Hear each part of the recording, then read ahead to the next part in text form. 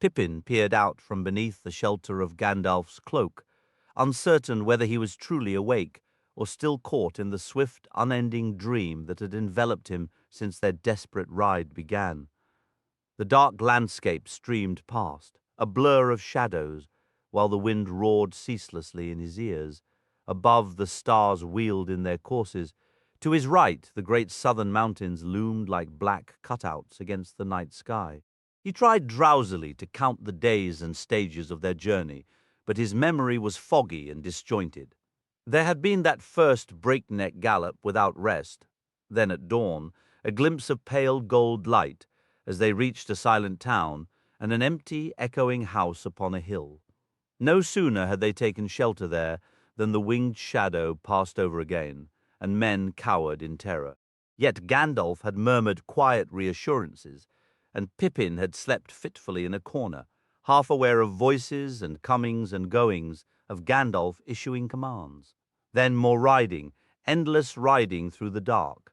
This was the second, no, the third night since he had gazed into the stone.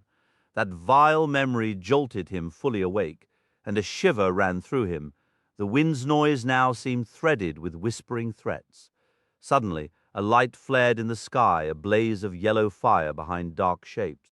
Pippin flinched back, afraid, wondering what grim land Gandalf was carrying him into. He rubbed his eyes, and then saw it was only the moon, rising huge and nearly full above the eastern ridges. So the night was still young, and the dark journey would stretch on for hours. He shifted and spoke into the rushing air. "Where are we, Gandalf?" "In the realm of Gondor," the wizard replied. "The land of Anorian still flows by us. For a time there was only the sound of the wind and hoofbeats." Then Pippin cried out, clutching Gandalf's cloak. "Look! Fire! Red fire! Are there dragons here? There, another one!" In answer, Gandalf called sharply to his horse. "On Shadowfax! We must make haste! Time flees! See, the beacons of Gondor are lit, calling for aid. War is upon us! Look, the fire on Amon Dîn and flame on Eilenach. Now they race westward. Nardol, Erelas, Minrimon, Calenhad, and Halifirion on the very borders of Rohan." But Shadowfax checked his stride, slowing to a walk. He raised his head and neighed piercingly. From the darkness came answering neighs. Then the drumming of hooves approached, and 3 riders swept past like phantoms in the moonlight and vanished toward the west. At once Shadowfax gathered himself and leaped forward, and the night swallowed them again in a roar of wind. Pippin grew drowsy once more, barely hearing as Gandalf explained the customs of Gondor, how the lord of the city maintained beacon hills along the mountain borders, with posts always stocked with fresh horses to carry messengers north to Rohan or south to Belfalis. "It has been long since the northern beacons were lit," Gandalf said. "In Gondor's elder days they were not needed, for then they had the 7 stones." Pippin stirred, uneasy at the mention. "Sleep again, and fear not," Gandalf told him. "You are not bound to Mordor as Frodo is, but to Minas Tirith. There you will be as safe as any place can be in these times. If Gondor falls or the ring is taken, then even the Shire will offer no refuge." "That is not much comfort," Pippin murmured, but sleep was already stealing over him. The last sight he remembered before drifting into deep dreams was of high white peaks, glimmering like floating islands above the clouds, catching the light of the moon as it sank toward the west. Pippin stirred from a restless sleep, his mind still clouded with thoughts of Frodo. He wondered if his friend was even now within the dark borders of Mordor, or if he had already perished. He did not know that Frodo, from a terrible distance, watched that same moon sink beyond the shadow of Gondor before the dawn. The murmur of voices roused him fully. Another day in concealment and a night of hard riding had slipped away. It was that dim, cold hour before sunrise, with clammy grey mists clinging to the land. Shadowfax stood nearby, his great coat matted with sweat, yet he held his head high, showing no trace of fatigue. Around him were many tall, cloaked men, and behind them, rising through the fog, was a great stone wall. It appeared partly broken down, but even in the fading night Pippin could hear the urgent sounds of work, the pounding of hammers, the scrape of trowels and the groan of laden carts. The dull glow of torches flickered in the murk. Gandalf was in conversation with the men blocking the path, and as Pippin listened, he realized he was the topic. "We know you well, Mithrandir," their leader was saying. "You know the words that open the 7 gates and may go forward, but this one with you is unknown to us. What is he? Some dwarf from the northern mountains? We desire no strangers here now, unless they are proven warriors in whose strength and loyalty we can believe." "I will answer for him before Lord Denethor himself," Gandalf replied. "And courage is not measured in feet and inches. He has endured more battles and dangers than you have, Ingold, though you tower over him. He comes now from the battle at Isengard, bearing news, and is weary to the bone, else I would have woken him. His name is Peregrine, a person of no small bravery." "Person," said Ingold, his tone skeptical, drawing a few chuckles from the others. "Person," cried Pippin, now fully awake and indignant. "Person. Certainly not. I am a hobbit, and no braver than I am a giant. Except now and then when there's no other choice, do not let Gandalf's tales mislead you." "Many who have performed great feats might say the same," Ingold noted. "But what, pray tell, is a hobbit?" "A halfling," Gandalf answered. Seeing the astonishment on the men's faces, he added quickly, "No, not the one spoken of in prophecy. Not that one, but one of his kin." "Indeed, and I travelled with him," Pippin said, his voice gaining strength. "Boromir of your city was with our company. He saved my life in the northern wastes, and in the end he fell protecting me from a host of enemies." "Enough," Gandalf said gently. "Such sorrowful news should first reach a father's ears." "It has been foreseen in part," said Ingold, his manner grave, "for there have been ill signs here of late. But go now, with haste. The Lord of Minas Tirith will be anxious to speak with any who bring the latest word of his son, be he man or hobbit," Pippin finished. "I can offer your lord little service, but what I can do I will, in memory of the brave Boromir." "Go, then," said Ingold. The men cleared a path for Shadowfax, who stepped through a narrow gate in the wall. "May you bring wise guidance to Denethor in this dark hour, and to all of us Mithrandir." Ingold called after them, "Though they say you ever come bearing news of woe and peril." "Because I come only when aid is required," Gandalf answered. "And for counsel I tell you this, you are late in mending the Pelennor wall. Your greatest shield against the coming storm will now be courage, that and such hope as I carry, for my tidings are not all grim. But set aside your trowels and ready your blades." "The work will be complete by nightfall," Ingold responded. "This is the final section to be fortified, the side least threatened, for it faces toward our allies in Rohan. Have you any word of them? Will they answer the call, do you think?" "They will come," Gandalf assured him, "but they have already fought many battles on your behalf.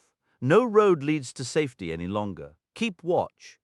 Had it not been for Gandalf Stormcrow, you would have seen an army pouring from Anorion, not the riders of Rohan, and you still may." Gandalf rode on into the broad country beyond the Ramaz Ekor. This was the name given by the people of Gondor to the great outer wall, constructed with immense effort after Ithilien had fallen under the enemy's shadow. For more than 30 miles it stretched from the feet of the mountains and back again, fencing in the rich fields of the Pelennor, those fair and fertile townlands that sloped in long terraces down to the deep channel of the Anduin River. At its farthest point from the city's great gate to the northeast, the wall stood some 12 miles distant. There it rose upon a stern embankment, overlooking the wide flats beside the river, built high and strong, for at that place the road from the fords and bridges of Osgiliath came in upon a walled causeway, passing through a heavily guarded gate between 2 fortified towers. Closest to the city, to the southeast, the wall was barely 3 miles away. There, the Anduin, having swept in a wide bend around the hills of Eamon Arnon in South Ithilien, turned sharply westward, and the outer wall rose right upon its brink. Below lay the quays and landings of the Harland, where vessels coming upstream from the southern fiefs could dock. The Pelennor was a land of plenty, with wide ploughed fields and numerous orchards. Homesteads were scattered throughout, complete with barns and storehouses, sheepfolds and cattle byres, while many little streams trickled through the green land from the high country down to the great river. Yet the herdsmen and farmers dwelling there were not numerous. Most of Gondor's people lived within the city's 7 circles, or in the high mountain valleys of regions like Lossarnac, or further south in fair Lebanon with its 5 rushing streams.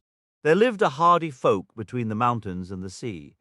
They were counted as men of Gondor, though their blood was mixed, and among them were shorter, swarthy people whose ancestors hailed more from the forgotten men who dwelled in the hills' shadows during the dark years, long before the coming of the kings. Farther still, in the great fief of Belfalas, Prince Imrahil dwelt in his sea-bound castle of Dol Amroth.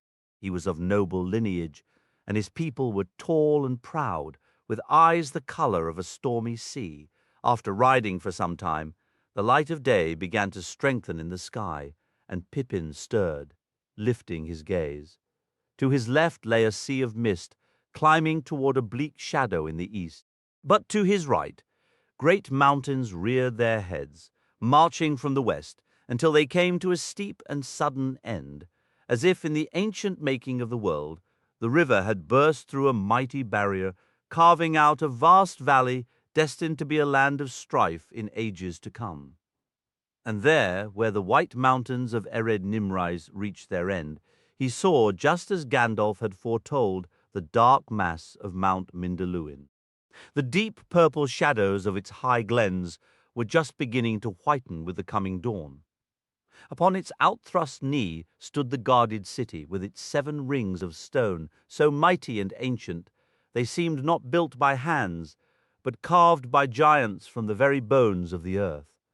As Pippin watched in awe, the walls shifted from looming grey to a pale white, tinged faintly with the blush of sunrise. Then, suddenly, the sun climbed over the eastern gloom and sent a single shaft of light that struck the face of the city. Pippin cried out, for the tower of Ecthelion, standing high within the topmost wall, now shone against the sky.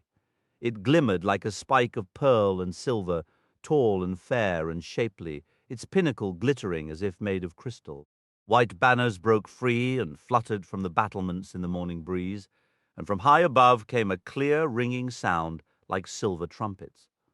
So it was that Gandalf and Peregrine rode to the great gate of the men of Gondor as the sun rose. The great iron doors rolled back before them. "Mithrandir! Mithrandir!" men shouted.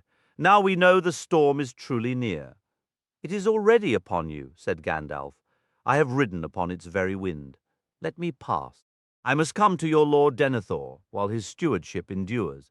Whatever may come, the Gondor you have known has reached its end. Let me through."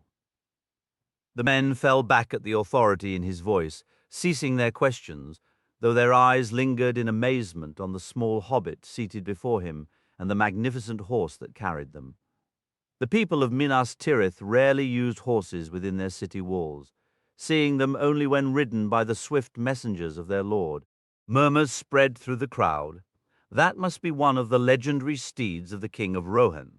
Perhaps the Rohirrim will ride to our aid soon. With noble bearing, Shadowfax began the ascent up the long, winding road.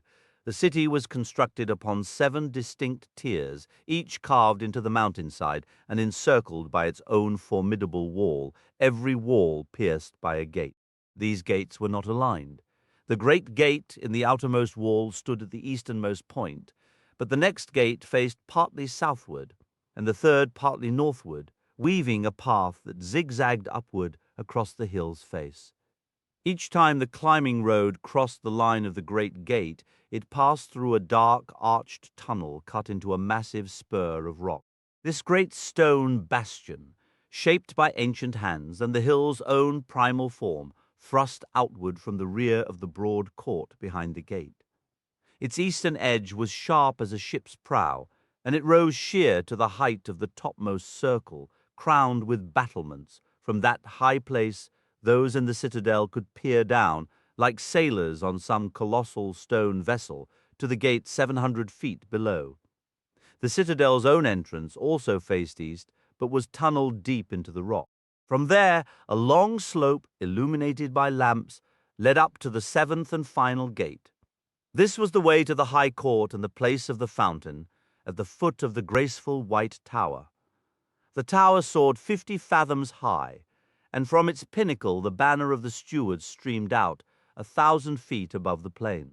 It was a fortress of immense strength, impregnable to any frontal assault by those who could defend it, unless an enemy could somehow come from behind, scaling the lower slopes of Mount Mindalluin to reach the narrow shoulder connecting the mountain to the Hill of God. That shoulder, which rose to the height of the fifth wall, was fortified with huge ramparts up to the cliff's edge. In that solemn space stood the silent houses and domed tombs of kings and lords long departed, a city of the dead between the living mountain and the watchful tower. Pippin stared, his wonder growing with each level. This stone city was vaster and more splendid than anything in his imagination. It felt greater and sturdier than Isengard, and immeasurably more beautiful, yet a quiet sadness hung in the air. The city was slowly decaying, its population now less than half of what its spacious streets and halls could comfortably hold. On every street they passed grand houses and courtyards. Over their doors and arched gates were carved elegant letters in ancient scripts, names, Pippin supposed of mighty families and noble lines. But these places were now hollow and still. No footsteps echoed in their courtyards, no voices sounded in their halls, and no faces watched from the empty windows. The grandeur was a memory clinging to stone. Finally, they emerged from shadow into sunlight at the seventh gate. Here, the warm sun that shone on the distant river, where unknown to Pippin Frodo walked in the woods of Ithilien, glowed upon smooth walls and thick pillars. Above them the great arch was adorned with a keystone carved into the likeness of a crowned and kingly head. Gandalf dismounted, for no horse was permitted within the citadel's final precinct. With a soft word from his master, the proud Shadowfax allowed himself to be led away. The gatekeepers wore robes of deepest black, their helms of an unusual design, tall and crowned with cheek guards that hugged the face tightly. Above these guards, the white wings of seabirds were fixed, yet the helmets themselves shone with a silvery fire, for they were crafted of true mithril, treasures passed down from the splendor of ancient time. Embroidered in white upon their dark surcoats was a tree in full blossom, like winter frost beneath a silver crown and many sharp-pointed stars. This was the garb of Elendil's descendants, a sight no longer seen anywhere in Gondor save upon these very guards who stood before the court of the fountain, where the white tree had once flourished. It appeared news of their arrival had preceded them, for they were let in at once without a word or question. Gandalf moved swiftly across the courtyard of pale stone. A graceful fountain sparkled there in the morning light, surrounded by a carpet of vivid green grass. Yet at its center, leaning over the basin, stood a lifeless tree, its barren and splintered branches letting the falling water drip back sadly into the clear pool. Pippin caught sight of it as he hurried to keep up. It struck him as profoundly sorrowful, and he puzzled over why such a dead thing was kept in a place where everything else seemed so carefully maintained. 7 stars, 7 stones, and 1 white tree. The phrase Gandalf had whispered returned to him. Then suddenly he stood before the doors of the great hall under the glimmering tower.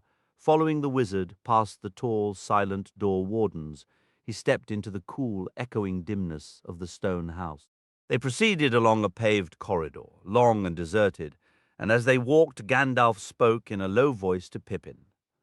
"Mind your tongue, Master Peregrine. This is no moment for hobbit cheek. Theoden was a gentle soul. Denethor is different, proud, shrewd, a man of far nobler blood and greater authority. Though he bears no king's title, he will direct most of his speech to you and ask many questions, for you can speak of his son Boromir." His love for the boy was deep, perhaps excessively so, made sharper because they were so unalike. Yet hiding behind that affection, he will believe it simpler to learn what he wishes from you than from me. Do not offer more than necessary, and keep silent regarding Frodo's task. I will address that when the time is right, and say nothing of Aragorn unless you are forced." "Why not? What's the matter with Strider?" Pippin whispered back. "He intended to come here, didn't he? And he'll probably turn up himself before long." Perhaps, Gandalf replied. "Though if he does come, it will likely be in a manner no one anticipates, not even Denethor. That is all for the better. At the very least, he should arrive without any announcement from us." Gandalf stopped before a lofty door of burnished metal. "Look here, Master Pippin, there is no time now to give you lessons on Gondor's history, though it might have served you well to learn something of it back when you were climbing trees and skipping lessons in the Shire's woods. Do as I say. It is hardly prudent, when bringing tidings of his heir's death to a powerful lord, to chatter too much about the arrival of one who, should he come, will assert a claim to the throne. Is that clear enough?" "The throne?" said Pippin, astonished. "Yes," answered Gandalf.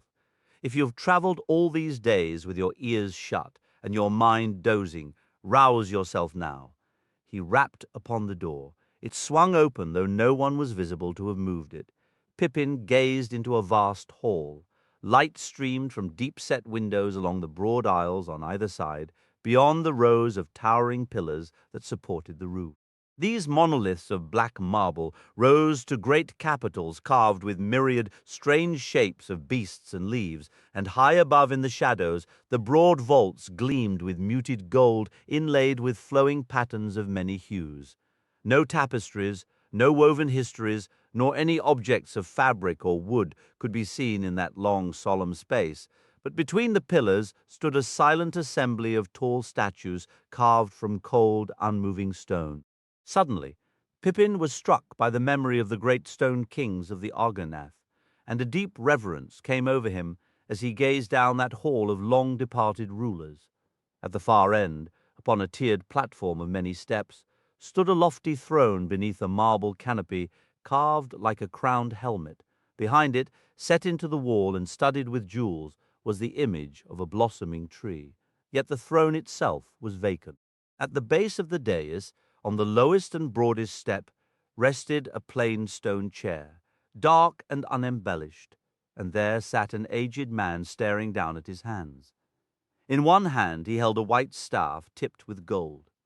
He did not raise his eyes. With solemn steps they crossed the lengthy floor toward him, halting 3 paces from the foot of his seat. Then Gandalf's voice broke the silence. "Hail, Lord and Steward of Minas Tirith, Denethor, son of Ecthelion. I have come with counsel and news in this darkening time." At last the old man looked up. Pippin studied his sculpted face, the proud bone structure, the skin pale as ivory, the long curved nose between dark penetrating eyes, and he was reminded less of Boromir and more of Aragorn. "Dark the hour indeed," said Denethor, "and at such moments you are accustomed to arrive, Mithrandir. Yet, though every omen warns that the doom of Gondor draws near, that gathering shadow feels lighter to me than the shadow in my own heart. Word has reached me that you bring one who witnessed my son's death. Is this he?" "It is," replied Gandalf. "One of the pair. The other remains with Theoden of Rohan, and may follow in time. Halflings they are, as you observe, yet this is not the one spoken of in the prophecies." "A halfling nonetheless," Denethor said grimly. "And little affection do I hold for that name, since those ill-fated words first entered our councils and lured my son away on that reckless quest to his end. My Boromir, how we need you now. Faramir ought to have gone in your place." "He would have gone," Gandalf answered. "Do not let grief cloud your fairness. Boromir demanded the errand and would allow no other to take it. He was a determined man, one who seized what he desired.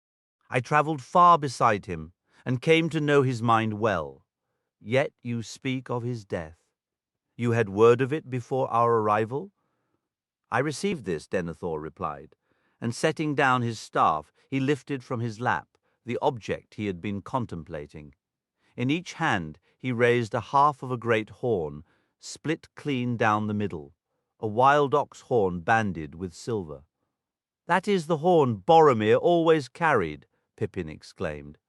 "Indeed," said Denethor, "and in my time I bore it, as did every firstborn son of our line, back through the lost years before the kings faded, since Vorondil, father of Mardil, hunted the wild cattle of Aror on the distant plains of Rhûn.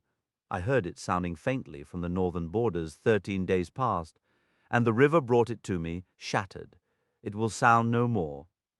He fell silent, and a weighty stillness filled the hall.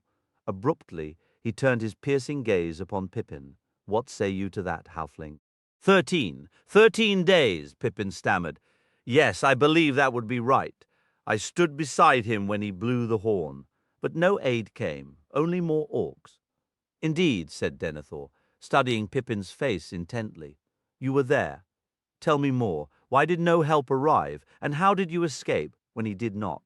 So mighty a man with only orcs to oppose him." Pippin flushed, his fear suddenly replaced by a surge of pride, stung by the scorn in that cold tone. "Even the mightiest warrior can fall to a single arrow," he declared, "and Boromir was struck by many. When I last saw him, he sank against a tree and drew a black-feathered shaft from his side. Then I lost consciousness and was taken captive. I saw him no more and know nothing further. Yet I honor his memory, for he was extraordinarily brave. He died defending us, my kinsman Meriadoc and me, when we were ambushed in the woods by the soldiers of the Dark Lord. And though he fell and his task went unfinished, my gratitude is no less for it." Pippin met the old man's eyes squarely then, that strange pride still stirring within him, sharpened by the mistrust he heard in Denethor's voice. The great steward of Gondor would likely expect little from a hobbit, a halfling of the northern shire. Yet Pippin felt compelled to offer what he could to settle his debt. With a flick of his grey cloak, he drew his small sword and placed it upon the floor before Denethor. A faint wintry smile touched the old man's lips as he nodded, setting aside the broken pieces of the horn and extending his hand. "Let me see the blade," he commanded. Pippin retrieved it and offered the hilt. "Where did this come from?" Denethor asked, his fingers tracing the metal. "The years lie heavy upon it. This was forged by the men of the north long ago, was it not?" "It was found in the ancient barrows that border my homeland," Pippin replied. "Only shadow and malice dwell there now, and I would speak no further of that place." "So strange tales follow you even here," mused Denethor. "Once more appearance proves a poor guide to the substance of a man, or a halfling. I accept your pledge.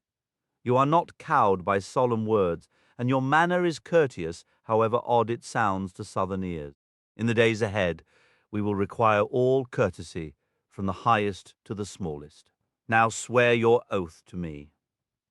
"Take the hilt," Gandalf urged quietly, "and repeat the Lord's words if your mind is set." "It is," said Pippin. Denethor rested the sword across his knees. Pippin placed his hand upon its hilt and repeated slowly after the steward.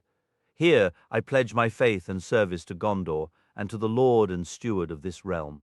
I vow to speak and to keep silent, to act and to refrain, to come and to go, in want or in wealth, in peace or in war, in life or in death, from this hour forth until my Lord releases me, or death claims me, or the world itself ceases. So say I, Peregrine, son of Paladin, of the Shire of the Halflings. And this I hear Denethor, son of Ecthelion, Lord of Gondor, steward of the High King," came the grave reply. "I shall not forget it, nor fail to honor what is given, loyalty with regard, courage with esteem, and betrayal with retribution." Pippin took back his sword and sheathed it. "Now," said Denethor, "your first order. Speak and do not hold back. Tell me everything, and be certain you recount all you can remember of Boromir, my son. Sit and begin." He struck a silver bell beside his footstool, and servants emerged at once from alcoves flanking the door, unnoticed until that moment. "Bring wine and food and seats for our guests," Denethor instructed. "Ensure we are undisturbed for the next hour." "It is all the time I can give," he said to Gandalf. "Many matters demand my attention. Some may seem weightier, yet feel less urgent to my heart. Perhaps we may converse again by day's end. And sooner, I should hope, Gandalf returned, a hint of impatience in his tone. I did not ride from Isengard 150 leagues with the wind's haste, merely to present you with one small soldier, however polite. Does it mean nothing that Théoden has won a great battle, that Isengard lies in ruin, and that I have shattered the staff of Saruman? It means a great deal, yet I already know enough of these events to shape my own plans against the threat from the east. Denethor turned his dark gaze upon the wizard, and Pippin suddenly saw a resemblance between them, and a tension, thin and smouldering, like a line of hidden embers ready to ignite. In truth, Denethor looked more the part of a mighty sorcerer than Gandalf did, more regal, more striking, more commanding, and seemingly older. But through something deeper than sight, Pippin sensed that Gandalf held the greater power, the profounder wisdom, and a hidden majesty. And he was older, immeasurably older. How much older? The question struck Pippin as oddly new. Treebeard had spoken of wizards, yet he'd never truly considered Gandalf among them until now. Pippin found himself wondering about Gandalf's true nature. Where and when had he entered the world, and when might he depart it? His thoughts were interrupted as he observed the silent, intense stare between Denethor and the wizard, a contest of wills that ended only when the steward looked away. Indeed, Denethor said, for even without the lost seeing stones, the rulers of this land perceive more than most, receiving many tidings. But please sit. Attendants brought a chair and a stool, along with a silver pitcher, cups, and plain cakes. Pippin sat, yet his attention remained fixed on the old lord. Had he imagined it, or had Denethor's eyes flickered toward him with a piercing light when the Palantiri were mentioned? "Now relate your story to me, my good hobbit," said Denethor, his tone a curious blend of warmth and scorn. "The account of one my son held dear will be most welcome." That hour in the vast hall would stay with Pippin forever, pinned beneath the steward's penetrating gaze, pricked again and again by his probing questions. All the while, he was acutely aware of Gandalf beside him, silent and watchful, a presence that seemed to barely restrain a gathering storm of anger and frustration. When Denethor finally struck the gong, Pippin felt utterly drained. "It can't be past 9, he thought wearily. "Right now I believe I could devour 3 full breakfasts in a row." "Conduct Lord Mithrandir to his appointed chambers," instructed Denethor.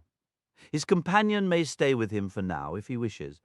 But mark this, he is now sworn to my service to be called Peregrine, son of Paladin, and taught the secondary passwords. Inform the captains they are to attend me here after the 3rd hour has sounded. And you, Lord Mithrandir, may join us as you see fit.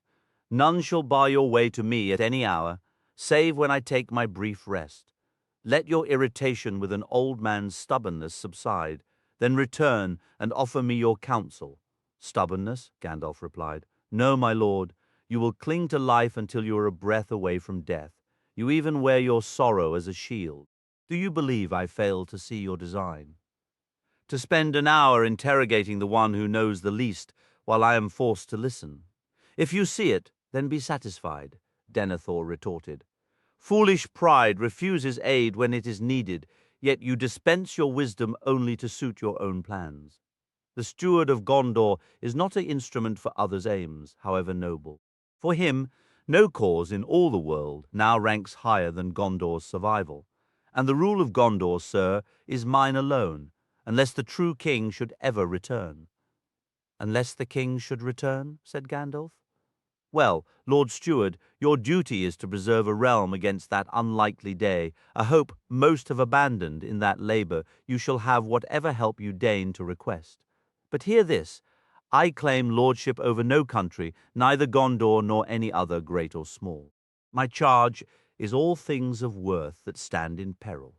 And for my part, I shall not fail in my duty entirely, even if Gondor falls, so long as something survives this darkness that may yet become beautiful or bear fruit in a future age. For I, too, am a steward. Did you not realize?" With that, he turned and left the hall, Pippin hurrying to keep pace. Gandalf spoke not a word as they walked. Their guide led them from the great doors, across the court of the fountain, and down a narrow street flanked by high stone structures.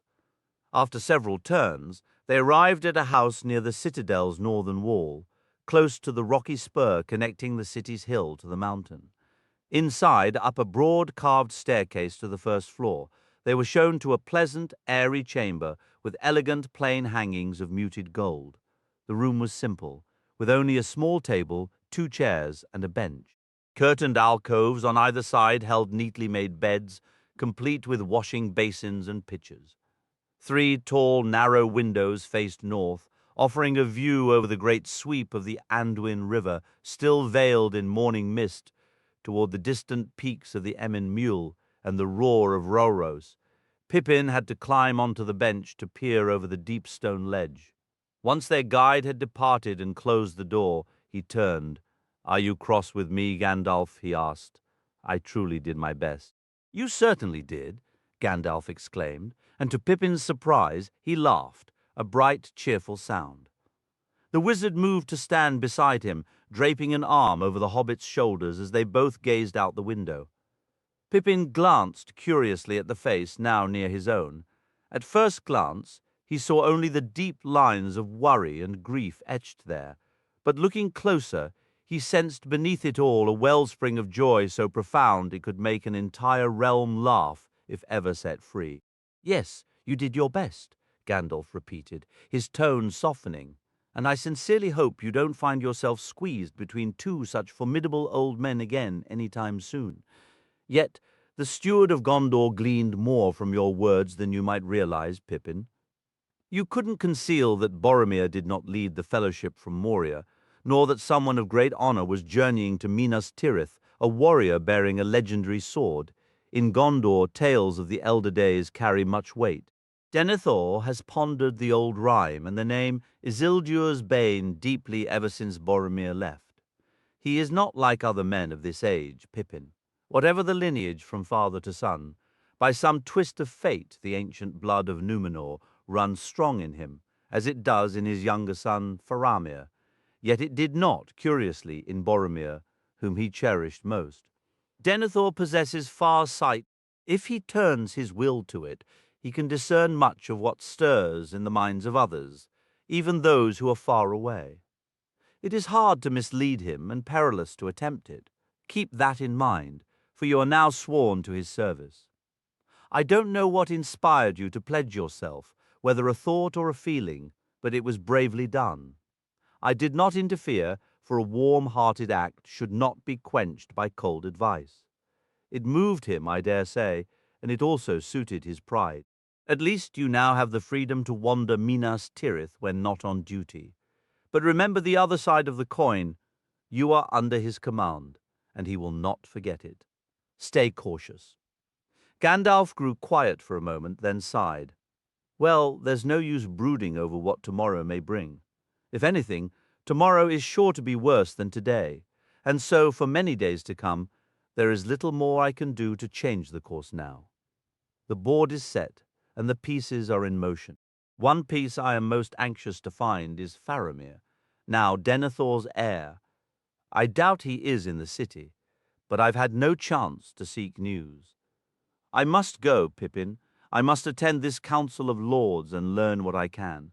The enemy holds the initiative and is poised to begin his main assault.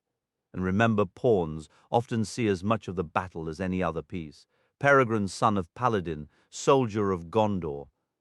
Keep your blade sharp." As Gandalf moved to the door, he paused and turned back. "I am in a hurry, Pippin.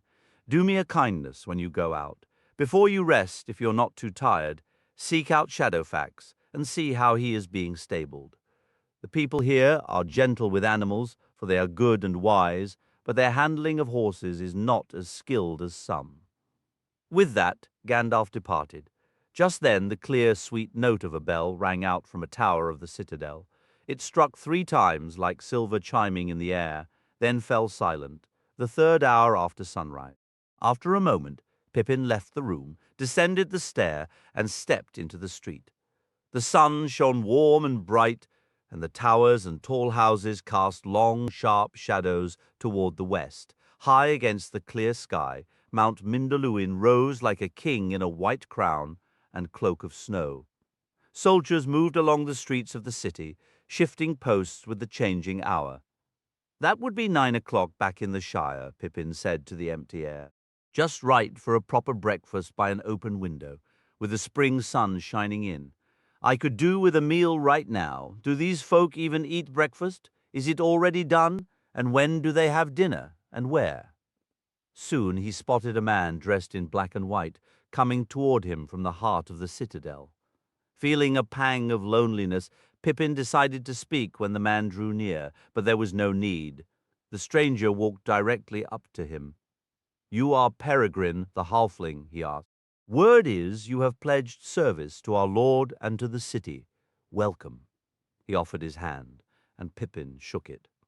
"My name is Beregond, son of Baranor. I am free from duty this morning, and was sent to teach you the day's passwords, and to answer whatever you might wish to ask.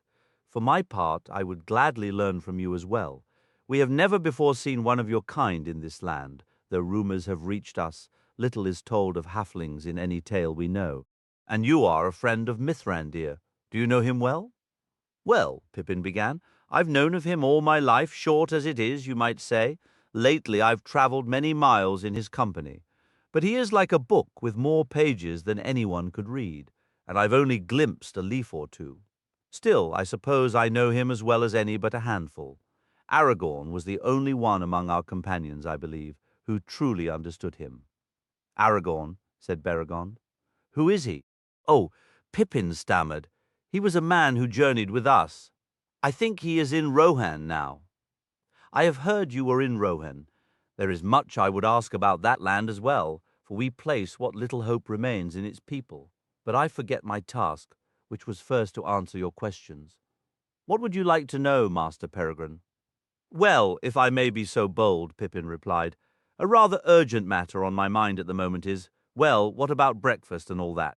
I mean, when are meals here, if you take my meaning, and where is the dining hall, if there is one, and the inns?" I kept an eye out as we rode up, but I didn't spot a single one, though. I'd been clinging to the hope of a good ale once we reached the homes of wise and courtly men. Beregond studied him with a serious expression. "An old campaigner, I see," he said. "They say that men who go to war are always looking ahead to the next chance for food and drink, though I myself have not travelled far. So you have not eaten today?" "Well, in courtesy, yes," Pippin admitted, "but only a cup of wine and a white cake or two, thanks to your lord's kindness, though he made me earn it with a solid hour of questioning, and that's hungry work." Beregond laughed. "We say that at the table small men may accomplish great deeds. But you have broken your fast as well as any man in the citadel, and with greater honor. This is a fortress, a watchtower, and we are at war. We rise before the sun, take a bite in the grey light, and go to duty at first hour, but do not lose heart." He laughed again, seeing Pippin's dismay. "Those with heavy duties take something to restore their strength mid-morning. Then there is nuncheon at noon or after, as duties allow. Men gather for the day meal, and what cheer can still be found near sunset. Come, let us walk a little, then find some refreshment. We can eat and drink on the battlement and take in this fine morning." "One moment," said Pippin, flushing. "Greed or hunger, by your courtesy, made me forget my manners. Gandalf, whom you name Mithrandir, requested I tend to his horse Shadowfax, a magnificent stallion of Rohan. They say the creature was the king's most prized possession. Yet he gifted him to Mithrandir in gratitude for his aid. I believe his new master holds the animal dearer than many men, and if Gandalf's favor means anything to this city, you will show Shadowfax every courtesy. Treat him with even more respect than you've shown this hobbit, if such a thing is possible." "Hobbit?" asked Beregond. "That is what we name ourselves," replied Pippin. "Then I am pleased to know it," said Beregond, "for now I may remark that an unusual accent does not spoil fair words, and hobbits are clearly a courteous folk. But come, you must introduce me to this remarkable horse. I have always loved animals, though we see few in this city of stone. My forebears came from the mountain valleys, and before that from Ithilien. But do not worry, this will be but a brief visit, a gesture of respect, and then we shall make our way to the butteries." Pippin discovered Shadowfax had been comfortably quartered. In the sixth circle, just outside the citadel walls, stood tidy stables where a handful of swift horses were kept, near the lodgings of the Lord's errand riders, messengers prepared to depart at once on the urgent orders of Denethor or his captains. At present, however, all mounts and riders were absent. Shadowfax whinnied as Pippin entered, turning his noble head. "Good day," Pippin said. "Gandalf will come as soon as he is able. He is occupied, but he sends his regards, and I am to ensure you are well resting, I trust, after your long travels." Shadowfax shook his mane and stamped a hoof, yet he permitted Beregond to gently handle his head and stroke his powerful flanks. "He appears ready for a gallop, not as one newly arrived from a hard journey," observed Beregond. "What strength and pride he carries! Where is his tack? It ought to be splendid." "Nothing is splendid enough for him," Pippin answered. "He wears none. If he agrees to carry you, he will. If not, no bit, bridle, whip, or strap will ever master him. Farewell for now, Shadowfax. Be patient. Battle approaches." Shadowfax raised his head and let out a neigh so forceful the stable seemed to tremble, and both covered their ears. Satisfied the manger was well supplied, they took their leave. "And now for our own meal," Beregond said, guiding Pippin back to the citadel and to a door on the north side of the great tower. They descended a long, cool stair into a broad passage lit by lamps. Hatches were set into the side walls, one standing open. "This is the storehouse and buttery for my company of the guard," Beregond explained. He called through the hatch, "Greetings, Targon. It is early, but here is a newcomer, whom the Lord has accepted into service. He has ridden far on short rations, endured a trying morning, and now he is hungry. Give us what you can spare." They received bread, butter, cheese, and apples, the last of the winter store, wrinkled but still wholesome and sweet, along with a leather flagon of freshly drawn ale, plus wooden platters and cups. Placing everything into a wicker basket, they climbed back into the sunlight. Beregond led Pippin to the east end of the great out-thrust battlement, where an embrasure in the wall held a stone seat beneath the sill. From there they could gaze out across the morning-lit landscape. They ate and drank, speaking sometimes of Gondor and its customs, other times of the Shire and the strange lands Pippin had witnessed. With each exchange, Beregond grew more astonished, watching the Hobbit with increasing wonder as he swung his short legs from the seat or stood on tiptoe to peer over the sill at the territories below. "I will be honest with you, Master Peregrine," Beregond admitted. "To our eyes you appear almost as one of our children, a boy of perhaps 9 years. And yet you have faced dangers and beheld wonders that few of our greybeards could ever claim. I believed it was our Lord's fancy to take on a noble page, much like the kings of ancient tales are said to have done. Yet I perceive that is not the case, and I ask your forgiveness for my foolish notion." "You have it," Pippin replied, "though you are not entirely mistaken. By the reckoning of my own folk, I remain little more than a lad, and it will be 4 more years before I come of age, as we say in the Shire. But pay me no mind. Come, look out with me, and describe what lies before us." The sun climbed higher, burning away the mists that had filled the vale below. The last shreds of fog drifted just overhead like tattered white clouds, caught on a briskening eastern wind that now snapped and pulled at the flags and white banners of the citadel. Far below in the valley floor, some 15 miles as the crow flies, the great river gleamed, a grey ribbon emerging from the northwest and sweeping in a grand curve south and west until it vanished into a distant shimmer. Beyond that haze, some 150 miles off, lay the sea. Pippin could see the whole Pelennor spread out like a quilt, stitched with distant farmsteads, low walls, barns, and sheds, yet no cattle or other animals were in sight. A crisscross of roads and paths marked the green fields, alive with movement, lines of wagons rolling toward the great gate, and others streaming out. Now and then a rider would gallop up, dismount in haste, and hurry into the city. But most of the traffic flowed out along the main highway, which turned south, and curving swifter than the river, skirted the hills and soon disappeared from view. It was a broad, well-paved road, with a wide green riding track along its eastern edge, and a wall beyond. Horsemen galloped back and forth on the track, yet the road itself seemed clogged with large covered wagons heading south. Before long, however, Pippin discerned the order within the flow.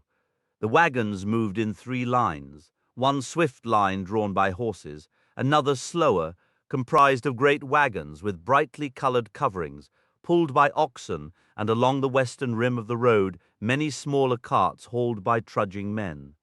That is the road to the vales of Tumleden and Lossarnac, and onward to the mountain villages and Lebanon, said Beregond. Those are the last wagons carrying the elderly, the children, and the women who must accompany them to refuge. They must all be beyond the gate with a league of clear road by noon. Such was the command. It is a grievous necessity, he sighed. Few, perhaps, of those now parted will meet again, and there were always too few children in this city. Now there are none save some stubborn lads who refuse to leave, and may yet find some task to do. My own son is among them. They lapsed into silence. Pippin peered anxiously eastward, half expecting to see thousands of orcs swarming across the fields. "What is that I see there?" he asked, pointing toward the middle of the Anduin's great bend. "Is that another city, or something else?" It was a city, Beregond answered, the great capital of Gondor, of which this was merely a fortress. Those are the ruins of Osgiliath on both banks of the Anduin, which our enemies captured and burned long ago. We reclaimed it in Denethor's younger days, not to dwell in, but to hold as an outpost, and to rebuild the bridge for our armies to cross. And then came the fell riders from Minas Morgul. "The Black Riders," said Pippin, his eyes flying open, wide and dark with a fear long buried. "Yes, they were black," Beregond said, "and I see you know something of them, though you've never spoken of them in your stories." "I know of them," Pippin murmured, "but I will not speak of them now, not here, not so near." He cut himself off and raised his gaze above the river, and it seemed to him that all he could see was a single vast and looming shadow. Perhaps it was the mountains, their sharp peaks softened by miles of misty air. Perhaps it was only a wall of cloud, and beyond that a deeper darkness. Yet as he watched, it seemed to his eyes that the gloom was indeed gathering, slowly rising to swallow the light. "So close to Mordor?" Beregond said softly. "Yes, there it lies. We rarely speak its name, yet we have always lived within sight of that shadow. Sometimes it seems farther off and paler, sometimes nearer and blacker. It is growing darker now, and so our fear grows with it, and the fell riders, not a year past, they retook the river crossings, and many of our finest soldiers were lost.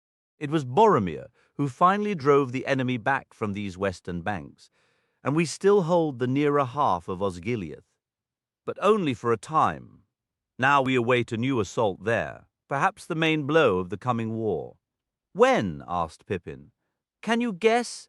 I saw the beacons last night and the messengers riding hard. Gandalf told me it meant war had begun. He was in a terrible rush. Yet now everything feels still again." "That stillness is because all is prepared," Beregond replied. "It is the deep breath before the plunge." "But why light the beacons last night?" "It is too late to call for help once you are besieged," said Beregond. "Still, I do not know the Lord's counsel, nor that of his captains.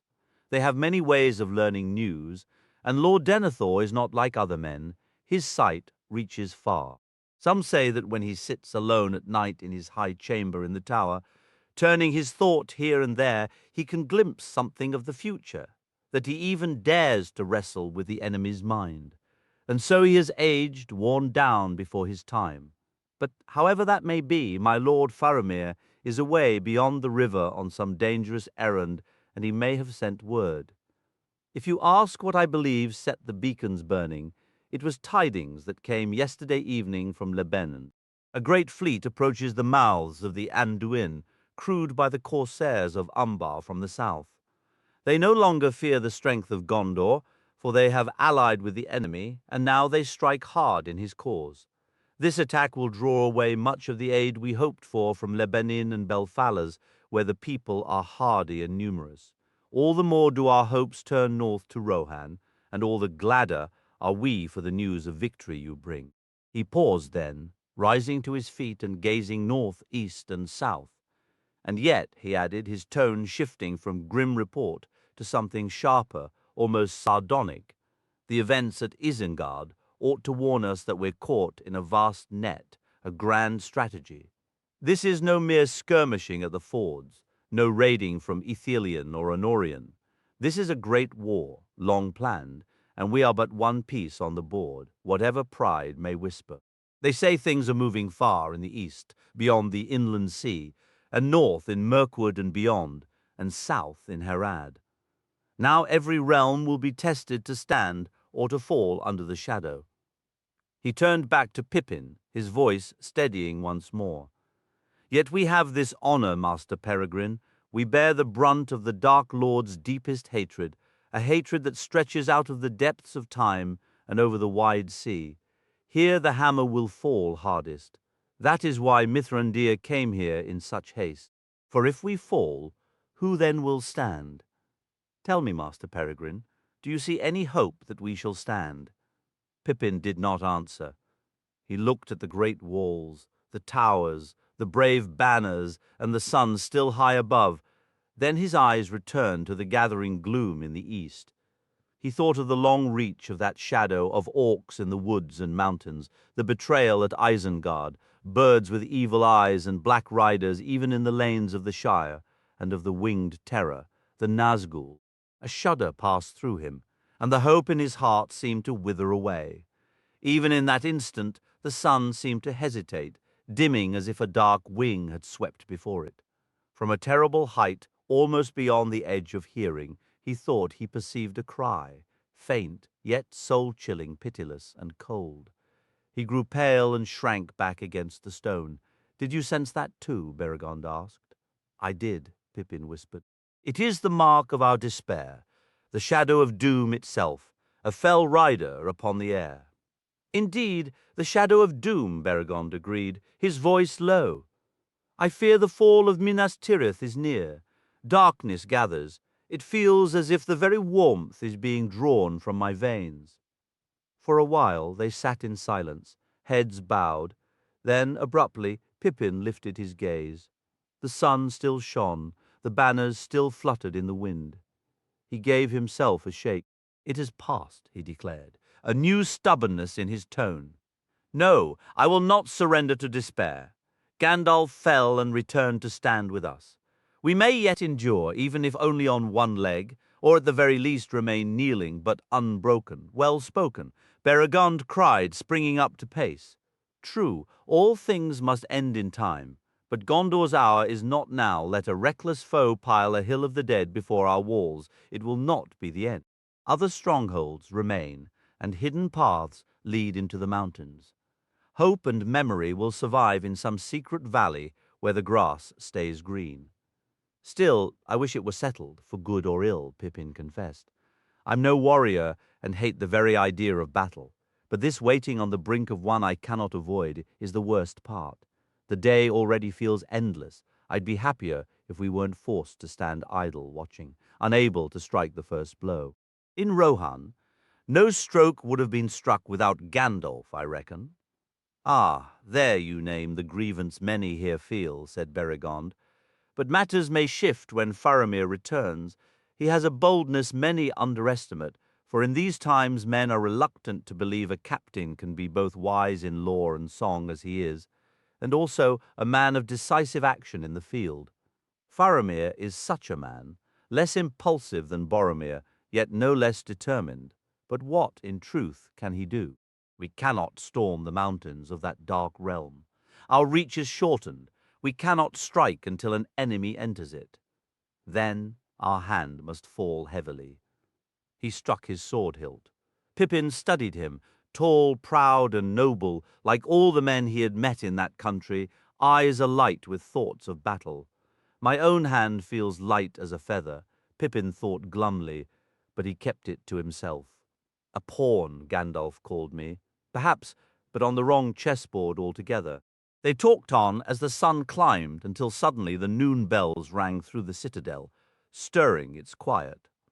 All not on watch went to their meal. "Will you join me?" Beregond asked.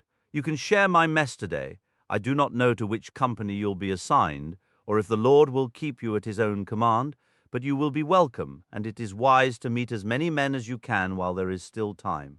"I'd be glad to," said Pippin. "To be honest, I'm lonely. I left my best friend behind in Rohan, and have had no one to talk with or share a jest. Maybe I could truly join your company. Are you the captain? If so, you could take me on, or put in a word." "No, no," Beregond laughed.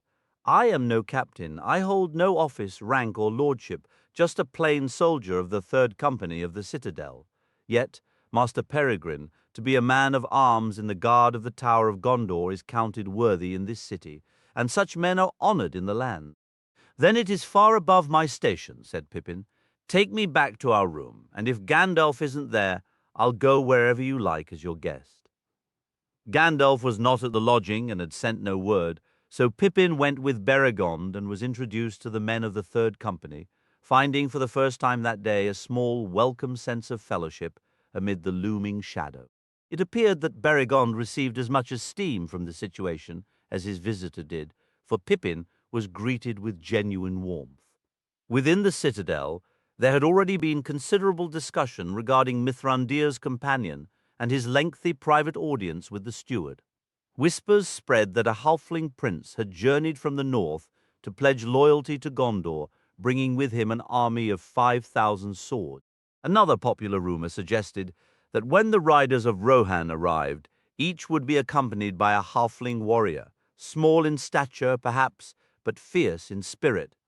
Although Pippin reluctantly had to correct these hopeful exaggerations, he could not escape the elevated status now bestowed upon him. The men of the city deemed it only fitting for one who had been a friend to Boromir, and who had received the steward Denethor's personal recognition. They thanked him warmly for coming among them, listened intently to his tales of distant lands, and kept his plate and cup generously filled. His real challenge, in fact, was to heed Gandalf's advice and remain cautious, carefully guarding his tongue instead of letting it run freely as a hobbit naturally would among good company. Eventually Beregond stood to take his leave. "I must bid you farewell for now," he said. "Duty calls me until sunset, as it does for most here. But if you're feeling at loose ends, as you mentioned, you might enjoy a cheerful guide to show you the city. My son would be delighted to accompany you, a fine boy, if I may say so. If that suits you, make your way down to the lowest circle and ask for the old guest house on the Lamplight Street. You'll find him there with other boys who have remained in Minas Tirith. There might even be something worth seeing down by the great gate before it's shut for the evening." After Beregond departed, the others soon followed. The day remained clear, though a soft haze had begun to gather, and the air was unseasonably warm for March, even this far south. Pippin felt a wave of drowsiness, but the empty quarters seemed too quiet and dreary to stay in, so he resolved to go out and explore. He first took a few saved tidbits to Shadowfax, which the horse accepted with a graceful nod, though he clearly wanted for nothing. Then Pippin set off, descending through a maze of winding streets. As he walked, people turned to look. To his face they were solemn and polite, offering the Gondorian salute with a bowed head and hands pressed to the breast. But behind him he could hear excited shouts as those outside called to others indoors to come see the Prince of the Halflings, the companion of Mithrandir. Many used words not of the common speech, and before long Pippin learned what was meant by Ernil Iferianath, realizing his title had raced ahead of him through every level of the city. After passing under arched thoroughfares and along many graceful lanes and paved walks, he reached the lowest and broadest circle. There he was directed to the Lamplight Street, a wide road running straight toward the great gate. On it stood the old guest house, a large building of grey, time-worn stone with two wings extending back from the street. Between them lay a narrow strip of green, behind which rose the many-windowed house, its entire width fronted by a columned porch and a short flight of steps down to the grass. Boys were playing among the pillars, the first children Pippin had seen in Minas Tirith, and he paused to watch them. Soon one noticed him, and, with a shout, dashed across the lawn into the street, followed by several others. The boy planted himself in front of Pippin, looking him over with open curiosity. "Greetings," said the lad. "Where are you from? You're a stranger in the city." "I was a stranger," Pippin replied, "but now they tell me I've become a man of Gondor." "Oh, come now," laughed the boy. "In that case, we're all men here. But how old are you, and what's your name?" "I'm already 10 years old, and I'll soon be 5 feet tall.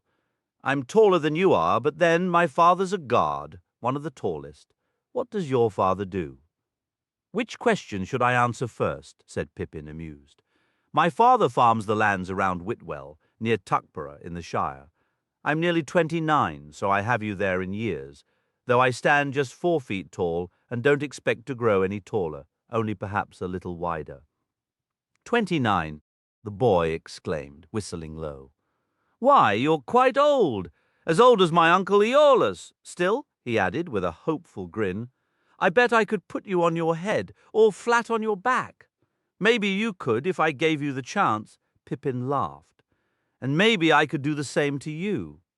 We know a thing or two about wrestling where I come from, a place where I'm actually thought of as unusually big and strong.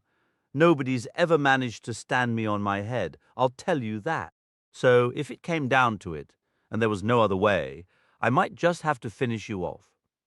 When you're older, you'll learn people aren't always what they appear. You might take me for some soft, easy target from out of town, but let me warn you, I'm not. I'm a halfling, tough, bold, and downright wicked." Pippin put on such a fierce scowl that the boy actually took a step back. But almost at once the boy balled his fists, his eyes lighting up with a fighting spirit. "No," Pippin laughed again. "And don't believe everything strangers say about themselves either. I'm no warrior, but it would be more polite, don't you think, for the one issuing the challenge to introduce himself first?" The boy drew himself up proudly. "I am Bergil, son of Beregond of the Guard." "So I guessed," said Pippin, "because you look just like him. I know your father, he sent me to find you." "Then why didn't you say so right away?" Bergil exclaimed, before a sudden look of worry crossed his face. "Don't tell me he's changed his mind and means to send me off with the women and children. But no, the last wagons have already gone." "His message isn't that bad, though. It's not exactly wonderful," Pippin said. "He told me that if you'd rather not try to stand me on my head, you might show me around the city for a bit and keep me company. I'm feeling a bit lonely. In return, I could tell you some stories about far-off lands." Bergil clapped his hands and laughed with relief. "All's well, then. Come on. We were just about to head to the gate to watch. We can go now. What's happening there?" "The captains from the Outlands are supposed to come up the South Road before sunset. Come with us, and you'll see." Bergil turned out to be excellent company, the best Pippin had enjoyed since parting from Merry. Soon they were laughing and chatting brightly as they walked through the streets, paying no mind to the looks people gave them. It wasn't long before they were caught in a crowd, all moving toward the great gate. There, Pippin rose even higher in Bergil's estimation, for when he gave his name and the password, the guard saluted and let him through, and what's more, allowed him to bring his young companion along. "That's great," Bergil said. "We boys aren't allowed past the gate anymore without a grown-up. Now we'll get a much better view." Outside the gate, a crowd had gathered along the edge of the road and the broad paved area where all the ways into Minas Tirith met. Every eye was turned southward, and soon a murmur went up. "There's dust in the distance. They're coming." Pippin and Bergil worked their way to the front of the crowd and waited. Horns sounded somewhere far off, and the noise of cheering swept toward them like a rising wind. Then a loud trumpet blast cut the air, and all around them people began to shout, "Forlong, Forlong," Pippin heard the cry. "What are they saying?" he asked. "Forlong has come," Bergil answered. "Old Forlong the Fat, the Lord of Lossarnac. That's where my grandfather lives. Hurrah, here he is. Good old Forlong." At the head of the column came a big, sturdy horse, and on it rode a man of broad shoulders and great size, old and grey-bearded but clad in mail with a black helmet, carrying a long, heavy spear. Behind him marched a dusty line of men, well armed and bearing great battle-axes. Their faces were grim, and they were shorter and somewhat darker than any men Pippin had yet seen in Gondor. "Forlong," the people shouted. "True heart, true friend, Forlong." But after the men of Lossarnac had passed, the crowd began to mutter. "So few, only 200. What good are they? We hoped for 10 times that number. That must be because of the news of the Black Fleet. They're sending only a fraction of their strength. Yet every small addition was a welcome gain."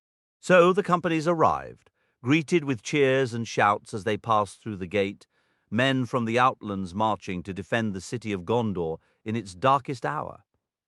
But they were always too few, never matching the numbers hope had envisioned or true need demanded.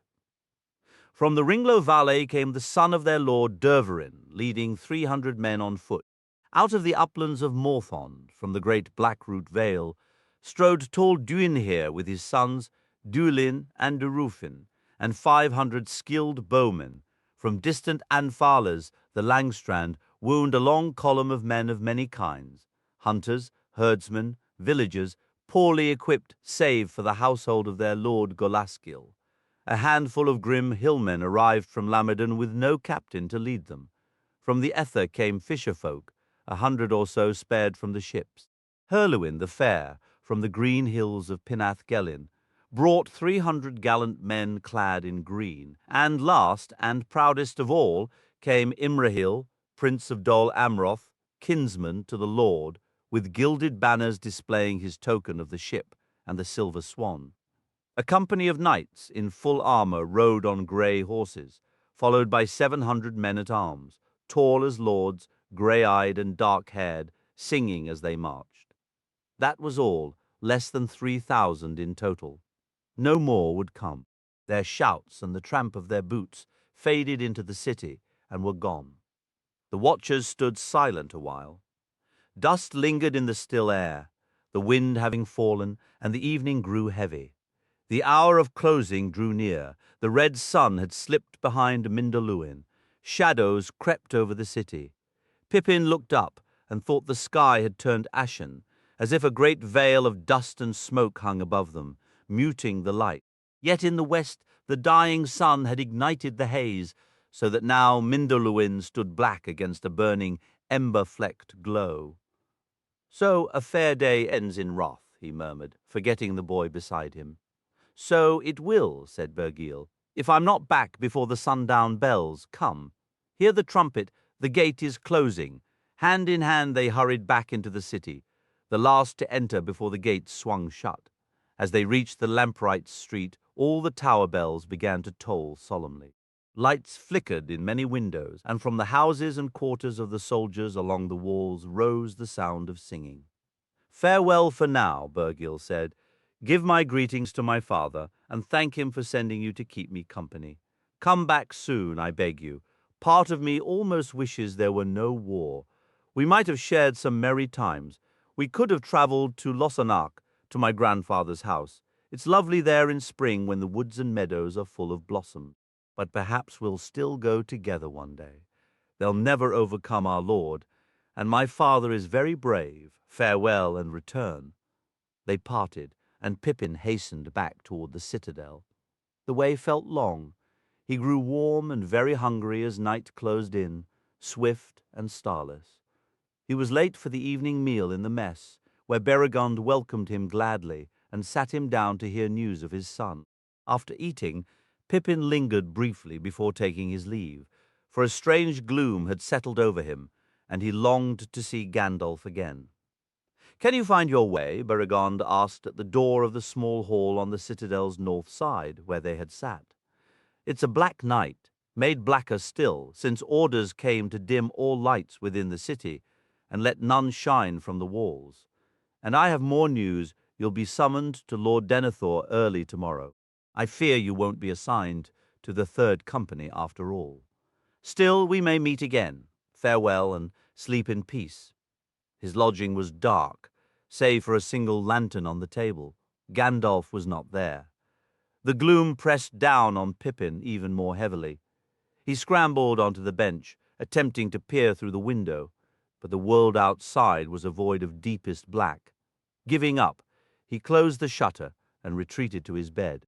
For a time, he lay listening for any sign of Gandalf's return before slipping into a fitful rest.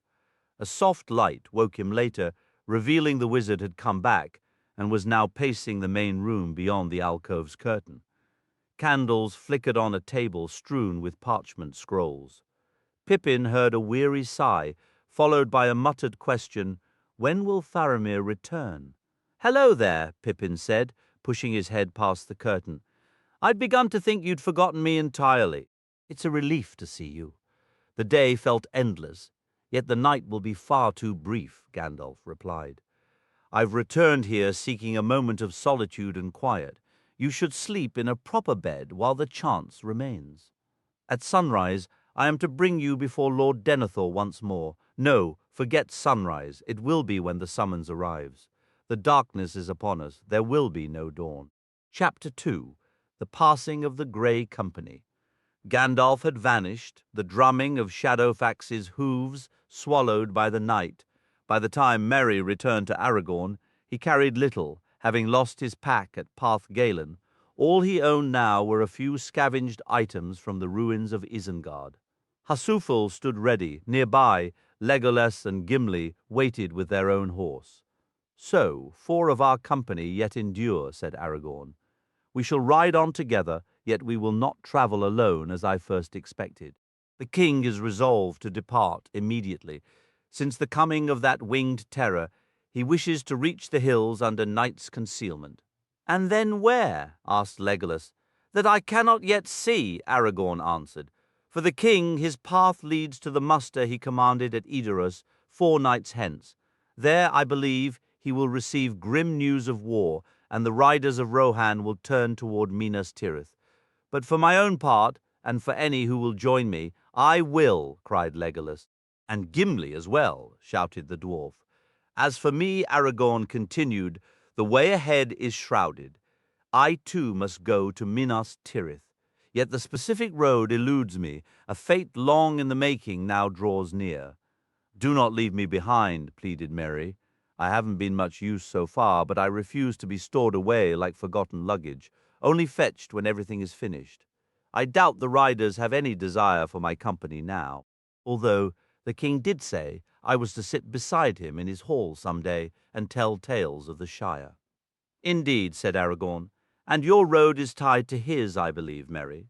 But do not expect joy at this journey's end. I fear it will be long before Theoden rests easy again in Meduseld. Many hopes will perish in this bitter spring." Soon the company was prepared to leave, 24 horses in all, with Gimli riding behind Legolas and Merry mounted before Aragorn. They moved swiftly through the darkness, the landscape a blur. Not long after passing the burial mounds at the fords of Isen, a rider galloped up from the rear. "My lord," he addressed the king, "horsemen follow us. I believed I heard them at the river crossing. Now we are certain. They ride hard and gain on us." Theoden ordered an immediate halt. The riders wheeled around, spears in hand. Aragorn dismounted, helped Merry down, and then drew his sword, taking a position by the king's stirrup. Eomer and his esquire rode back to investigate the rear. Merry felt more like superfluous baggage than ever, his mind racing. If a fight broke out, what was he to do? Imagine if the king's small guard was overwhelmed, yet he somehow slipped away into the dark, utterly alone in the vast, unfamiliar fields of Rohan, with no notion of where he was. "That's no good at all," he thought grimly. He tightened his belt and drew his own blade. The setting moon vanished behind a great cloud, then suddenly sailed clear again. In that instant, They all heard the pounding of hooves and saw dark shapes speeding toward them along the path from the fords. Moonlight caught on spear tips scattered across the field. The pursuing force was impossible to count, but they appeared at least as numerous as the king's own guard. When they closed to about 50 yards, Eomer shouted, "Halt! Identify yourselves! Who rides through the lands of Rohan?" The riders reined in sharply. A heavy silence fell, broken only by the shift of hooves on grass. In the pale light, a figure dismounted and stepped forward alone. He raised an open hand, palm outward, a gesture of peace, yet the king's men kept their weapons ready.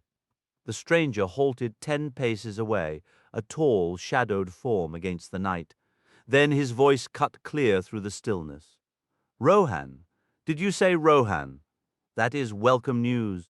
We have come far and in great haste, seeking this very country." "You have found it," Eomer replied. "You crossed into the king's domain at the fords behind you. No one rides here without leave of Theoden the king. State your name and your business." "I am Halbarad Dunedain, a ranger of the north," the man called back. "We seek Aragorn, son of Arathorn, and word reached us that he was in Rohan." "Then you have found him as well," cried Aragorn. Handing his reins to Merry, he strode forward and clasped the newcomer in a firm embrace. "Halbarad, this is a joy I scarcely hoped for." Merry let out a slow breath, his earlier tension easing. He had feared some final ambush orchestrated by Saruman, a last attempt to strike the king while his guard was thin. Now it seemed there would be no desperate last stand, at least not tonight. He slid his sword back into its sheath. "All is well," Aragorn said, turning to the others. "These are kin of mine from distant lands. Halbarad will tell us their purpose and their number." 30 ride with me," Halbarad answered. "All of our kindred we could gather on short notice. The brothers Elladan and Elrohir have also joined us, wishing to ride to war. We came as swiftly as we could when word of your need reached us." Aragorn looked puzzled. "Yet I sent no summons, only in my heart. My thoughts have turned to you often, especially this night, but I dispatched no message. No matter. Such questions must wait. You find us riding in peril and urgency. Join us now, if the king permits." Theoden welcomed the tidings gladly. "This is well," he declared. "If these kinsmen share even a measure of your quality, Lord Aragorn, then 30 such warriors are a strength beyond mere counting." The company rode on, and for a time Aragorn fell in beside the Dúnedain. After exchanging news of both north and south, Elrohir drew close and spoke quietly. "A word from my father. The days grow short. If haste is upon you, think on the paths of the dead." "My days have always felt too brief for all I wish to accomplish," Aragorn answered. "Yet my haste would need to be great indeed before I tread that road." "That will be seen soon enough," Elrohir replied. "But let us speak no more of such things here in the open." Aragorn then turned to Halbarad. "What do you carry there, kinsman?" He had noticed that instead of a spear, Halbarad held a tall staff wrapped tightly in black cloth and bound with many cords. "A gift for you from the Lady of Rivendell," Halbarad said. "She made it in secret, and its crafting took long care. She also sends this message: the hours now dwindle. Either our hope dawns or all hopes perish. So I send what I have made. Farewell, Elfstone." Aragorn's expression grew solemn. "Now I understand what you bear. Keep it for me a little longer." He turned his gaze northward, where great stars hung cold and bright, and spoke no more for the remainder of that night's journey. Dawn was a grey hint in the east when they finally climbed from the Deeping Combe and returned to the Hornburg. Here they would rest briefly and take counsel. Exhausted, Merry slept until Legolas and Gimli roused him. "The sun is already high," said Legolas. "Everyone else is awake and at work. Come on, Master Slowpoke. Take a look at this place while you still can." 3 nights past, a battle was fought here, Gimli declared. "Right on this spot, Legolas and I had a contest, which I won by a single orc. Come see the marks of it, and there are caves nearby, merry, truly marvelous caves. "What do you say, Legolas? Shall we explore them?" "Not now," the elf replied. "Do not ruin the wonder by rushing. I have promised to return here with you when a day of peace returns. But noon is almost upon us, and at that hour we eat before setting out once more, or so I hear." Merry rose and stretched, a yawn escaping him. His brief sleep had been insufficient. Weariness and a gloomy mood clung to him. He felt Pippin's absence keenly and worried. He was merely a hindrance, while others made urgent plans he scarcely grasped. "Where is Aragorn?" he asked. "In a high room of the Hornburg," Legolas answered. "I believe he has taken neither rest nor sleep. He went there hours ago, saying he needed to think, and only his kinsman Halbarad joined him. Yet some shadow of doubt or worry hangs over him." "These newcomers are a peculiar band," Gimli observed. "Sturdy and noble they are, and the riders of Rohan seem almost like boys beside them. Their faces are grim, worn like stones weathered by time, much like Aragorn's own, and they speak little. But like Aragorn, they are courteous when they do break their silence," Legolas added. "And have you noticed the brothers Elladan and Elrohir? Their attire is less somber than the others, and they are as fair and valiant as lords of the elves, which is no surprise, being the sons of Elrond of Rivendell." "Why have they come, did you hear?" Merry asked. He had finished dressing and threw his grey cloak over his shoulders. The three of them walked out together toward the broken gate of the fortress. "They answered a call, as you heard," said Gimli. "Word reached Rivendell. They say, 'Aragorn has need of his kin. Let the Dúnedain ride to him in Rohan.' But the source of that message is now uncertain. My guess would be Gandalf." "No," said Legolas. "It was Galadriel. Did she not speak through Gandalf of the Grey Company riding from the north?" "Ah, you are right," Gimli conceded. "The Lady of Lothlorien. She perceives the thoughts and wishes of many. Tell me, Legolas, why did we not wish for some of our own kinfolk to join us?" Legolas paused before the gate, his bright gaze turning north and east, a troubled look on his fair face. "I do not believe any would have come," he said quietly. "They have no need to ride to war. War is already marching upon their own lands." For a time the three companions walked together, discussing various moments from the battle. They descended from the shattered gate, passing the burial mounds on the green field beside the road, until they stood upon Helm's Dike and looked out over the Deeping Combe. The Death Down already stood there, dark and towering, and the great trampling and scarring of the grass by the Huons was plain to see. Dunlendings and many men from the garrison were busy on the dike, in the fields, or around the damaged walls behind them. Yet an odd quiet lay over all, like a weary valley recovering after a violent storm. Soon they turned back for the midday meal in the hall of the Hornburg. King Théoden was already there, and as soon as they entered, he called for Merry and had a seat placed beside him.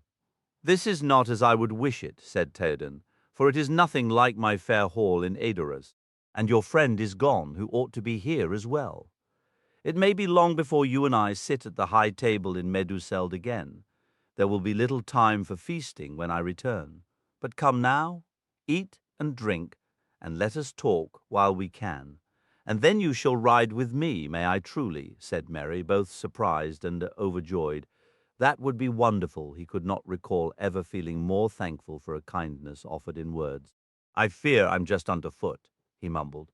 "But I'd be glad to help however I can, truly." "Of that I have no doubt," the king replied.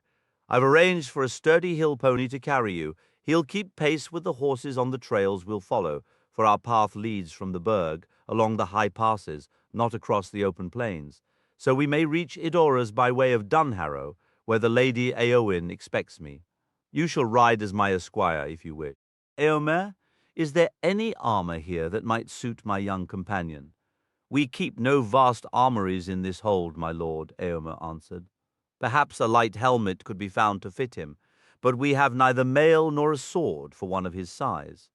"I have my own sword," said Merry, slipping from his seat and drawing his slender gleaming blade from its dark sheath. Overcome by a sudden surge of devotion for the aged king, he dropped to one knee, took the man's hand and pressed his lips to it. "Might I place the sword of Meriadoc of the Shire upon your knee, King Theoden?" he exclaimed. "I offer you my service, if you will accept it." "Gladly do I accept," said the king, and resting his long weathered hands upon the hobbit's brown curls, he spoke a blessing over him. "Rise now, Meriadoc, Esquire of Rohan, in the service of Meduseld," he declared. "Take up your blade, and may it bring you fortune." "You shall be as a father to me," said Merry. "For a little while," Theoden answered gently. They conversed quietly as they finished their meal, until Eomer broke in. "The hour we set for departure is near, my lord," he said. "Shall I order the horns sounded? Yet Aragorn's seat remains empty, he has not eaten." "We shall prepare to ride," Theoden decided, "but send word to Lord Aragorn that the time grows short." The king, with his guards and Merry beside him, descended from the burg's gate to where the riders were gathering on the green. Many were already astride their horses. It would be a sizable host, for the king left only a token force to hold the burg, and all who could be spared were riding to the Weepontake at Edoras. 1,000 spears had already departed under cover of darkness, yet some 500 more would accompany the king, largely men from the farmlands and valleys of Westfold. Set slightly apart, the rangers waited in silent, disciplined ranks, armed with spear, bow, and sword. They wore cloaks of deep grey, their hoods now drawn over helms and heads. Their horses were sturdy and dignified, though rough-coated. Among them stood one without a rider, Aragorn's own horse brought from the north, named Rohirrim. No glint of jewel or gold adorned their gear, nor did the riders display any emblem save one. Each cloak was fastened at the left shoulder by a silver brooch fashioned like a star with radiating points. The king mounted his great horse Snowmane, and Merry took his place nearby on his pony, Stibber. Soon Eomer emerged from the gate, and with him came Aragorn and Halbarad, carrying the great staff wrapped tightly in black, and two tall figures, neither young nor old. So alike were they, the sons of Elrond, that few could tell one from the other, dark of hair, grey-eyed, with faces of elven beauty, clad in shining mail beneath cloaks of silver grey. Behind them walked Legolas and Gimli, but Merry's gaze fixed on Aragorn. So striking was the transformation he saw, as though years had settled upon him in a single night. His expression was stern, his face ashen and worn. "My thoughts are heavy, lord," he said, standing beside the king's mount. "I have heard troubling words and glimpsed dangers yet distant. I have pondered long, and now I fear I must alter my course. Tell me, Theoden, you ride now for Dunharrow. How long until you arrive?" "The noon hour is now fully past," said Eomer. "We should reach the hold before nightfall on the 3rd day hence. The moon will then be just past full, and the muster the king ordered will be held the following morning." "We cannot move any faster if we are to gather the full strength of Rohan," came the reply. Aragorn fell quiet for a long moment. 3 days, he whispered to himself, and the muster will have only just begun. I see now it cannot be hurried. He lifted his head, a new resolve settling upon his features, smoothing away the lines of worry. "Then, with your permission, my lord, I must make a new choice for myself and my companions. Our road must now be our own, and we will ride openly. For me, the time for secrecy is over. I will go east by the swiftest path available to me. I will take the paths of the dead." "The paths of the dead?" King Theoden exclaimed, and a tremor passed through him. "Why would you name them?" Eomer turned a sharp gaze upon Aragorn, and Merry noticed how the nearby riders seemed to pale at the very words. "If such paths exist in truth," Theoden continued, "their entrance lies at Dunharrow, but no living man is permitted to pass through.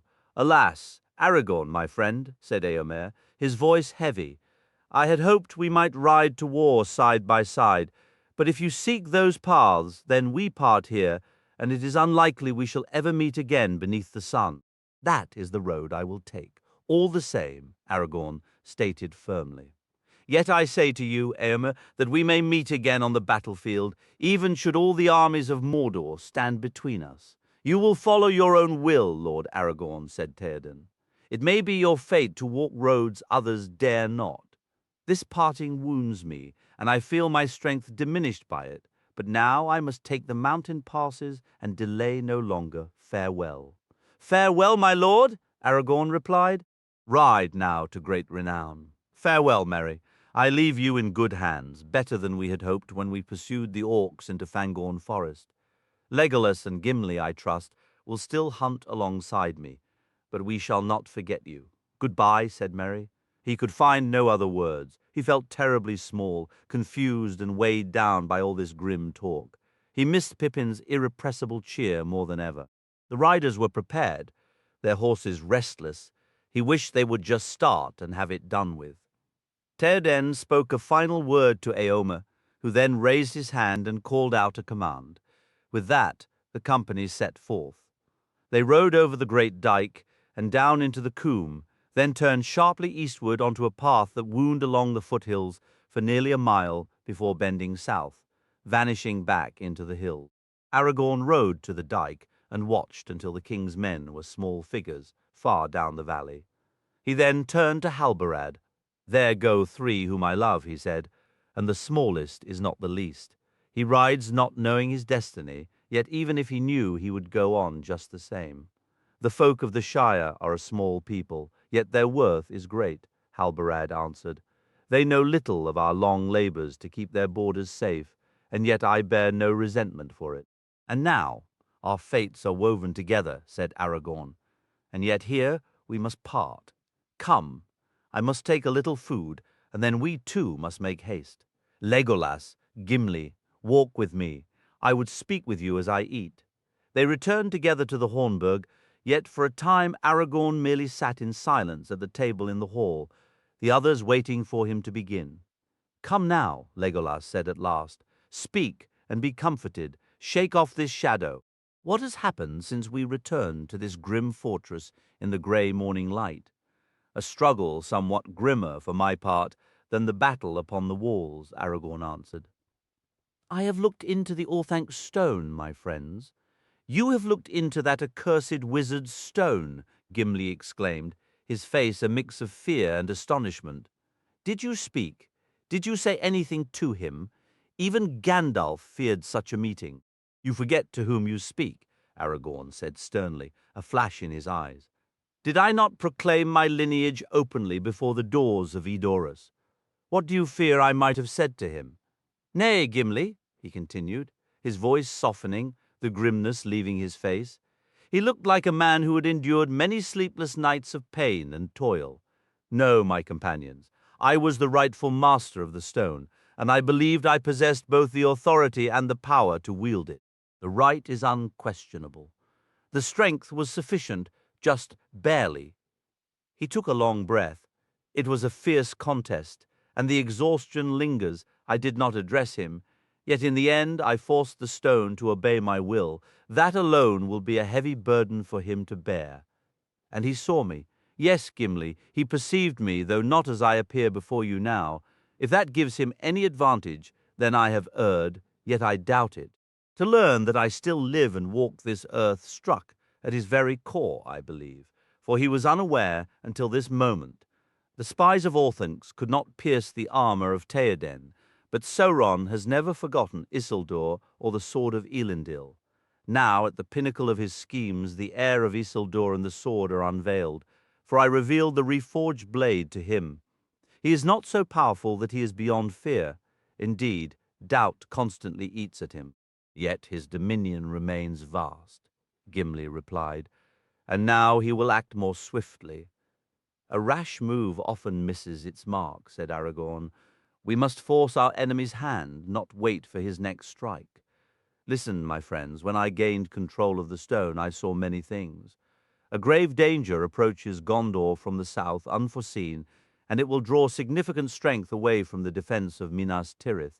If it is not met with speed, I fear the city will fall within 10 days. "Then it seems it must fall," said Gimli. "For what aid can we send, and how could it possibly arrive in time?" "I have no aid to send, so I must go myself," Aragorn answered. "But there is only one path through the mountains that can bring me to the coastlands before all is lost. That is the paths of the dead. The paths of the dead, Gimli exclaimed. A grim name indeed, and one that brings no comfort to the men of Rohan, as I observed. Can the living travel such a road and survive? And even if you succeed, what can so few do against the might of Mordor? No living soul has used that road since the Rohirrim came to these lands, Aragorn said, for it is shut to them. But in this dark hour, the heir of Isildur may use it if he has the courage. Hear this. This is the message the sons of Elrond brought me from their father in Rivendell, who is wisest in such lore. Bid Aragorn remember the words of the seer and the paths of the dead. And what are these words of the seer? Asked Legolas. Thus spoke Malbeth, the seer, in the days of Arvedui, last king at for.This. Aragorn recited, "A long shadow lies over the land with wings of darkness reaching westward. The tower shakes, doom draws near to the tombs of kings. The dead awaken, for the hour has come for the oath-breakers. At the stone of Erech they shall gather once more, and hear a horn ringing through the hills. Whose horn shall it be? Who shall summon them from the grey twilight?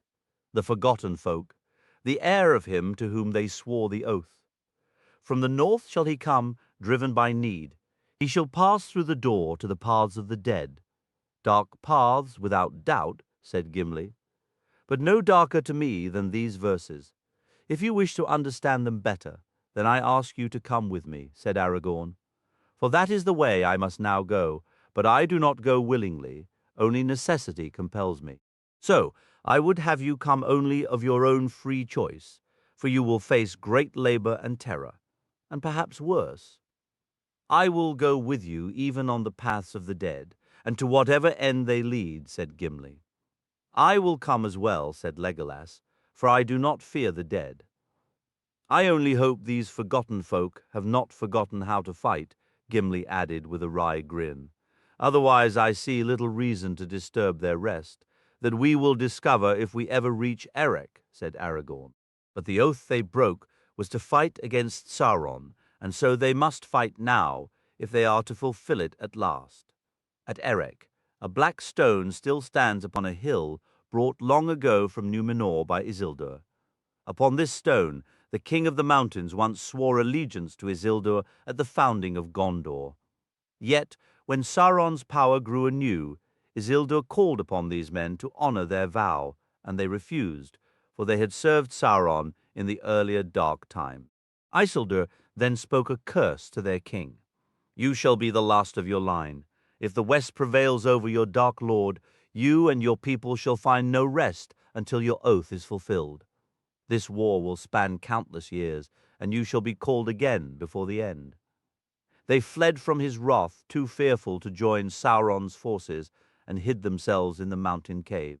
There they dwindled, cut off from all others, and the dread of the restless dead now clings to the hill of Erech and every place they once haunted. That is the path I must take, for I have no living men to aid me now." He rose to his feet. "Come," he shouted, his sword gleaming in the dim hall of the fortress. "To the stone of Erech! I go to find the paths of the dead. Let any who will follow me." Legolas and Gimli gave no reply, but they stood and followed Aragorn out. Outside, the cloaked rangers waited silently on the grass. After mounting their horses, Aragorn leaped upon Rohirrim. Halbarad then sounded a great horn, its call echoing through Helm's Deep, and they charged down the coombe like a storm, leaving the men on the walls staring in wonder. While King Théoden travelled slowly through the hills, the Grey Company raced across the plain, reaching Idorus by the following afternoon. They paused only briefly before moving up the valley, arriving at Dunharrow as night fell. Lady Éowyn welcomed them, gladdened by their presence, for she had never seen mightier warriors than the Dúnedain and Elrond's fair sons. Her gaze lingered longest on Aragorn. As they supped together, she listened to all that had happened since Théoden's departure, having received only hurried reports before. Hearing of the battle at Helm's Deep, the defeat of their enemies, and Théoden's heroic charge, her eyes brightened. Finally she said, "My lords, you are weary, and shall have what rest we can quickly prepare. Tomorrow better quarters will be arranged, But Aragorn replied, "Do not trouble yourself for us, my lady. A night's rest and a morning meal will suffice. My errand will not wait, and we must depart at first light." She smiled at him then. "It was kindly done, lord, to ride so far out of your way to bring news to Éowyn and speak with her here in her solitude." "No man would consider such a journey wasted," said Aragorn, "and yet, lady, I would not have come this way if the road I must take did not lead to Dunharrow." Her reply was cool, as if his words displeased her. "Then you are lost, my lord. No road runs east or south from Harrowdale. You would do best to turn back." "Not lost," he answered. "I walked these lands before you were born to bring them grace. There is a road out of this valley, and I shall take it. Tomorrow I ride the paths of the dead." She stared at him then, as if struck, her face growing pale. For a long moment no one spoke. "Aragorn," she said at last, "do you ride to seek your death? That is all you will find on such a path. The living are not permitted to pass." "Perhaps they will permit me," said Aragorn. "At the very least I will dare it. No other path will do," he stated firmly. "This is sheer folly," she argued, her voice tight with concern. "You have warriors of skill and reputation here, men who belong on the battlefield, not lost in some dark passage. I implore you to stay and fight alongside my brother. Your presence would lift every heart and make our hope burn brighter." "It is not folly, my lady," Aragorn replied. "My course is set by a higher purpose. Those who ride with me do so by their own choice. If any wish to remain here and join the riders of Rohan, they are free to do so. But I will walk the paths of the dead, with or without company." Silence fell over them as they finished their meal, but her gaze never left him, and the others could see the storm of anguish in her eyes. When they rose to thank their hostess and retire, Aragorn made his way to the tent he shared with Legolas and Gimli. Just as his companions slipped inside, a figure clad in white, like a pale glimmer against the night, called his name. He turned to face Éowyn, her eyes blazing. "Aragorn," she demanded, "why must you walk this road of death?" "Because there is no other way," he answered. "Only by this path do I see a chance to play my part in the war. I do not seek out danger for its own sake, Éowyn. If I followed my own heart, I would be far from here, walking the peaceful woods of a northern valley I hold dear." She was quiet for a long moment, weighing his words. Then, abruptly, she reached out and grasped his arm. "You are a hard and determined lord," she said, "and thus do men earn their glory." She hesitated, her voice dropping. "My lord, if you must go, then let me ride at your side. I am tired of hiding in these hills. I wish to meet danger and war head on." "Your duty lies with your people," he countered. "Too often I hear of duty," she cried out. "Am I not of the royal line, a warrior of the shield and not some keeper of the hearth? I have tended to the weak and the hesitant long enough. If they stand firm now, why can I not spend what life I have as I choose?" "Honor permits few that luxury," he said, "but you, lady, accepted the responsibility to lead in your lord's stead. Had you not been chosen, a captain would hold that post, and he could not abandon it, whether he was weary of it or not. Must I always be the one chosen for such things?" she asked, her tone sharp with bitterness. "Always left behind when the riders go to war, to tend the home and prepare the feasts for when they return covered in glory. A day may soon dawn," he said gently, "when no one returns. Then courage will be needed without any hope of fame, for no songs will remember the final stand made in defense of your home. Yet the bravery of that stand will be no less for being unsung." Her reply was swift and fierce. "All your fine words mean only this: you are a woman, and your place is in the house. When the men have died nobly, you are permitted to burn with it, for they will have no further use for a home. But I am of the house of Eorl, no simple maid. I can ride and I can fight. I do not fear pain, and I do not fear death." "What is it you fear, then?" he asked. "A cage," she whispered. "To remain behind bars until habit and time make them familiar, until every chance for a meaningful life has slipped away, forgotten and unwanted." He studied her. "And yet you advised me against the road I have chosen, calling it too perilous. One may give such counsel to another, she said. But I did not tell you to run from risk, only to ride to a battle where your strength could win renown and turn the tide. I would not see something precious and noble thrown away for nothing. Nor would I, Aragorn agreed. And so I say to you again, stay. You have no cause to go south. Neither do the others who ride with you, she shot back.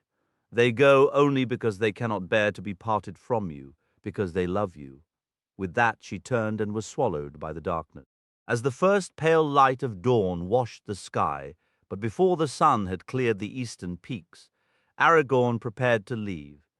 His companions were already mounted, and he was turning to his own steed when Lady Éowyn approached to see them off. She was dressed in the garb of a rider, a sword at her side. In her hands she held a cup. She raised it to her lips for a sip, offering a blessing for their journey, then passed it to Aragorn. He drank and said, "Farewell, Lady of Rohan. I drink to the fortune of your house, to you and to all your people. Tell your brother that beyond these shadows we may yet meet again." To Gimli and Legolas standing near, it appeared she fought back tears, a sight made more poignant by her usual stern pride. She asked, "Aragorn, must you go?" "I must," he replied. "Then will you not permit me to ride with you as I have begged?" she pressed. "I cannot, my lady." Aragorn said gently, "To grant, that would require the leave of the king and your brother, and they will not return before tomorrow. Every hour, every minute, now counts against us. Farewell." She dropped to her knees then, pleading, "I implore you." "No, lady," he answered, taking her hand and helping her rise. He pressed a kiss to her fingers, then swung swiftly into his saddle and rode off without a backward glance. Only those closest to him could perceive the weight of sorrow he carried. Éowyn remained motionless, her hands clenched, watching until the company vanished into the gloom beneath the dark mass of the haunted mountain, where the gate of the dead lay hidden. When they were gone from sight, she turned and walked back to her chambers, stumbling as if blind. None of her people witnessed this parting, for they kept hidden in dread, unwilling to emerge until full daylight and the departure of those reckless strangers. Some muttered fearfully, "They are phantoms of the elves. Let them return to the dark places they belong to and trouble us no more. These are evil days." A grim grey light lingered as they rode, the sun still hidden behind the forbidding ridges of the mountain ahead. A deep foreboding settled over them as they moved between rows of ancient standing stones and entered the dim hole. Beneath the oppressive shade of black trees, which even Legolas found wearying, they discovered a cavernous opening at the mountain's base. Directly in their path stood a single colossal stone, like a warning finger of fate. "My blood turns cold," muttered Gimli, but his words seemed smothered by the thick layer of damp fir needles underfoot, and the others kept a heavy silence. Their horses balked at the menacing stone, forcing the riders to dismount and lead them around it. Thus they proceeded deep into the ravine, where a sheer cliff of rock rose before them. Set within it was the dark door, yawning like the mouth of a starless night. Faint, unreadable symbols were carved above its wide arch, and a palpable dread seeped from it like a cold mist. The company halted, every heart quailing save that of Legolas the elf, for whom the shades of men held no fear. "This is a door of evil," said Halbarad. "My death waits beyond it. Still, I will dare to enter, but no horse will cross this threshold." "Yet we must enter, and so the horses must come as well," Aragorn declared. "For if we ever pass through this darkness, many long miles await us on the other side. Every lost hour brings Sauron's victory closer. Follow me." With that, Aragorn stepped forward. So great was the force of his resolve in that moment that all the Dúnedain and their steeds followed. Indeed, the loyalty of the rangers' horses was so profound they would brave even the terror of the door if their masters walked steadfastly beside them. Only Arod, the horse from Rohan, refused, standing soaked in sweat and trembling with a pitiful fear. Then Legolas covered his own eyes and murmured a low, soft song into the deepening gloom. He allowed himself to be guided forward, and the elf slipped inside. That left Gimli the dwarf standing utterly alone. His legs trembled, and a hot wave of shame washed over him. "An unheard-of thing," he growled to himself. "An elf ventures below, yet a dwarf hesitates." With a defiant grunt, he forced himself across the threshold. But his feet felt as heavy as stone, and a sudden smothering blindness fell upon him. Gimli, son of Glóin, who had never flinched in the deepest delvings of the world. Aragorn had brought torches from Dunharrow. Now he led the way, holding one high, while Elladan took the rear with another. Gimli stumbled along behind, trying desperately to keep up. He could see nothing but those two dim, dancing flames.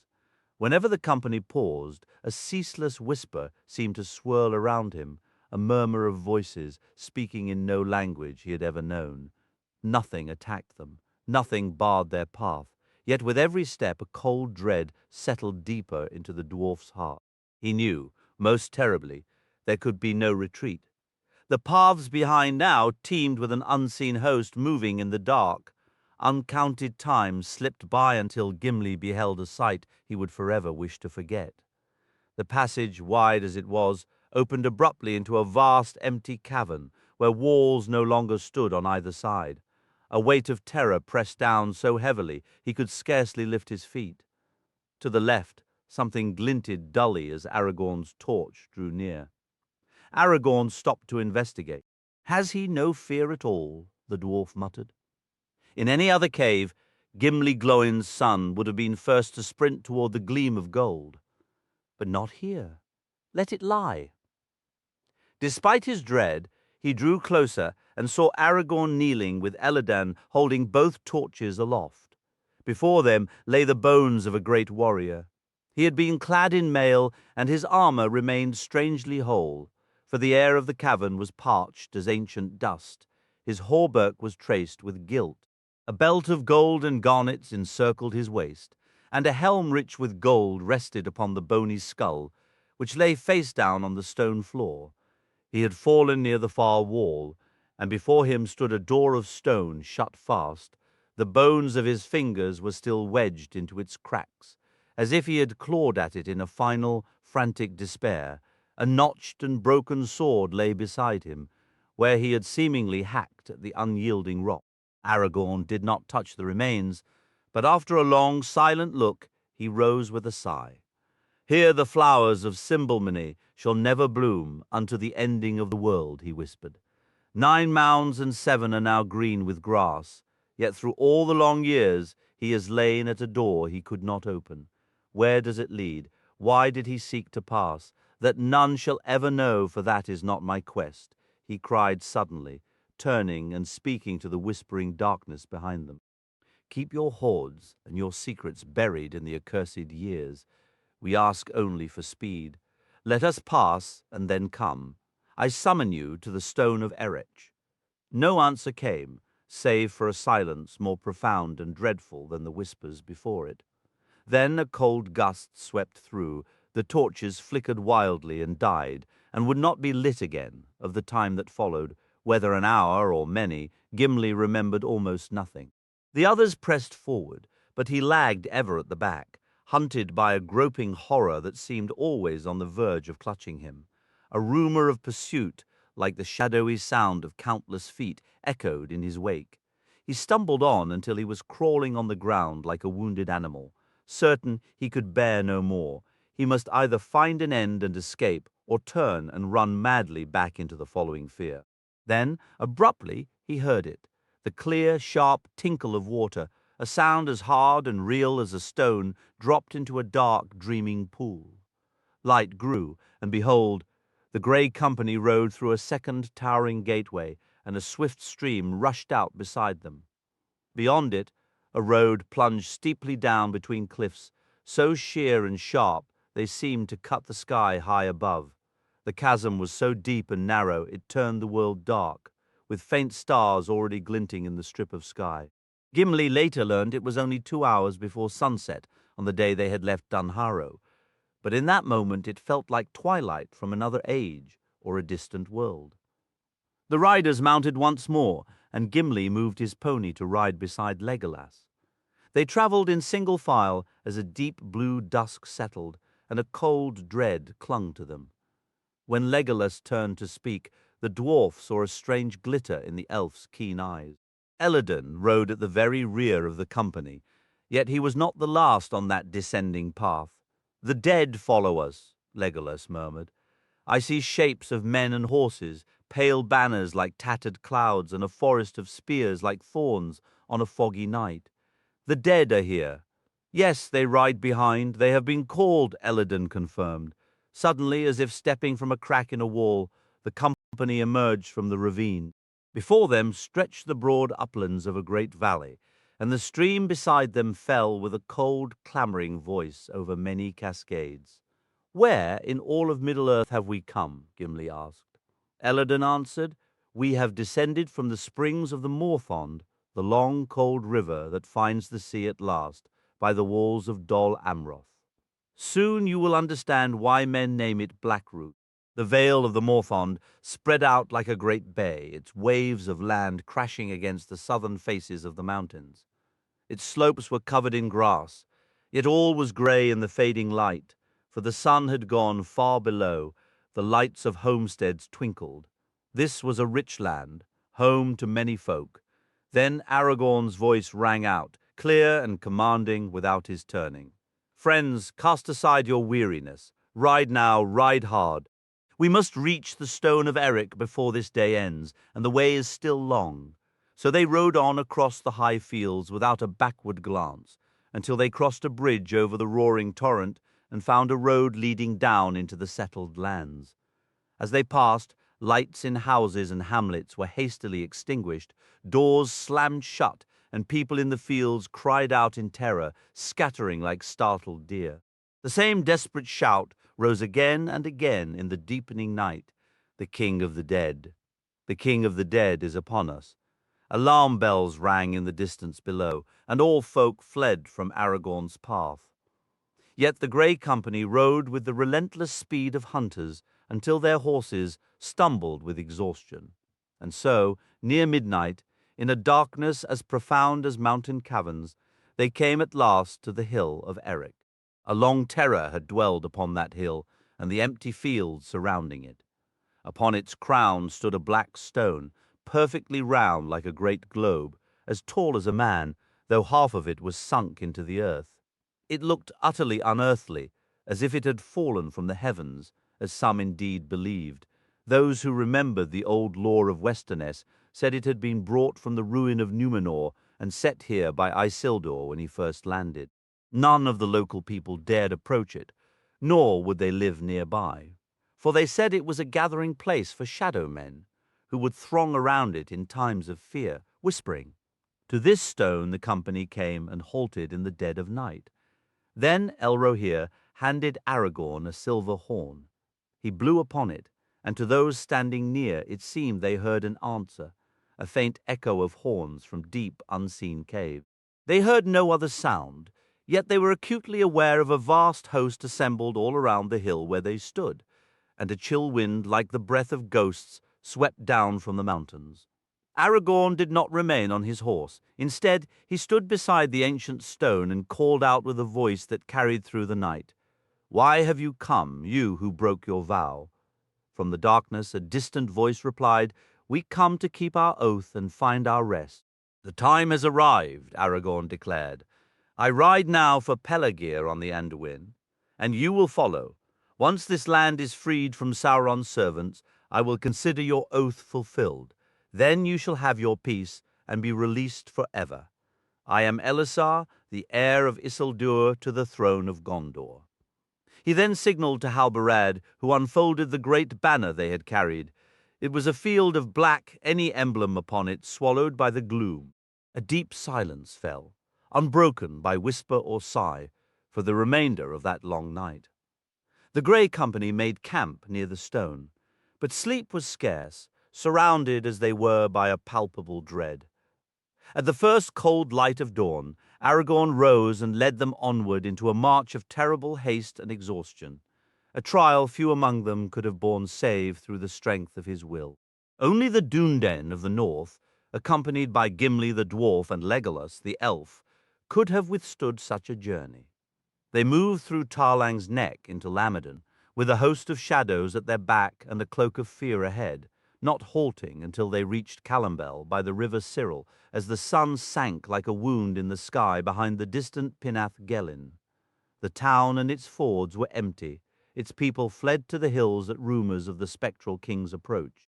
The following morning brought no true dawn, only the deepening gloom of the storm from Mordor, into which the company vanished from mortal sight. Yet the dead still followed. Chapter 3. The Gathering of Rohan. All paths now led eastward, converging toward the coming war and the advance of the Shadow. Even as Pippin watched the Prince of Dol Amroth enter the city with his flags, the King of Rohan was descending from the highlands. The day was fading. In the slanted sunlight, the riders' long, sharp shadows raced ahead of them. Darkness was already gathering in the sighing fir forests that clung to the steep slopes. The king rode slowly in the evening light. The path soon curved around a massive, bare rock face and dipped into the deep shade of whispering trees. Down they went, a long, winding line. When they finally reached the floor of the gorge, they found deep twilight there. The sun had vanished. A soft dusk settled over the waterfall. All day, a leaping stream had echoed far below them, carving its path between pine-covered walls. Now it flowed out through a stony gap into a broader valley. The riders followed its course, and suddenly Harrowdale opened before them, filled with the loud voice of waters in the evening air. Here the white torrent of the Snowbourne, joined by a smaller stream, rushed and foamed over stones, down toward Idaraz and the green plains beyond. To the right, at the valley's head, the mighty Starkhorn rose above its vast, cloud-wrapped buttresses. Its jagged, snow-capped peak gleamed high above the world, touched with blue shadow in the east and stained red by the last light in the west. Merry gazed in wonder at this strange land he had heard so much about during their travel. It felt like a world without sky, where his eyes through veils of shadowy air saw only endless rising slopes, great walls of stone behind greater walls, and grim cliffs shrouded in mist. He sat for a time, half-dreaming, listening to the water's roar, the whisper of dark trees, the crack of shifting stone, and the immense waiting silence that lay beneath it all. He had always cherished the mountains, or at least the idea of them standing guard at the borders of tales from distant lands. Now, however, the sheer vastness of Middle-earth felt like a physical burden upon his shoulders. More than anything, Merry wished for a snug room with a crackling fire, a place to shut out the overwhelming world outside. The journey had exhausted him, though their pace had been measured. The hours in the saddle were relentless. For what felt like 3 endless days, he had jostled along on his pony, traversing high passes, winding through long valleys, and fording countless cold streams. On the wider stretches of road, he sometimes found himself riding beside King Theoden, unaware of the smiles shared by the riders at the sight.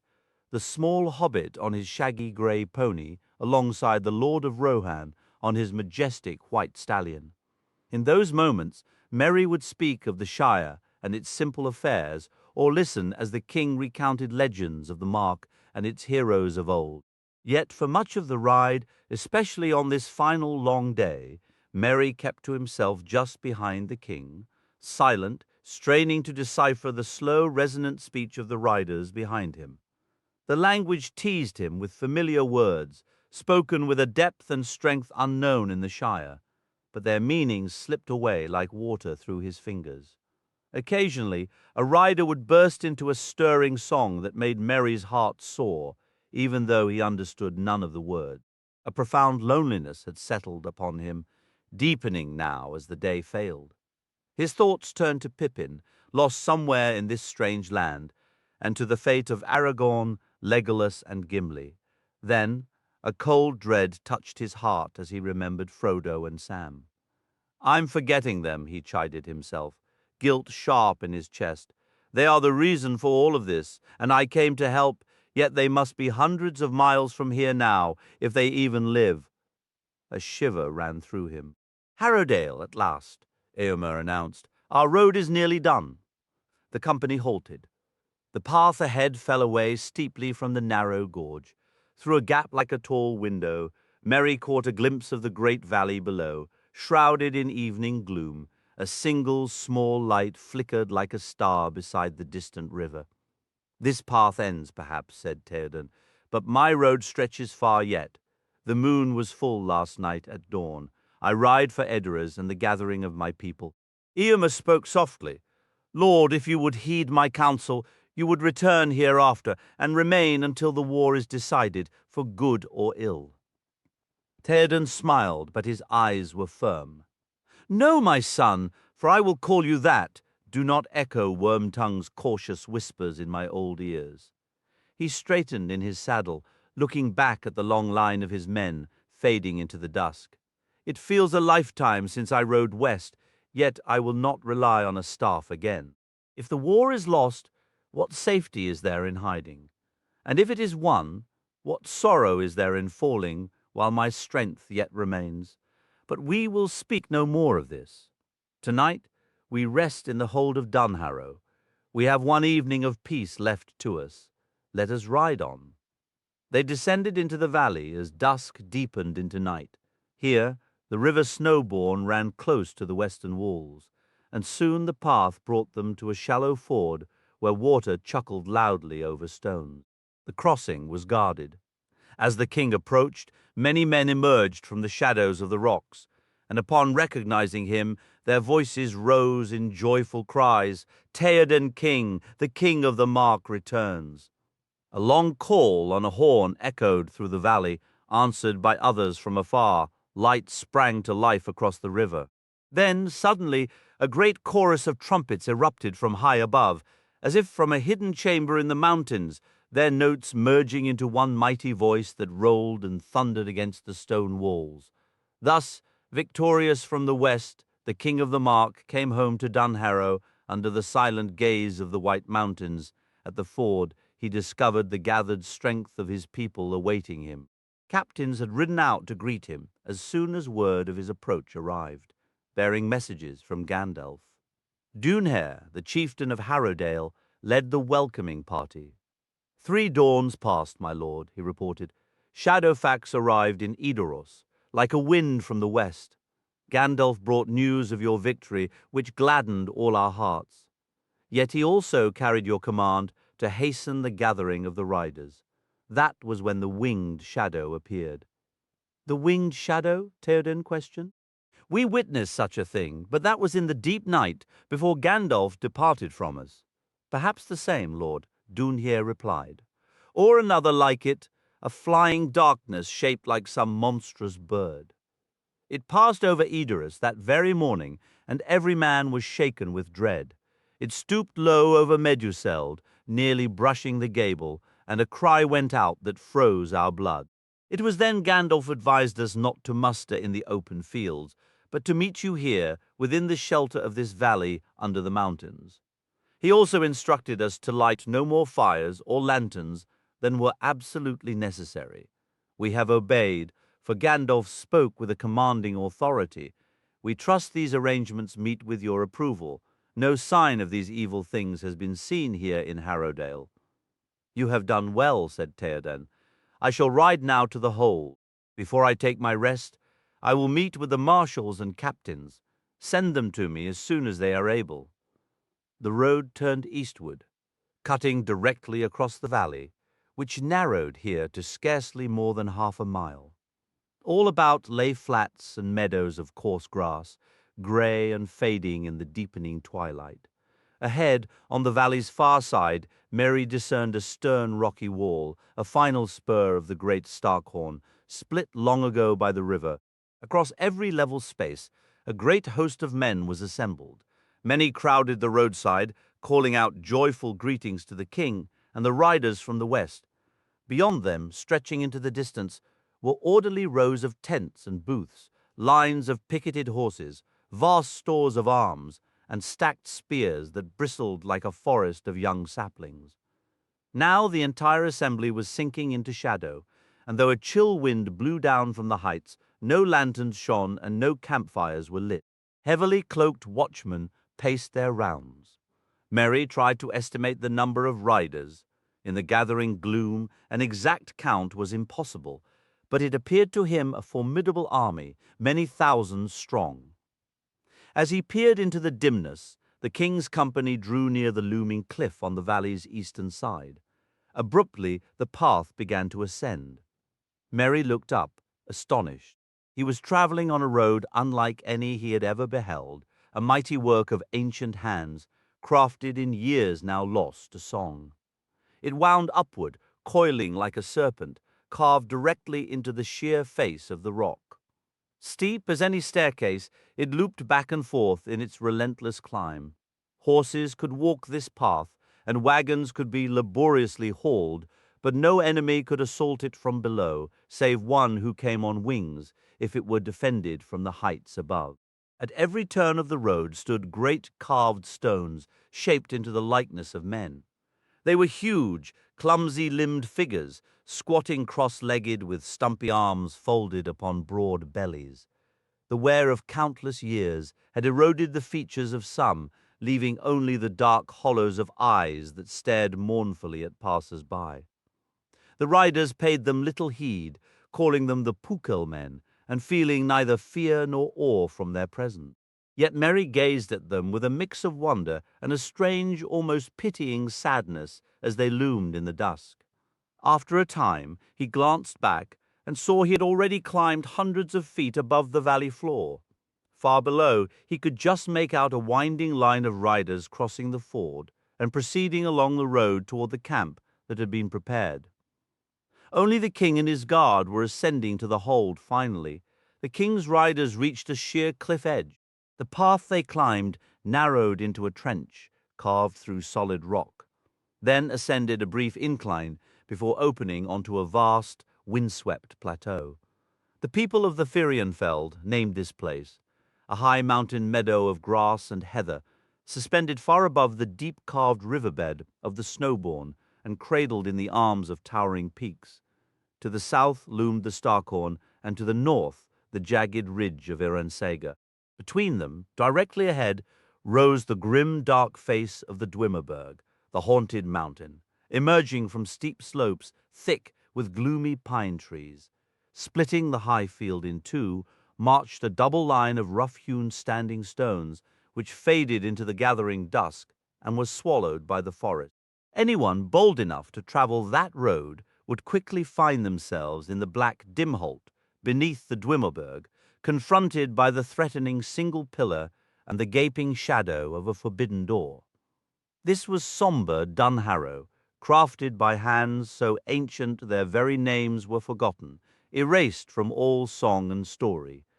Whether they built it as a fortress, a hidden sanctuary, or a royal tomb, no one could now say. They toiled here in the distant dark years before the first ships ever reached these western shores or the kingdom of Gondor was raised by the Dúnedain. Now they were gone, leaving behind only the old Pukkel men statues, silent watchers still seated where the paths turned. Merry gaped at the lines of marching stones. They were weathered and black. Some tilted precariously, others had fallen, and many were cracked or shattered. To his eyes they resembled rows of ancient, hungry teeth. He shuddered, wondering at their purpose, and fervently hoped the king had no intention of following their path into the darkness they guarded. Then he noticed clusters of tents and makeshift shelters lining the stony road on both sides. These encampments, however, kept a wary distance from the tree line, huddling instead closer to the cliff's brink. The larger camp was on the right, where the Firienfeld broadened. On the left was a smaller gathering, centered around a tall, grand pavilion. From this side, a single rider now emerged to meet them, and the king's company turned from the main road. As they approached, Merry saw the rider was a woman, her long hair braided and gleaming in the twilight. Yet she wore a helm and was clad like a warrior to the waist, a sword at her side. "Hail, Lord of the Mark," she called out, her voice clear. "My heart is glad at your return, and you, Éowyn?" Théoden replied. "Is all well here?" "All is well," she answered, but to Merry her tone seemed to contradict her words. She looked so stern, yet he would have sworn she had been weeping if such a thing were possible for one of her bearing.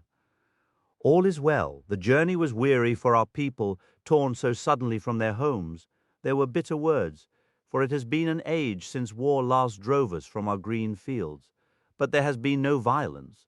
All is now in order, as you see. Your lodging is prepared. I received full tidings of your march, and knew your hour of arrival.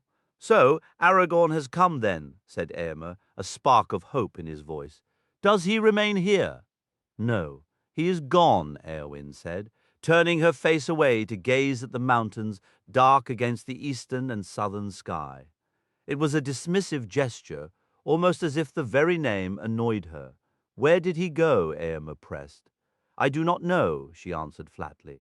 He came by night and rode away yesterday morning before the sun had cleared the peaks. He is gone. Her words hung in the air, final and heavy. You are troubled, daughter, said Théoden gently. What has happened? Tell me, did he speak of that road? He pointed along the darkening lines of stones toward the Dwimmerberg. Of the paths of the dead? Yes, my lord, Éowyn confirmed, her voice now barely above a whisper. And he has passed into the shadows from which none return.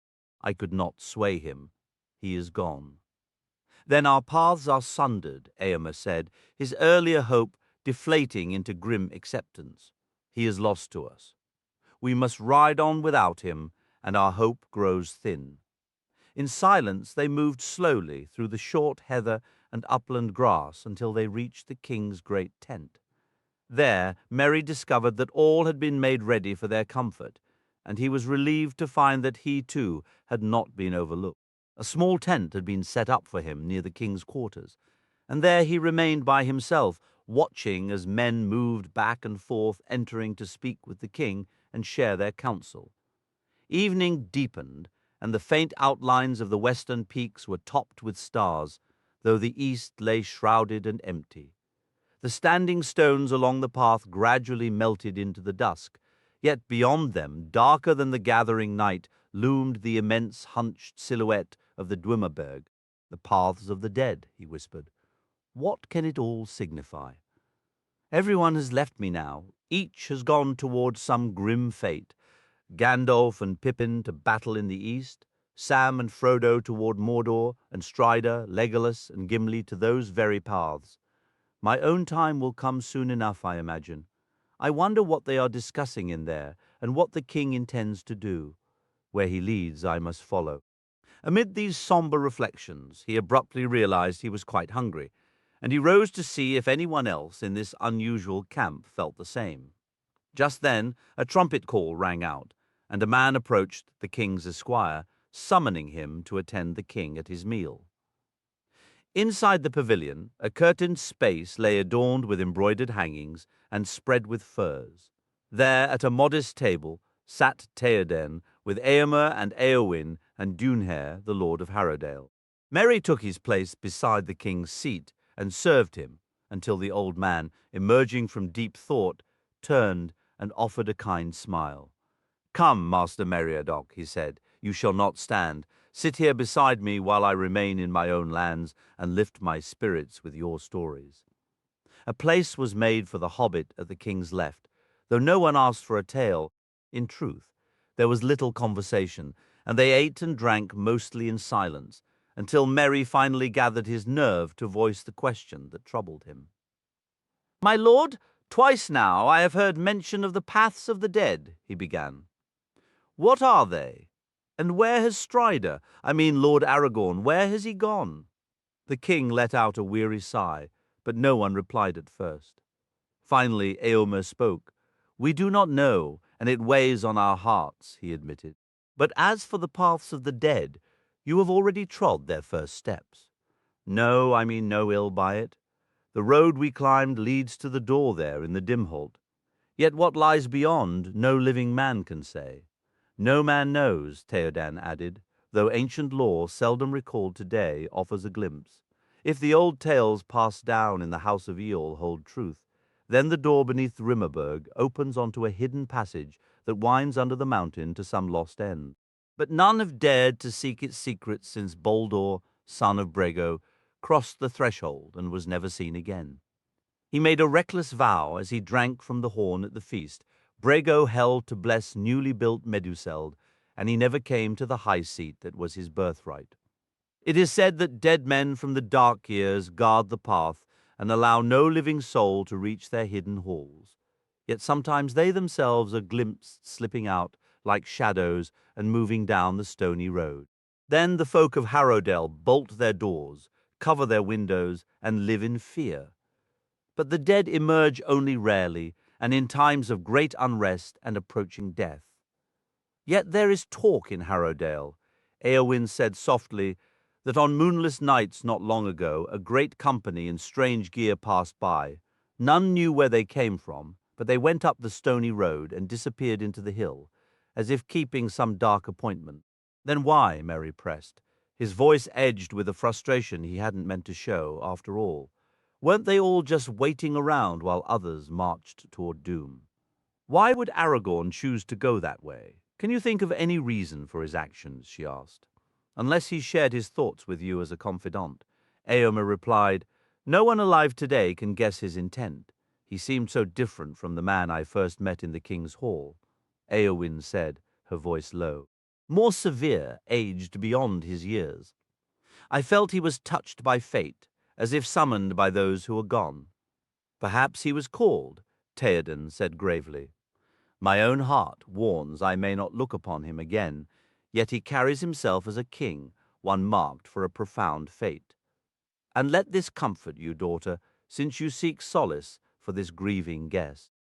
Our legends say when our people journeyed from the north and finally followed the Snowborn upstream, searching for a fortress in desperate times, Brego and his son Baldur climbed the stair of the hold and stood before the door.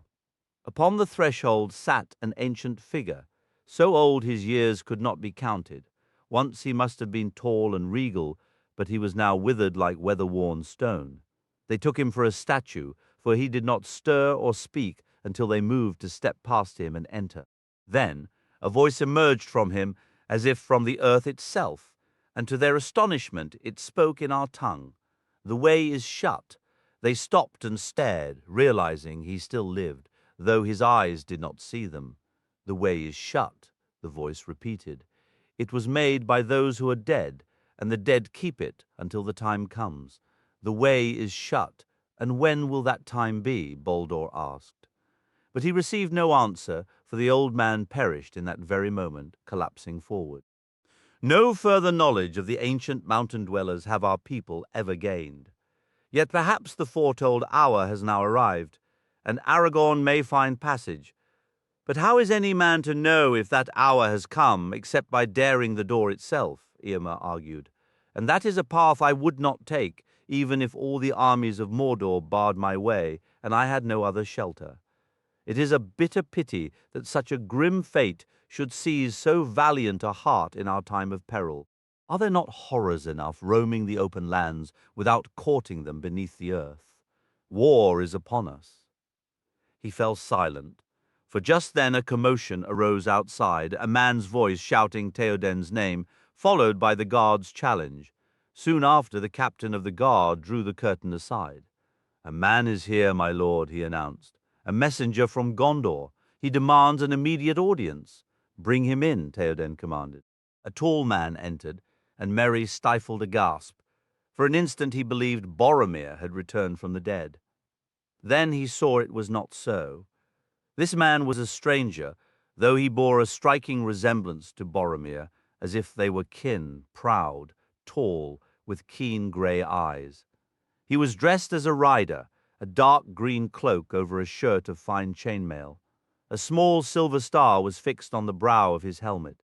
In his hand he carried a single arrow, fletched with black feathers and steel barbed, its tip painted a vivid red. Kneeling on one knee, he offered the arrow to Théoden. Hail, Lord of the Riders, friend of Gondor, I am Hergon, messenger of Denethor, who brings you this token of war. Gondor's need is dire. Many times the riders have come to our aid, but now Lord Denethor begs for all your strength and all your haste, lest Gondor should finally fall the red arrow. Theoden exclaimed, taking it as one who accepts a long-dreaded summons. His hand shook. The red arrow has not been seen in the Riddermark in all my reign. Has it truly come to this? And what does Lord Denethor imagine all my strength and all my haste to be? That, Lord, Hergen answered, is best known to you alone. Yet it may soon be that Minas Tirith finds itself besieged, and unless your strength is enough to shatter a siege laid by many armies, Lord Denethor believes the might of the Rohirrim would serve him better inside his walls than beyond them. But he understands we are a folk who fight best from horseback in open country, and that our people are spread wide. Gathering our riders will take time. Is it not so, Hergen? Surely the Lord of Minas Tirith perceives more than his words convey. We are already at war. As you have witnessed, you do not find us idle. Gandalf the Grey walked among us, and even now we gather our strength for battle in the east. What Lord Denethor knows or suspects in these matters, I cannot tell, Hergon replied, yet our plight is dire. My lord does not command you. He pleads only that you recall the old friendship and oath sworn long ago, and for your own sake do all that lies in your power. Word has reached us that many kings from the east now ride in service to Mordor. From the north to the field of Dagorlad there is skirmish and rumor of war. In the south the Haradrim are on the move, and fear grips all our coasts, so that little aid may come from that quarter. Make haste, for before the walls of Minas Tirith the fate of our age will be decided. If the tide is not checked there, it will wash over all the fair fields of Rohan, and even in this stronghold among the hills there will be no refuge. Dark news, said Theoden, though not wholly unexpected. But tell Denethor that even if Rohan itself felt no threat, we would still ride to his aid. Yet we have endured heavy losses in our fights with the traitor Saruman, and we must still guard our own borders to the north and east, as his own tidings make plain. So great a force as the Dark Lord now wields might well hold us in battle before the city, and still strike with strength across the river, far beyond the Gate of Kings. Yet we will speak no more of cautious plans. We will come, the waypon-take was set for tomorrow. Once all is ordered, we will set out. 10,000 spears I might once have sent riding over the plains to dismay your foes. That number is less now, I fear, for I will not leave my strongholds undefended. Still, 6,000 at least shall ride behind me. Tell Denethor that in this hour the King of the Mark himself will go down into the land of Gondor, though he may not ride back. But the road is long, and man and horse must reach its end with strength enough to fight. It may be a week from tomorrow's dawn before you hear the cry of the sons of Eorl coming from the north. A week, said Hergen. If it must be so, then it must. But in 7 days you may find only broken walls, unless help unlooked for arrives. Still, you might at least trouble the orcs and swarthy men from their feasting in the White Tower. That much we will do, said Theoden. But I myself am newly returned from battle and a long road, and I will now take rest. Stay here tonight. Then you shall see the muster of Rohan, and ride away the heartened for the sight, and the swifter for the rest. Morning is the time for counsel, and night alters many thoughts. With that the king rose, and all rose with him. Go now, each to your rest, he said. Sleep well, and you, Master Meriadoc. I have no more need of you tonight. But be ready when I call as soon as the sun is up. I will be ready, said Merry, even if you bid me ride with you on the paths of the dead. Speak no ill-omened words, said the king, for more roads than one might bear that name. But I did not say I would bid you ride with me on any road. Good night. I won't be left behind, only to be summoned when you return, said Merry. I won't be left. I won't. Repeating this again and again to himself, he finally fell asleep in his tent until a man shaking him woke him. A rough hand shook him from sleep. Master Holbitler, wake up, a voice insisted, pulling Merry from the depths of a dark dream. He sat up, blinking. The room felt unnaturally dark. What is it? He mumbled, his heart already quickening. The king summons you, but the sun hasn't risen, Merry protested, his voice thick with sleep. No, came the grim reply, And it will not rise today, Master Holbittler. Some fear it may never rise again beneath this shadow, yet time marches on, even without the sun. You must make haste. Merry scrambled into his clothes and stepped outside. A brown, sickly haze stained the air, leaching all color from the world. Everything was rendered in shades of black and gray, flat and without depth. An immense, oppressive silence lay over the land. No clouds moved in the sky, save for a distant, struggling band of lighter gloom far to the west, where the edges of the great darkness still advanced. Overhead was only a heavy, shapeless roof, and the light seemed not to be dawning but dying. All around people stood muttering, their faces pale with dread and sorrow. Merry's own heart sank as he hurried to the king's tent. He found Hirgen, the rider from Gondor, already there, accompanied by another man of similar dress but sturdier build. As Merry entered, this man was speaking. "It comes from Mordor, my lord," he reported, his voice taut. "It began at sunset. From the hills of the Eastfold I watched it rise and swallow the sky. All night as I rode, it pursued me, devouring the stars. Now, the great cloud covers all the land between here and the mountains of shadow, and it grows thicker by the hour. The war has begun." King Theoden was silent for a long moment. When he finally spoke, his words were heavy with fate. "So it comes to this," he said, "the great battle of our age, where much will be lost forever. But at least we need hide no longer. We will take the open road with all speed. Let the muster begin at once, and wait for no one. Tell me, is your city well provisioned? If we ride now in haste, we must travel light, carrying only enough meal and water to sustain us for the fight ahead." "Our stores in Minas Tirith are vast and long prepared," Hirgen assured him.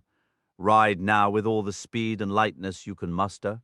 "Then sound the heralds, Eomer," commanded Theoden. "Marshal the riders." Eomer departed, and soon the call of trumpets echoed from the hold, answered by others from the valleys below. But to Merry's ears, their notes, so clear and brave the night before, now sounded dull and harsh in the dead air, a bleak and ominous braying. The king turned to Merry. "I ride to war, Master Meriadoc. Soon I will take the road. I release you from my service, but never from my friendship.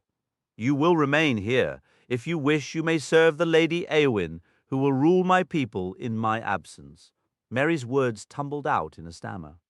"But, my lord, I gave you my sword." "I cannot bear to be left behind like this, King Theoden.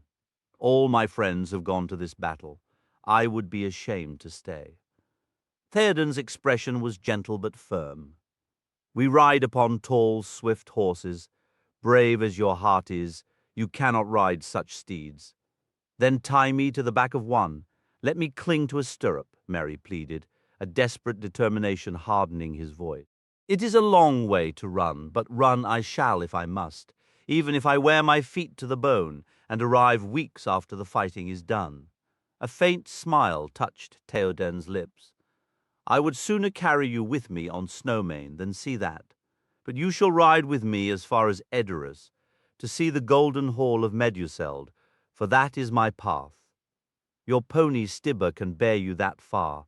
The great race will not begin until we reach the plains." Then Éowyn rose. "Come, Meriadoc," she said. "I have something to show you." They walked out together among the tents. "Aragorn asked but one thing of me," Éowyn confided as they went, "that you should be properly armed for battle. I have seen to it." "My heart tells me you will have need of these before the end," she said. Éowyn then guided Merry to a tent among the king's guard lodges, where an armorer presented a small helm, a round shield, and other gear.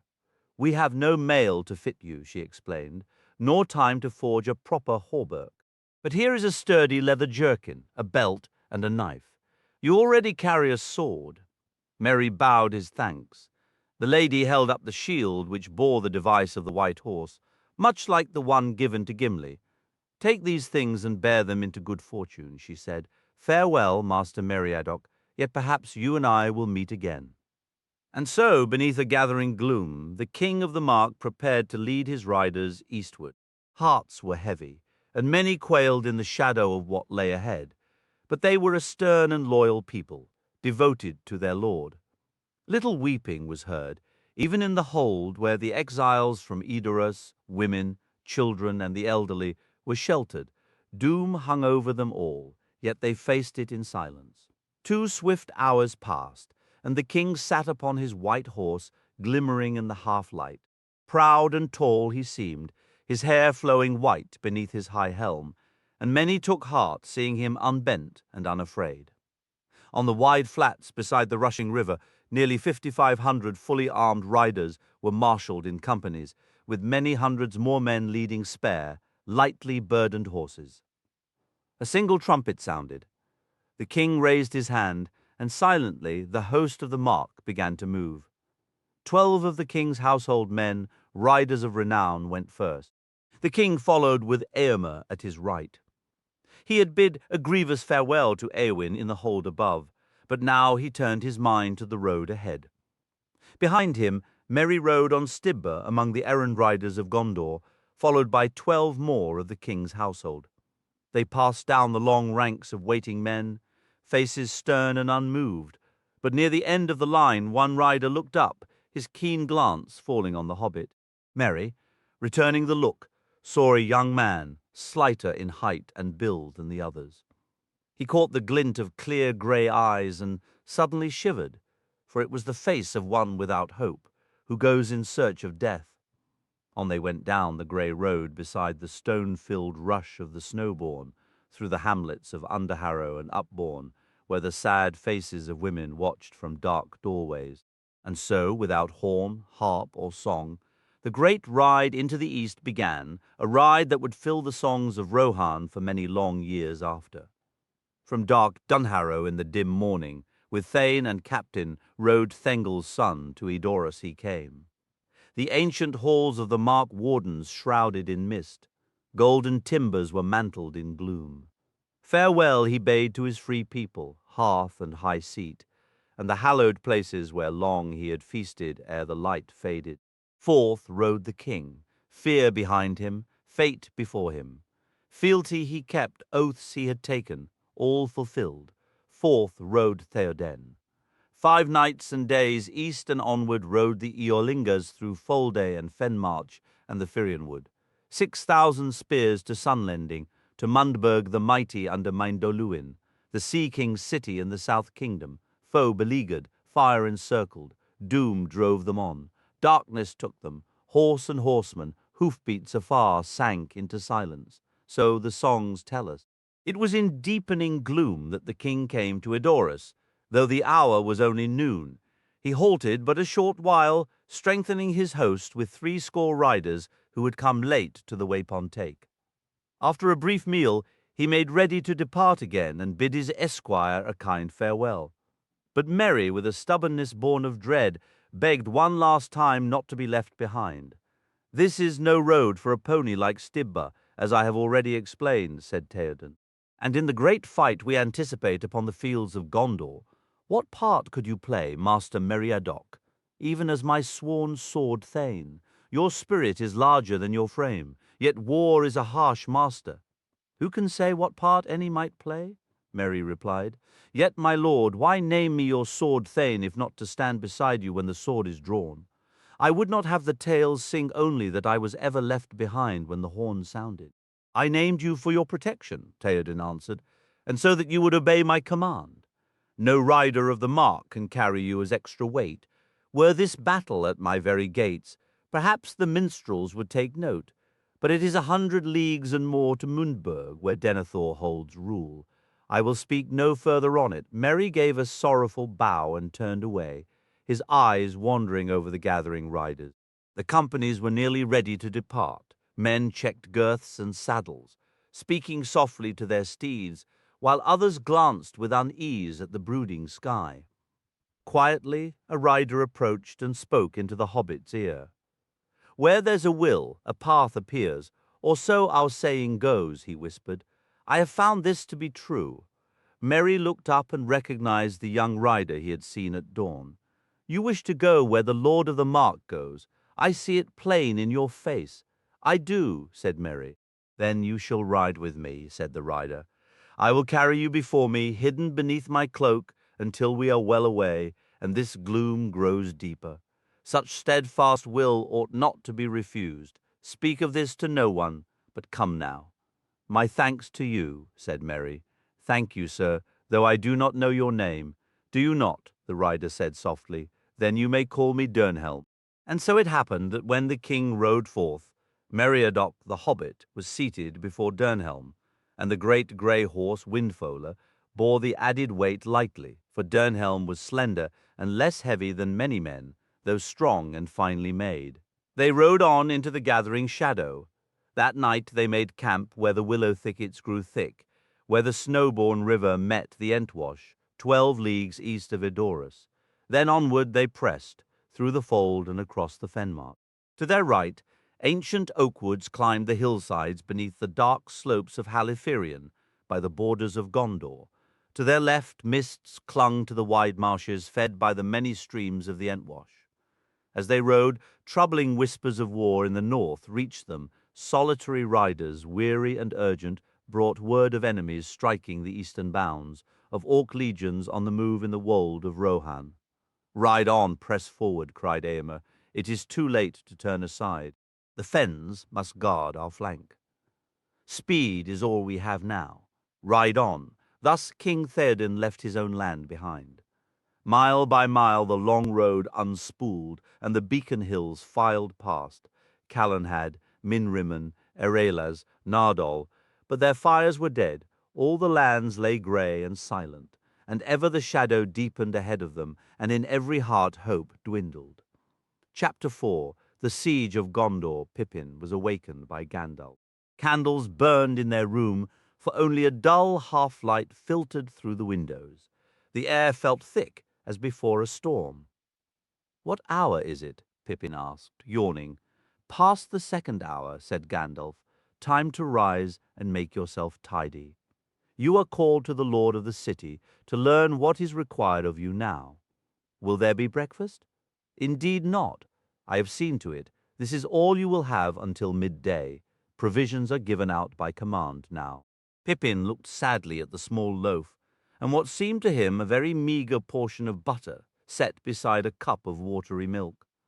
"Why did you bring me to this place?" he said. "You know perfectly well," Gandalf replied, "to keep you from trouble, and if you find it disagreeable, you may recall that you arranged this fate yourself." Pippin fell silent. Soon after, he was walking once more with Gandalf down the chill passageway toward the door of the Tower Hall. Denethor sat in the dim light, motionless as a patient spider in its web.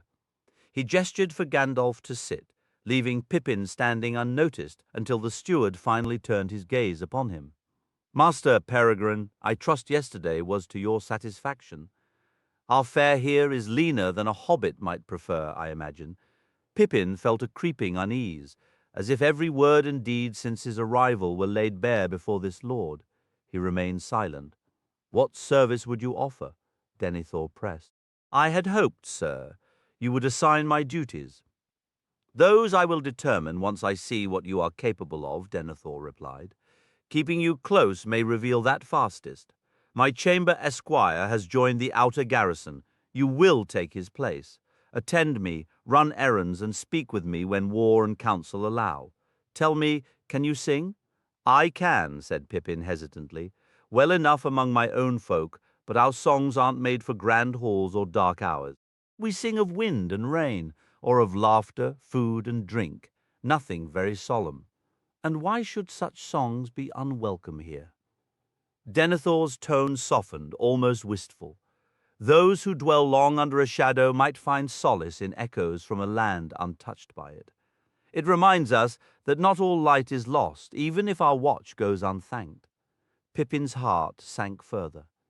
The idea of singing a cheerful shire tune in these somber halls felt deeply wrong, especially the silly ones he knew best. For now he was spared. No song was demanded. Denethor turned to Gandalf, questioning him closely on the Rohirrim, their loyalties, and the standing of Eomer, the king's nephew. Pippin marveled at how much the steward knew of a distant people, though it must have been years since Denethor last rode beyond his walls. Soon Denethor waved Pippin away. "Go to the citadel armories. The livery of the tower awaits you. It was prepared yesterday. Return when you are clad." Pippin found the gear ready as promised. He was dressed in black and silver, a small mail shirt of dark steel rings, a tall helm adorned with raven wings and a silver star, and over it a black surcoat embroidered with the white tree. His old clothes were stored away, though he was allowed to keep the grey cloak of Lorien, only not to wear it on duty. Had he known, he looked every inch the Prince of Halflings, a title once given in jest. Yet he felt only discomfort, and the deepening gloom pressed upon his spirit. The day was sunless, a great cloud streaming slowly from the east, swallowing the light. The air below hung still and heavy, as if all the Anduin valley held its breath before a breaking storm. Released from duty near the 11th hour, Pippin sought food and drink to lift his mood. In the mess he met Beregond, just back from an errand to the causeway guard towers. Feeling trapped indoors, Pippin walked with him out to the walls, grateful for open air and a companion in the gathering dark. What's more, they found themselves seated together in the stone window niche, gazing eastward from the same spot where they had shared a meal and conversation the previous day. The hour was that of sunset, yet the vast gloom had spread so far westward that the sun only managed a brief, final glimmer as it vanished into the sea, a fleeting farewell much like the one Frodo witnessed at the crossroads, illuminating the head of the fallen king. No such light reached the Pelennor fields lying under Mindolluin's shadow. They remained a dull, lifeless brown. To Pippin, it felt like years had passed since he last sat there, back in what seemed a half-remembered life, when he was still just a hobbit, a carefree traveler scarcely marked by the dangers he'd encountered. Now he was a lone, small soldier in a city bracing for a massive attack, dressed in the proud yet solemn gear of the Tower of Guard. Under different circumstances, Pippin might have admired his new uniform, but he understood this was no game. He was in grave earnest, serving a stern lord amid terrible danger. The chainmail was heavy, and the helmet pressed down on his skull. He had tossed his cloak onto the stone bench. Turning his weary eyes from the darkening fields below, he yawned and then let out a sigh. "Has the day worn you out?" Beregond asked. "Yes," Pippin replied, thoroughly exhausted from doing nothing and waiting. "I've been cooling my heels outside my master's door for hours on end while he deliberates with Gandalf, the prince, and other important folk. And I'm not accustomed, Master Beregond, to going hungry while others feast. It's a hard test for a hobbit. That, you probably think I should feel the honor more keenly. But what good is honor now? What good is even food and drink under this creeping shadow? What's happening?" The air itself feels thick and stained. "Do you often get such gloom when the wind comes from the east?" "No," said Beregond. "This is no natural weather. It is some trick born of his malice, a foul vapor from the mountain of fire, meant to darken hearts and cloud judgment. And it does exactly that. I wish Lord Faramir would return. He would not lose heart. But now, who can say if he will ever cross back over the river out of that darkness?" "True," said Pippin. "Gandalf is also uneasy. I believe he was disappointed not to find Faramir here. And where has Gandalf gone himself? He left the Lord's council before the noon meal, and he didn't seem in good spirits. Maybe he senses bad news ahead." Abruptly, as they spoke, they fell silent, frozen like stones made to listen. Pippin hunched down, hands clamped over his ears. But Beregond, who had been peering out from the battlement as he spoke of Faramir, stayed rigid, eyes wide and fixed on the distance. Pippin recognized the shuddering cry he heard. It was the same one from long ago in the Shire's Marish, but now amplified in power and hatred, piercing the heart with a venomous despair. Finally, Beregond spoke with effort. "They are here," he said. "Be brave and look. Terrible things are below." Hesitantly, Pippin climbed onto the bench and peered over the wall. The Pelennor lay dim beneath him, fading toward the barely guessed line of the great river.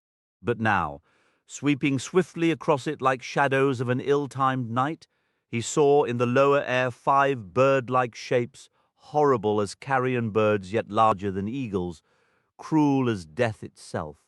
They swooped close, daring, almost within bow range of the walls, then wheeled away again. "Black riders," Pippin whispered. "Black riders of the air. But look, Beregond," he cried. "They're searching for something, aren't they? See how they circle and dive always toward that spot over there.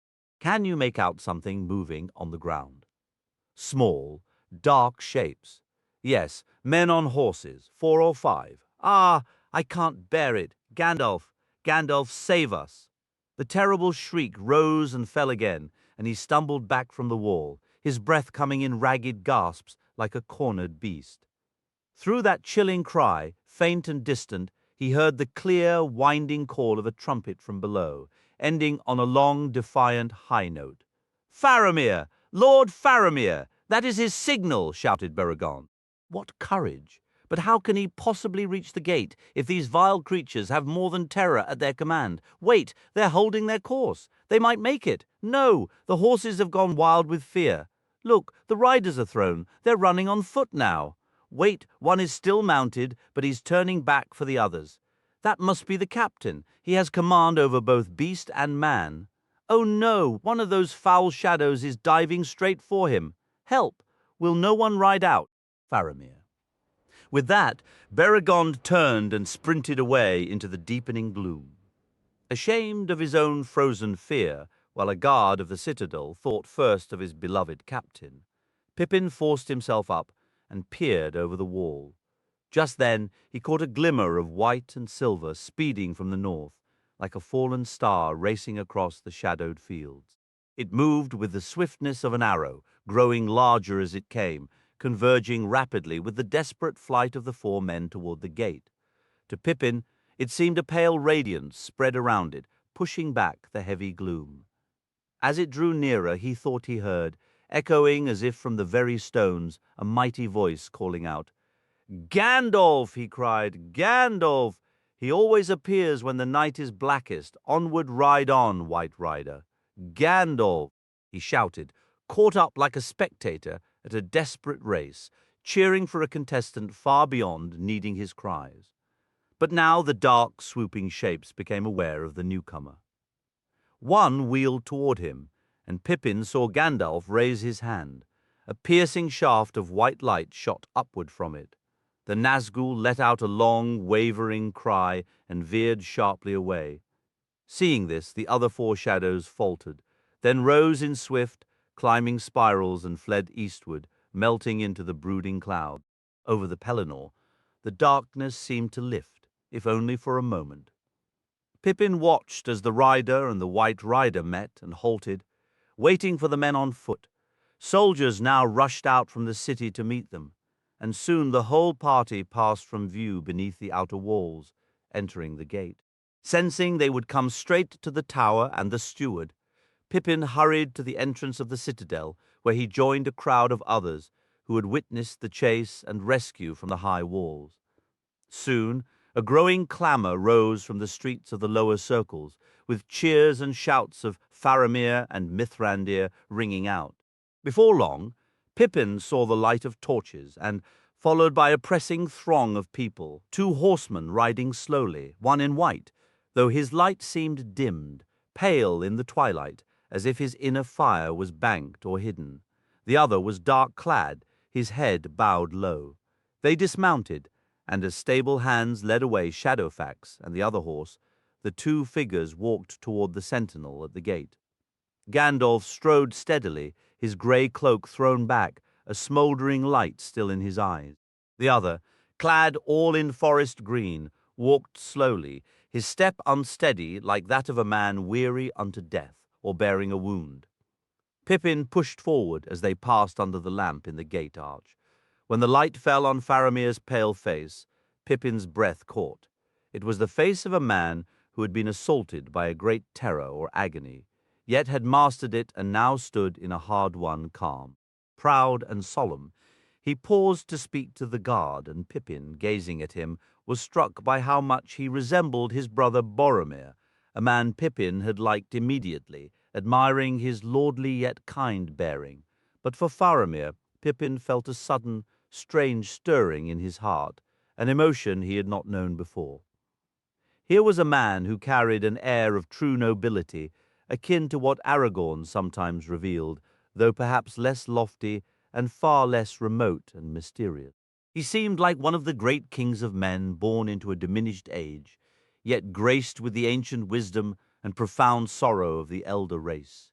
Pippin understood then why Beregond had spoken the name with such affection. This was a leader men would follow, a man he himself would follow, even beneath the shadow of dark wings. "Faramir!" he shouted, his voice joining the chorus from the men of the city. "Faramir!" Hearing that unfamiliar cry amid the din, Faramir turned, his gaze finding Pippin below, and his expression shifted to one of pure astonishment. "Where have you come from?" he asked. "A halfling, and in the livery of the citadel. How is this possible?" Before Pippin could form a reply, Gandalf moved to stand beside him. "He journeyed with me from the Shire," the wizard stated. "He is my companion. Yet this is not the place for lengthy talk. We have urgent matters to discuss, and you are weary from the road. He will accompany us. In fact, he must, for unless he is quicker than I to forget new responsibilities, he is expected to return to his lord's side before the hour is out. Come now, Pippin, walk with us." Eventually, they reached the private quarters of the steward of Gondor. Deep chairs were arranged around a charcoal brazier, and wine was served. Pippin, standing almost unseen behind Denethor's high seat, found his own fatigue forgotten, so intently did he hang on every word spoken. After Faramir had taken some bread and wine, he settled into a low chair at his father's left. A short distance away, on the other side, Gandalf sat in a carved wooden chair, appearing at first to be asleep. Faramir began with a straightforward report of the patrol he had led 10 days prior, detailing news from Ithilien and the movements of the enemy's forces. He recounted the ambush on the road where the Haradrim and their monstrous beast were defeated, a captain's dutiful report of familiar border skirmishes that now felt strangely insignificant, stripped of their usual gravity. Then, abruptly, Faramir's eyes settled on Pippin. "But here we approach stranger tidings," he said, his tone shifting. "For this is not the first halfling I have watched step from northern tales into the lands of the south at this." Gandalf straightened in his chair, his hands gripping the carved arms, though he remained silent. A sharp glance from him silenced the gasp on Pippin's lips. Denethor observed their faces and gave a slow nod, as if confirming a suspicion he had already formed. In the heavy quiet of the room, Faramir began his tale, his eyes mostly fixed on Gandalf, though his glance occasionally drifted to Pippin, as if drawing strength from the memory of another face. As the story unfolded of meeting Frodo and his companion, and the events at the window of the sunset, Pippin noticed Gandalf's hands where they clutched the wood. They were pale and looked ancient, and they trembled. A cold thrill of fear shot through Pippin as he realized with sudden clarity that Gandalf himself was deeply troubled, even afraid. The chamber's air grew thick and still when Faramir at last spoke of their parting and of the traveller's grim decision to seek the path of Cirith Ungol. His voice dropped, and he shook his head with a sigh. Then Gandalf leapt to his feet. "Cirith Ungol, the Valley of Sorcery," he demanded, his voice tight. "The timing, Faramir. When did you part from them? When would they reach that cursed place?" "I left them at dawn 2 days past," Faramir replied. "It is nearly 40 miles from that point to the valley of the Morgulduin if they went straight south. From there, the accursed tower lies another 15 miles to the west, even moving with great haste. They could not have arrived before today, and it is possible they have not yet reached it. I perceive your fear, but this gathering darkness is not of their making. It began last evening, and all of Ithilien lay under its shadow through the night. It is plain to me the enemy has long prepared this strike against us, and its hour was set before the travellers ever departed from my care." Gandalf paced the stone floor, a restless energy filling the space. "The dawn of 2 days ago, nearly 3 days of travel. What is the distance to the place where you said farewell? Roughly 60 miles as the crow flies, Faramir answered. And I could make no greater speed myself. Last night I made camp at Caer Andros, the long island we hold in the northern stretches of the river for defence, with horses kept ready on the nearer shore. As dusk fell, I understood speed was necessary, and so I rode from that place with 3 others who could also be mounted. The remainder of my men I sent southward to reinforce the garrison at the fords near Osgiliath. I hope my decision was not unwise. He looked toward his father. Unwise? Denethor exclaimed, his eyes flashing. Why seek my approval now? The men were under your command. Or do you now desire my judgment on all your actions? Your posture is humble before me, yet it has been a long time since you altered your own path upon my advice. Listen, you have spoken carefully, as is your habit, but have I not watched your gaze linger on Mithrandir, checking if your words were right or perhaps too revealing? He has long held your loyalty in his keeping. My son, your father is aged, but not yet a fool. I can still see and hear as I ever could, and little of what you have hinted at or left unspoken remains hidden from me now. I know the answers to many puzzles. Alas, alas for Boromir. If my actions have displeased you, father, Faramir replied calmly, I wish I had known your counsel before the weight of such a grave decision was placed upon me. Would knowing it have altered your choice? Said Denethor. I think not. I know your nature. Always you wish to seem noble and generous, like the kings of legend, gracious and kind. Such qualities suit one of high birth when he rules in times of peace. But in desperate hours, gentleness can be answered with death. Let it be so, then, said Faramir. Let it be so indeed, Denethor cried, but not with your death alone, Lord Faramir, with the death of your father as well, and of all our people, whom it is now your duty to protect since Boromir is gone. Do you mean, said Faramir, that you wish our fates had been reversed? Yes, I do wish that, Denethor admitted. For Boromir was ever loyal to me, and no pupil of any wizard. He would have remembered his father's need, and would not have wasted what chance provided. He would have brought to me a gift of great power. For a moment, Faramir's composure broke. I would remind you, father, to recall why it was I, and not he who was stationed in Ithilien. On at least one recent occasion, your counsel did prevail. It was the ruling steward of this city who assigned that duty to him. Do not stir the bitterness in the cup I have mixed for myself, Denethor said. Have I not tasted it many nights already, sensing that a worse poison lay in the dregs? As now I discover is true, if only it were otherwise. If only this burden had come to me. Seek no comfort in that thought, Gandalf interjected. In no circumstance would Boromir have brought it to you. He is dead and died with honor. May he rest peacefully, yet you are mistaken. He would have reached for this thing, and in taking it, he would have been overthrown. He would have claimed it for himself, and had he returned, you would no longer have recognized your son. Denethor's face grew stern and cold. You found Boromir less easily guided to your purposes, did you not? He said quietly. But I, who was his father, say he would have brought it to me. You may be wise, Mithrandir, yet for all your cleverness, you do not possess all wisdom. There are counsels to be found that are neither the scheming of wizards nor the rashness of fools. In this matter, I have more knowledge and understanding than you credit. What then is your wisdom? Gandalf asked. Enough to see there are 2 follies to avoid. To use this thing is fraught with peril. But at this very hour, to send it in the keeping of a heedless huffling into the heart of the enemy's own land, as you have done, and as this son of mine has supported, that is madness. And what would the Lord Denethor have done? Neither course. Most certainly he would not, for any argument, have placed this thing in a gamble beyond all but a fool's hope, risking our complete destruction should the enemy reclaim what he lost. No, it should have been kept, hidden away, concealed in darkness and depth. Denethor's gaze was hard. It should not be used, I tell you, save at the final extremity of our need.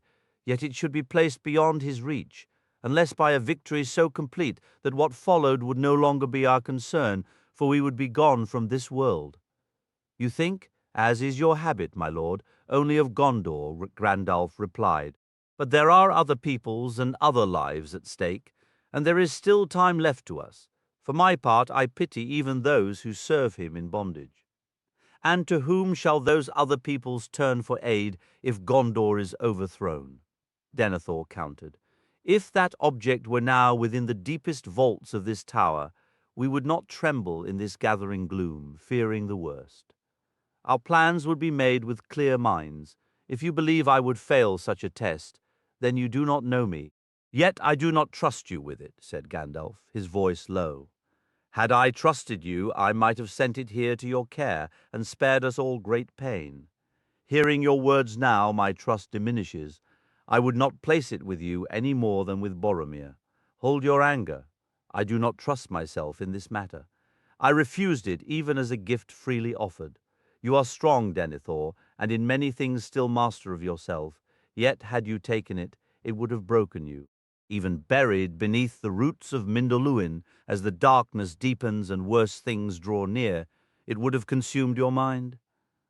For an instant, Denethor's eyes blazed as he met Gandalf's stare, and Pippin felt again the fierce tension between their wills. Their locked gazes seemed to flicker like crossed blades. Pippin shivered, fearing some terrible outburst. But then, abruptly, Denethor's manner cooled. He gave a slight shrug. If you had, he said dismissively. Such words are empty. It has passed into the shadow. Only time will reveal what fate awaits it and us, and that time will be short. In what remains, let all who oppose the enemy in their own way stand united. Let them keep hope while they can, and after hope is gone, the courage to die free. He turned to Faramir. What is your assessment of the garrison at Osgiliath? It is not strong, Faramir answered. As I reported, I have sent the rangers of Ithilien to reinforce it. I judge that insufficient, said Denethor. The first strike will fall there. They will require a resolute commander. There, and in many other places besides, Faramir said with a weary sigh. How I miss my brother, whom I loved dearly. He stood, then swayed slightly, bracing himself against his father's chair. You are exhausted, I see, Denethor observed. You have ridden hard and far, and through an air heavy with malice, so I am told. Let us not speak of that, Faramir murmured. Then we shall not, Denethor replied. Go now. Take what rest you can. Tomorrow's demands will be harsher. With that, all took their leave of the steward and departed to find what rest remained possible. Outside, the night was starless and utterly black. Gandalf, with Pippin beside him carrying a small torch, walked in silence to their quarters. Only when the door was closed behind them did Pippin finally speak, taking the wizard's hand. Tell me, he whispered, is there any hope left? For Frodo, I mean, or mostly for Frodo. Gandalf rested a hand on the hobbit's head. There was never a great deal of hope, he said quietly. Only what some call a fool's hope. And when I heard the name Cirith Ungol, he broke off, moving to the window as though his sight could pierce the eastern night. Cirith Ungol, he muttered. Why that path, I wonder? Turning back, he added, Just now, Pippin, my spirit nearly faltered at that name. And yet, I believe Faramir's tidings carry a glimmer of hope within them. For it is plain our enemy has launched his war at last, making his opening move while Frodo was still at liberty. Now, for many days, his gaze will be turned hither and thither away from his own domain. Still, Pippin, even from afar I sense his hurry and his dread. He has begun before he intended. Something has stirred him. Gandalf fell silent a moment, lost in thought. Perhaps, he murmured finally, a faint, unexpected trace of wryness touching his tone. Perhaps even your own brand of foolishness played some part, my boy. Let me think. It must have been nearly 5 days ago when he would have learned we defeated Saruman and claimed the stone. But what does that matter? We could not wield it to great effect, nor without his awareness. Wait, could it be Aragorn? His hour approaches. Beneath his calm, Pippin, lies a will of iron, resolute, daring, capable of trusting his own judgment and facing grave peril when required. Perhaps that is the answer. He may have dared to use the stone, revealing himself to the enemy as a deliberate challenge. I cannot say for certain.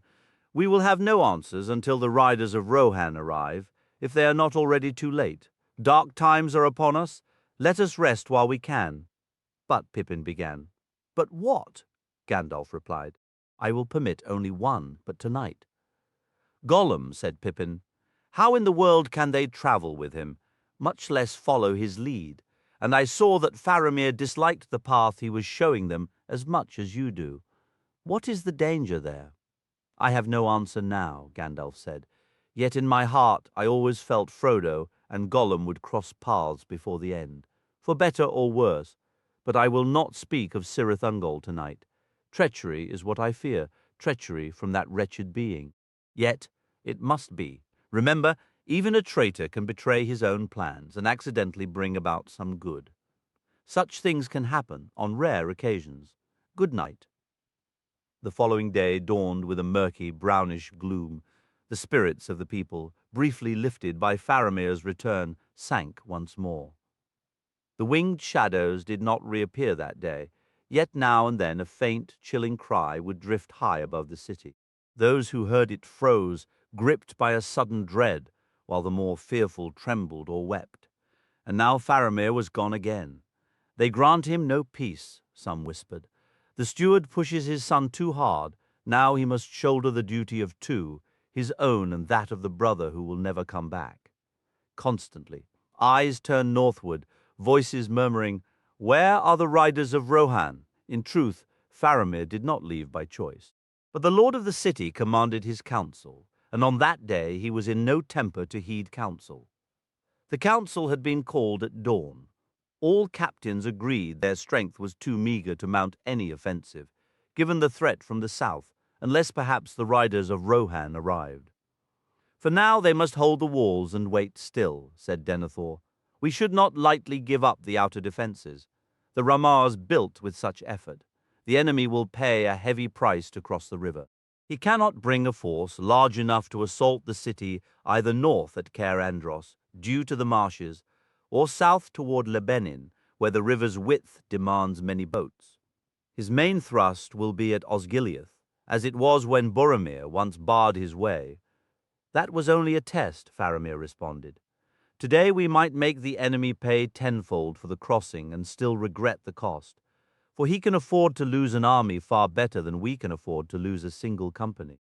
And if he crosses in strength, the retreat of our outlying forces will be fraught with peril.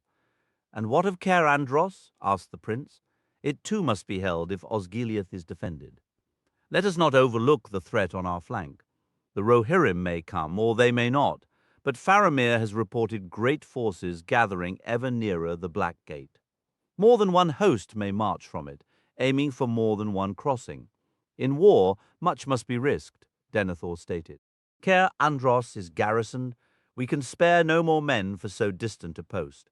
But I will not surrender the river and the Pelennor without a fight, not if any captain here still has the courage to carry out his lord's command.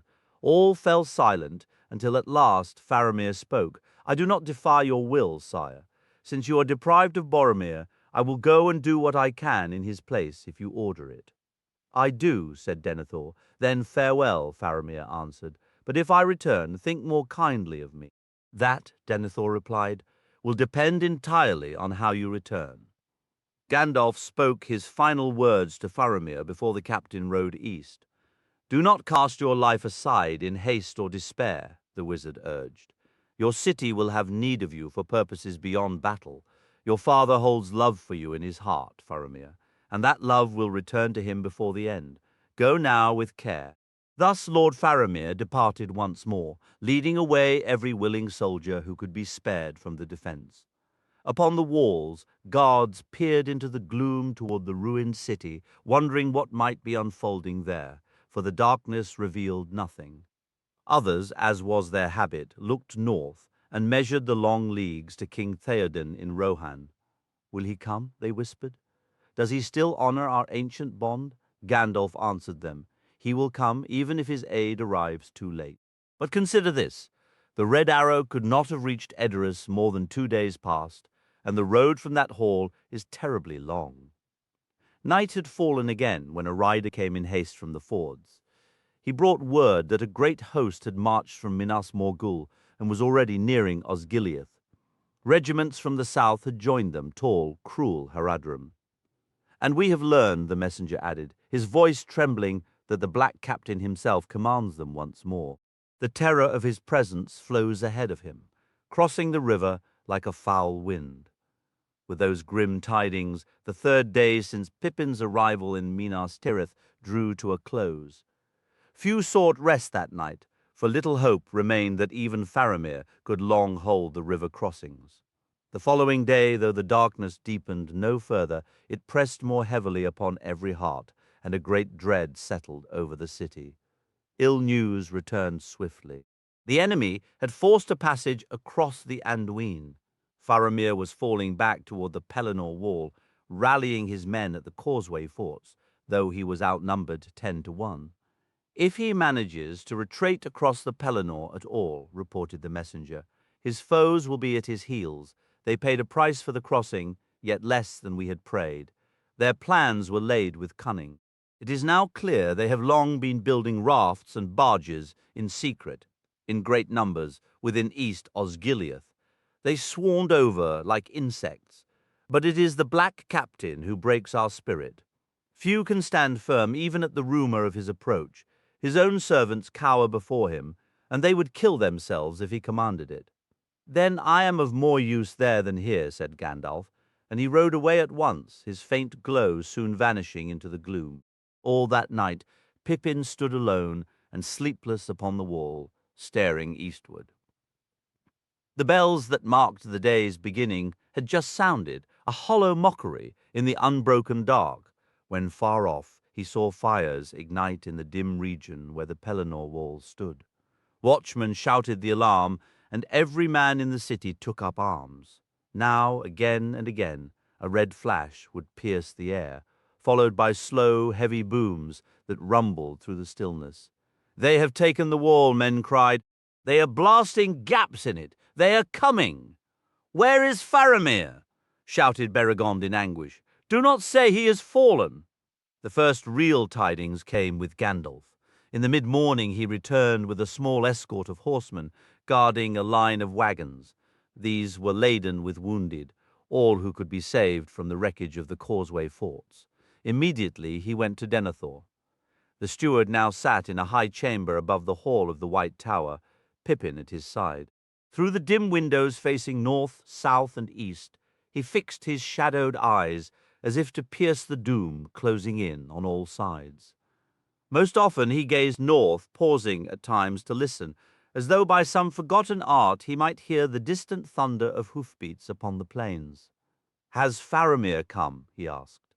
"No," Gandalf replied, "yet he still lived when I departed. He is determined to remain with the rearguard, lest the retreat across the Pelennor turn into a panic. He may, perhaps, hold his men together a little longer, but I doubt it. He faces a foe too powerful." "A presence I have long dreaded has arrived," Denethor said, his voice heavy. "Not the Dark Lord himself," Pippin blurted out, his terror overriding all decorum. Denethor gave a short, harsh laugh. "No, not yet, Master Peregrine. He will not show himself here except to gloat over my final defeat. He prefers to let others do his fighting. All-powerful rulers who are clever use such tools, little halfling. Why else would I remain in this tower, thinking and watching, waiting, even spending the lives of my own sons? My own arm has not forgotten how to wield a sword." He rose to his feet and threw back his long, dark cloak. Beneath it, he was clad in a coat of mail, a great sword with a black and silver sheath girded at his side. "This is how I have moved through the world, and how I have even slept for many long years," he declared, "so that age would not make this body weak or fearful. Yet now, under the command of the Lord of Barad-dûr, the most terrible of his lieutenants holds your outer defenses," Gandalf countered. "Once the Witch King of Angmar, a sorcerer, a ring-wraith, master of the Nazgul. He is a spear of pure terror in Sauron's grasp, a living shadow that brings despair. Then, Mithrandir, you have finally met an opponent worthy of your skill, Denethor replied, almost mockingly. His tone shifted from grim resignation to a biting sarcasm. As for me, I have known for a long time who commands the forces from the Dark Tower. Have you returned only to tell me this? Or perhaps you have come back because you found yourself outmatched? Pippin shivered, afraid Gandalf would flare into anger, but his worry was misplaced. That could be true, Gandalf answered, his voice quiet but firm. But our true contest is still ahead, and if old prophecies hold any weight, he will not fall by the hand of any man. What fate awaits him is hidden even from the wise. Regardless, the captain of despair is not leading the charge. He commands from behind, just as you noted, driving his slaves before him in a maddened rush. No, I came to protect the wounded who might still be saved. The Ramaz is broken in many places, and soon the army from Morgul will flood through. My main purpose is this. Battle will soon be joined on the Pelennor fields. We must prepare a cavalry sortie. In our riders lies our only swift hope, for the enemy has one weakness. He has very few horsemen, and we have few ourselves, Denethor said. The arrival of Rohan now would be most timely. It is more likely we will see other arrivals first, Gandalf stated. Refugees from Caer Andros have already reached the city. The island has fallen. A new force has come from the Black Gate, approaching from the northeast. Some say you take a certain pleasure in delivering bad tidings, Mithrandir, Denethor remarked, a weary edge to his words. But this is not news to me. I knew of it before last night fell. As for the sortie, I had already considered it. Let us go down. The hours wore on. Eventually the lookouts on the walls could make out the retreat of the outer companies. First came small, ragged groups of exhausted and wounded men in little order. Some were fleeing in panic, as if hunted. To the east, distant fires glimmered, and soon it appeared these fires were crawling across the dark plain. Homes and barns were ablaze. Then, from numerous points, winding streams of crimson fire rushed forward through the deepening gloom, all converging on the broad road that led from the city gate to Osgiliath. The enemy, the men whispered. The wall is down. They are pouring through the gaps, and they bear torches. Where are our people? Evening deepened, and the light faded so that even the sharp-eyed watchers on the citadel could see little clearly on the fields, save for the multiplying fires and the lengthening, quickening lines of flame. Finally, less than a mile from the city, a larger, more disciplined body of men came into view, marching steadily, still holding formation. The watchers held their breath. Faramir must be with them, they said. He has a way with both men and beasts. He might still bring them through. The heart of the retreat was now barely a quarter-mile away. Then, emerging from the shadows behind, a small, desperate company of horsemen galloped into sight, all that remained of the shattered rear guard. What's more, the defenders wheeled to face the tide of fire rushing toward them. A sudden roar of savage voices erupted as enemy horsemen thundered forward. The orderly lines of flame dissolved into a chaotic flood. Rank upon rank of orcs bearing torches, joined by wild warriors from the south waving crimson banners and shouting in guttural tongues, all surging to overtake the retreat. Then, with a shriek that tore through the gloom above, the winged shadows fell, the Nazgul diving for the kill. What was an orderly withdrawal shattered into a panicked rout. Soldiers began to break, scattering in mindless terror, casting aside their swords, screaming as they stumbled and fell. But then a clear trumpet call rang from the citadel. Denethor had at last given the signal. Massed in the deep shadow of the gate and beneath the looming walls, every horseman left in the city had waited for this moment. Now they surged forward, their formation tightening as they quickened into a gallop and charged with a mighty cry. From the ramparts, an answering shout rose, for leading the charge were the Swan Knights of Dol Amroth. Their prince at the front, with his blue banner flying, "Amroth for Gondor," they shouted, "Amroth to Faramir." They struck the enemy flanks like a thunderclap. Yet one rider outstripped them all, swift as a gust over the plains, Shadowfax bearing his master, who shone with a revealed power, a brilliant light springing from his upraised hand. The Nazgul shrieked and veered away, their captain absent and unwilling to face that white fire. The forces of Morgul, fixated on their fleeing prey, were caught off guard in their headlong rush, their lines shattered, scattering like embers in a storm. The retreating companies, with a renewed roar, turned and fell upon their pursuers. The hunters had become the hunted. The retreat transformed into a fierce counterattack. The field was littered with fallen orcs and men, and the air grew thick with the smell of discarded sputtering torches and swirling smoke. The cavalry pressed their advantage, but Denethor would not allow a lengthy pursuit. Though the enemy was checked and momentarily driven back, fresh legions were pouring in from the east. Again the trumpet sounded, calling for retreat. The riders of Gondor drew rein. Under their protective screen, the battered companies regrouped and began a steady, solemn march back to the city. They passed through the gate with heads held high, and the people lining the streets cried out in proud praise. Yet their hearts were heavy, for the ranks were grievously thin. Faramir had lost a third of his men. And where was their captain? He came last. His soldiers entered, followed by the mounted knights and the banner of Dol Amroth, and finally the prince himself. Cradled in his arms before him on the saddle was the body of his kinsman Faramir, son of Denethor, recovered from the bloodied field.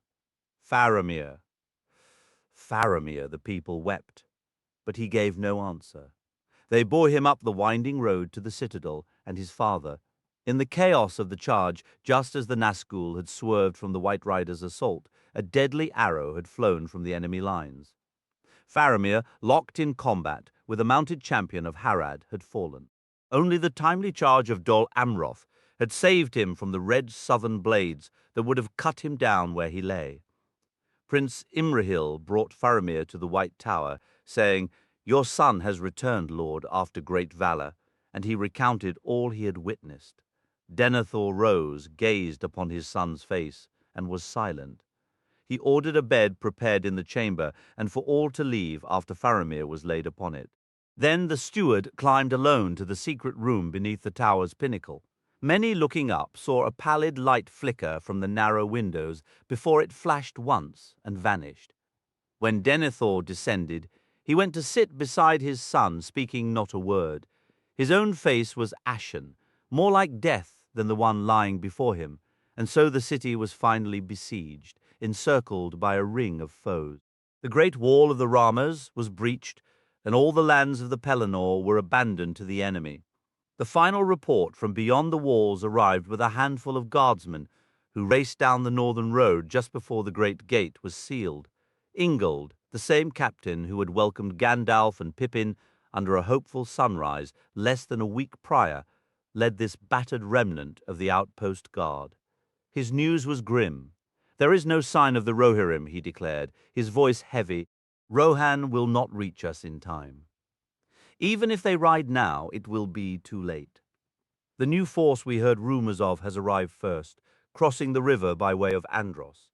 Their strength is terrible, battalions of orcs bearing the eye, and endless companies of a fierce, unfamiliar breed of men. They are not tall, but broad and grim, with thick beards like dwarves, and they wield massive axes. We believe they march from some savage land in the distant east.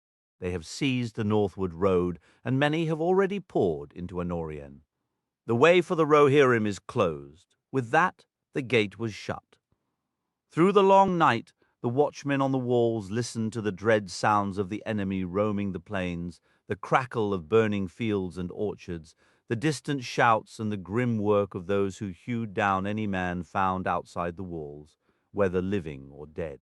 The darkness hid the true scale of the host that had crossed the river, but as a dim, shadowed morning crept over the land, the sight before them was worse than the night's fears had whispered. The plain was black with marching columns, and as far as the eye could pierce the gloom, like some vile fungal blight, vast camps of black and somber red tents sprouted around the besieged city. With a frantic ant-like industry, orcs dug deep trenches in a huge ring just beyond bowshot from the wall. Each newly dug trench was then mysteriously filled with fire.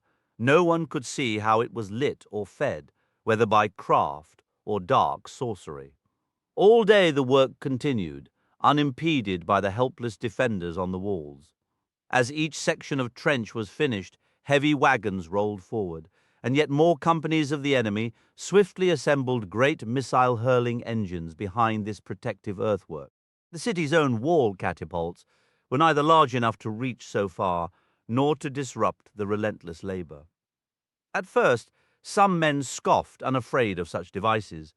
The main wall of the city was of legendary height and thickness, built in the waning days of Númenórean craft, its outward face as hard, dark, and smooth as the Tower of Orthanc itself.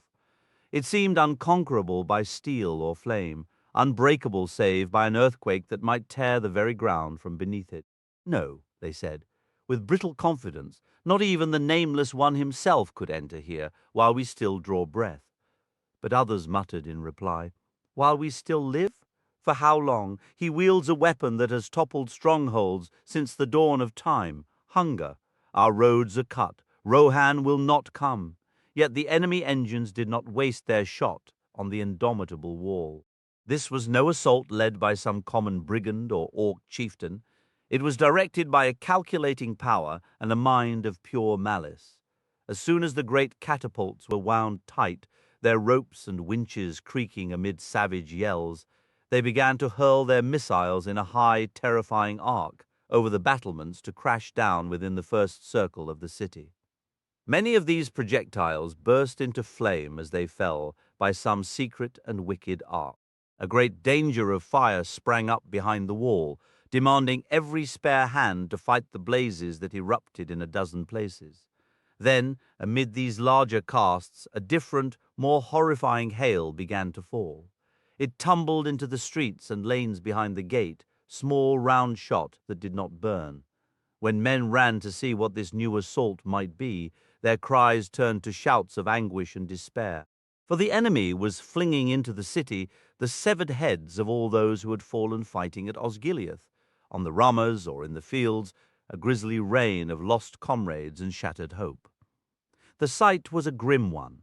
Though many bodies were crushed beyond recognition or cruelly hacked, others bore features still discernible, their expressions frozen in final agony.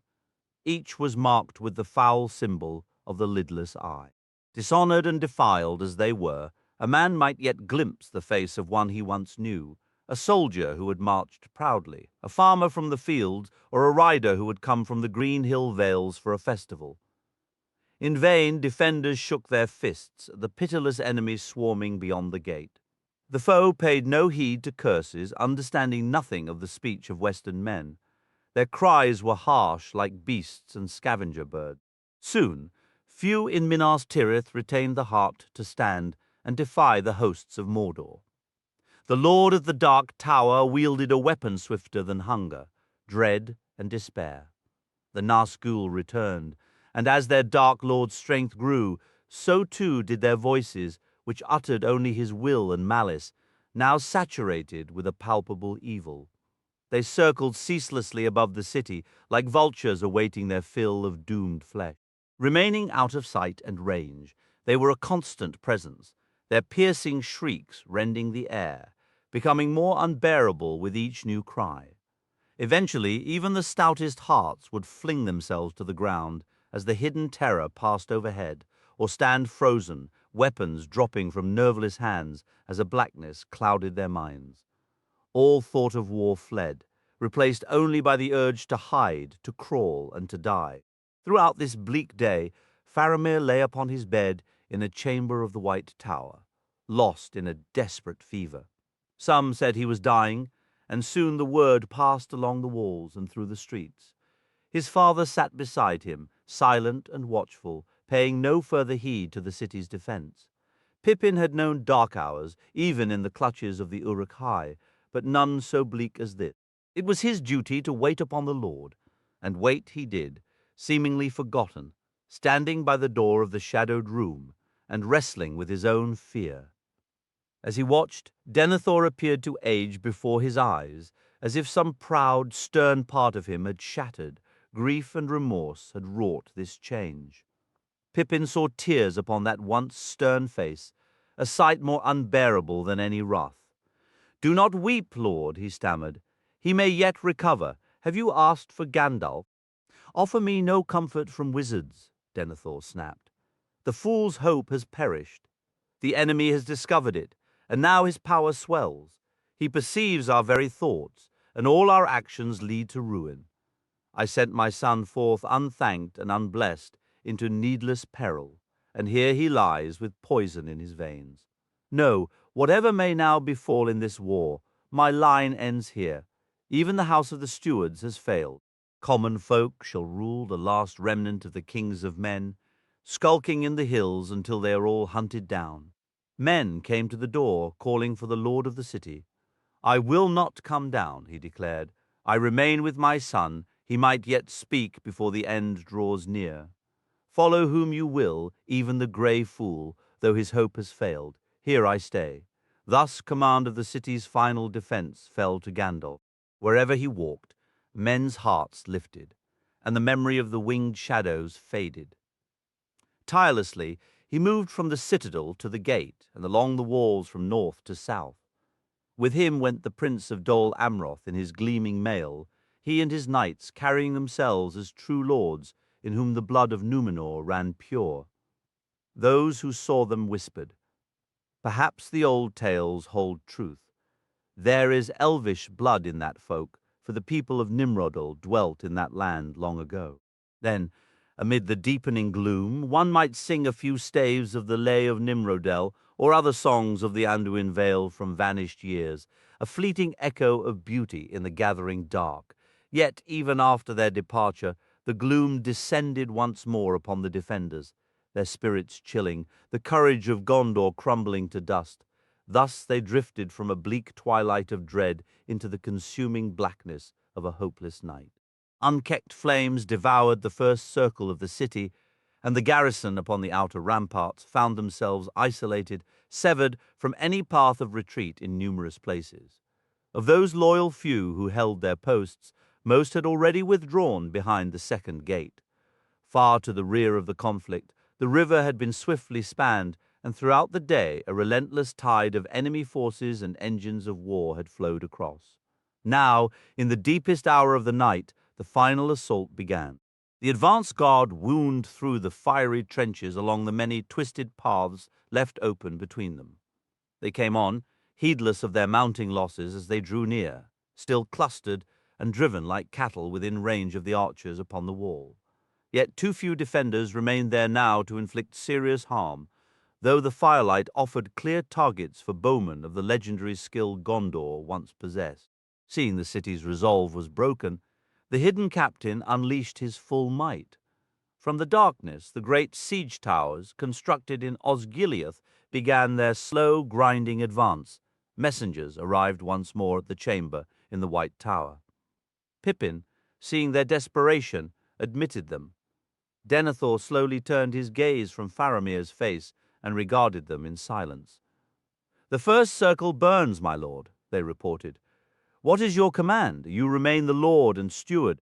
Not all will follow Mithrandir. Men are deserting the walls, leaving them undefended." "Why?" Denethor hissed.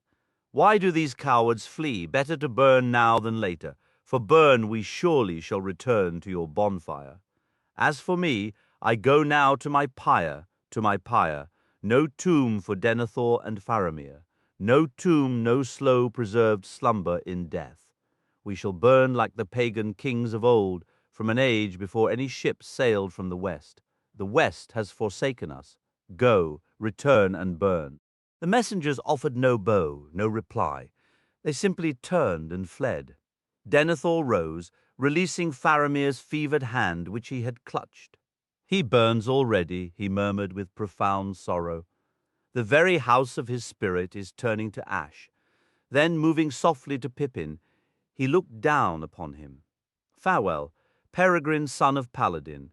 Your service has been brief, and now it concludes. I release you from what little of it remains. Go and meet your end in whatever manner you choose, and with whomever you wish, even that friend whose foolishness delivered you to this fate. Summon my servants, then depart. Farewell." "I will not bid you farewell, my lord," said Pippin, kneeling. Then, with a sudden return of his hobbit nature, he stood and met the old man's eyes. "I will take my leave, sir, for I wish very much to find Gandalf, but he is no fool, and I will not entertain thoughts of dying until he himself loses all hope. Nor do I wish to be released from my oath and your service while you still live.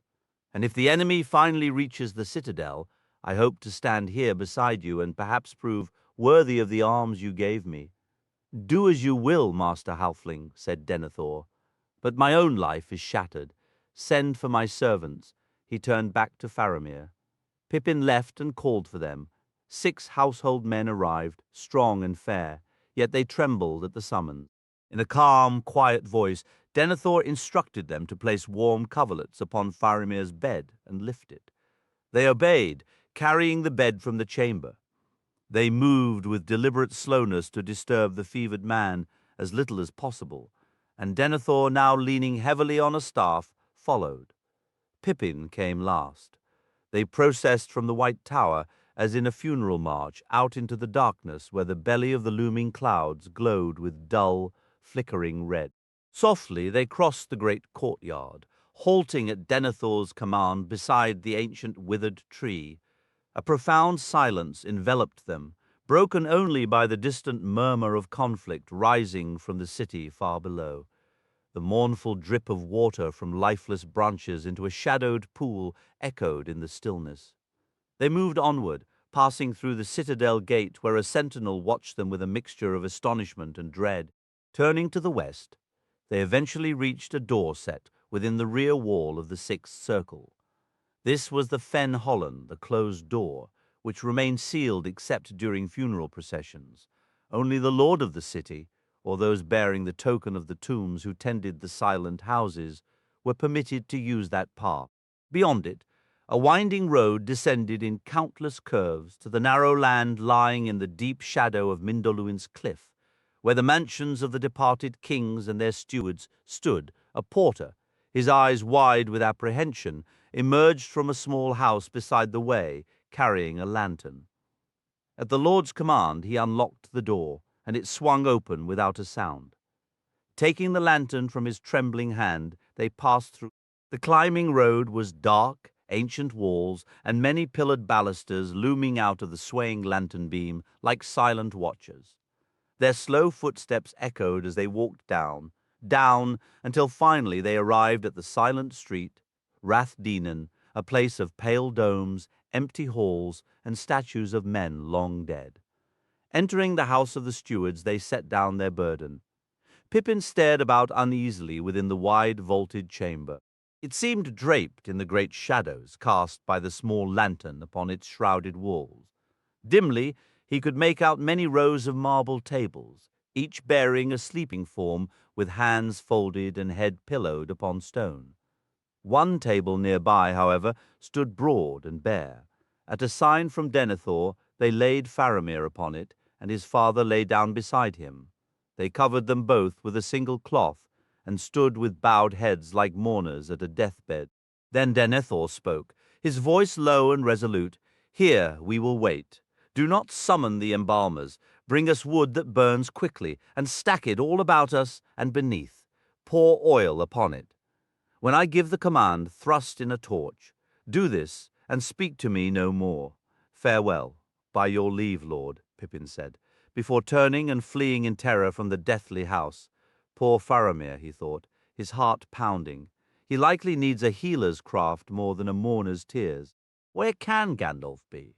Right in the thick of the fighting, no doubt with little time to spare for dying men or those who have lost their minds. It was a grim, almost sarcastic thought, cutting through his fear. The great wizard probably considered a city's fall more pressing than one man's despair. At the door, he turned to a servant standing guard. "Your master is not in his right mind," Pippin said urgently. "Proceed with caution. Bring no fire to this place while Faramir still draws breath." Do nothing until Gandalf arrives. Who is the master of Minas Tirith? The man replied. The Lord Denethor, or the Grey Wanderer? The Grey Wanderer, or perhaps no one at all, it seems, said Pippin. He then sped back up the winding way as fast as his feet could carry him, past the astonished porter, out through the door, and on until he neared the citadel gate. A sentinel hailed him, and Pippin recognized the voice of Beregond. "Where do you run, Master Peregrine?" Beregond cried. "To find Mithrandir," Pippin answered, barely slowing. "The Lord's errands are urgent, and I should not hinder you," said Beregond. "But tell me quickly, if you can, what is happening? Where has my lord gone? I have just come on duty, but I heard he passed toward the closed door, with men bearing Faramir before him." "Yes," said Pippin, "to the silent street." Beregond bowed his head to hide his tears. "They said he was dying," he sighed, "and now he is dead." "No," Pippin said firmly, a new strength in his voice. "Not yet, and even now his death might be prevented, I believe. But the lord of the city, Beregond, has fallen before his city is taken. He is fey and dangerous." Quickly, he recounted Denethor's strange words and deeds, the grim scene in the tomb. "I must find Gandalf immediately. Then you must go down to the battle. I know. The Lord has given me leave to go. Beregond, you must act now to prevent a terrible fate from befalling Faramir. Do whatever you can. Our Lord has forbidden any soldier in the Black and Silver from abandoning their post, except by his direct order," Beregond replied. "Then you must decide between following those orders and saving Faramir's life," Pippin shot back. "And as for who gave them, you're not dealing with a rational commander, but a man who has lost his mind. I have to go. I'll come back if it's possible." He sprinted away, descending further and further toward the lower city. Soldiers retreating from the flames rushed past him. A few, noticing his uniform, turned and yelled, but he ignored them. Finally, he passed through the second gate, entering an area where enormous fires roared between the high walls. An eerie quiet had settled over the place. The usual clamor of battle, shouts, the clang of weapons was absent. Then, without warning, a terrible shriek pierced the air, followed by a massive impact and a deep, resonant boom that seemed to shake the very stones. A wave of dread, so powerful it nearly buckled his knees, washed over Pippin. Pushing through it, he rounded a corner and emerged into the broad plaza behind the main city gate. He froze. He had located Gandalf, but instead of rushing forward, he recoiled, pressing himself into a nearby shadow, his courage failing him. The massive assault had raged since midnight. War drums thundered incessantly. To the north and the south, endless ranks of the enemy threw themselves against the walls. In the flickering crimson light, monstrous creatures, resembling mobile houses, the Mumakil of Harad lumbered through the firelit streets, hauling gigantic siege towers and engines. Yet their commander was indifferent to their losses.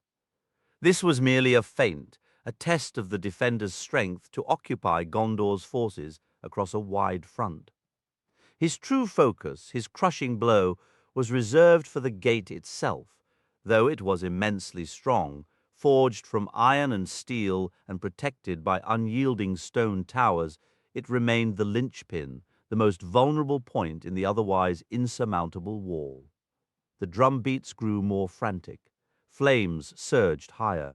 Enormous siege machines crept across the battlefield, and among them was a colossal battering ram, as long as an ancient tree and suspended on massive chains, forged long ago in the shadowy forges of Mordor. Its ghastly head, made of black steel, was fashioned into the visage of a ravenous wolf, etched with spells of destruction. They called it Grond, named for the legendary hammer of the underworld. Mighty beasts strained to pull it forward, surrounded by a sea of orcs, while mountain trolls marched behind to swing it. Defenders still held the gate with desperate courage. The knights of Dol Amroth and the garrison's toughest warriors made their stand there. Arrows and missiles fell like rain. Siege towers were shattered or burst into sudden torch-like flames. The ground before the walls on either side of the gate was a choked nightmare of shattered wreckage and the dead, yet still the enemy advanced, driven by a frenzied will. Grond crept inexorably onward. No fire could cling to its housing. Occasionally, one of the great beasts hauling it would go berserk, trampling scores of the surrounding orcs, but their bodies were merely tossed from its path and replaced by others. Grond crawled on. The drums beat with wild abandon. Over the hills of corpses, a horrifying figure emerged, a tall, hooded horseman, shrouded in black. He rode forward slowly, crushing the fallen beneath his steed, utterly heedless of the arrows flying around him. He halted and raised a long, pale sword. In that instant, a profound terror seized everyone, defender and attacker alike. Men's hands fell limp to their sides. No bowstring twanged. For a breath, everything was silent, save for the relentless roll of the drums. With a tremendous surge, Grond was propelled forward by gigantic hands. It struck the gate. It swung. A deep, thunderous boom reverberated through the city like a storm cloud passing overhead. The iron doors and steel posts held against the blow. Then the black captain rose in his stirrups and shouted in a voice of pure horror, uttering words in a forgotten language, words of power and terror meant to shatter both spirit and stone. He cried out 3 times. 3 times the great ram boomed, and on the final devastating stroke, the gate of Gondor shattered. As if struck by a ruinous enchantment, the gate shattered. A blinding flash of lightning erupted, and the massive doors collapsed inward, reduced to splinters. Through the wreckage rode the Lord of the Nazgul, silhouetted against the raging fires. He appeared as a towering shadow, an immense and dreadful omen of hopelessness. He advanced beneath the archway that had never before been breached by a foe, and all who stood there scattered in terror, all but a single figure. Before the ruined gate, Gandalf sat motionless upon Shadowfax. The great horse stood firm, a statue of living stone amid the chaos, the only free steed in all the world that did not quail. "Your path ends here," Gandalf declared, and the vast shadow halted. "Return to the void that spawned you. Go back. Vanish into the oblivion that awaits you and your master." Begone! The Black Rider threw back his hood, revealing a crown of ancient, malevolent kingship, hovering above an unseen head. The hellish glow shone through the gap between crown and vast cloaked shoulders. A voice, cold and hollow, issued a laugh. "Foolish old man," it hissed, "your time is over. Do you not recognize death standing before you? Perish now, and let your curses be empty air." The rider raised his sword high, and a sickly fire slithered down its length. Gandalf did not flinch. And in that precise instant, from somewhere deep within the city's courtyards, a rooster crowed. Its call was piercing and indifferent, ignoring all sorcery and strife, heralding only the morning whose light was slowly conquering the deathly shadows far above. As if in reply, a new sound echoed from afar. Horn. The deep, wild horns of the north, their notes reverberating against the dark slopes of Mindoluin. Rohan had arrived. The night was thick and still, wrapped in his blanket. Merry could see nothing, yet he sensed the soft, sighing breath of unseen trees all around him. He raised his head, listening. There it was again, a distant, rhythmic thrumming, like faint drums beating in the wooded hills. The sound would fade, only to resume elsewhere, sometimes closer, sometimes farther. He wondered if the sentinels heard it. He couldn't see the watchman, but he felt the presence of the entire Rohirrim host encamped around him. The scent of horses filled the dark air, accompanied by the soft shuffle of hooves on a carpet of pine needles. The army was resting in the dense woods surrounding Eilenach Beacon, a solitary hill rising from the long ridges of the Druadan forest beside the main road in East Anorion. Exhausted from 4 relentless days in the saddle, Merry found sleep impossible. The deepening dread of their mission pressed upon his spirit. He started to question his own stubborn eagerness to come along, especially when he'd been given every polite excuse, even a direct order from his lord to remain behind. He worried if King Theoden was aware of his disobedience and was furious. Then again, perhaps not. There seemed to be a silent agreement between Dernhelm and Elfhelm, the marshal leading their Eord. They, and all the riders, acted as if Merry were invisible, ignoring him completely. He felt like an extra pack strapped to Dernhelm's saddle, and Dernhelm offered no solace, speaking to no one. Merry felt insignificant, adrift, and utterly alone. The tension was palpable. They were now less than a day's ride from the outer defences of Minas Tirith. Scouts had ridden ahead. Some had not come back. Those who returned brought grim news. The road was heavily guarded. An enemy force was camped upon it, just 3 miles west of Amon Dîn, and a vanguard of troops was already advancing, now barely 3 leagues distant. Orcs prowled the hills and woods along their path. The king and Éomer were in council through the night watches.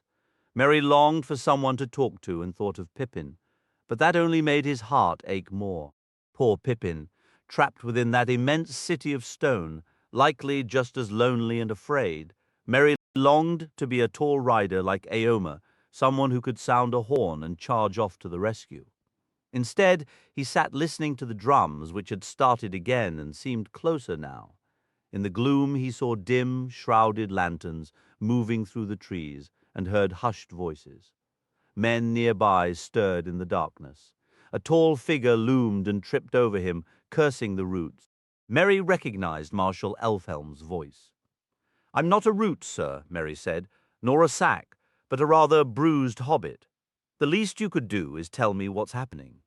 "Anything that can stay still in this cursed gloom," Elfhelm replied. "But my lord says we must ready ourselves. Orders for a quick move may come at any moment." "Is the enemy coming?" Merry asked anxiously. "Are those their drums?" I'd begun to think I was imagining them, since no one else paid them any mind. "No, no," said Elfhelm. "The enemy is on the road, not in these hills. You hear the Woses, the wild men of the woods. That's how they speak to each other from a distance.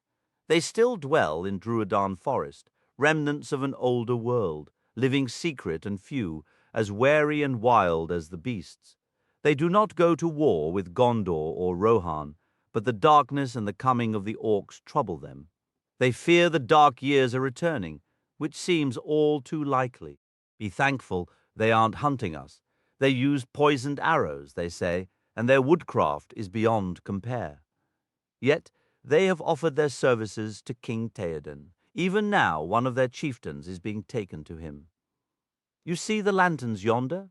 That's all I know. Now I must see to my lord's commands. Bundle up, Master Bag." With that, he vanished into the shadows. Merry did not care for talk of wild men and poisoned darts, but beyond that, a heavy dread settled upon him. Waiting felt unbearable. He yearned to know what would happen next. He rose and moved cautiously, following the last lantern before it disappeared among the trees. Soon he reached a small clearing, where a tent had been pitched for the king beneath a great tree.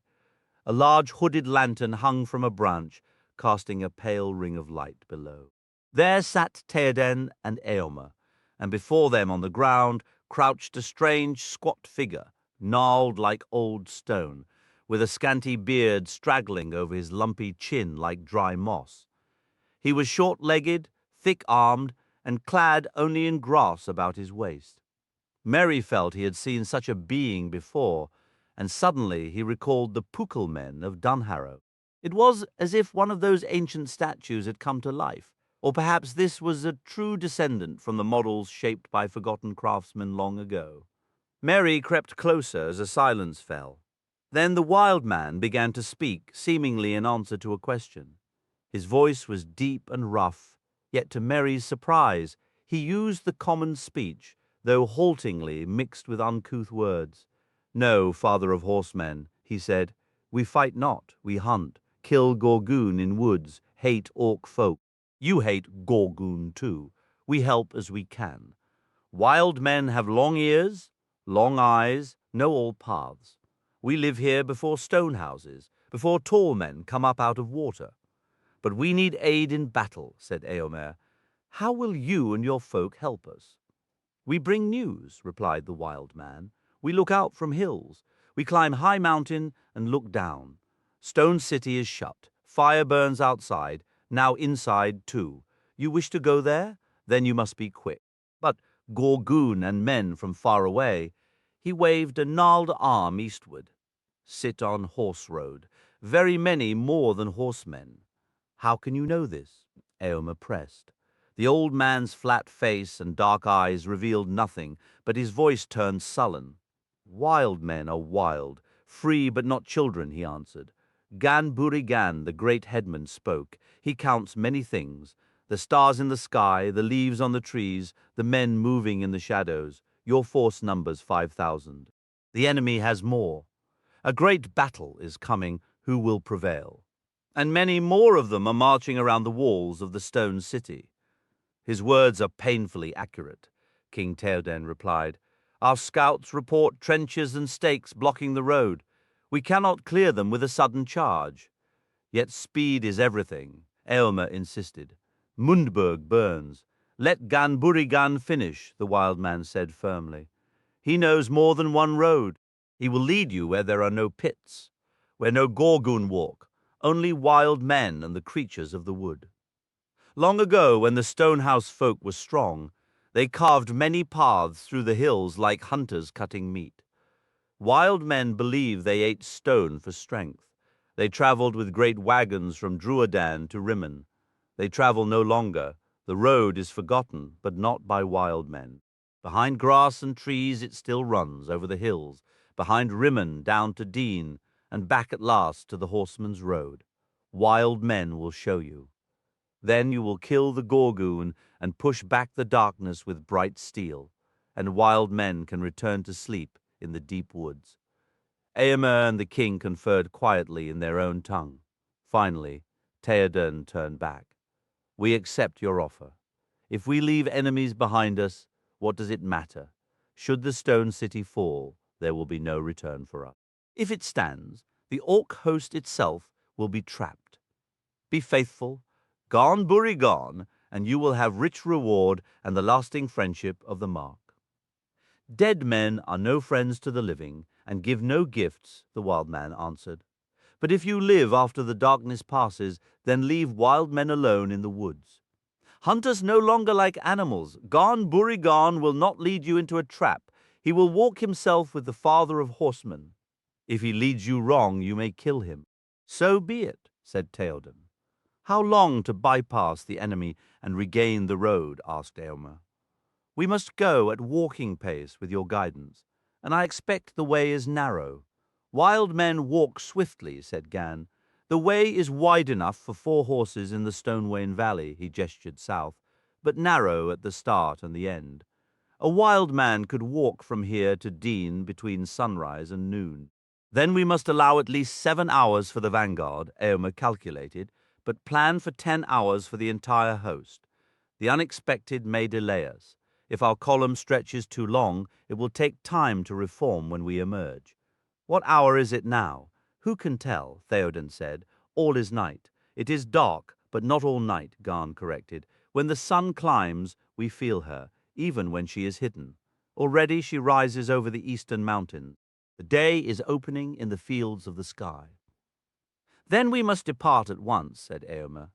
Even so, we cannot hope to reach Gondor's aid before this day ends. Merry waited to hear no more. He slipped away to prepare for the march. This was the final approach to battle, and it seemed unlikely many would survive. Yet he thought of Pippin and the fires of Minas Tirith and forced his own fear down that day.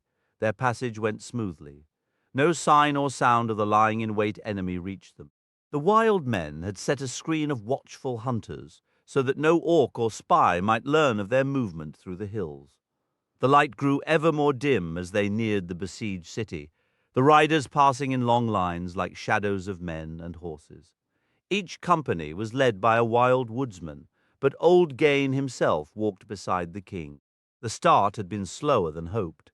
It took time for the riders, walking and leading their mounts, to find paths over the thickly wooded ridges behind their camp and down into the hidden Stonewain Valley.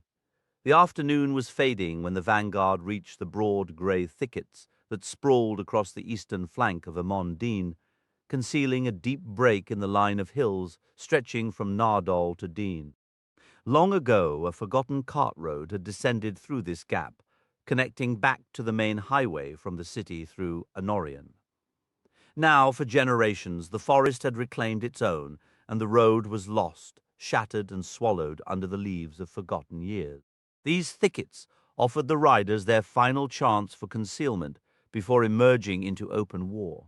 Beyond them lay the road and the plains of the great river, while to the east and south the slopes grew bare and stony as the twisted hills piled upon themselves, rising like fortress walls into the mighty bulk of Mindoluin.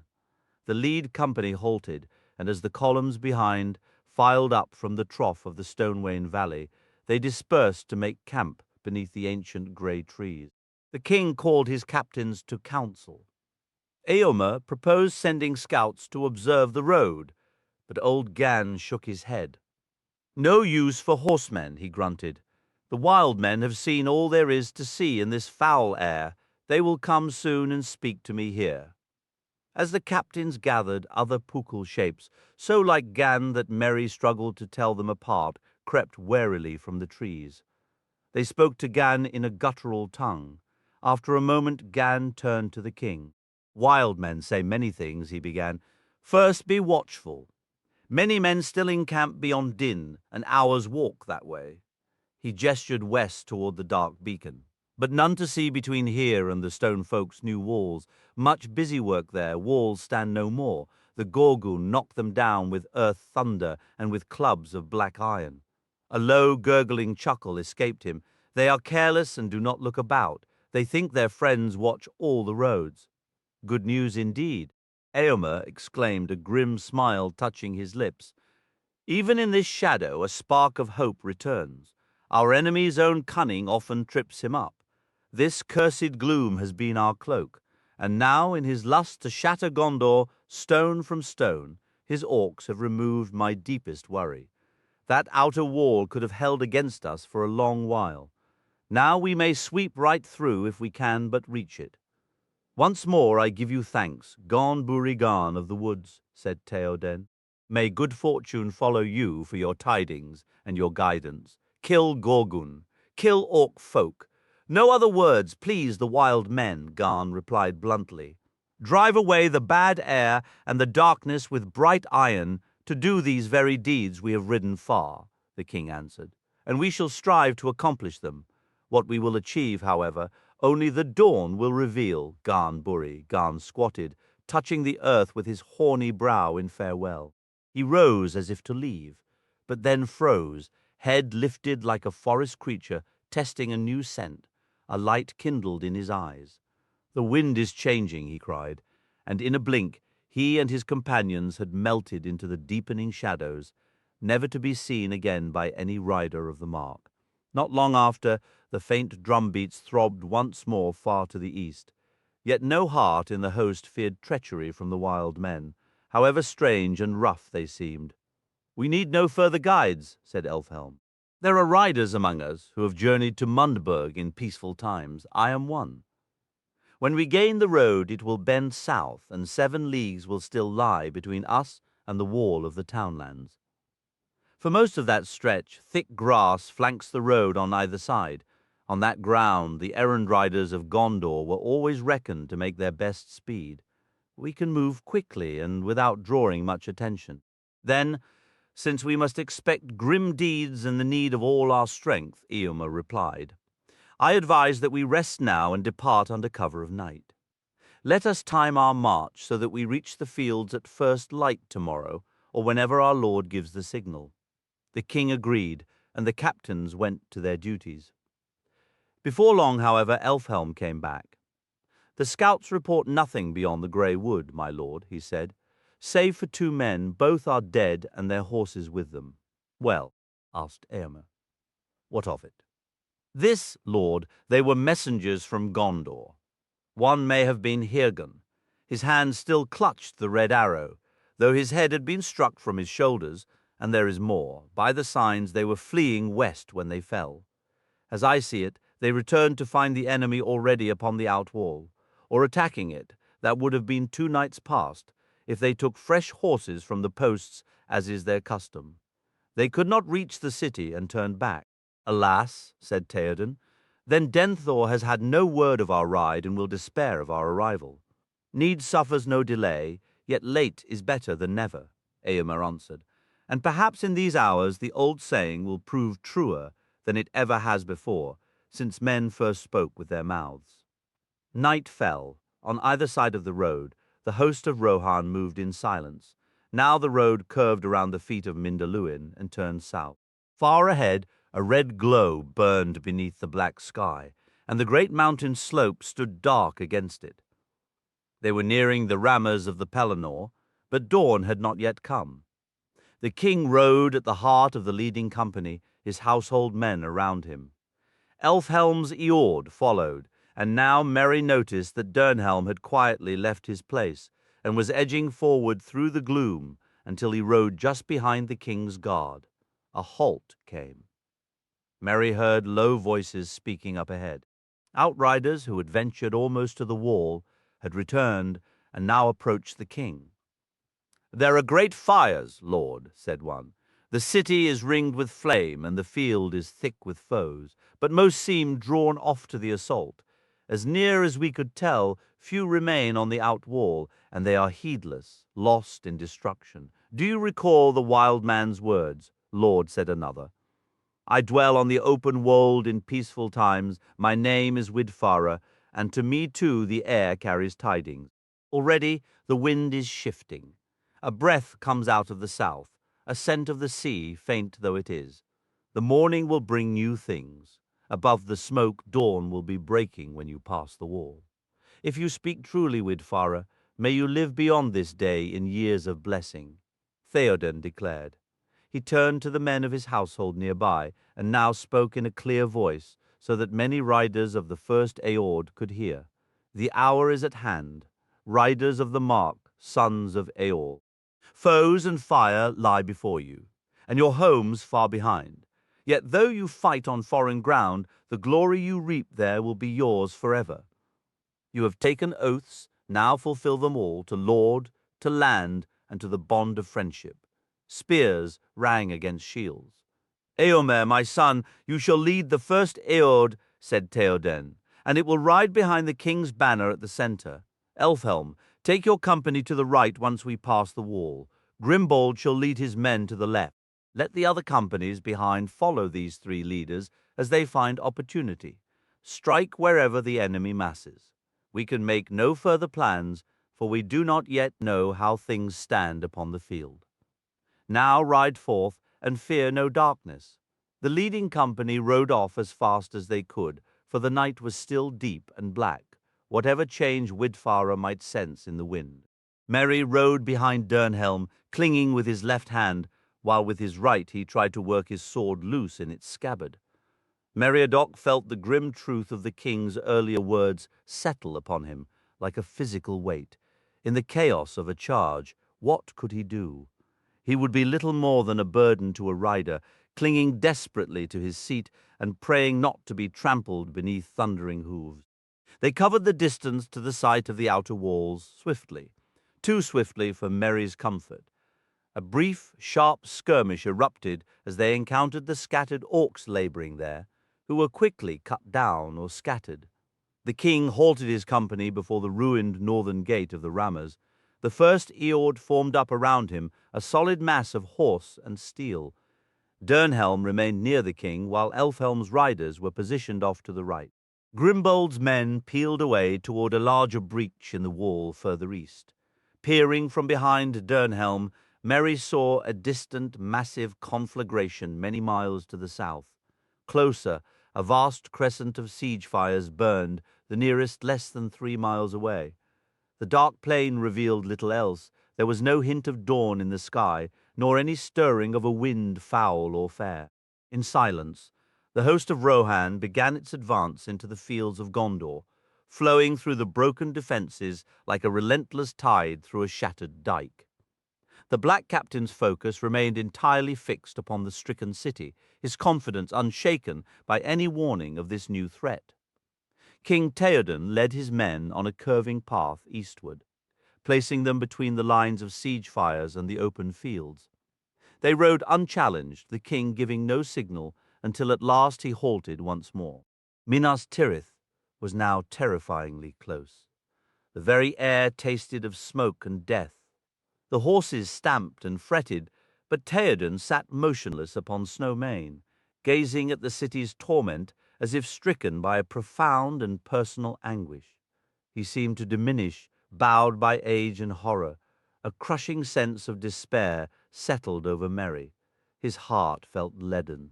They were too late. Being too late, he thought with a surge of bitter clarity, was a far crueler fate than never having come at all. Perhaps the old king would falter, turn his host, and slink away to hide in the hills, a thought that filled Merry with a shame deeper than his fear. Then he felt it unmistakably, a change. A wind touched his face. A faint light glimmered. Far to the south, the clouds began to shift, revealing their shapes as distant, rolling grey masses. Morning lay behind them. But in that same instant a searing flash erupted, as if lightning had been unleashed from the earth beneath the city. For one dazzling second, the topmost tower of Minas Tirith stood out like a needle of white fire against the blackness before the darkness swallowed it again. A great, rolling boom followed, washing over the field. At that sound the king's stooped form straightened. He grew tall and proud once more. Rising in his stirrups, he cried out in a voice clearer and more commanding than any Merry had ever heard. "Arise, arise of the Théoden, let grim deeds awaken, fire and slaughter await. Shake your spears and splinter your shields. This is a sword day, a red day, before the sun rises.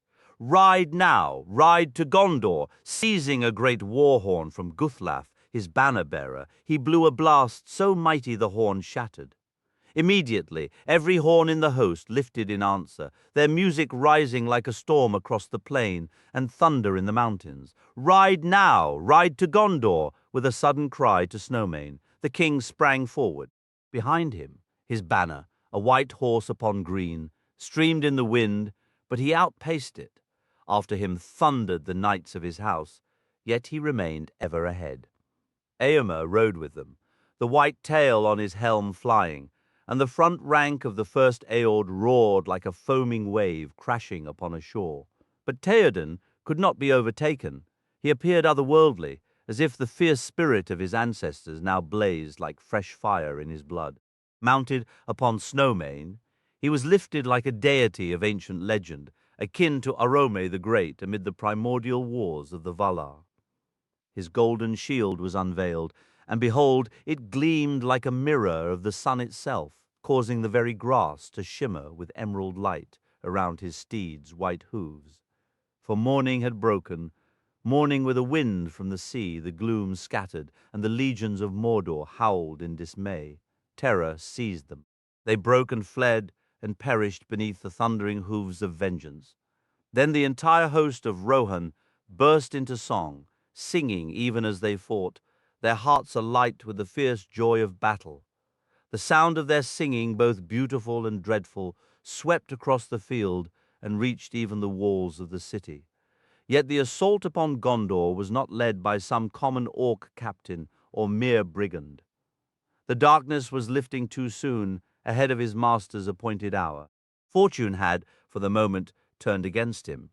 The world itself seemed to rebel, and victory began to slip from his grasp even as he reached to claim it. But his reach was long. He remained in command, wielding terrible power, King Ringwraith, Lord of the Nazgul. He had many tools at his disposal.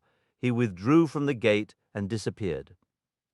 Théoden, King of the Mark, had gained the road running from the gate to the river. He turned his gaze toward the city, now less than a mile away, and slowed his pace slightly, scanning for new adversaries. His knights rallied around him, and among them rode Dernhelm. Closer to the walls, Elfhelm's warriors were amid the siege engines, cutting down the enemy, driving foes into the flaming pits. Nearly the entire northern half of the Pelennor was overrun. Encampments blazed, orcs fled toward the river like panicked cattle before hunters, while the riders of Rohan rode freely where they wished. Yet the siege was not fully broken, nor was the gate yet won. Many enemies still held their ground before it, and on the southern half of the plain, fresh hosts remained unengaged.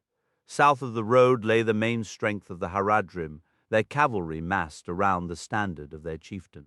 This chieftain looked out and in the strengthening light saw the king's banner far advanced, with only a small guard about it. A crimson fury filled him. He shouted, raised his standard, a black serpent upon a scarlet field, and drove forward against the white horse and the green, with a great press of warriors. The drawing of the Southron scimitars glittered like a constellation of cold stars. Theoden saw him and would not wait to be attacked. Calling to Snowmane, he charged headlong to meet him. The crash of their meeting was tremendous, but the fierce wrath of the Northmen burned hotter, and their knightly skill with long spears was more deadly. Though outnumbered, they cut through the Sothrons like a bolt of lightning through a dry wood.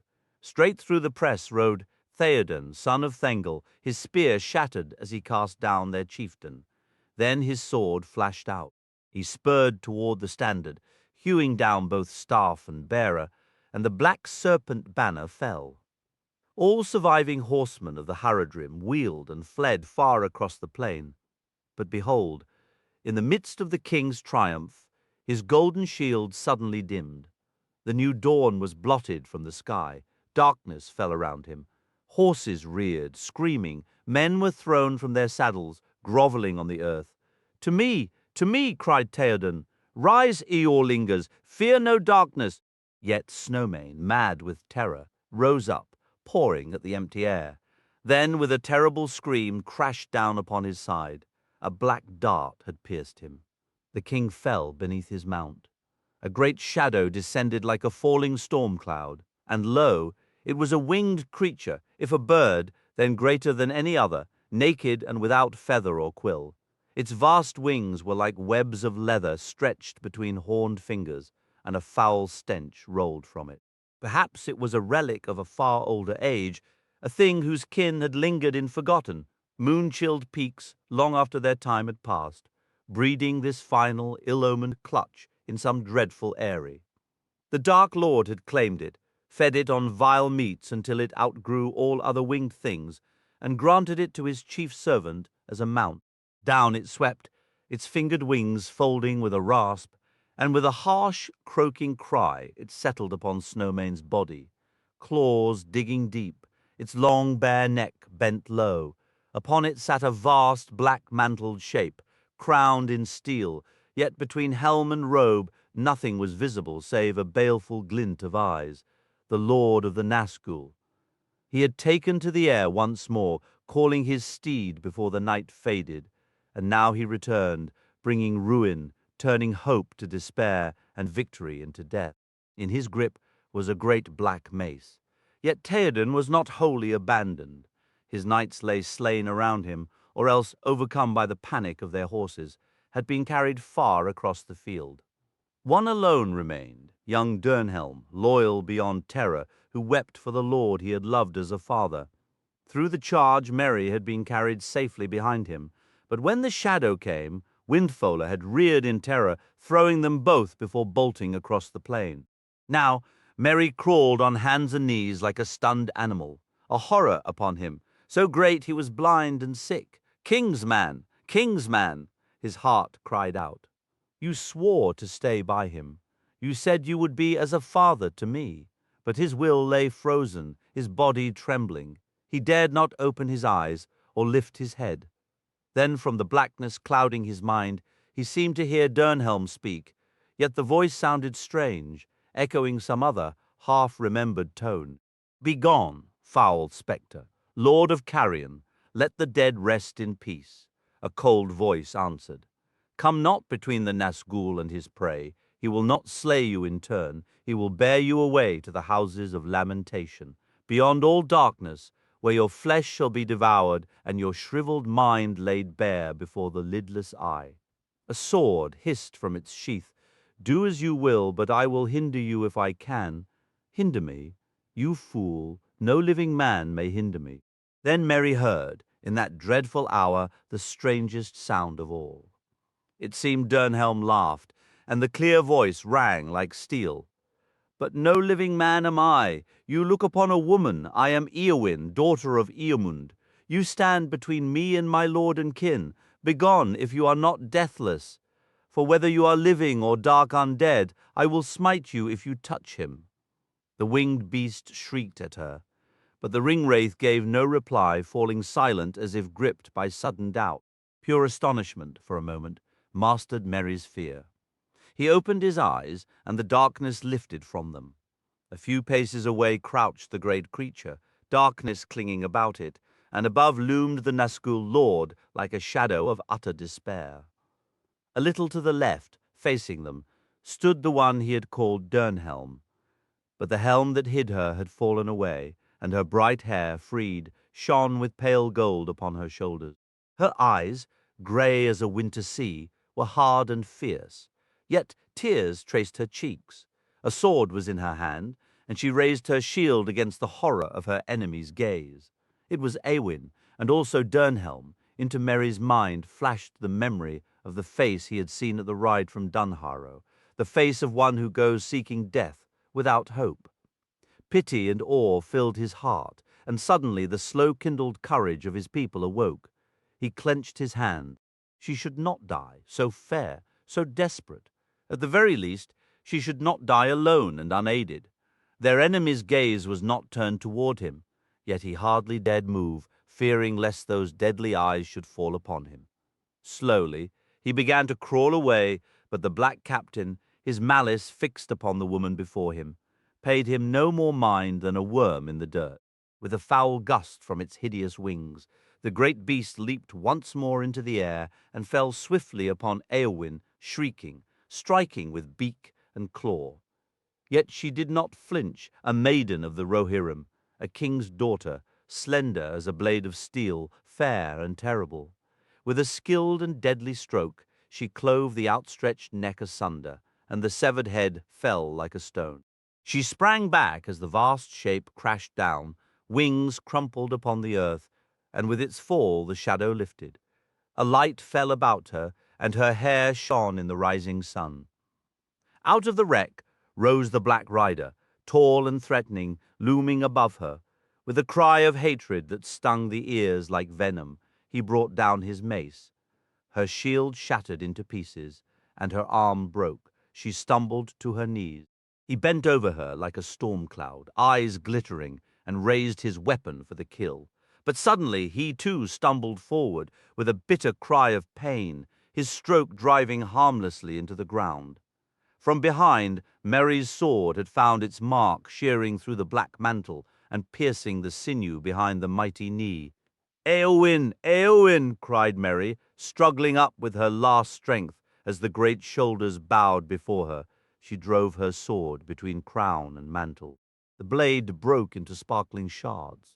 The crown rolled away with a clang, and Éowyn fell forward upon her fallen foe, yet the mantle and hauberk now lay empty upon the ground, shapeless and tumbled.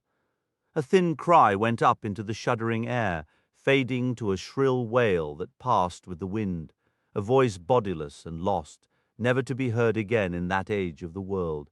And there stood Meriadoc the Hobbit amid the slain, blinking like an owl in daylight, tears blinding him. Through a mist he looked upon Éowyn's fair head, where she lay motionless, and upon the face of the king, fallen in his glory, for Snowmane in his agony had rolled away once more, yet he had been the bane of his master.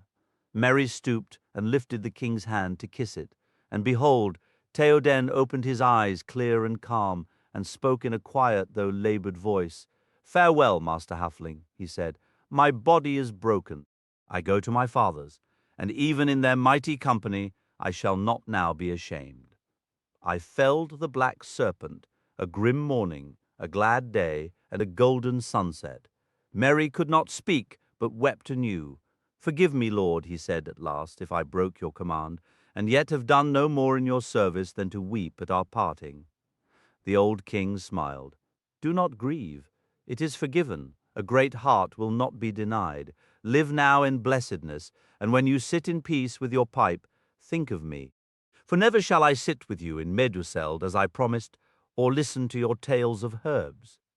He closed his eyes, and Merry bowed beside him. After a moment the king spoke again. "Where is Eomer? For my sight darkens, and I would see him before I go. He must be king after me, and I would send word to Eowyn.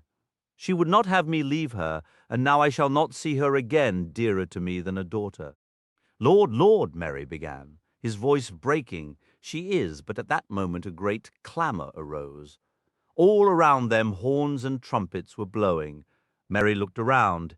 He had forgotten the war and all the world besides. It seemed many hours since the king rode to his fall, though in truth it had been only a little while. Now he saw they were in danger of being caught in the very heart of the great battle that was about to be joined. Fresh enemy reinforcements were surging up the road from the river, while from the shadowed walls poured the legions of Morgul. From the southern fields advanced the foot soldiers of Harad, their cavalry leading the way, and behind them loomed the immense shapes of the Mumakil, bearing war towers upon their backs. To the north, however, the white crest of Eomer guided the reformed and mighty front of the Rohirrim he had rallied. From the city gates streamed every last defender, and at their forefront the silver swan of Dol Amroth was driven forward, pushing the enemy back from the gate. A fleeting, desperate thought crossed Merry's mind. Where is Gandalf? Why is he not here?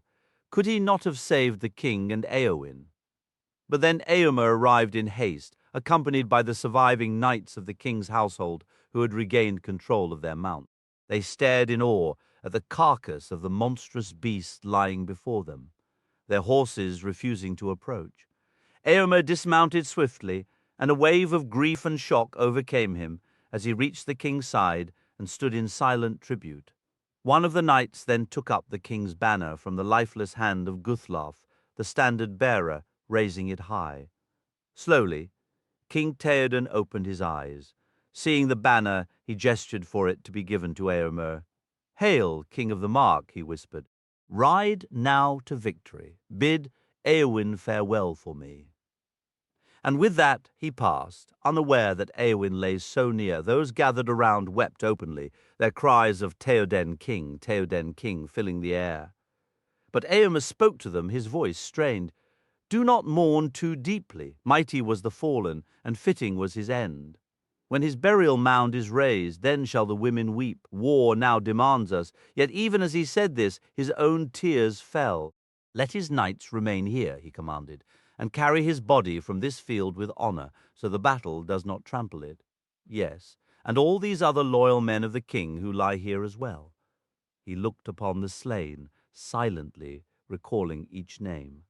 Then, suddenly, his gaze fell upon his sister Eowyn where she lay, and recognition struck him. He stood frozen, like a man whose cry is cut short by an arrow to the heart. His face turned ashen, and a cold, speechless fury rose within him. A reckless, fey mood seized him. "Eowyn, Eowyn," he finally cried out. "Eowyn, how did you come to be here? What madness or evil is this? Death, death, death! May death take us all!" Without another word, seeking no counsel and not waiting for the men of the city to approach, he spurred his horse wildly back toward the front of the great host. He sounded a horn and shouted aloud for the charge. Across the field his clear voice rang out. "Death, ride! Ride now to ruin and the world's ending!" At his cry, the entire host began to advance. But the Rohirrim sang no more. With one loud and terrible voice they cried "Death!" and gathering speed like an irresistible tide, their battles swept past their fallen king and thundered away southward. Meanwhile, Meriadoc the Hobbit stood there, blinking through his tears. No one spoke to him. Indeed, no one seemed to notice him at all. He wiped his eyes and bent to retrieve the green shield Eowyn had given him, slinging it onto his back. Then he looked for his own sword, which he had dropped, for his arm had gone numb the moment he struck his blow, leaving him now with only his left hand usable, and there it lay. But the blade was smoking like a dry branch thrust into a fire. As he watched, it twisted, blackened, and crumbled into nothing. Thus passed the sword of the Barrow Downs, a work of ancient Western Est. The craftsman who forged it long ago in the North Kingdom when the Dúnedain were young and their greatest foe, was the dreaded realm of Angmar and its sorcerer king, would have been glad to know its fate. No other blade, not even if wielded by mightier hands, could have dealt that enemy a wound so bitter, shearing through undead flesh and shattering the dark spell that bound his unseen sinews to his will. The men now gently raised the king, and using cloaks draped over spear shafts, they bore him toward the city. Others lifted Éowyn with great care and carried her behind him, a solemn procession leaving the field of tumult.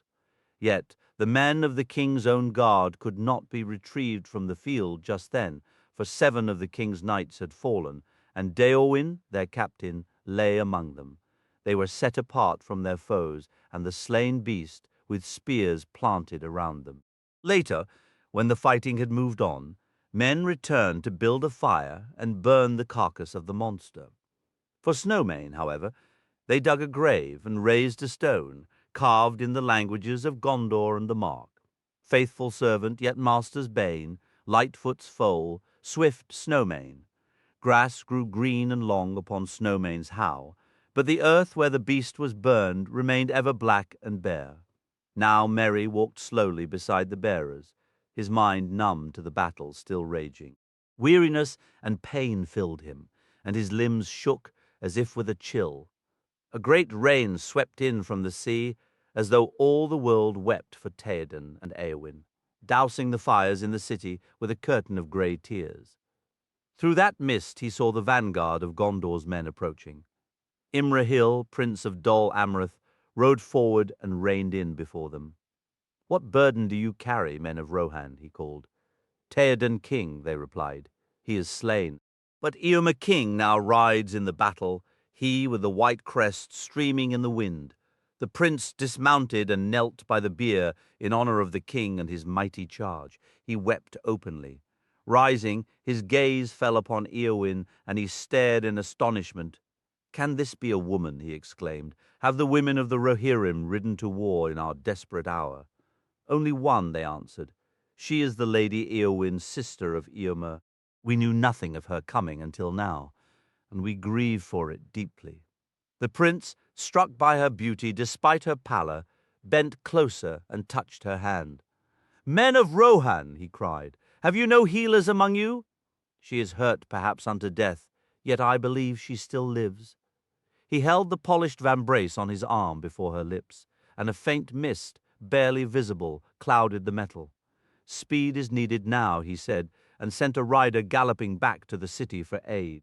Then, bowing low to the fallen, he took his leave, mounted, and rode back toward the fray. And now the fighting on the Pelennor fields grew ever more furious. The clamor of weapons rose high, mingled with the shouts of men and the screams of horses. Horns blew, trumpets blared, and the Mumakil bellowed as they were driven into battle. Beneath the southern walls of the city, the foot soldiers of Gondor pressed hard against the gathered legions of Morgul.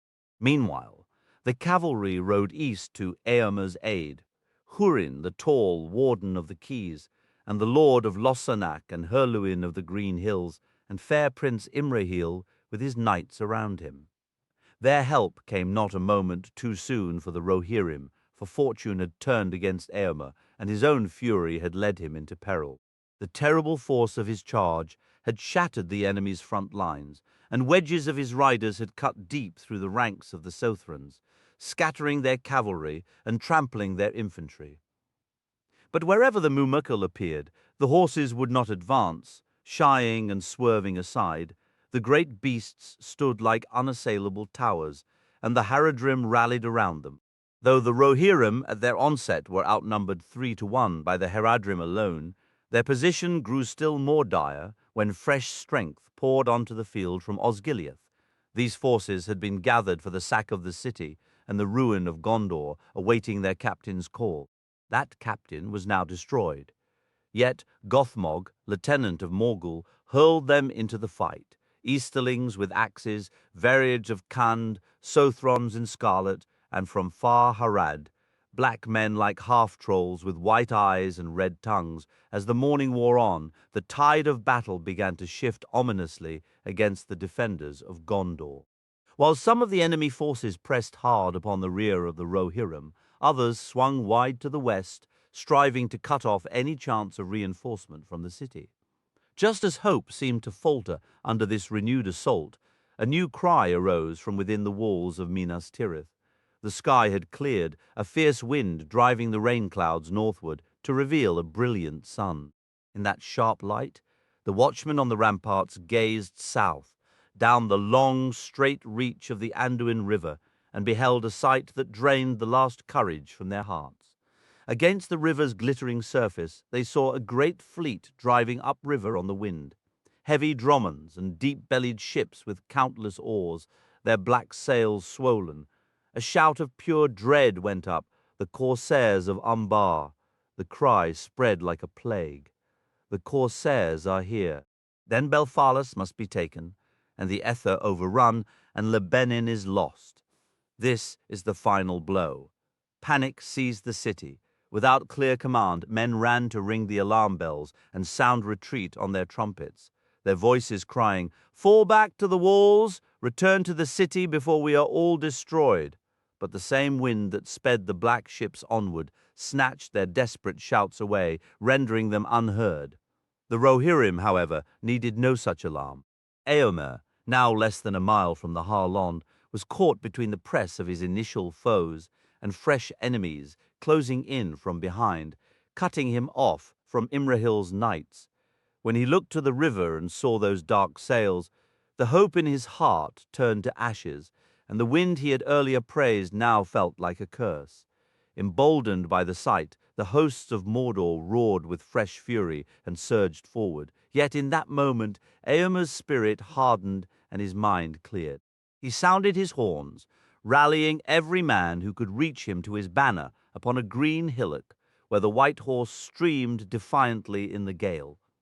He resolved to form a great shield wall and make a final doomed stand upon the Pelennor, to perform deeds worthy of song, even if none remained in the west to remember the last king of the Mark. With a grim laugh that held no mirth, he recited lines of an old war song, his voice cutting through the din. Out of doubt, out of dark to the day's rising, I came singing in the sun, sword unsheathing.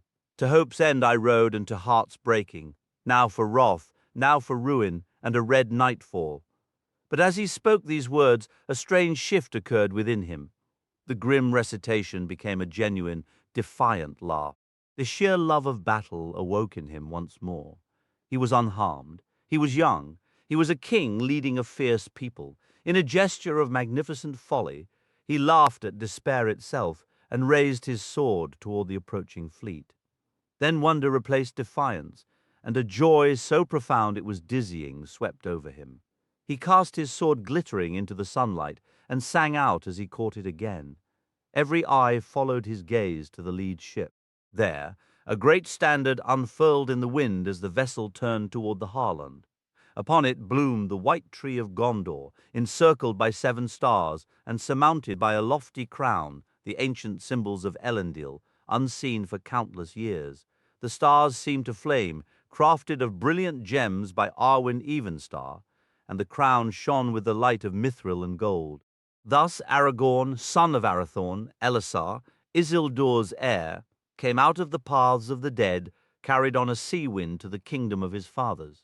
The despair of the Rohirrim erupted into a torrent of triumphant laughter and the flash of lifted swords, while the joy of the city burst forth in a thunderous music of trumpets and a wild, exultant ringing of bells. The armies of Mordor were gripped by confusion, a terrible sorcery in their eyes as they watched their own vessels disgorge a tide of foes. A cold terror settled upon them, the certain knowledge that fortune had turned its face away and their end was near. From the east, the knights of Dol Amroth advanced like a rolling thunder, scattering before them the trollmen and Variegs and orcs that cowered from the daylight. To the south, Eomer pressed forward, a force of nature before which men fled, now trapped between the relentless hammer and the unyielding anvil. For now warriors poured from the ships onto the quays of the Harland, a storm of steel sweeping northward. Among them came Legolas with his bow, and Gimli swinging his axe, Halbarad bearing the standard, and Elladan and Elrohir with the light of stars upon them, alongside the grim rangers of the north, who led the brave folk of Lebanon and Lamadan and the southern fiefs. Yet ahead of them all strode Aragorn, bearing Andúril, the flame of the west, its edge alight like newborn fire, Narsil reborn, and as deadly as in ancient days, and upon his brow gleamed the star of Elendil. And so it was that Eomer and Aragorn found one another amid the chaos of the fray. They leaned upon their swords, looking each upon the other with a profound gladness. "We meet once more, though all the legions of the Dark Lord stood between," said Aragorn. Did I not foretell this at the Hornburg? "You spoke the words," Eomer replied, a weary but fierce grin touching his lips. "Yet hope is a fickle guide, and I did not know then you were a man who could read the threads of fate. But a help unlooked for is a double blessing, and no reunion of friends was ever more welcome." They clasped hands firmly, "Nor more urgently needed," Eomer added, his voice turning grave. "Your coming was by the narrowest margin, my friend. We have endured much loss and sorrow." "Then let our swords speak the reckoning before we tally the cost," cried Aragorn, and side by side they rode back into the storm of battle. The struggle remained fierce and long. The Southrons were bold and grim, fighting with the fury of despair, while the Easterlings, hardened by war, gave no quarter and asked for none.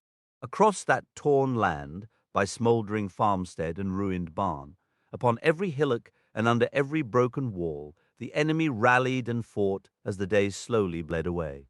Then the sun sank at last, behind Mount Mindalluin, setting the sky ablaze with a final burning glory, so that the hills and peaks were stained, as if with blood. Fire shimmered on the river, and the grass of the Pelennor fields lay crimson in the dusk. In that hour, the great battle of the Pelennor was done. Not one living foe remained within the ring of the Rammers. All were slain save those who fled, only to perish or drown in the reddened waters. Few indeed carried any tale back east to Morgul or Mordor. To the lands of the Haradrim there came only a distant rumor, a whisper of the terror and the wrath of Gondor. Aragorn, Eomer, and Prince Imrahil rode slowly back toward the city gate, weary now beyond any feeling of joy or grief. These three stood unharmed, protected by fortune's skill and the dread they inspired, for few had dared to stand before them in their wrath. But many others lay wounded, broken, or dead upon the field. The axes had found Forlong as he fought on foot, alone. Both Dúlin of Morthond and his brother were crushed beneath the monstrous Mumakil when they led their archers in close to aim at the beast's eyes. Fair Herluin would not see the green hills of Pinath Gelin again, nor Grimbold return to Grimslade, nor Halbarad, the stern ranger, journey back to the Northlands. Countless had fallen, named and nameless, captain and common soldier.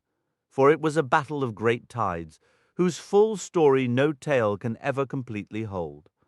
Long after, a poet of Rohan sang in his lay of the mounds of Mundburg. We heard the horns in the hills ringing, the swords shining in the south kingdom. Steeds went striding to the stoning land. As wind in the morning, war was kindled. There Theoden fell, Thengling mighty, to his golden halls and green pastures.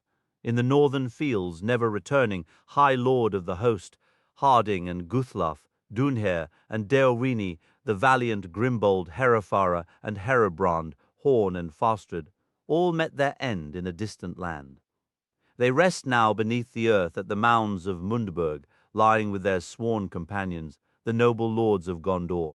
Herluin the Fair never returned to the coastal hills, nor did old Forlong come back to the blossoming valleys of his home in Arnark.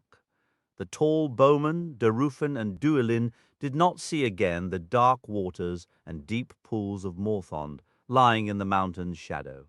Death came with the dawn, and at the close of day, taking lord and common soldier alike. Now they sleep a long sleep under the green grass of Gondor beside the great river. The water that once ran red, a roaring torrent at sunset, is now grey like tears and gleams with silver. Foam stained with blood flamed in the evening light. The beacon mountains burned against the dusk, and red fell the dew upon the Rama's Echor. Chapter 7. The Pyre of Denethor. As the shadow at the gate receded, Gandalf remained still. Pippin, however, sprang up as if freed from a crushing burden. He stood listening to the horns, feeling they might shatter his heart with their fierce joy. In later years, the distant sound of a horn would always bring tears to his eyes. But now his urgent task rushed back into his mind, and he ran forward. Just then Gandalf stirred, spoke to Shadowfax, and made to ride out.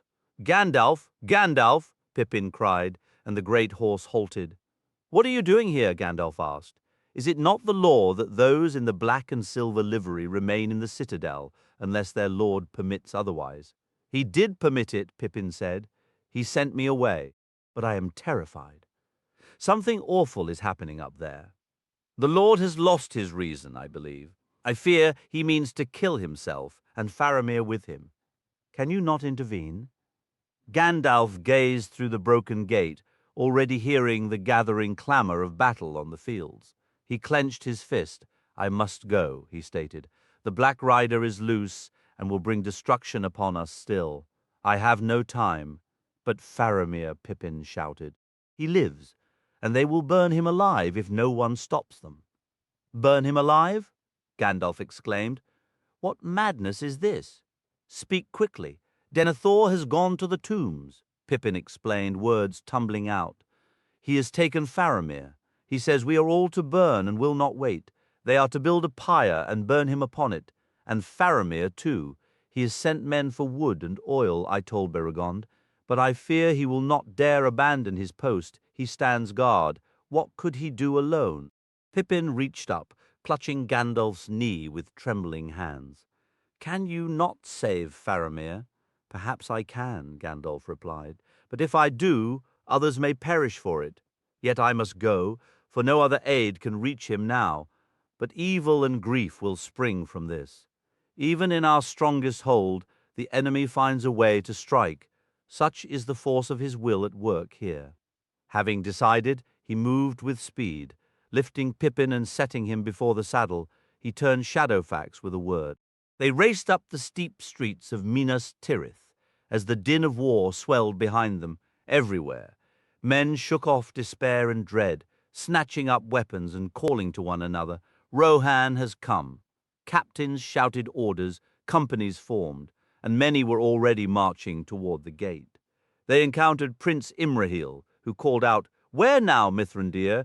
The Rohirrim battle on the fields of Gondor. We must muster every strength we have." "You will need every man and more," Gandalf answered. "Make all haste. I will come when I can. But I have a pressing errand to Lord Denethor that will not wait. Assume command in the steward's absence." They rode on. As they climbed higher toward the citadel, a wind blew against their faces, and they glimpsed the first shimmer of morning far off, a light growing in the southern sky, a silent promise amidst the turmoil. Yet this knowledge offered them little comfort, for they did not know what fresh horror awaited them, and they dreaded they might arrive too late. "The night is fading," Gandalf observed, "but its shadow still clings heavily to this place." They found the entrance to the citadel unguarded. "Beregond must have already left," Pippin said, with a faint lift of hope. Turning quickly, they hurried along the path toward the closed door. It stood ajar, and the gatekeeper lay dead before it, slain, his key gone. "This is the enemy's handiwork," Gandalf declared. "Such acts he cherishes, friend set against friend, and loyalty shattered by confused hearts." Dismounting then, he sent Shadowfax back to his stable. "For you and I, old friend," he said, "should have been on the battlefield long before now. But other duties hold me here. Return swiftly if I call." Passing through the door, they moved down the steep, winding road. Dawn's light was strengthening, and the tall pillars and carved statues lining the path drifted past like silent grey spectres. Abruptly, the quiet was shattered. From below rose the clamour of shouts and the clear ring of clashing swords, sounds not heard in these sacred spaces since the city's founding. They reached Rathdenan at last and rushed toward the House of the Stewards, its great dome looming in the dim twilight. "Hold! Stop this at once!" Gandalf cried, darting ahead to the stone stair before the entrance. "End this madness!" Before them were Denethor's servants, armed with blades and torches. But alone on the top step of the porch stood Beregond, clad in the black and silver of the guard, holding the door shut against them. 2 men already lay slain by his sword, their blood defiling the hallowed stones, while the others shouted curses, branding him an outlaw and a traitor to his lord. Even as Gandalf and Pippin rushed forward, from within the silent house came the voice of Denethor, crying out, "Make haste! Do as I commanded! Kill this turncoat for me! Must I do it myself?" At that, the door Beregond held shut was violently wrenched open, and there behind him stood the lord of the city, tall and terrible, a fiery light in his eyes, a drawn sword in his hand. But Gandalf bounded up the steps, and the men fell back, shielding their eyes, for his arrival was like a pure white light blazing into a darkened room, and he came with a towering wrath. He raised his hand, and in that very instant Denethor's sword was flung from his grip, flying behind him to clatter in the shadows of the house. Denethor stumbled back before Gandalf as one stunned. "What is the meaning of this, my lord?" the wizard demanded. "The houses of the dead are no place for the living. Why do men brawl here in the Hallows when war rages at the gate? Has our enemy's reach extended even to Rathdenan? Since when must the Lord of Gondor answer to you?" Denethor retorted. "May I not command my own servants?" "You may," Gandalf replied, "but others will challenge your will when it descends into madness and wickedness. Where is your son, Faramir?" "He lies within," Denethor said, "burning, already burning. They have kindled a fire in his flesh. But soon all will be consumed. The West has forsaken us. Everything shall be given to a great fire, and all will end. Ash, nothing but ash and smoke scattered on the wind." Seeing the derangement that possessed him, Gandalf feared some terrible act was already done. He pushed forward, with Beregond and Pippin close behind, while Denethor retreated step by step until he stood beside a table within the chamber. There they discovered Faramir, lost in fevered dreams upon the table. Stacked beneath and all around him was wood, everything soaked through with oil, even Faramir's garments and the coverings over him, though the pyre had not yet been lit. Then Gandalf unveiled the hidden strength within him, much as the light of his power was concealed beneath his grey cloak. He leaped up onto the stacked wood, gathered the sick man gently, and sprang down again, carrying him toward the door. Yet, as he did, Faramir groaned and called out for his father in the depths of his dreaming. Denethor jolted as if from a deep sleep, the fierce light fading from his gaze. Tears fell as he pleaded, "Do not take my son from me. I hear him calling." "He calls," Gandalf replied, his voice steady, "but you cannot answer. He must seek healing at death's very door, and may not find it. Your duty lies out there, on the battlefield of your city, where your own end may wait in your heart. You know this." "He will never wake," Denethor whispered, his voice hollow. "What is this fight but a final empty gesture? Why cling to a life already lost? Why should we not face the end together? The authority to choose your hour of death was never granted to you, steward of Gondor," Gandalf answered firmly. "Only kings corrupted by the shadow have ever acted so, killing themselves and their kin in prideful despair, seeking to master a fate that is not theirs to command." With that, he moved to the bed, lifting Faramir gently. He carried the young man from the chamber of death and placed him upon the waiting bier in the porch. Denethor followed, his body trembling, his eyes fixed on his son's pale face with a desperate hunger. For a heartbeat, as all watched the Lord's agony in silence, he seemed to falter. "Come," urged Gandalf. "We are needed elsewhere. There is still much you can do." Then a sudden harsh laugh broke the stillness. Denethor drew himself up, his pride returning like a cloak. He strode back to the table and snatched up the pillow where his head had rested. Returning to the doorway, he pulled back the cloth, revealing what he held, a palantir. As he raised it, the dark sphere began to smolder with a deep inner fire, casting his gaunt face in a hellish red light. He looked carved from unforgiving stone, all sharp angles and black voids, noble, terrible, and utterly lost. His eyes gleamed with a mad light. "Pride and despair," he cried. "Did you believe the eyes of the White Tower were blind? I have seen far more than you know, grey fool. Your hope is merely ignorance. Go, then. Tend your sick. March out to your war. It is all vanity. You may win a skirmish, hold the field for a day, but against the power now rising there is no victory. Only a single finger of its hand has yet touched this city. The entire East stirs. Even now the wind you call hope betrays you, carrying up the Anduin a fleet with sails blacker than midnight. The West has fallen. It is time for all who value freedom to depart. Counsel such as yours would seal the enemy's triumph completely," said Gandalf. "Then cling to your hope," Denethor laughed, the sound brittle and cold. "Do I not know you, Mithrandir? Your hope is to rule from my shadow, to be the whisper behind every throne from the north to the distant coasts. I have peered into your mind and seen your schemes.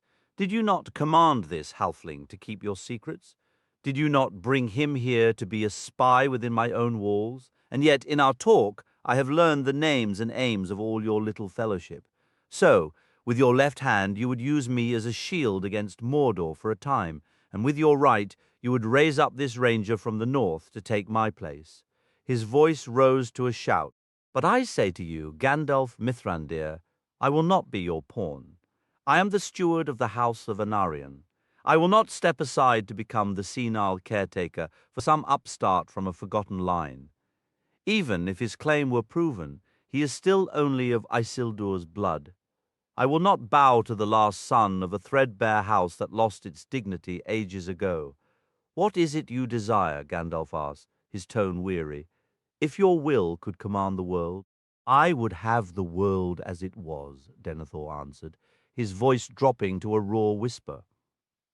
"As it was in my father's time, and his father's before him, to rule this city in peace, and pass my seat to a son who would be his own man, not a wizard's errand boy. But if fate denies me this, then I will have nothing at all. Not a life cut short, not a love divided, not a single shred of my honor diminished." "It would not seem to me," Gandalf said softly, "that a steward who faithfully yields his trust is thereby lessened in love or in honor." Denethor's eyes blazed once more at those words.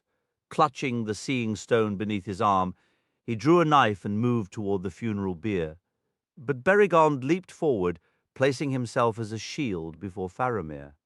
"So," Denethor shouted, his voice thick with bitterness, "first you steal the affection of my son, and now you turn my own guards against me, leaving me utterly bereft. Yet in this final act you will not thwart my will. I alone shall command my end." He called to his servants. "Come here, unless you are all faithless."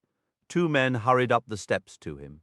Snatching a torch from one, Denethor sprang back into the chamber. Before Gandalf could intervene, he thrust the brand into the stacked wood, and flames roared to life, crackling hungrily. Then Denethor climbed upon the stone table, wreathed in smoke and fire. He took up the white rod of his stewardship, which lay at his feet, and broke it across his knee. Casting the pieces into the blaze, he bowed and laid himself down upon the table, clasping the palantir to his breast with both hands. It was said afterward that any who dared to look into that stone saw only two aged hands slowly consumed by flame, unless they possessed will enough to turn its vision elsewhere. In grief and horror, Gandalf turned away and closed the door. For a moment he stood silent upon the threshold, while from within came the greedy roar of the fire. Then Denethor gave one great cry and spoke no more, nor was he ever seen again by living eyes. "So passes Denethor, son of Ecthelion," Gandalf said quietly. Turning to Beregond and the stunned servants, he added, "And with him passes the Gondor you have known, for good or ill, its old days are ended. Terrible deeds were done here, but let all strife between you now be set aside. It was woven by the enemy and served only his will. You were caught in a web of conflicting duties you did not spin. His tone shifted, edged now with weary irony. And you, obedient servants, so blind in your loyalty, consider that without Beregond's so-called treason, Faramir, captain of the White Tower, would now be ash. He instructed them to carry away their fallen comrades from that sorrowful place. We shall bear Faramir, steward of Gondor, to where he may rest in peace or meet his fate if doom so decides. Gandalf and Beregond lifted the bier and carried it toward the houses of healing, followed by Pippin, his head bowed. The Lord's servants stood as if stunned, staring at the house of death until a great noise made them turn. As Gandalf reached the end of the silent street, the dome of the house cracked, smoke billowed out, and with a rush of falling stone the roof collapsed in a storm of fire. Yet the flames danced on undiminished among the ruins. In terror, the servants fled after Gandalf. They came at last to the steward's door, where Beregond looked with remorse upon the fallen porter. "I will forever regret this deed," he said, "but a desperate haste drove me, and he would not heed me. He drew his sword. Taking the key he had taken from the slain man, Beregond locked the door. "This should go to Lord Faramir," he said. "The Prince of Dol Amroth holds command in the Lord's absence," Gandalf replied. "But as he is not here, I will take the charge. Keep the key and guard it until the city is set in order again." Finally, they entered the high circles of the city. In the growing morning light, they made their way to the houses of healing, fair separate buildings meant for the gravely ill, now readied for those wounded or dying in battle. They stood not far from the citadel gate in the sixth circle near the southern wall, surrounded by a garden and a green lawn with trees, the only such space in all the stone-clad city.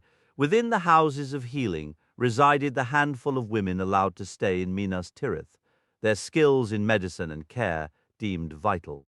As Gandalf and the others bore the litter toward the main entrance, a dreadful cry erupted from the field before the gate. It rose, sharp and piercing, into the sky before fading on the wind. The sound was so harrowing that everyone froze, yet when it vanished, a hope they had not felt since the shadows spread from the east suddenly lifted their hearts. The light seemed to brighten, and the sun broke through the clouds. But Gandalf's expression remained solemn. He instructed Beregond and Pippin to take Faramir inside, then climbed the nearby walls. There he stood like a figure carved from white stone in the new sunlight, gazing outward.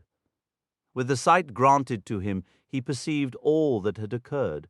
When he saw Éomer ride forth from the battle's edge to stand beside those fallen on the field, he sighed, drew his cloak about him, and descended. Beregond and Pippin found him deep in thought before the door when they emerged. They watched him, and for a time he was quiet. Finally he spoke. "My friends and all people of this city and of the western lands," he said, "events of great sorrow and renown have transpired. Should we weep or rejoice? Against all hope, the captain of our enemies has been destroyed, and you heard the echo of his final despair. Yet his end was not without grief and bitter loss, a loss I might have prevented, save for the madness of Denethor. So far has the reach of our enemy grown. I see now how his will pierced the very heart of the city. Though the stewards believed it a secret kept solely to themselves, I long suspected that here in the White Tower at least one of the 7 seeing stones was kept. In his wiser days, Denethor did not dare to use it, nor to challenge Sauron, knowing his own limits. But his wisdom failed him. I fear that as the danger to his kingdom mounted, he looked into the stone and was deceived, far too often, I deem, since Boromir left. He was too strong to be wholly subdued by the dark power's will. Yet he saw only what that power allowed.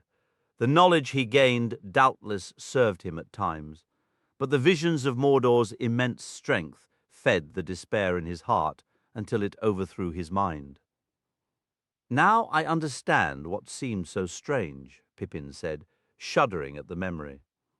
The Lord left the room where Faramir lay, and only when he returned did I first think him changed, aged, and shattered. It was in the very hour Faramir was brought to the tower that many of us saw a strange light in the highest chamber, Beregond added.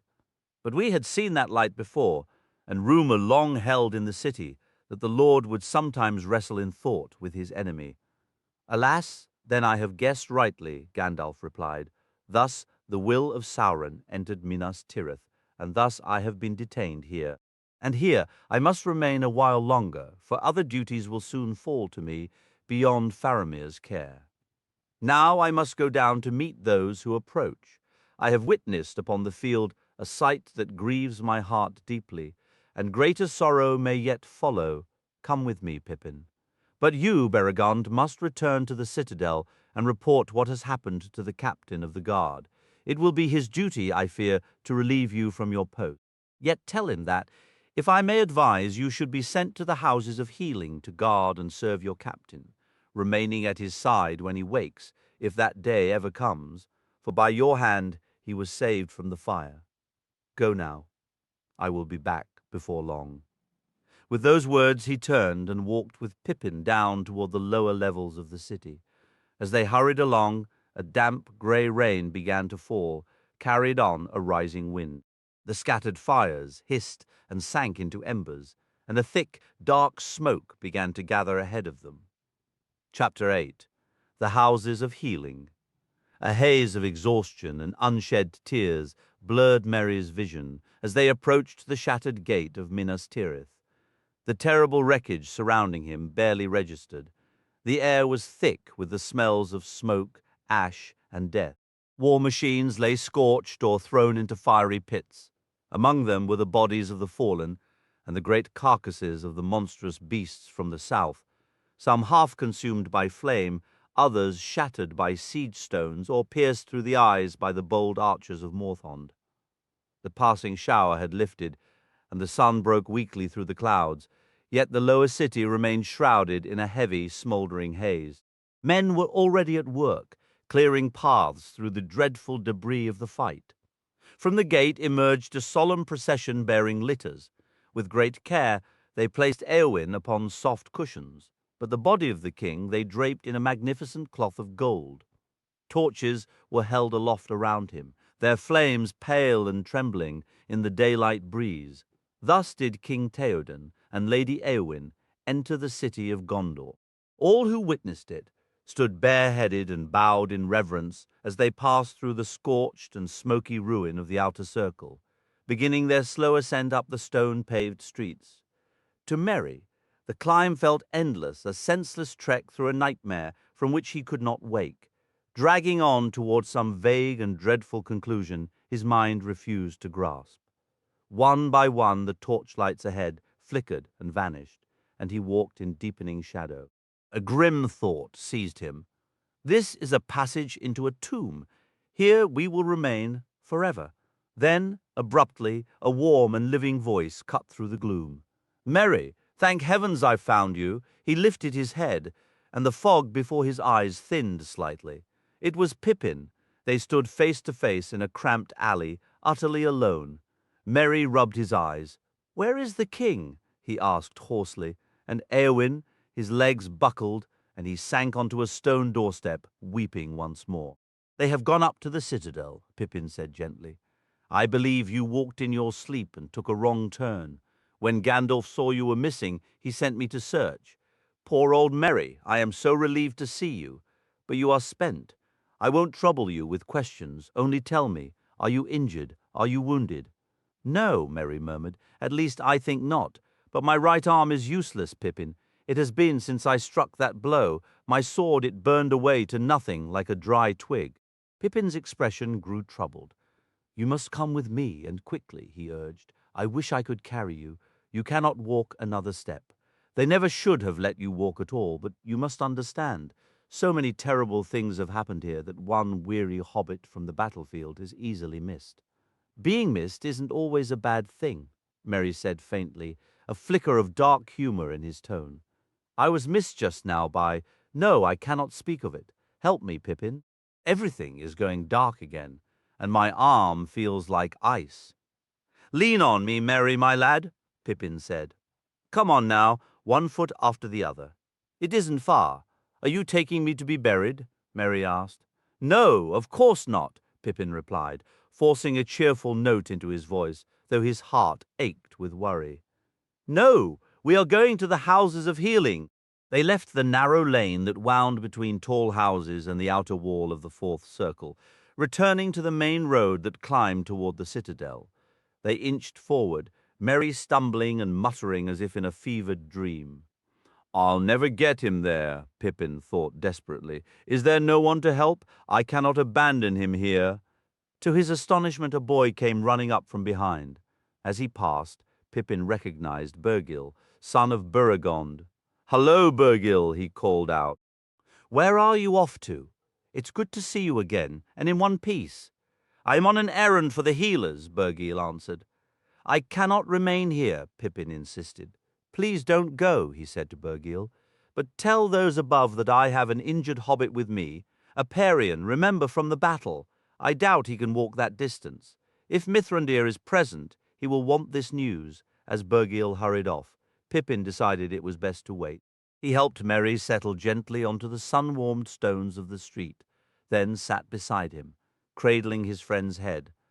Pippin checked his limbs with a tender touch and held his hands, finding the right one frighteningly cold. It was not long before Gandalf found them. Bending over Merry, he smoothed his brow before lifting him with great care.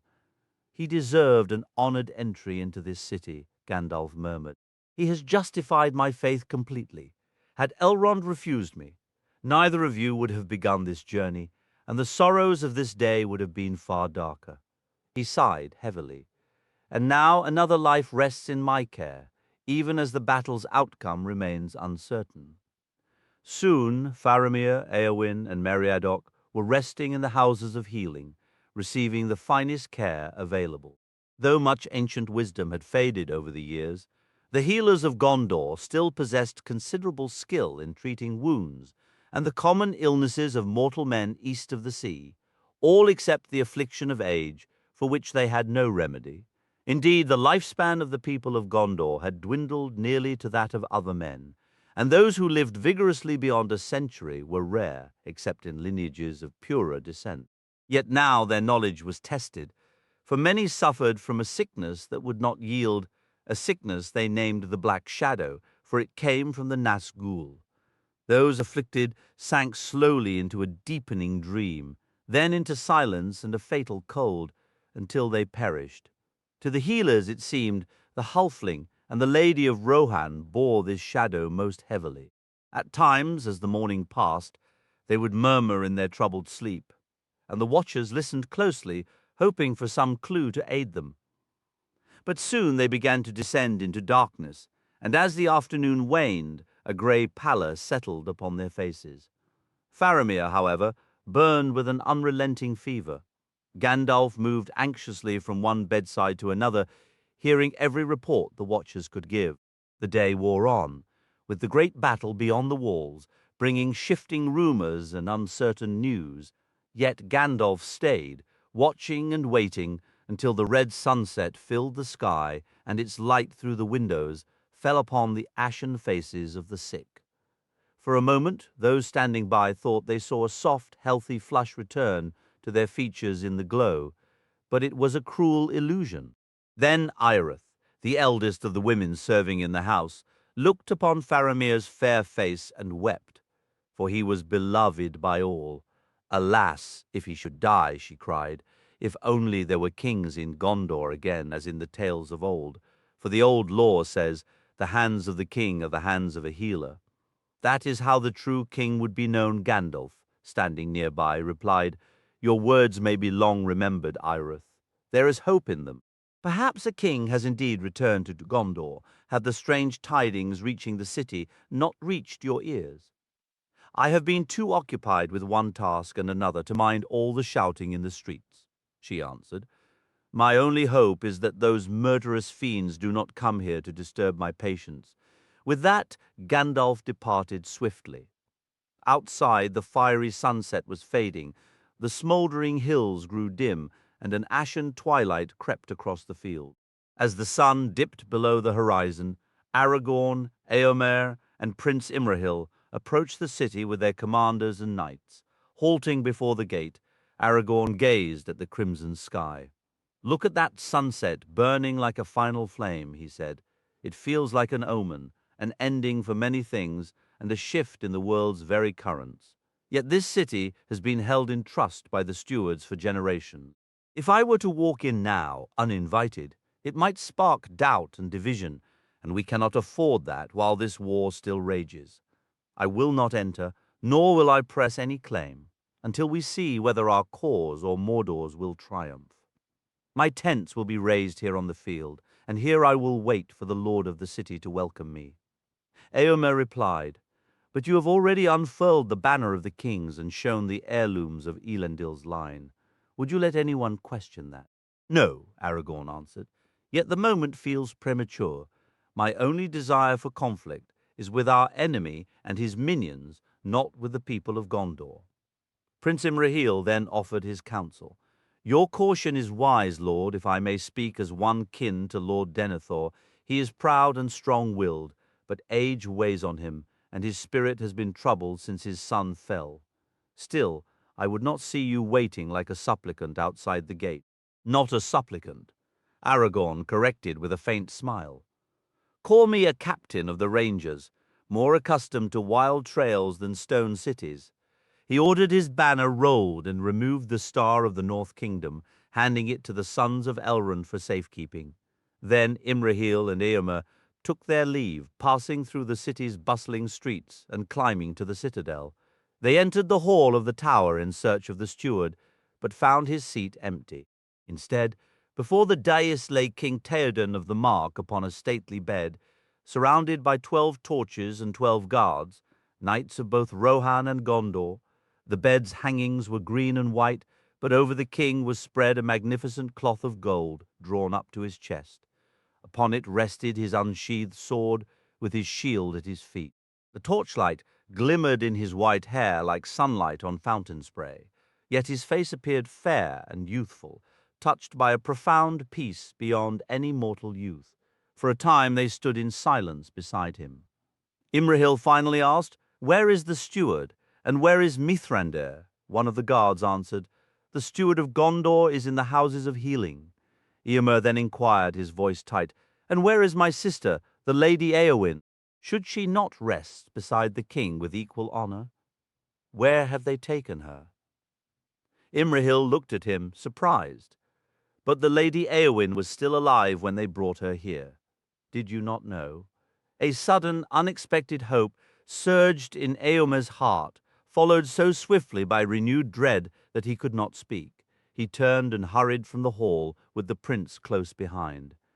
Evening had settled when they emerged, the sky dotted with early stars. They met Gandalf approaching on foot, accompanied by a figure cloaked in grey, just outside the doors of the Houses of Healing. After exchanging greetings, Imrahil said, "We seek the steward, and we are told he is here. Has he been injured? And the Lady Eowyn, where is she?"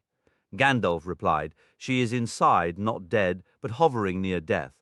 As for Lord Faramir, he was struck by a poisoned dart, as you have heard, and now he is the steward. Denethor has perished, and his house lies in ashes." They listened, overcome with sorrow and astonishment at his account. Imrahil said heavily, "Then victory comes stripped of joy, bought at a bitter price, if both Gondor and Rohan are robbed of their lords in a single day. Eomer leads the Rohirrim, but who shall govern the city now? Should we not summon Lord Aragorn now?" asked one of the men. The cloaked figure by the door stirred.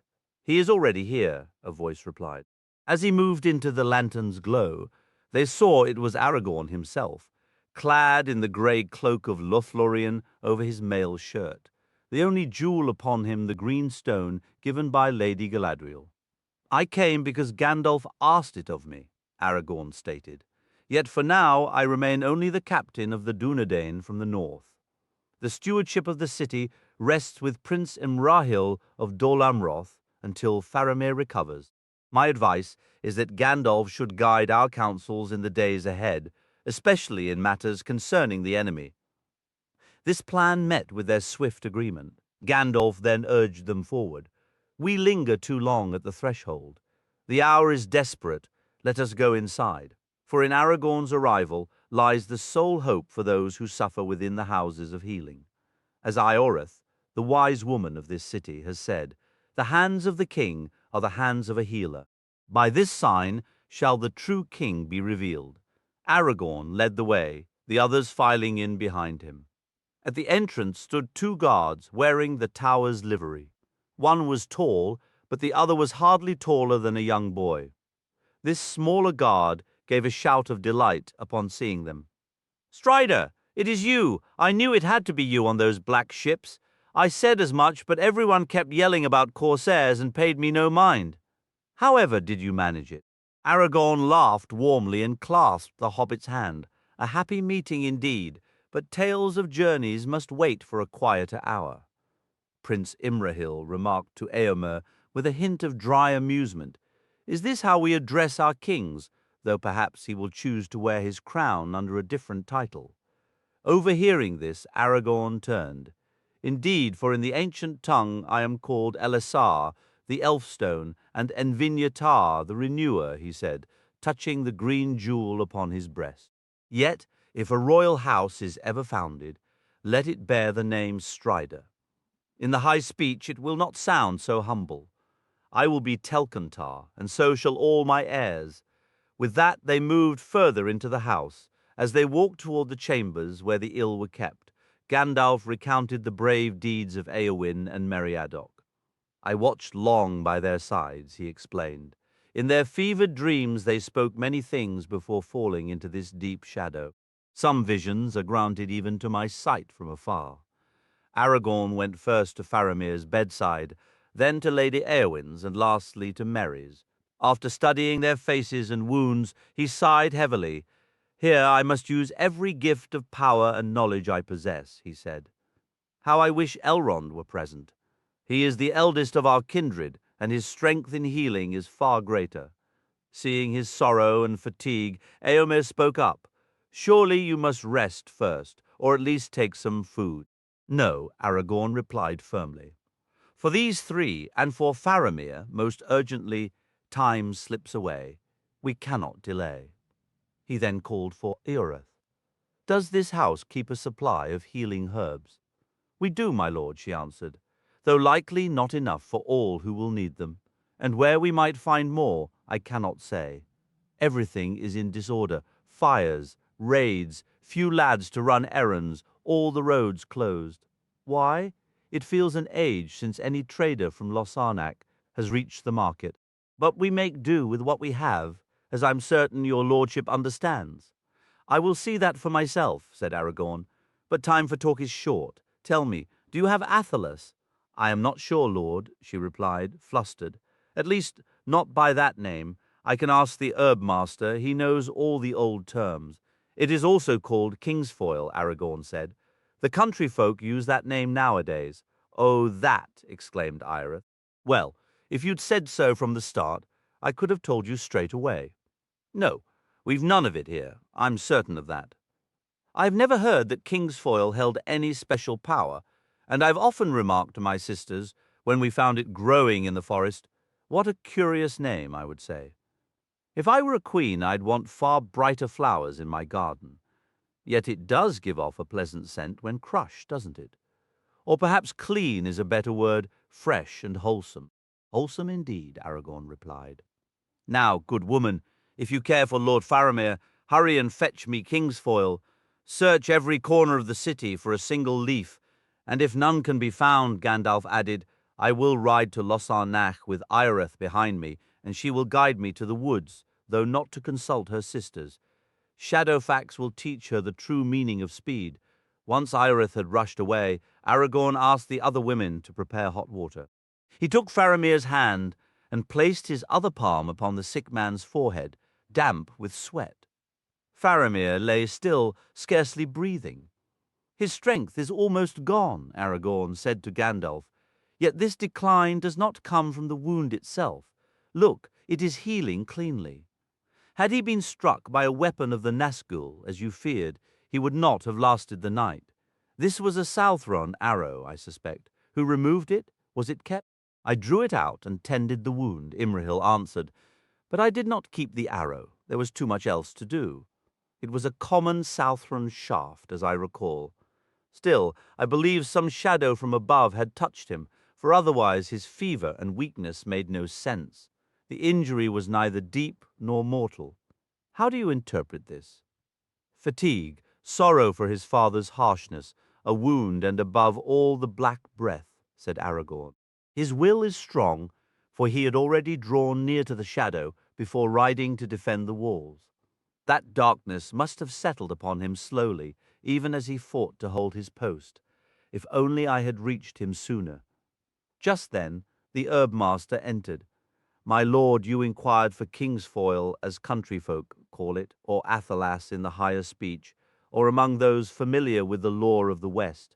I did. Aragorn cut in, and I care little what you name it, so long as you have some. My apologies, lord, the man said. I see you are learned beyond the arts of war. Yet, alas, we do not stock it here in the houses of healing, where only the gravely injured are treated. We know of no virtue in it, save perhaps to freshen a stale room or lighten a passing gloom, unless, of course, one heeds the old rhymes that women like our good Ioreth still recite without grasping their sense. When the black breath blows and death's shadow grows and all lights pass, come Athelas, life to the dying, in the king's hand lying. It is mere doggerel, I fear, muddled in the memories of old wives. I leave its meaning to your judgment, if it holds any at all, though some elders still brew it for headaches. Then in the king's name, Gandalf cried, find some elder with less learning and more wisdom who keeps a supply in his home. Aragorn now knelt beside Faramir, hand resting on his brow. Those watching sensed a great contest taking place. Aragorn's face grew pale with strain. From time to time he called Faramir's name, but each call sounded fainter, as if he himself were drifting into some distant dark valley, seeking one who was lost. At last Bergil came running in, clutching 6 leaves wrapped in cloth. Kingsfoil, sir, he said, though I fear it is not fresh. Gathered at least a fortnight ago. I hope it will still serve then. Glancing at Faramir, the boy's eyes filled with tears. But Aragorn smiled. It will serve, he said. The worst is now over. Stay and take comfort. He then took 2 leaves, placed them upon his palms, and breathed gently upon them, crushing them softly. An immediate vibrant freshness filled the chamber, as though the very air had stirred awake, shimmering with a joyful energy. Casting the leaves into the bowls of steaming water presented to him, a lightness touched every heart. The fragrance that reached each person was like the recollection of dewy, sunlit mornings in a realm so pure that even the fairest spring day feels but a fleeting echo of it. Aragorn rose, visibly renewed, a smile in his eyes, as he held a bowl before Faramir's sleeping face. Well, now, who would have thought it possible, Ioreth remarked to a woman beside her. This herb is more potent than I imagined. It calls to mind the roses of Imloth Melui from my girlhood. No king could wish for a finer scent. Suddenly, Faramir stirred. His eyes opened, meeting Aragorn's gaze as he leaned over him. A light of recognition and devotion kindled in his look, and he spoke in a hushed tone. My lord, you summoned me. I am here. What does my king ask of me? Walk no longer in darkness, but awaken, said Aragorn. You are exhausted. Rest now, take some nourishment, and prepare yourself for when I come back. I shall, my lord, Faramir replied. For who would wish to remain idle when the king has at last returned? Then farewell for a little while, Aragorn said. I must attend to others in need of care. He departed the room with Gandalf and Prince Imrahil, while Beregond and his son stayed behind, their joy overflowing. As Pippin followed Gandalf and closed the door, he overheard Ioreth exclaiming, The king! Did you all hear that? What did I tell you? The hands of a healer, just as I said. Swiftly, Word spread from the houses of healing that the king had truly come among them, bringing restoration in the wake of war, and the news raced through every street of the city. Aragorn next went to Éowyn. He observed, "Here lies a severe wound and a heavy burden. The broken arm has been skillfully set and will heal in time provided she has the strength to endure. It is her shield arm that is injured, yet the deeper harm flows from the sword arm. There it lies, unbroken but seemingly without life. Alas, she faced an adversary far exceeding the limits of her spirit or body. Anyone who raises a weapon against such a foe must possess a resolve harder than steel, lest the mere shock of the encounter shatter them. It was a cruel fate that placed her in his path, for she is a noble maiden, the fairest lady of a royal line, and yet I find myself uncertain how to speak of her. When I first beheld her and sensed her sorrow, it was as if I saw a white flower, standing tall and proud, graceful as a lily, yet I perceived a hidden strength, as though it were forged by elven craft from steel. Or perhaps it was a frost that had turned its sap to ice, leaving it beautiful to behold, yet bitter, sweet, wounded, and soon to perish. Her suffering began long before this day, did it not, Éomer? I wonder that you should ask me, Lord, he answered, for I hold you guiltless in this, as in all things. Yet I did not perceive that Éowyn, my sister, had been touched by any such chill until the moment she first looked upon you. She knew care and dread, which she shared with me during the grim days of Wormtongue and the king's enchantment. She nursed our uncle with growing fear, but that alone did not bring her to this despair. My friend, Gandalf interjected, you had your horses, your deeds of arms, and the open plains. But she, born in the form of a maiden, possessed a spirit and courage at least equal to your own. Yet her lot was to wait upon an aged man whom she loved as a father, and to watch him sink into a pitiful, dishonored decline. To her, her role felt more degrading than that of the very staff he leaned upon. Do you imagine Wormtongue's poison was meant for Theoden's ears alone? Dotard, what is the house of Eorl but a thatched barn where outlaws swill their ale in the smoke, and their brats wallow on the floor among the dogs? Have you not heard those words before? Saruman spoke them. He was the tutor of Wormtongue. Though I have little doubt that Wormtongue, in private, twisted their meaning with far more cunning words. My lord, had your sister's love for you and her sense of duty not held her tongue, you might have heard such bitter thoughts spoken aloud. Yet who can say what she whispered to the darkness, alone in the long, aching hours of the night, when her world felt small and the very walls of her chamber seemed to close in like a cage meant to trap something wild and free? Éomer fell silent then, gazing at his sister as if replaying every shared memory. Aragorn spoke gently. I saw what you saw, Éomer.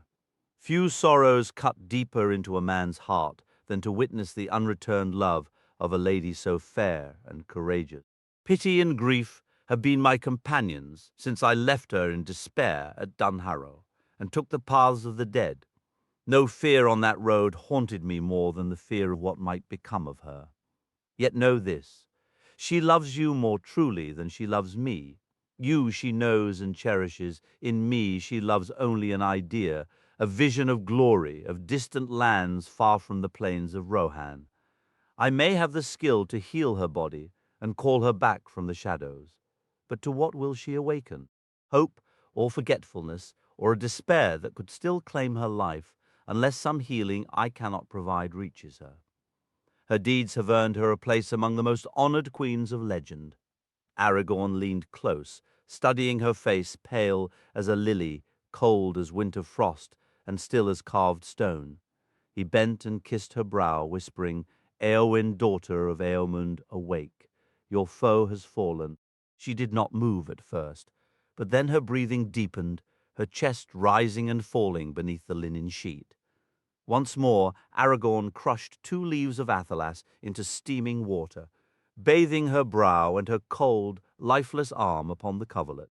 Then, whether by some ancient power of his lineage or by the force of his words concerning the Lady Éowyn, as the herb's fragrance filled the room, those present felt as if a fresh wind swept through the window, carrying no scent, but a clean, youthful air, as though it came newly made from snowy peaks under a starry sky or from distant silver shores, washed by foaming seas. "Awake, Éowyn, Lady of Rohan," Aragorn said again, taking her hand and feeling warmth return to it. "Awake, the shadow has passed, and all darkness is washed away." He placed her hand in Éomer's and stepped back. "Call to her," he said softly, before leaving the chamber. "Éowyn, Éowyn," Éomer cried through his tears. Her eyes opened, and she said, "Éomer, is this joy? They told me you had fallen, but that was only the dark voices in my dream. How long have I slept?" "Not long, sister," Éomer replied. "Do not dwell on it now." "I feel a strange weariness," she murmured. "I need rest. But tell me, what of the Lord of the Mark? Do not say that was a dream. I know it was not. He has died as he foresaw." "He is gone," Éomer said, "but he asked me to bid farewell to Éowyn, dearer than a daughter. He rests now with great honor in the citadel of Gondor." "That brings sorrow," she said, "and yet it is more than I dared hope in those dark days when it seemed the house of Eorl had fallen lower than a shepherd's hut. And what of the king's esquire, the halfling? Éomer, you must make him a knight of the Riddermark, for his bravery is unquestioned." "He rests nearby in this house," Gandalf said.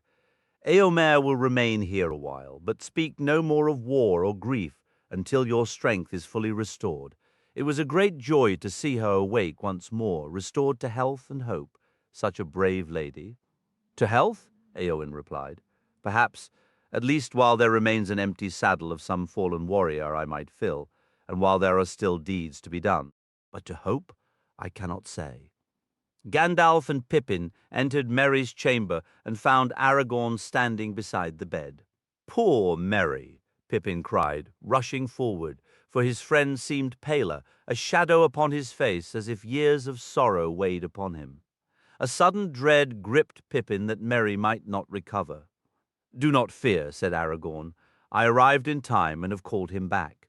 He is weary now and sorrowful, having taken a hurt like the Lady Éowyn, daring to strike that deadly foe. Yet these wounds can be healed, for his spirit is strong and bright. His grief will remain, but it will not shadow his heart. It will grant him wisdom." Then Aragorn rested his hand upon Merry's head, his fingers gently brushing the brown curls. He touched the closed eyelids and spoke his name. As the fragrance of Athelas filled the room, like the scent of sunlit orchards and heather humming with bees, Merry stirred and opened his eyes. "I'm hungry," he said. "What time is it?" "Long past supper," Pippin told him, "though I'm sure I could fetch you something if they allow it." "They will allow it," Gandalf said, "and anything else this rider of Rohan might wish for, if it can be found in Minas Tirith, where his name is held in high honor." "Good," said Merry. "Then I'll have supper first, and a pipe after." His expression then grew troubled. "No, not a pipe. I don't believe I'll smoke again." "Why ever not?" asked Pippin. "Well," Merry answered slowly, "he is gone. It reminds me too much." He said he regretted never having the chance to talk herb-lore with me, almost the last words he ever spoke. "I'll never be able to smoke without remembering him, Pippin. That day he rode up to Isengard, so courteous and kind." "Then smoke and remember him," said Aragorn. "For he was a noble heart and a great king, true to his oaths. He emerged from darkness into one last fair dawn.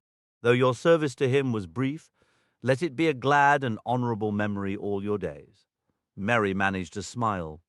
"Very well," he said. "If Strider can furnish what's needed, I will smoke and think. I had some of Saruman's finest leaf in my pack, but what became of it in the battle I surely don't know." "Master Meriadoc," Aragorn replied, a wry tone entering his voice, "if you imagine I crossed mountains and traversed Gondor with fire and sword to fetch herbs for a heedless soldier who misplaces his belongings, you are mistaken. Should your pack be lost, you must apply to the herb master of this house. He will inform you he knows nothing of the virtues of your desired herb, That common folk call it Westman's weed, the noble name it Galena's, and it bears other names in more learned tongue. After reciting a few half-remembered verses he does not comprehend, he will regretfully say there is none in the house, leaving you to ponder the history of language. And now I must do the same, for I have not slept in a proper bed since leaving Dunharrow, nor eaten since before dawn. Mary seized his hand and kissed it. I am terribly sorry, he said. Go, please. Ever since that night in Bree, we've been nothing but a bother to you. But it is the way of my people to speak lightly at such times and say less than we feel. We fear saying too much. It leaves us without the right words when a jest falls flat. I know that well, or I would not answer you in kind, said Aragorn. May the Shire remain forever unwithered.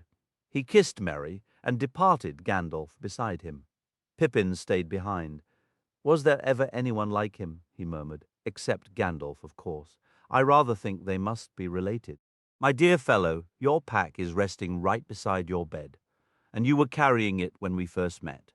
He noticed it the entire time, naturally. Besides, I have a few things of my own here. Let's not delay. Long-bottom leaf it shall be. Pack your pipe while I go and arrange for a bit of food. After that we can relax properly. Goodness, we tooks and brandybucks. We aren't built for dwelling long upon the grand heights. True enough, Merry replied. I certainly can't. Not at this moment, anyway. But at least, Pippin, we can finally perceive those heights and pay them proper respect. I suppose it's wisest to first love what you're suited to love.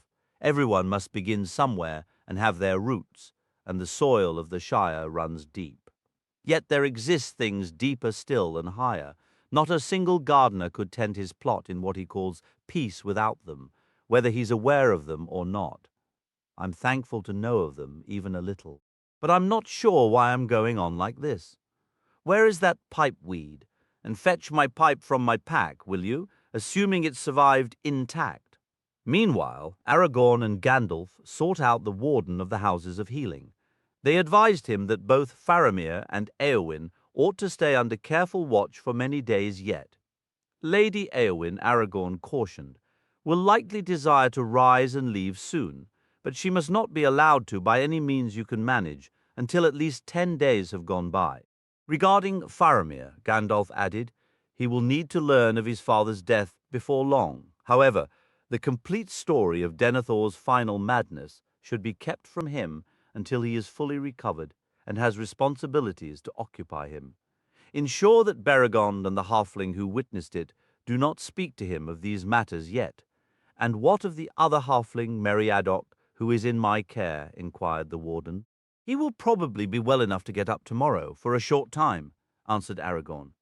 Permit him to do so if he wishes. He may take a brief walk, accompanied by his friends. They are a remarkable folk, the warden said, nodding thoughtfully. Exceptionally resilient in spirit, I believe. A crowd had already assembled at the doors of the houses to catch a glimpse of Aragorn, and they trailed after him. Later, when he had finished his meal, people approached, pleading for him to heal their kin or friends who lay perilously injured or under the grip of the Black Shadow.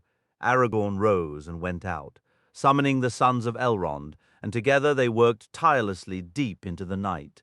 Word spread swiftly through the city. The king has truly returned. They began to call him Elfstone because of the green gem he wore, and so the name foretold at his birth was bestowed upon him by his own people. When he could work no longer, he wrapped his cloak around himself, slipped quietly from the city just before dawn, and slept briefly in his tent. Come morning, the banner of Dol Amroth, a white ship like a swan upon blue water, floated from the tower, and people gazed upward, wondering for a moment if the king's coming had merely been a dream. The morning after the battle dawned fair, with light clouds and a wind shifting to the west. Legolas and Gimli were up early, requesting permission to go up into the city, for they were anxious to see Merry and Pippin. It is a relief to hear they still live, remarked Gimli with a gruff affection. They caused us no small trouble on our march through Rohan, and I would hate to see all that effort go to waste.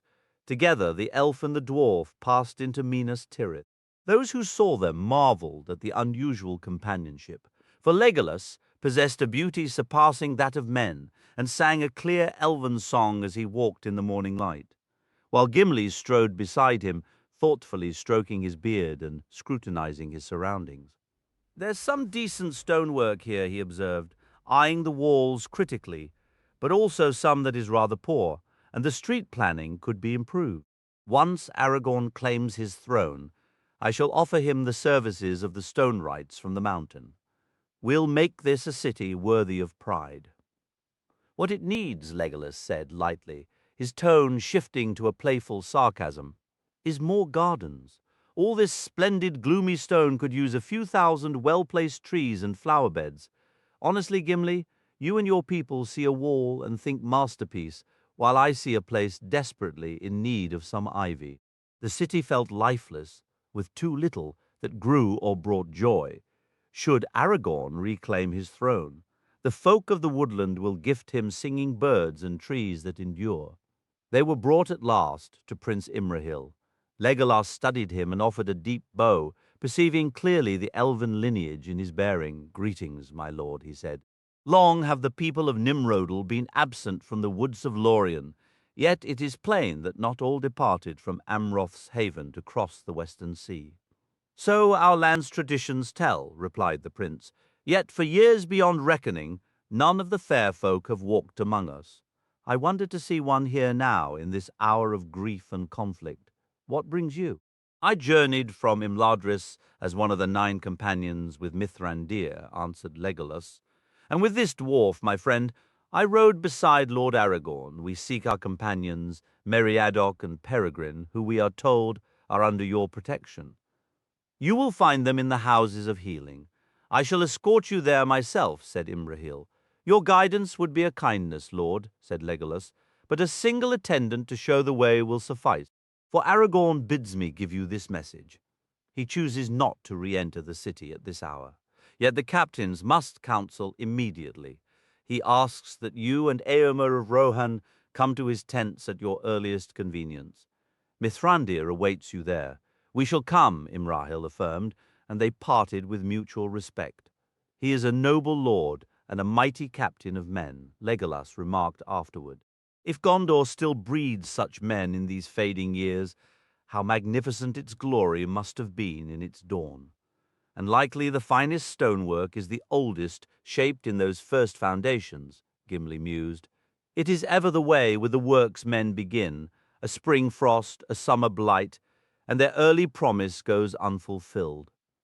Yet they seldom fail to leave their seed behind." Legolas countered. "That seed may lie in the dust and decay, only to rise again in some unforeseen time and place. The deeds of men will outlast us, Gimli. And yet, I suspect, amount to little more than regrets and lost chances in the final reckoning," the dwarf grumbled. "To that," said Legolas, "even the elves have no answer." A servant of the prince then arrived and conducted them to the houses of healing. In its garden they found their friends, and their reunion was filled with laughter. For a time they strolled and talked, savoring a brief respite of peace high in the city's windy tiers.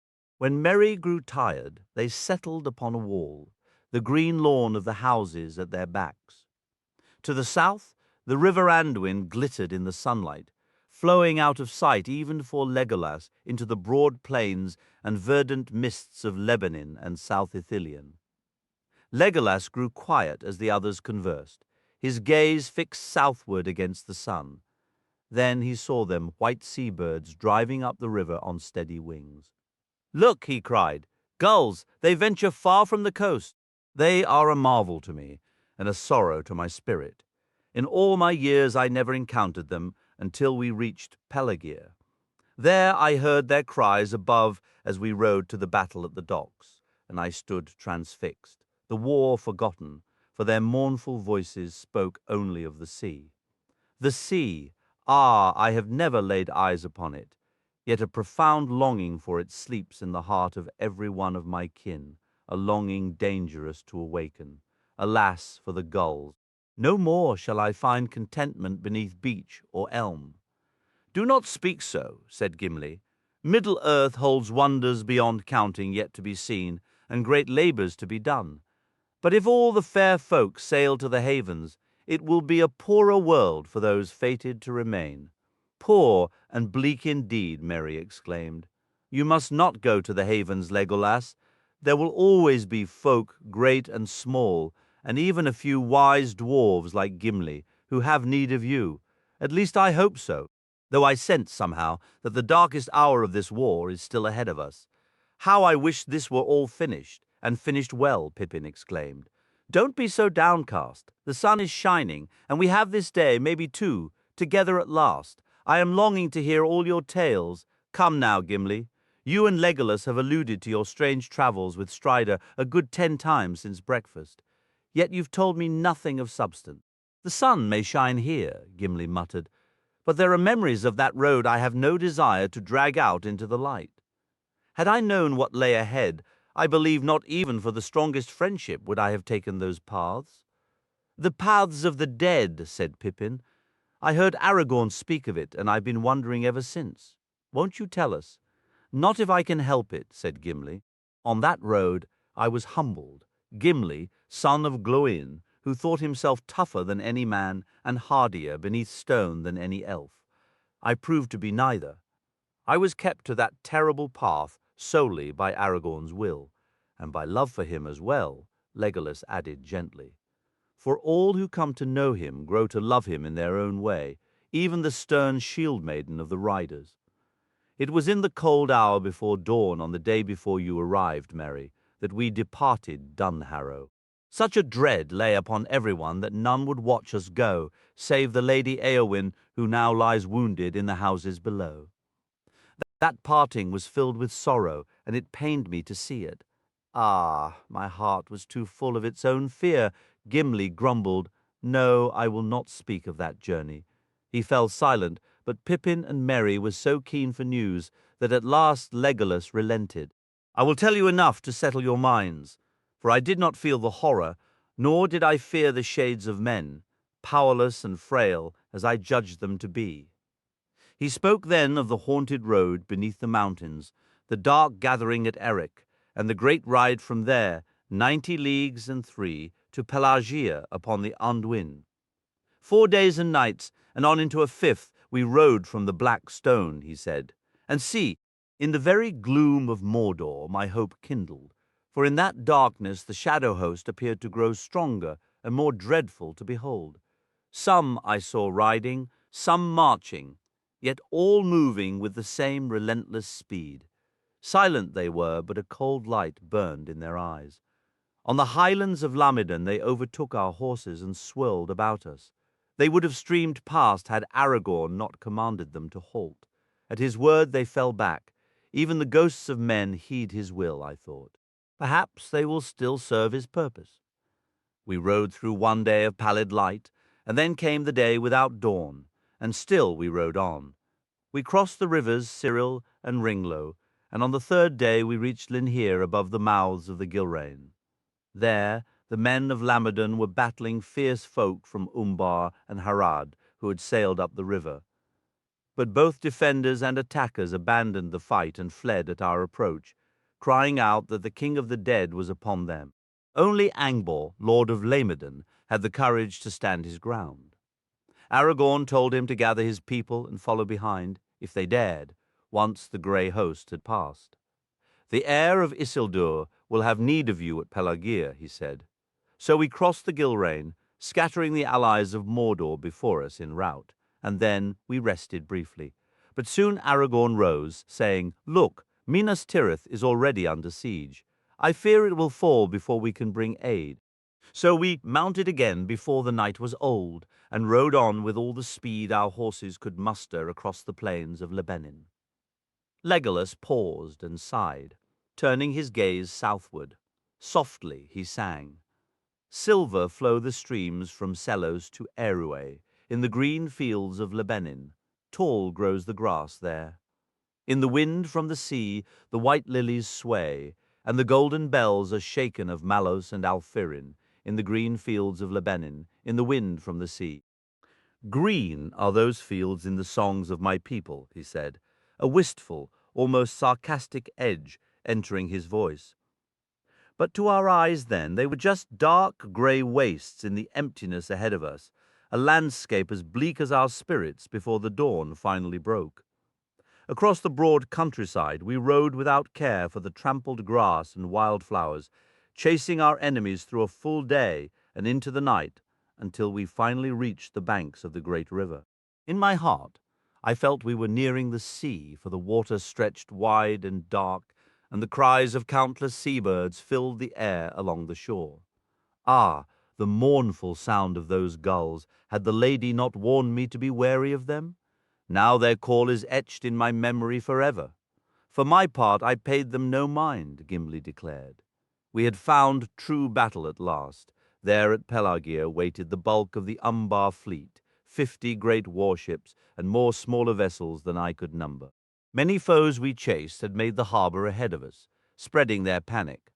Some ships had already cast off, trying to flee downriver or cross to the far bank, while numerous smaller boats were aflame. Driven to the edge, the Haradrim turned to make their final stand, fierce and desperate in their laughter when they saw how few we seemed. Yet Aragorn drew to a halt and shouted with a voice that carried over the din, "Come forth! By the black stone I summon you!" And then the shadow host, which had lingered behind, swept forward like a grey flood, washing away all resistance before them. I heard faint cries, the distant echo of horns, and a murmur like voices from some ancient, long-forgotten battle. Pale blades were drawn, though whether those edges could still cut mattered little, for the dead required no weapon but terror itself. Nothing could stand against them. They reached every ship beached upon the shore, then swept over the water to those anchored in the stream. Every sailor was seized by a wild fear and leaped into the river, save those poor souls chained to the oars. We rowed recklessly through our fleeing foes, scattering them like autumn leaves, until we reached the water's edge. To each of the great ships that remained, Aragorn sent one of the Dúnedain to comfort the captives aboard and bid them cast off their chains and their fear. Before that grim day ended, not a single enemy remained to oppose us. All were drowned or fleeing south on foot, hoping to somehow find their homeland again. How strange and wondrous it seemed that the schemes of Mordor could be undone by such phantoms of dread and shadow. It was defeated by the very weapons it understood best.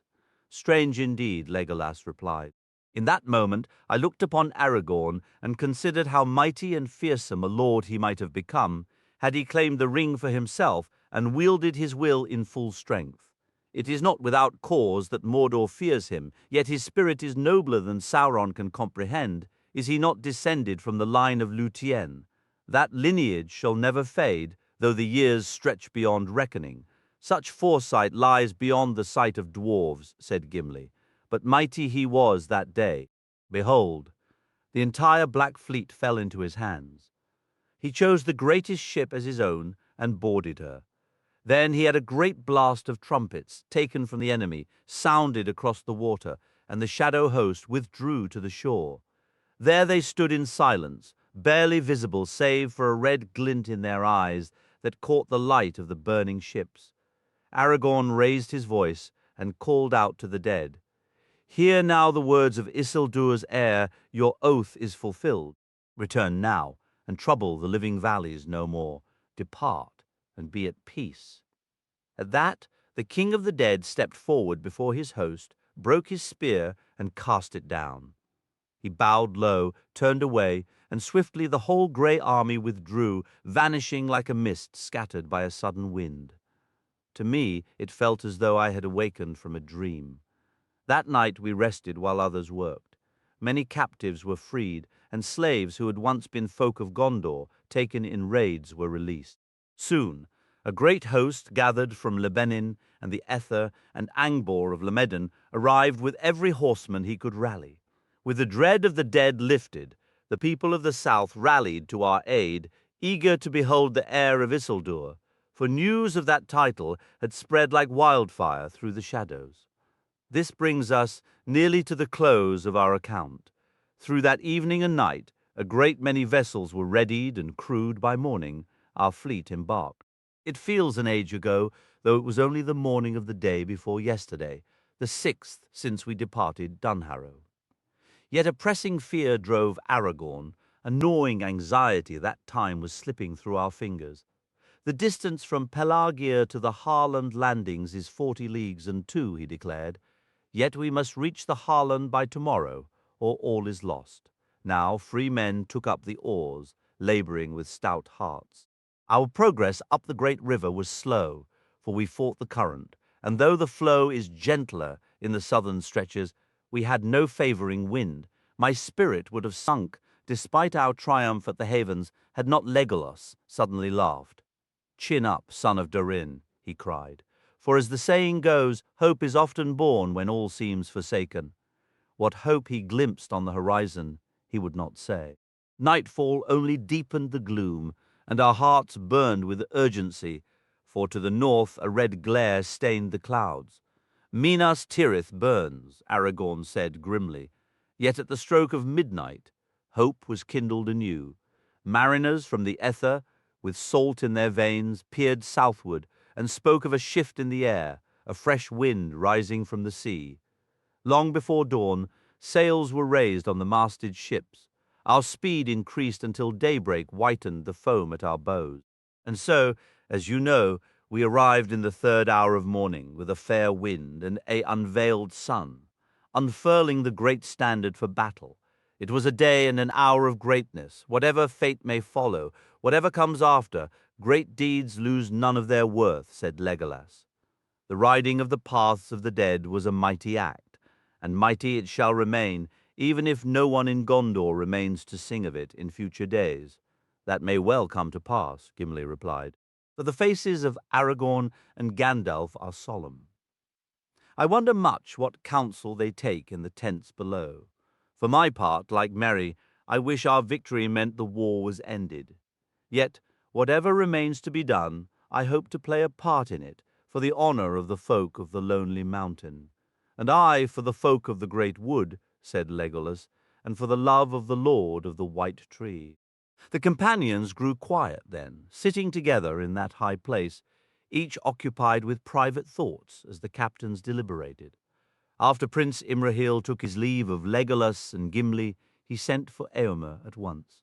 Together they descended from the city to the tents of Aragorn, pitched upon the field not far from where King Théoden had fallen. There they held council with Gandalf, Aragorn, and the sons of Elrond. "My lords," Gandalf began, "heed the words of the steward of Gondor before his death. You may triumph on the fields of the Pelennor for a day, but against the power now arisen there is no victory. I do not urge you to despair, as he did, but to consider the truth in his warning. The Palantiri do not lie, and not even the Lord of Barad-dûr can force them to falsehood. He may by his will choose what weaker minds shall see, or twist their understanding of the vision. Yet it cannot be doubted that when Denethor saw vast forces arrayed against him in Mordor, and more still gathering, he saw what is true. Our strength has barely sufficed to repel the first great assault. The next will be greater. This war, then, is without final hope, as Denethor saw. Victory cannot be won by arms alone, whether we sit here to endure siege upon siege, or march out only to be overwhelmed beyond the river. You have only a choice of evils, and prudence would advise you to fortify the strongholds you possess and await the coming storm. In doing so, you might prolong the time before your end. So you would have us fall back to Minas Tirith, or Dol Amroth, or to Dunharrow to sit like children building sand-castles before a rising tide, asked Imrahil. That is not new advice, Gandalf replied. Have you not done little more than this throughout Denethor's rule? But no, I called it prudent. I do not counsel prudence. I said victory could not be won by force of arms. My hope for victory remains, though it does not lie in swords or spears. For now, into the heart of all our planning comes the Ring of Power, the very cornerstone of Barad-dûr and the chief desire of Sauron. Concerning this object, my lords, you now understand enough to grasp both our peril and his. Should he regain it, your courage will be for nothing. His triumph would be swift and absolute, so absolute that none could foresee its end while this world endures. But if it is destroyed, then he will fall, and his ruin will be so profound that none can imagine his rising again. He will be stripped of the core strength that was his from the beginning. All that was wrought or begun with that power will crumble into dust. He will be left forever crippled, a mere whisper of malice gnawing in the shadows, unable ever again to grow or take form. Thus, a great evil would be lifted from the world. Other evils may yet emerge, for Sauron himself is but a servant, an emissary of a deeper shadow. Yet it is not our task to command all the tides of the world, but to do what lies within our power for the aid of the age we are given, to uproot the evil in the fields we know, so that those who come after may have clean earth to sow. What weather they will face is not ours to govern. Now Sauron knows all this. He knows the precious thing he lost has been found, though he does not yet know where it lies, or so we must hope. This ignorance leaves him in profound doubt. For if we have indeed recovered it, there are those among us with the strength to wield it. That, too, he suspects. Do I guess rightly, Aragorn, that you have revealed yourself to him through the Palantir of Orthanc?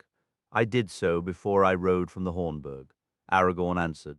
I judged the moment was right, and that the stone had come to me for this very purpose. It had been 10 days since the ring-bearer journeyed east from Rauros, and I believe the eye of Sauron should be drawn away from his own lands. He has been challenged too seldom since his return to the tower. Though had I known how swiftly he would answer, I might not have dared to reveal myself. I was granted barely enough time to come to your aid. Éomer spoke next. But how does this follow? If all is vain, should he possess the ring? Why would he not think it vain to attack us if we hold it? He is not yet certain, Gandalf said, and he did not amass his power by waiting until his enemies were safe and ready as we have done. Moreover, we could not learn to wield its full might in a single day. Indeed, it can be mastered by one alone, not by many. He will watch for a season of strife, for one of the great among us to seize mastery and subdue the rest. In such chaos, the ring might aid him if he strikes swiftly. He is watching even now. He sees much and hears much. His Nazgûl still roam abroad. They passed over this field before sunrise, though few among the weary and sleeping were aware. He reads the signs, the sword that took his treasure, reforged, the winds of fortune shifting in our favor, the unexpected defeat of his first assault, and the fall of his great captain. His doubt grows even as we stand here speaking. His eye strains toward us, nearly blind to all else that moves, and so we must hold his gaze. There lies our only hope. This, then, is my counsel. We do not have the ring in wisdom, or in great folly. It has been sent away to be destroyed, lest it destroy us all. Without the strength to match his armies, we cannot hope to defeat Sauron by force alone. Yet our greatest task is to keep his eye fixed upon us, away from the true danger. Victory will not be won with swords, but through our sacrifice, we may grant the ring-bearer his one fragile chance. As Aragorn has set this course, we must see it through. We must provoke Sauron to his final desperate move, drawing out every hidden reserve until his lands are stripped bare. Our march must be immediate. We must become the bait, even if his jaws snap shut around us. He will take it, driven by hope and greed, believing he sees the arrogance of a new ring-lord in our haste. He will declare, so he overextends himself too soon. Let him advance, and I will spring a trap from which there is no escape. There I will crush him, and all he has seized in his insolence will be mine once more, forever. We must stride openly into that snare, armed with courage but little hope for our own survival. For it is likely, my lords, that we will perish completely in a dark battle far from the lands of the living. Even if Barad-dûr falls, we may not live to see the new dawn. Yet I believe this is our duty. And is this fate not better than to perish here in idle waiting, which we surely will, and to die knowing that no new age will ever come? A heavy silence filled the room. Finally, Aragorn spoke. As I have begun, so I shall continue.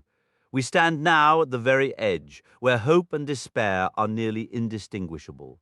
To hesitate is to fail. Let no one disregard the counsel of Gandalf, whose long struggle against Sauron reaches its final trial. Without him, all would have been lost long ago. Still, I do not yet claim command over any man. Let each choose his own path. Then Elrohir said, "We came from the north with this purpose, and from our father Elrond we brought this very advice. We will not turn back." "For my part," said Eomer, "I claim little wisdom in these deep matters, yet I need none. This much I know, and it is enough. As my friend Aragorn once saved me and my people, so I will answer when he calls. I will go." "As for me," said Imrahil, "I hold Lord Aragorn as my liege lord, whether he claims the title or not. His wish is my command, and I will go as well. Yet I still stand in the steward's place for Gondor, and I must first think of its people. Some prudence is still required. We must prepare for every chance, both good and ill. While any hope of triumph remains, Gondor must be protected. I would not wish to return victorious only to find the city in ruins and our lands ravaged behind us. Moreover, we have reports from the Rohirrim of an enemy force still unchecked upon our northern flank." "That is true," Gandalf replied. "I do not advise leaving the city completely undefended. Indeed, the force we lead east need not be large enough to assault Mordor in earnest, so long as it is strong enough to provoke a battle, and it must move swiftly. Therefore, I ask the captains, what strength could we muster and lead out in 2 days' time at the latest? And they must be hardy men who go willingly, fully aware of their peril. All are weary, and many bear wounds light or grievous," said Eomer. "We have also suffered heavy losses among our horses, which is a grave hindrance. If we must ride soon, I cannot hope to lead even 2,000, while leaving enough behind for the city's defense. We must not only consider those who fought on this field," Aragorn added. "New strength approaches from the southern fiefs, now that the coasts are secure. 4,000 men I sent marching from Peлагea through Lossarnach 2 days ago, with Angbor the Fearless riding ahead. If we depart in 2 more days, they will be near before we leave. Furthermore, many were ordered to follow me up the river in whatever vessels they could gather. With this favorable wind, they will soon be at hand. Indeed, several ships have already reached the Harlan. I estimate we could muster 7,000 cavalry and infantry, and still leave the city better defended than it was when the attack first came." "The gate is ruined," Imrahil noted, "and where do we find the craft to rebuild it and raise it once more?" "In Erebor, within Dain's kingdom, such craft exists," Aragorn replied. "If our hopes endure in time, I will send Gimli, son of Gloin, to seek artisans from the mountain. Yet men are stronger than any gate, and no gate will hold if those who guard it abandon their post." Thus concluded the council of the lords. They would depart on the second morning hence with 7,000, if that number could be gathered. The greater part of this host would march on foot, given the grim lands they must cross. Aragorn would bring some 2,000 from the forces he had rallied in the south. Imrahil would provide 3,500, and Eomer would lead 500 of the Rohirrim who had lost their horses yet remained fit for war, while he himself would command 500 of his finest mounted riders. An additional 500 horse would form another company, among whom would ride the sons of Elrond with the Dunedain and the knights of Dol Amroth. In all, 6,000 foot soldiers and 1,000 cavalry. But the primary strength of the Rohirrim, still horsed and ready, some 3,000 under Elfhelm's command, would guard the west road against any enemy remaining in Anorion. Swift riders were dispatched at once to gather what tidings they could from the north and from the east, near Osgiliath and the road to Minas Morgul. After assessing their full strength and considering the paths they must take, Imrahil suddenly let out a hearty laugh. "Truly," he exclaimed, "this must be the grandest jest in all Gondor's history, that we ride forth with 7,000, scarcely the vanguard of its army in days of old, to storm the very mountains and the unassailable gate of the Black Land. It is as if a child threatened an armored knight with a bow made of string and green willow. If the Dark Lord knows half of what you claim, Mithrandir, will he not simply smile rather than fear, and crush us like a fly trying to sting him with the flick of a finger? No, said Gandalf. He will seek to trap the fly and steal its sting, and there are names among us worth more than 1,000 armored knights each. He will not smile, nor shall we, Aragorn stated. If this is a jest, it is too bitter for laughter. This is the final move in a desperate gamble, and for one side or the other, it will mean the end of the game. Then he drew Andúril and held it aloft, gleaming in the sunlight. You shall not be sheathed again until the last battle is fought, he declared. 2 days later, the army of the West was fully assembled on the Pelennor. The host of Orcs and Easterlings had retreated from Anorion, and harried and scattered by the Rohirrim, they had broken and fled with little resistance toward Caer Andros. With that threat removed and fresh forces arriving from the south, the city was as well garrisoned as possible. Scouts brought word that no enemies remained on the eastern roads as far as the crossroads of the fallen king. Everything was now prepared for the final gamble. Legolas and Gimli would ride together once more in the company of Aragorn and Gandalf, who travelled at the front with the Dúnedain and Elrond's sons. But Merry, to his dismay, was not to accompany them. "You are not yet fit for such a journey," Aragorn told him. "Yet feel no shame. If you do nothing more in this war, you have already earned great honor. Peregrine shall go and represent the people of the Shire. Do not begrudge him his moment of peril, for though he has done all his fortune allowed, he has still to match your deed. But in truth, every one of us now faces the same danger. Though it might be our fate to meet a bitter end before the Black Gate, if we do, then you too will face a final stand, whether here or wherever the dark tide finds you. Farewell." With a heavy heart, Merry stood watching the army gather. Bergil was beside him, equally dejected. His father was to march at the head of a company of the city's men, unable to rejoin the guard until his conduct was reviewed. In that same company, Pippin was also to march as a soldier of Gondor. Merry could spot him not far off, a small yet steadfast figure among the tall warriors of Minas Tirith. Finally, the trumpets sounded and the army began its advance. Troop by troop, company by company, they turned and moved eastward. Long after they had vanished from sight down the great road toward the causeway, Merry remained. The last gleam of morning sunlight on spear and helmet flickered and faded, and still he stood with head bowed and spirit burdened, feeling utterly alone. Everyone he held dear had gone into the gloom shrouding the distant eastern sky. Scarcely any hope lingered in his heart that he would ever see them again. As if summoned by his despair, the ache in his arm flared anew, and he felt frail and aged, the sunlight itself seeming pale and thin. He was stirred by Bergil's touch. "Come, Master Halfling," said the boy. "You are still in pain, I see. I will help you back to the houses of healing, but do not lose heart. They will return. The men of Minas Tirith shall not be defeated, and now they have the Lord Elfstone with them, and Beregond of the Guard as well." Before noon, the army reached Osgiliath.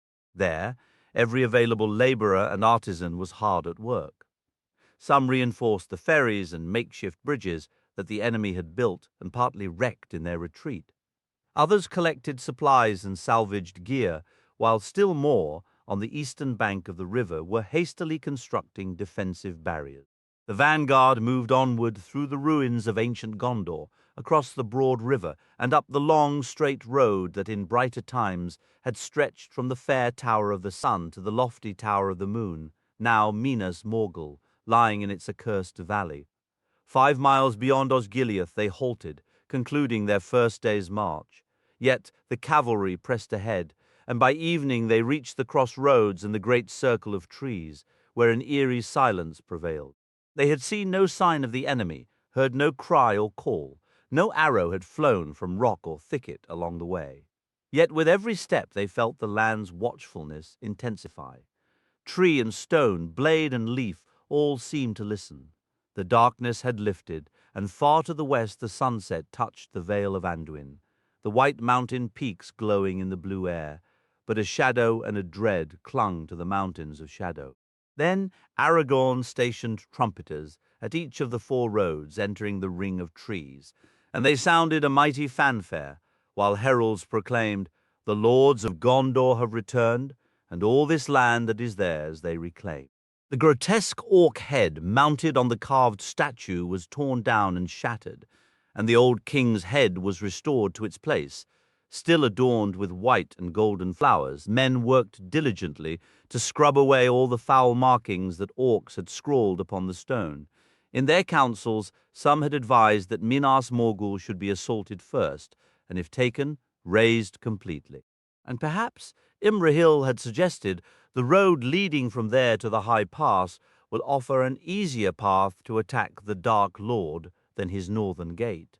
But Gandalf had argued fervently against this, both because of the profound evil festering in that valley where the minds of men could succumb to madness and terror, and because of the tidings Faramir had brought. For if the ring-bearer had indeed ventured that way, then above all else they must avoid drawing the eye of Mordor toward it. The following morning, the main host advanced and established a fortified guard at the crossroads. Their purpose was to defend against any force Mordor might send over the Morgul Pass or march up from the southern lands.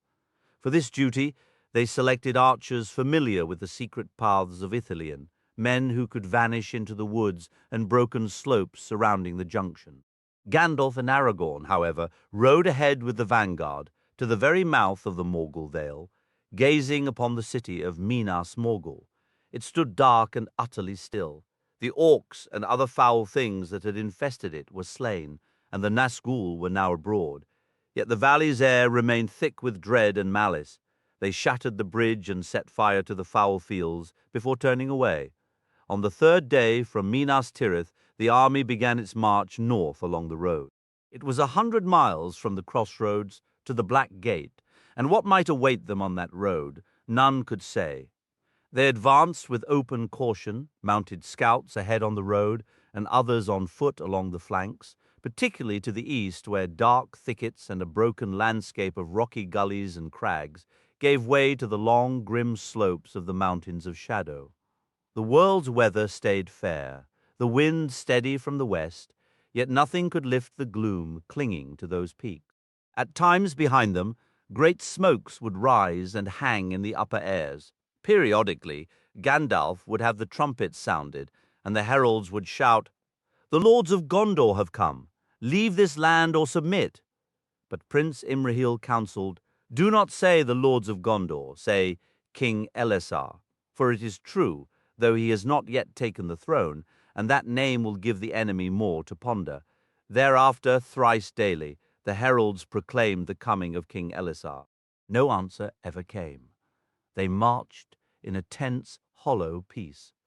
The hearts of all, from the highest lord to the lowest soldier, were heavy, and with each northward mile a sense of impending doom grew. Near the end of the 2nd day's march from the crossroads, they met their first resistance. A strong force of orcs and easterlings attempted to ambush the lead companies in a deep cutting where the road passed through an outthrust of the eastern hills, the very place where Faramir had once waylaid the Haradrim. But the captains of the west had been well warned by their scouts, skilled rangers from Henneth Annwn led by Mablung. The ambush was itself ensnared. Horsemen swept wide to the west and struck the enemy's flank and rear, destroying them or driving them east into the hills. Yet the victory brought little cheer. "This was but a feint," said Aragorn. "Its chief purpose, I think, was to lure us onward with a false hope of the enemy's weakness, not to truly harm us." From that evening on, the Nazgûl were their constant shadow. They flew high, unseen by all save Legolas, yet their presence was a deepening shade, a dimming of the sun. Though the ring-wraiths did not yet descend or utter their cries, the dread they cast was inescapable. So the hopeless journey wore on. On the 4th day from the crossroads, the 6th from Minas Tirith, they reached the end of the living lands and began to cross the desolation before the gates of Cirith Gorgor. Before them stretched the dead marshes and the barren waste, reaching north and west to the Mule. The horror of that place was so profound that some of the host lost heart entirely, finding they could neither walk nor ride any further toward the north. Aragorn studied the faces before him, and his expression held more sorrow than anger. These were young riders from the Westfold, farmers from the vales of Lossarnac. To them, Mordor had always been a distant tale of darkness, a shadow from a storybook that held no place in their honest, sunlit lives. Now they found themselves trapped in a waking nightmare, unable to grasp the full horror of this war or why destiny had dragged them to this desolate edge. "Go," he told them, his voice firm, "but go with what honor you can still carry. Do not flee in blind panic. There is a purpose you might yet serve, a chance to reclaim some measure of pride. Make your way southwest to Caer Andros. If the enemy holds it, as I believe they do, then try to take it back. Hold that island to your last breath in defense of both Gondor and Rohan." Some, stung by the grace in his dismissal, found a spark of courage and rejoined the ranks. Others grasped at this new mission, a tangible and valiant deed within their reach, and they turned away with a flicker of renewed purpose. Having already left men at the crossroads, the host of the West now marched forward with fewer than 6,000 souls to dare the Black Gate and the gathered might of Mordor. They moved with deliberate slowness, tensed for an answer to their challenge at any moment, keeping their forces tightly knit. Sending out scouts from the main body seemed a reckless waste of lives. On the 5th evening from the Morgul Vale, they made their final camp, lighting meager fires from the sparse dead wood and brittle heath they could scavenge. The night passed in a tense collective vigil. Shapes moved at the edge of vision, prowling just beyond the firelight, and the lonely howls of wolves cut through the still air. The wind had fallen utterly silent, leaving a heavy, watchful quiet. Though the sky was clear and a 4-night-old moon hung above, the very land exhaled vapors, fumes and smokes that coiled from the ground, veiling the pale crescent in Mordor's perpetual haze. A deep cold settled over them. With dawn came a stirring, but now the wind shifted, blowing fresh and brisk from the north. The creatures of the dark retreated, and the landscape lay barren and seemingly empty. To the north festered the first of the great slag heaps, mounds of broken rock and poisoned soil, the foul waste of Mordor's laboring hordes. To the south, now terrifyingly close, rose the immense rampart of Cirith Gorgor, with the Black Gate at its heart, and the 2 towers of the Teeth standing like dark sentinels on either side. In their final approach, the captains had swung away from the old eastward road, skirting the peril of the haunted hills, and thus came upon the Morannon from the northwest, just as 2 small hobbits had once done. The 2 massive iron doors beneath the gate's grim arch stood shut fast. Nothing stirred on the battlements. The silence was profound and utterly watchful. They had reached the final act of what many might call madness, forlorn and chilled in the grey morning light, before fortifications no army could hope to storm, even with the greatest siege engines and against a minimal garrison. Yet they knew the hills around the gate seethed with hidden foes, and the shadowed pass beyond was a warren teeming with vile things. As they stood, they saw all 9 ring-wraiths gathered, circling high above the towers like patient carrion birds. They were being observed, toyed with. Still, the enemy gave no signal. With no other path left, they resolved to see their chosen part through to the end. Aragorn arranged the host as well as he could upon 2 great hills of blasted stone and earth, ancient spoil heaps from orcish toil. Before them, separating their position from the land of Mordor, stretched a wide, reeking mire of mud and foul pools, a natural moat of stench and filth. When the lines were set, the captains rode out toward the Black Gate with a strong guard of cavalry, their banners lifted, heralds at their side and trumpeters ready to sound their defiance. Gandalf stood as the primary herald, flanked by Aragorn and the sons of Elrond, along with Éomer of Rohan and Prince Imrahil. Legolas, Gimli, and Peregrine were also commanded to attend, ensuring that every foe of Mordor would have observers to this moment. They advanced until they were within shouting distance of the Morannon, where they unfurled their standard and sounded their trumpets. The heralds stepped forward, projecting their voices toward the grim battlements of the dark land. "Come forth," they shouted. "Let the Lord of the Black Land show himself. He will face judgment. For he has waged unjust war upon Gondor and seized its territories. Therefore the king of Gondor demands he answer for his crimes and depart these lands forever. Come forth." A profound silence followed. No reply echoed from the wall or the gate.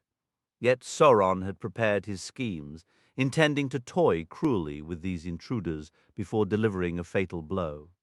Just as the captains of the West prepared to withdraw, the quiet was abruptly shattered. A deep, rolling thunder of great drums echoed like a storm in the mountains, followed by a blaring of horns so powerful it seemed to shake the stones and stun the ears of all who heard. Then, with a resounding clang, the central door of the Black Gate swung open, and from it emerged an embassy from the Dark Tower.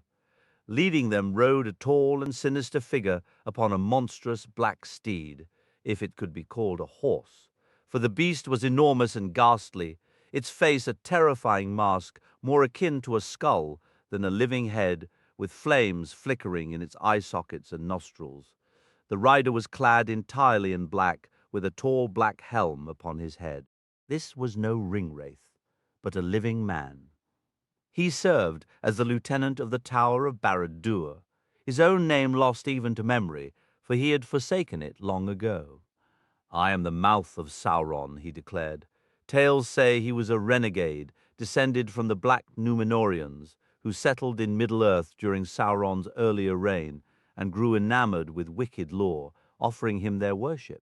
Entering the service of the Dark Tower upon its resurgence, his cunning elevated him in his master's favor. He mastered dark sorcery, gained deep insight into Sauron's mind, and surpassed even the orcs in cruelty. Now he rode out, accompanied only by a small guard clad in black harness and a single banner, black as night, emblazoned with a red evil eye. Halting a few paces from the captains, he surveyed them with contempt and let out a derisive laugh. "Is there anyone in this disorderly crowd with the authority to treat with me?" he demanded.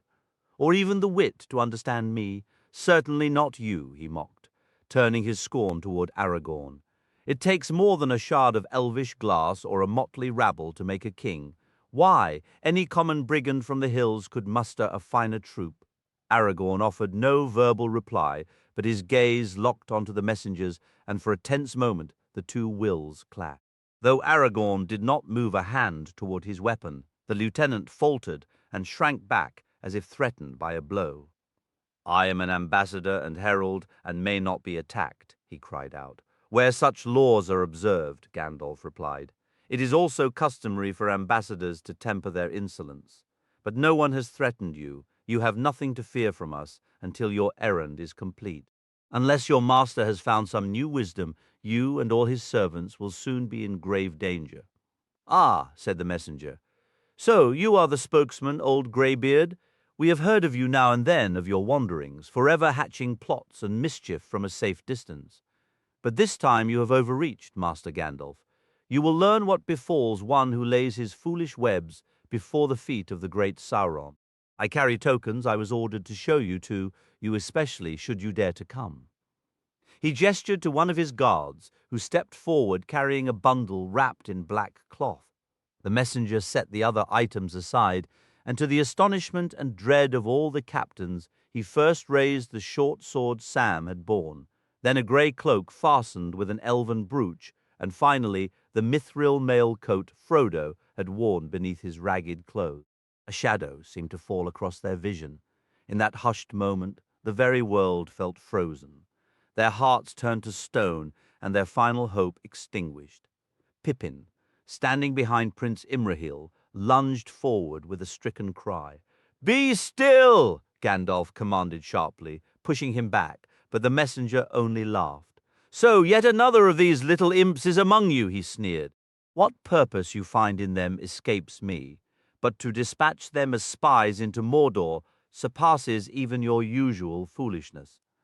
I thank him, however, for this brat clearly recognizes these tokens, making any denial from you pointless. I have no intention of denying them, Gandalf replied. In truth, I know each item and its full history, something you, foul mouth of Sauron, cannot claim despite your mockery. But why present them here? A dwarf-forged coat, an elven cloak, a blade from the fallen west, and a spy from that insignificant rat-hole called the Shire. Yes, do not flinch. We are well aware.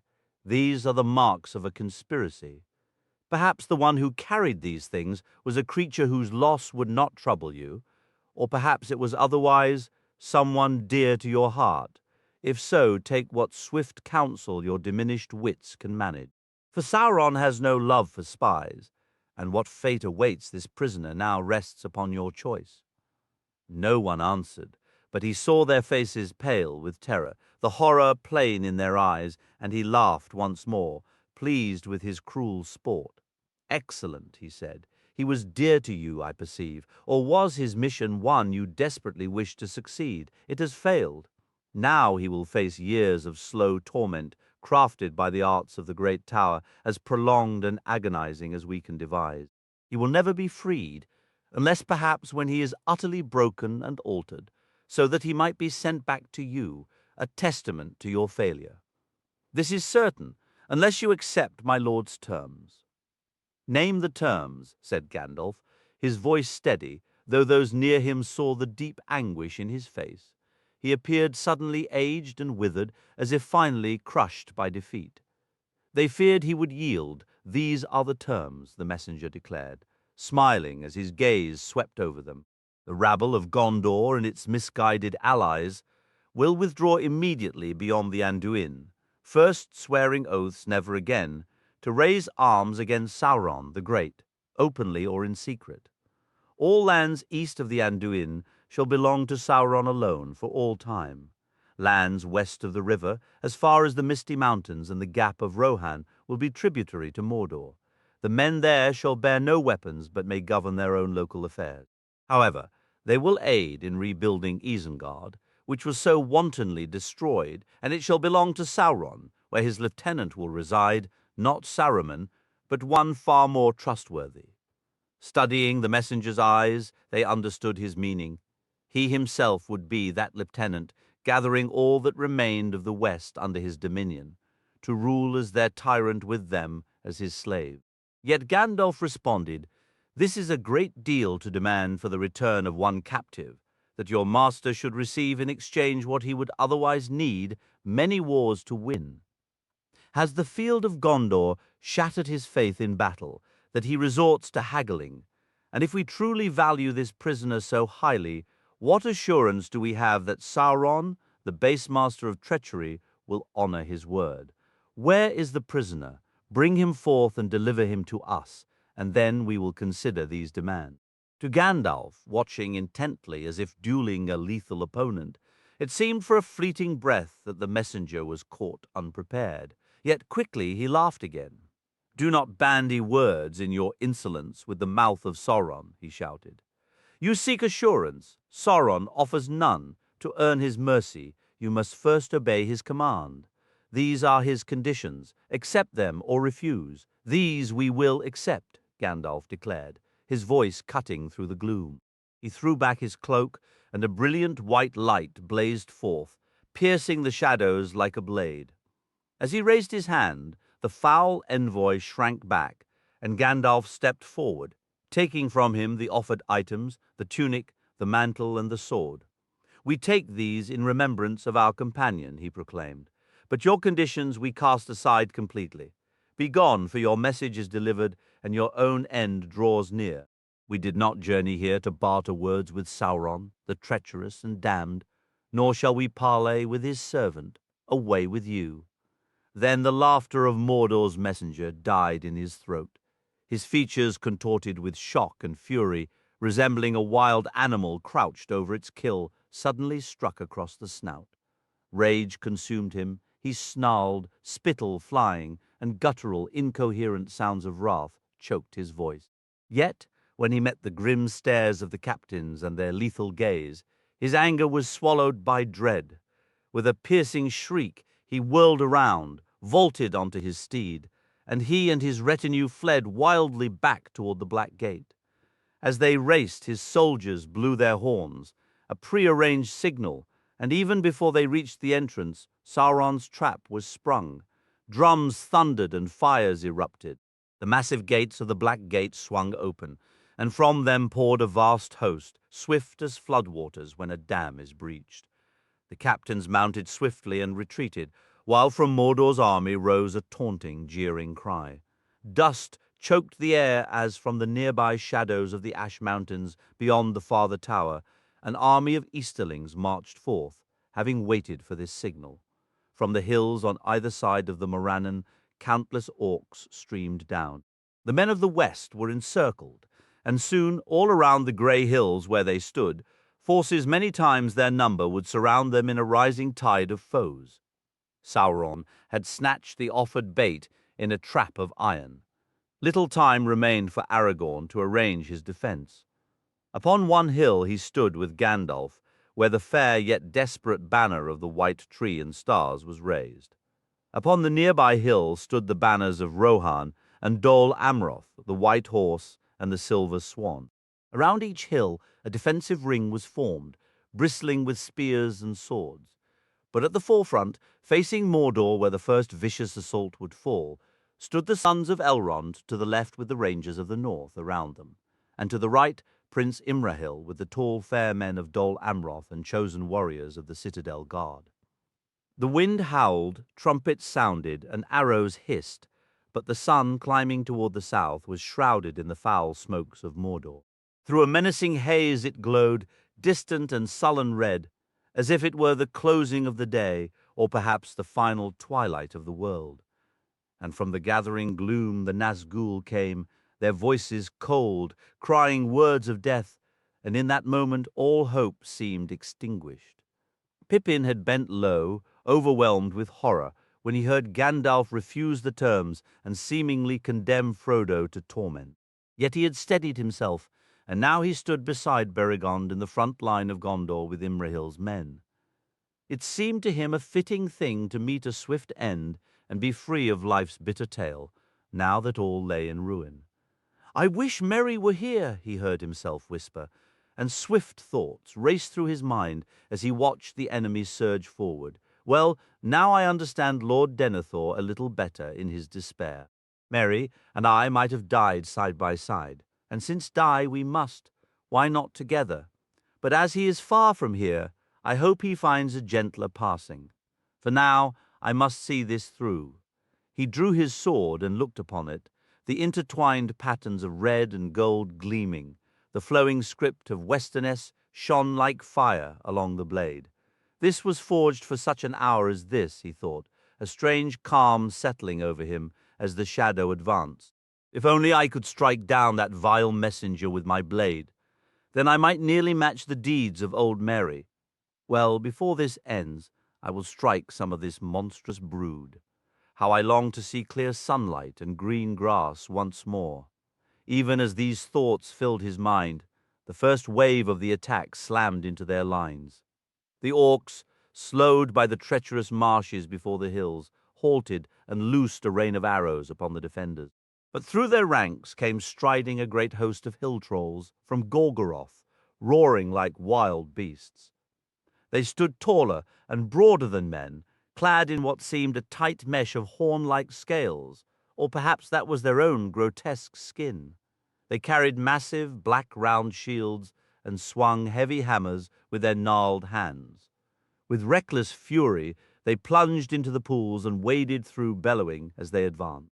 Like a tempest, they shattered against the line of the men of Gondor, beating upon helm and head, arm and shield, as blacksmiths hammer hot, yielding iron. Beside Pippin, Beregond was struck senseless and overwhelmed. He fell.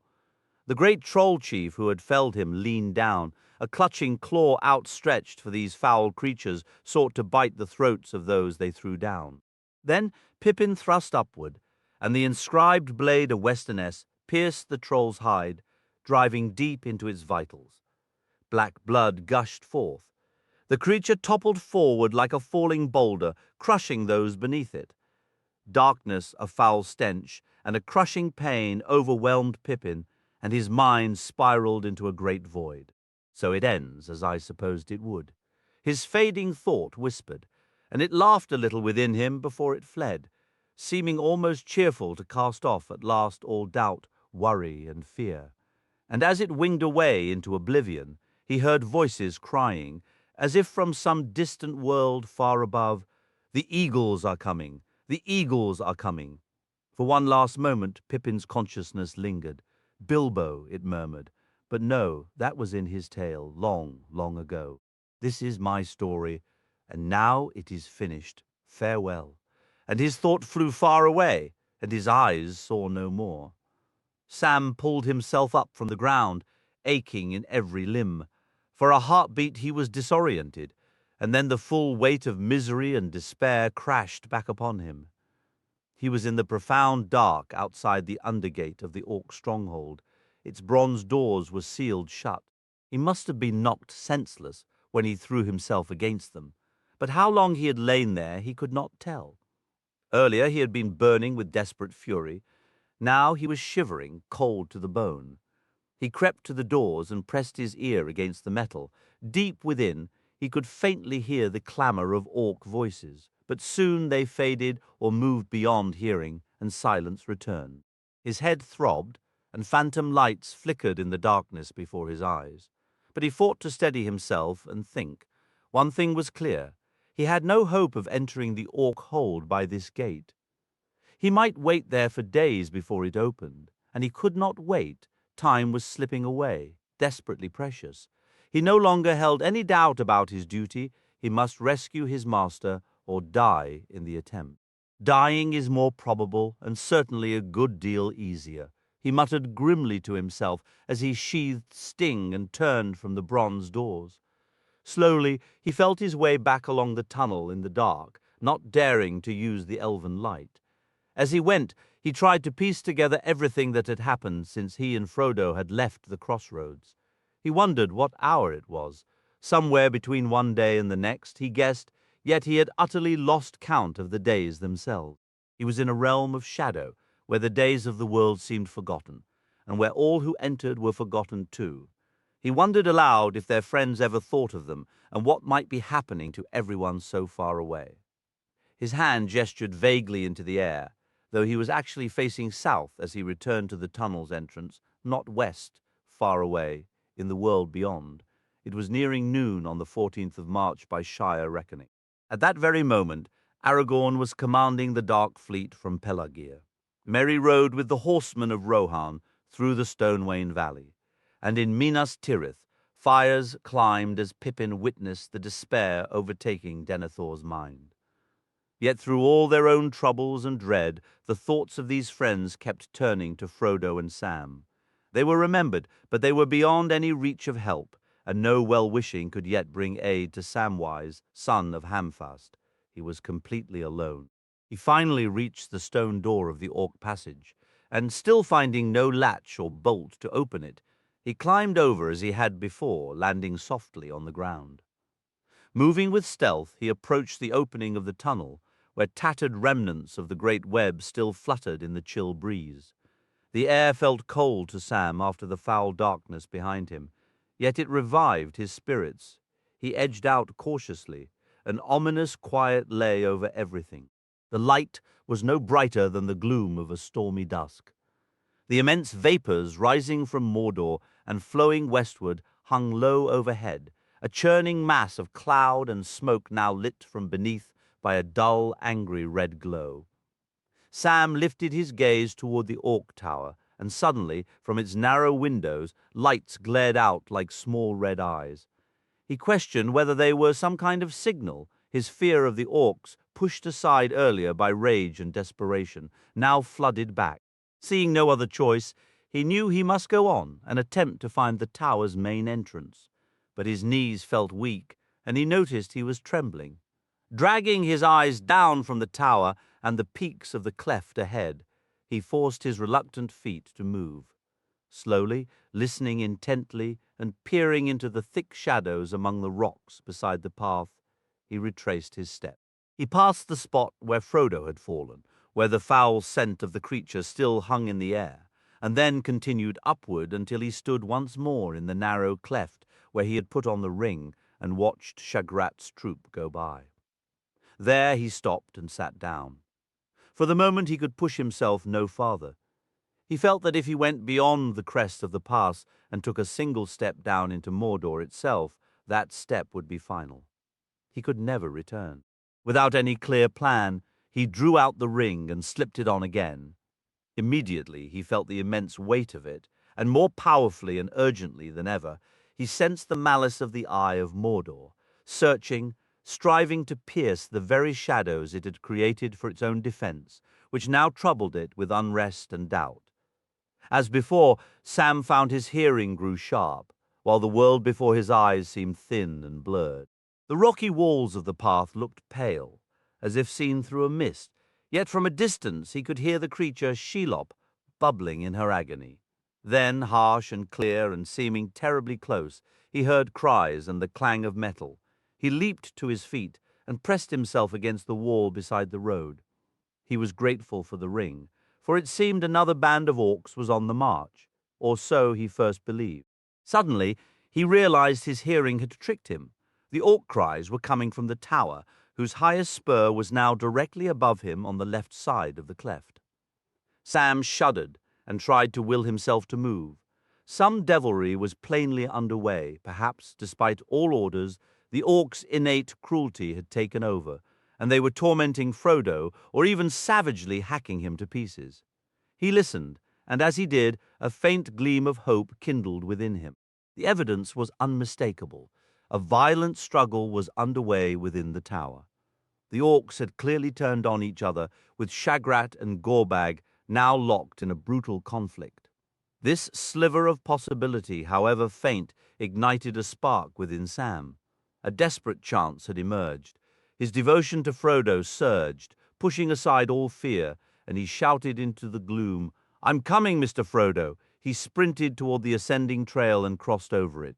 Immediately, the path veered sharply left and dropped into a steep descent.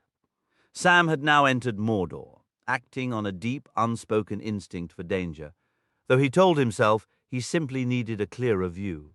He removed the ring. Best to face the worst head-on, he muttered to himself. No sense stumbling around blind. The landscape that unfolded before him was brutally harsh and desolate. At his feet, the highest peaks of the mountains of shadow plunged down in sheer cliffs into a deep, shadowy valley. Opposite rose another lower ridge, its silhouette torn and jagged with stark crags, like black teeth against the bloody light behind them. The Morgai, the grim inner fence of the land. In the far distance, almost directly ahead across a vast, fire-pocked darkness, a massive fiery glow burned. From it, immense columns of swirling smoke rose, red and dusty at their base, before merging into a churning black ceiling that smothered the entire cursed realm. Sam was staring at Mount Doom. Periodically, the furnaces deep within its ashen cone would surge with heat, throbbing and heaving to spew rivers of molten rock from its fissures. Some streams flowed blazing toward the dark tower through great channels. Others snaked across the stony plain until they cooled, lying like the twisted shapes of dragons coughed up from the tormented earth. Sam witnessed the mountain in a violent hour of labor, its fierce light hidden from those approaching from the west by the high wall of the mountains, now glaring against the bare rock, faces dyeing them a dreadful bloody red.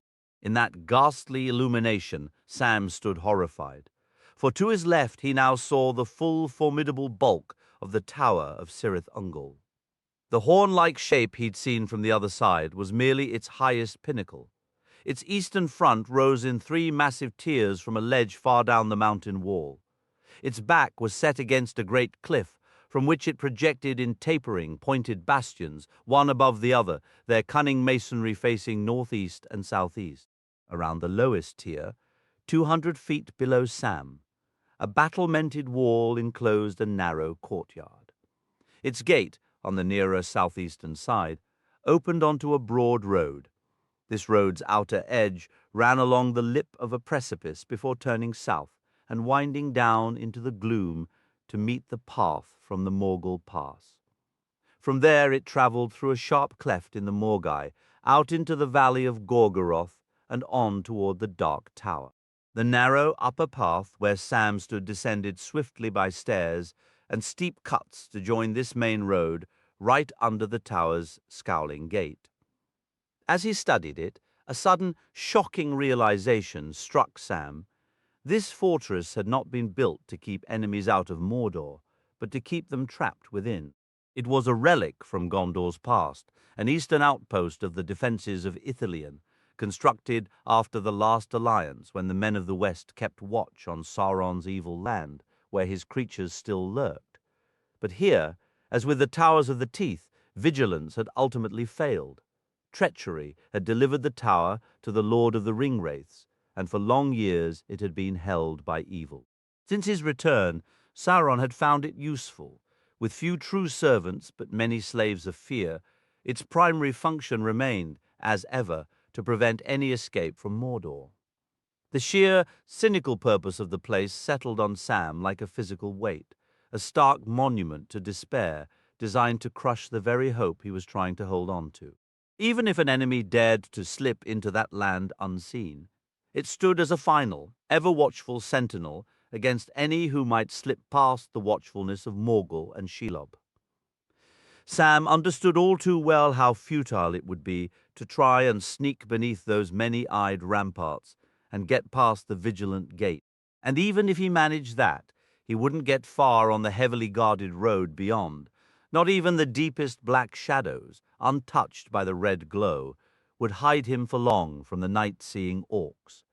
Yet as desperate as that path seemed, his mission was now far more daunting. His task was not to avoid the gate and flee, but to pass through it, completely alone. His mind turned to the ring, but it offered no comfort, only a deep sense of dread and peril. The moment Mount Doom came into view, burning in the distance, he felt a shift in the weight he carried. Drawing closer to the great furnaces where it had been forged in ancient times, the ring's power swelled, growing more fierce and untamable except by a will of immense strength. Standing there, even with the ring hanging from its chain around his neck and not on his finger, Sam felt himself expanding as if cloaked in a vast, distorted shadow of himself. A gigantic and menacing shape halted upon Mordor's walls. He realized he now faced only two paths to resist the ring, though it would agonize him, or to seize it and defy the dark power enthroned beyond the Valley of Shadows. The ring was already working on him, eating away at his will and his reason. Wild daydreams flooded his mind. He saw himself as Samwise, the strong, the hero of the age, marching across the darkened land with a sword of flame, armies rallying to his call as he advanced to overthrow Barad-dûr. Then, in his vision, all the clouds vanished. The white sun blazed, and at his command the desolate vale of Gorgoroth transformed into a flourishing garden of flowers and trees heavy with fruit. All he had to do was slip on the ring and claim it as his own, and this could all be real. In that moment of testing, it was his love for his master that most helped him stand firm. But deep within him, his plain hobbit sense, still unvanquished, whispered the truth. He knew in his heart of hearts that he was not big enough to carry such a weight, even if these visions weren't just a cruel trick to ensnare him.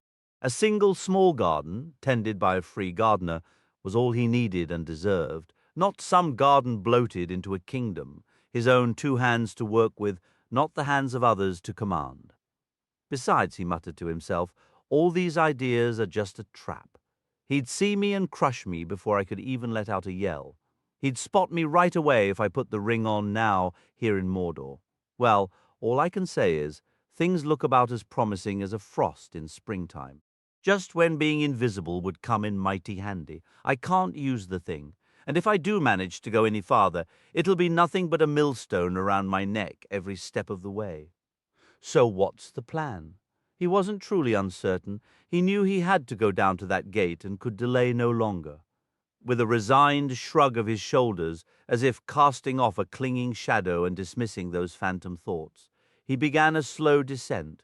With every step he seemed to grow smaller. He hadn't gone far before he had shrunk back into a very small and terribly frightened hobbit. He was now moving directly beneath the tower's walls, and the clamor of fighting, shouts, and the clash of arms reached his ears without any need to strain. For the moment, the din seemed to be coming from the courtyard behind the outer wall. Sam was about halfway down the path when two orcs burst from the dark gateway into the red glow. They didn't turn toward him. They were sprinting for the main road, but even as they ran, they tripped and fell to the ground, lying still. Sam hadn't seen any arrows, but he guessed the orcs had been shot by others on the battlements, or hidden within the gate's shadow. He pressed on, keeping close to the wall on his left. A single glance upward had shown him that climbing it was hopeless. The stonework rose a sheer 30 feet, without a single crack or ledge, up to overhanging layers that resembled inverted steps. The gate was his sole path forward. He moved cautiously, his mind racing with questions about the forces within the tower. How many orcs served Shagrat, and how many were loyal to Gorbag? What was the true cause of their conflict? Shagrat's patrol had numbered around 40, while Gorbag's band was easily twice that size, yet these were only fragments of their full garrisons. The dispute, Sam felt certain, centered on Frodo and the spoils he carried. He paused as a chilling realization struck him with the force of a vision. The mithril coat. Frodo wore it, and they would discover it. From the fragments of talk he'd overheard, Gorbag's desire for such a prize would be fierce. For now the direct orders from the Dark Tower were all that shielded Frodo. If those commands were ignored, his master could be slain in an instant. "Get moving, you dawdling fool," Sam hissed to himself. "It's now or never." He unsheathed Sting and dashed toward the open gateway. But as he moved to pass beneath the great arch, he collided with an unseen barrier, a force like Shelob's web, yet invisible and far more potent. No physical block met his eyes, but an overwhelming will barred his passage. Peering into the shadows, he saw them, the two watchers. They sat like monstrous kings upon stone thrones, each with 3 bodies fused as one and 3 heads, gazing outward, inward, and across the entry. Their faces were those of vultures, and claw-like hands rested upon their massive knees. Carved from immense blocks of stone, they appeared immovable, yet a vile and watchful spirit lived within them. They recognized an enemy. Nothing could pass by their notice, seen or unseen. They would deny him both entrance and retreat. Gathering his resolve, Sam pushed forward again, only to be thrown back as if struck in the chest and skull, staggering, and with no other plan, a sudden idea came to him. Slowly, he drew out Galadriel's phial and raised it high. Its white light flared swiftly, banishing the shadows beneath the arch. The hideous watchers were laid bare, cold and motionless. For an instant, Sam saw a glitter in their black stone eyes, a gaze so malicious it made his courage falter. But then he felt their will tremble and dissolve into fear. He leaped past them, shoving the phial back into his tunic, and felt with dreadful certainty, as if a steel portcullis had slammed shut behind him, that their vigilance had returned. From their evil heads rose a piercing shriek that echoed off the towering walls. High above, as if in answer, a harsh bell clanged once. "Well, that's done it," Sam muttered. "Now I've gone and rung the front door bell. All right then, show yourselves," he shouted. "Go tell Captain Shagrat that a mighty elf warrior is here, and he's brought his elf sword too." No reply came. Sam strode ahead, Sting gleaming cold blue in his grip. The courtyard lay in deep gloom, but he could make out forms littering the ground. Right at his feet were 2 orc archers, knives buried in their backs. Farther on lay many more, some fallen alone, hewn down or shot, others locked in pairs, still gripping one another in final acts of stabbing, choking, and biting. The stones were slick with black blood. Sam noted 2 liveries, one bearing the red eye, the other marked by a moon twisted into a ghastly death's head, but he did not linger to look. Across the court, a great door at the base of the tower stood ajar, spilling a dull red light. A large orc lay dead upon the threshold. Sam hurdled the body and stepped inside, peering about in confusion. A broad, echoing passage stretched away from the door toward the mountainside. It was dimly lit by torches flaring in wall brackets, but its far end vanished into darkness. The corridor stretched ahead, a grim gallery of shadow and stone. Doors and archways gaped on either side, all empty, save for a few more lifeless forms sprawled across the cold floor.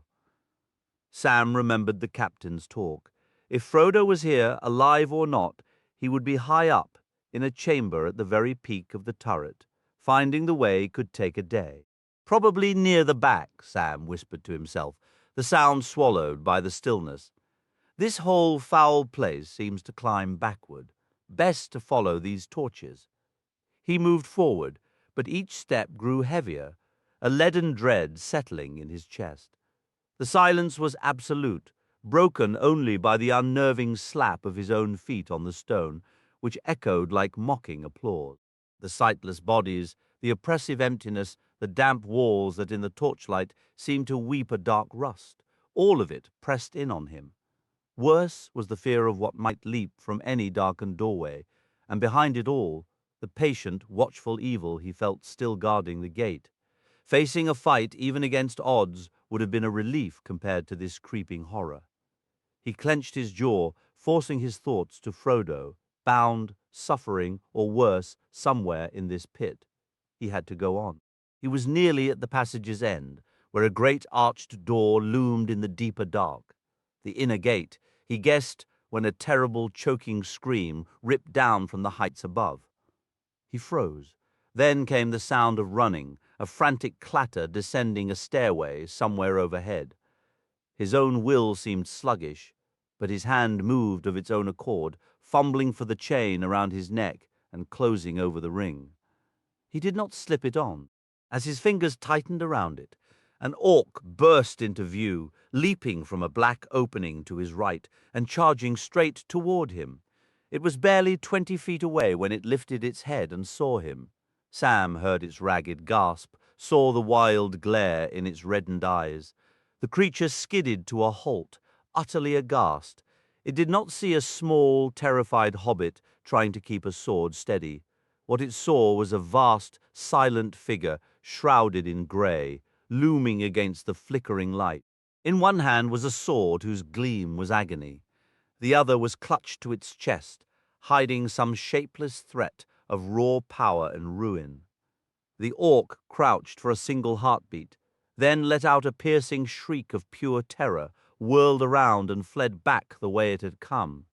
No hunting dog ever felt a fiercer thrill at seeing its quarry run than Sam did in that moment. "Yes," he shouted, surging forward in pursuit. "The elf warrior is loose. I'm coming. You just show me the way up, or I'll have your hide." But the orc was on its home ground, nimble and strong. Sam was a stranger here, worn down by hunger and exhaustion. The stairs were a relentless spiral, steep and unforgiving. Soon Sam was gasping for air, and the orc vanished from sight, its fleeing footsteps growing fainter as it climbed, punctuated by occasional panicked yells that reverberated off the walls until even those sounds faded away. Sam trudged upward, his initial burst of energy fading, but a grim determination taking its place. He felt he was on the right path. Pushing the ring back beneath his tunic and tightening his belt, he muttered, "Well, well, if they all get such a distaste for me and old Sting here, this might work out better than I dared hope. Looks like Shagrat, Gorbag, and their lot have done most of the dirty work for me, except for that scared little rat. I do believe this place is cleared out." He stopped dead, as if he'd walked into a stone wall. The full weight of his own words crashed down on him. Cleared out. Nobody left alive. Then, whose was that dying shriek? "Frodo, master," he cried, a sob catching in his throat. "If they've done for you, what's left for me? Well, I'm coming, right to the top, to see what I must." Up he went, into a deeper darkness, broken only by the occasional guttering torch at a bend in the stairs, or beside an opening leading to the tower's higher reaches. The air grew colder, thinner. As if the very stone held its breath, Sam attempted to keep a tally of the steps. But somewhere past 200, his count slipped away. He moved with deliberate quiet, convinced he could make out the murmur of voices still somewhere above. More than one of those vermin had survived, it appeared.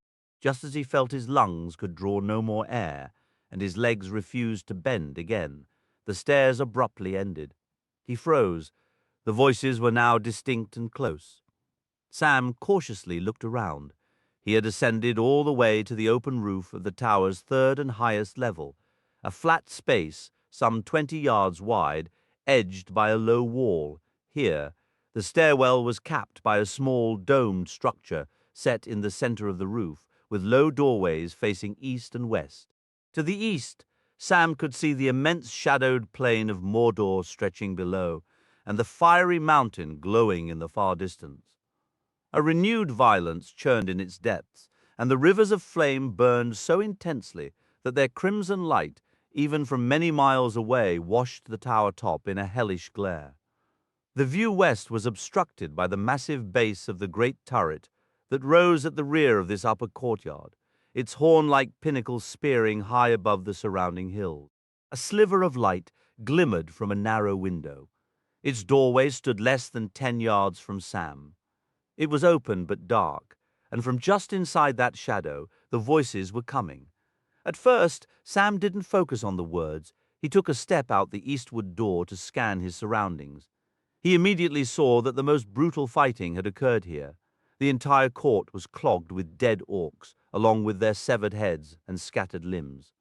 The stench of death was overwhelming. A vicious snarl, followed by a thud and a sharp cry, sent him scrambling back into the cover of the doorway.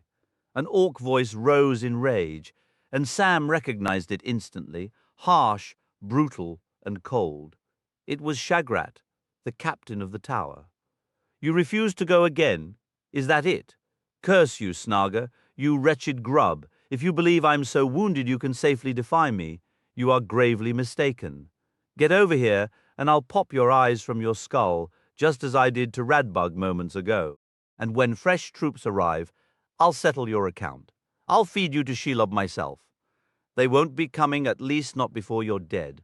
Snagger retorted with a surly tone. "I've told you twice now that Gorbag's lot reached the gate first, and none of our lads made it out. Lagdoof and Musgash tried to run through, but they were shot down. I saw it from a window, I tell you. They were the last, then it falls to you to go. I am bound to remain here regardless, but I am wounded.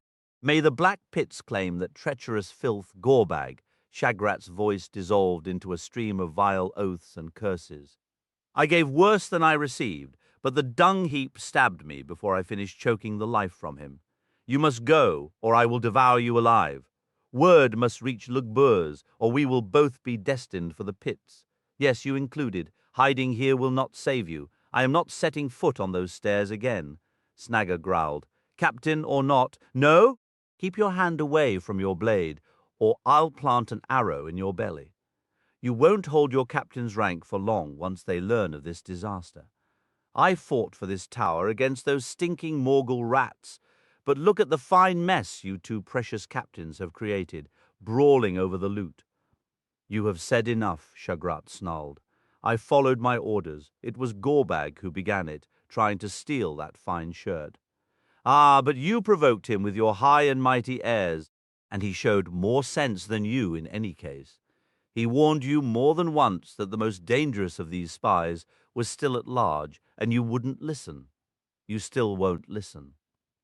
Gorbag was right, I tell you. There is a formidable warrior nearby, one of those bloodthirsty elves, or one of the filthy Tarks. He is coming here, I say. You heard the bell. He has passed the watchers, and that is Tark's work. He is on the stairs, and until he is gone from them, I am not going down. I wouldn't go even if you were a Nazgul yourself. So that is your final stance, is it?" Shagrat yelled. "You will do this, but you will not do that. And when he does arrive, you will flee and abandon me. No, you will not. I will decorate your belly with crimson maggot holes first. Out from the turret door the smaller orc came stumbling in haste. Shagrat emerged behind him, a hulking orc whose long arms nearly scraped the ground as he ran hunched over. One arm hung useless and slick with blood, while the other clutched a large, dark bundle. From his hiding spot behind the stair door, Sam caught a flash of the orc's ruined face in the red glow. It was deeply gashed, as if by claws, and smeared with gore. Drool dripped from his jutting fangs, and his mouth twisted in an animalistic snarl. Sam watched as Shagrat chased the smaller orc, Snagger, across the roof, until, with a duck and a yelp, Snagger dodged away and vanished back into the turret. Shagrat came to a halt by the parapet, panting heavily, his left hand opening and closing weakly. He set the bundle down, drew a long crimson knife with his right hand, and spat on the blade. Leaning over the battlement, he peered down into the distant outer courtyard and shouted twice, but no reply came. Just then, to Sam's astonishment, one of the sprawled bodies on the roof began to stir. It crawled forward, one claw grasping the bundle, then lurched upright. In its other hand was a broad-headed spear with a shattered haft, raised for a killing thrust, but a sharp hiss of pain or hatred escaped its teeth. With viper-like speed, Shagrat spun aside and drove his knife deep into his foe's throat. "Got you, Gorbag!" he snarled. "Not dead yet! Let me fix that!" He pounced on the fallen body, stomping and slashing in a frenzy until, finally satisfied, he threw back his head and let out a gurgling roar of victory. After licking his knife clean and clamping it between his teeth, he snatched up the bundle and loped toward the stair door. Sam had no moment to plan. Slipping out the other way would likely be seen, and he couldn't play hide and seek with this monster for long. He did the only thing that felt right. He leaped out to confront Shagrat with a shout. He wasn't holding the ring, but its hidden menace weighed on the servants of Mordor. In his hand, Sting gleamed, its light striking the orc's eyes like the cruel stars of elven lands, a vision that brought cold dread to his kind. Shagrat, unwilling to both fight and guard his prize, halted, growling and baring his teeth. Then, with typical orc cunning, he sidestepped, and as Sam charged, he slammed the heavy bundle into Sam's face as both shield and weapon. Staggered, Sam couldn't recover before Shagrat darted past and down the stairs. Sam gave chase, cursing, but didn't go far. The thought of Frodo rushed back to him. The other orc had retreated into the turret. Here was another terrible decision, with no time to weigh it. If Shagrat escaped, he'd bring back reinforcements. But if Sam chased him, the orc above might commit some new horror. And anyway, Sam could lose Shagrat in the dark or be killed by him. He turned and sprinted back up the steps. "Wrong again, I suppose," he muttered. "But my job is to get to the top first, no matter what comes after." Far below, Shagrat bounded down the stairs, across the court, and out the gate, his precious burden secured. Had Sam seen him go and known the sorrow that escape would cause, his courage might have faltered. But now his mind was fixed on the final step of his quest. He approached the turret door cautiously and stepped into the gloom. Soon his eyes adjusted to a faint glow on his right, coming from an opening that led to a narrow winding stair, clinging to the turret's inner wall. From somewhere above, the flicker of a torch beckoned Sam, started his climb, moving as quietly as he could. He reached a sputtering torch mounted beside a door on his left, which faced a narrow window looking west, one of the red glows he and Frodo had spotted from the tunnel entrance far below. Without pausing, Sam slipped past the door and hurried up to the second level, his heart pounding with the dread that at any moment rough hands might seize him from behind. He came to another window, this one facing east, with a torch flickering above a doorway that led into a passage cutting through the center of the turret.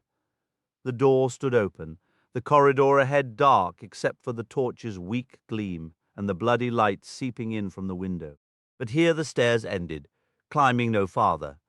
Sam edged into the passage. On each side was a low, locked door. Not a sound stirred the air. A dead end, he whispered, frustration tightening his chest. After all that climbing, this can't be the top. What do I do now? He rushed back down to the lower door and shoved against it, but it wouldn't budge. He scrambled up again, sweat beading on his forehead. Every minute felt precious, yet they slipped away one by one while he stood helpless.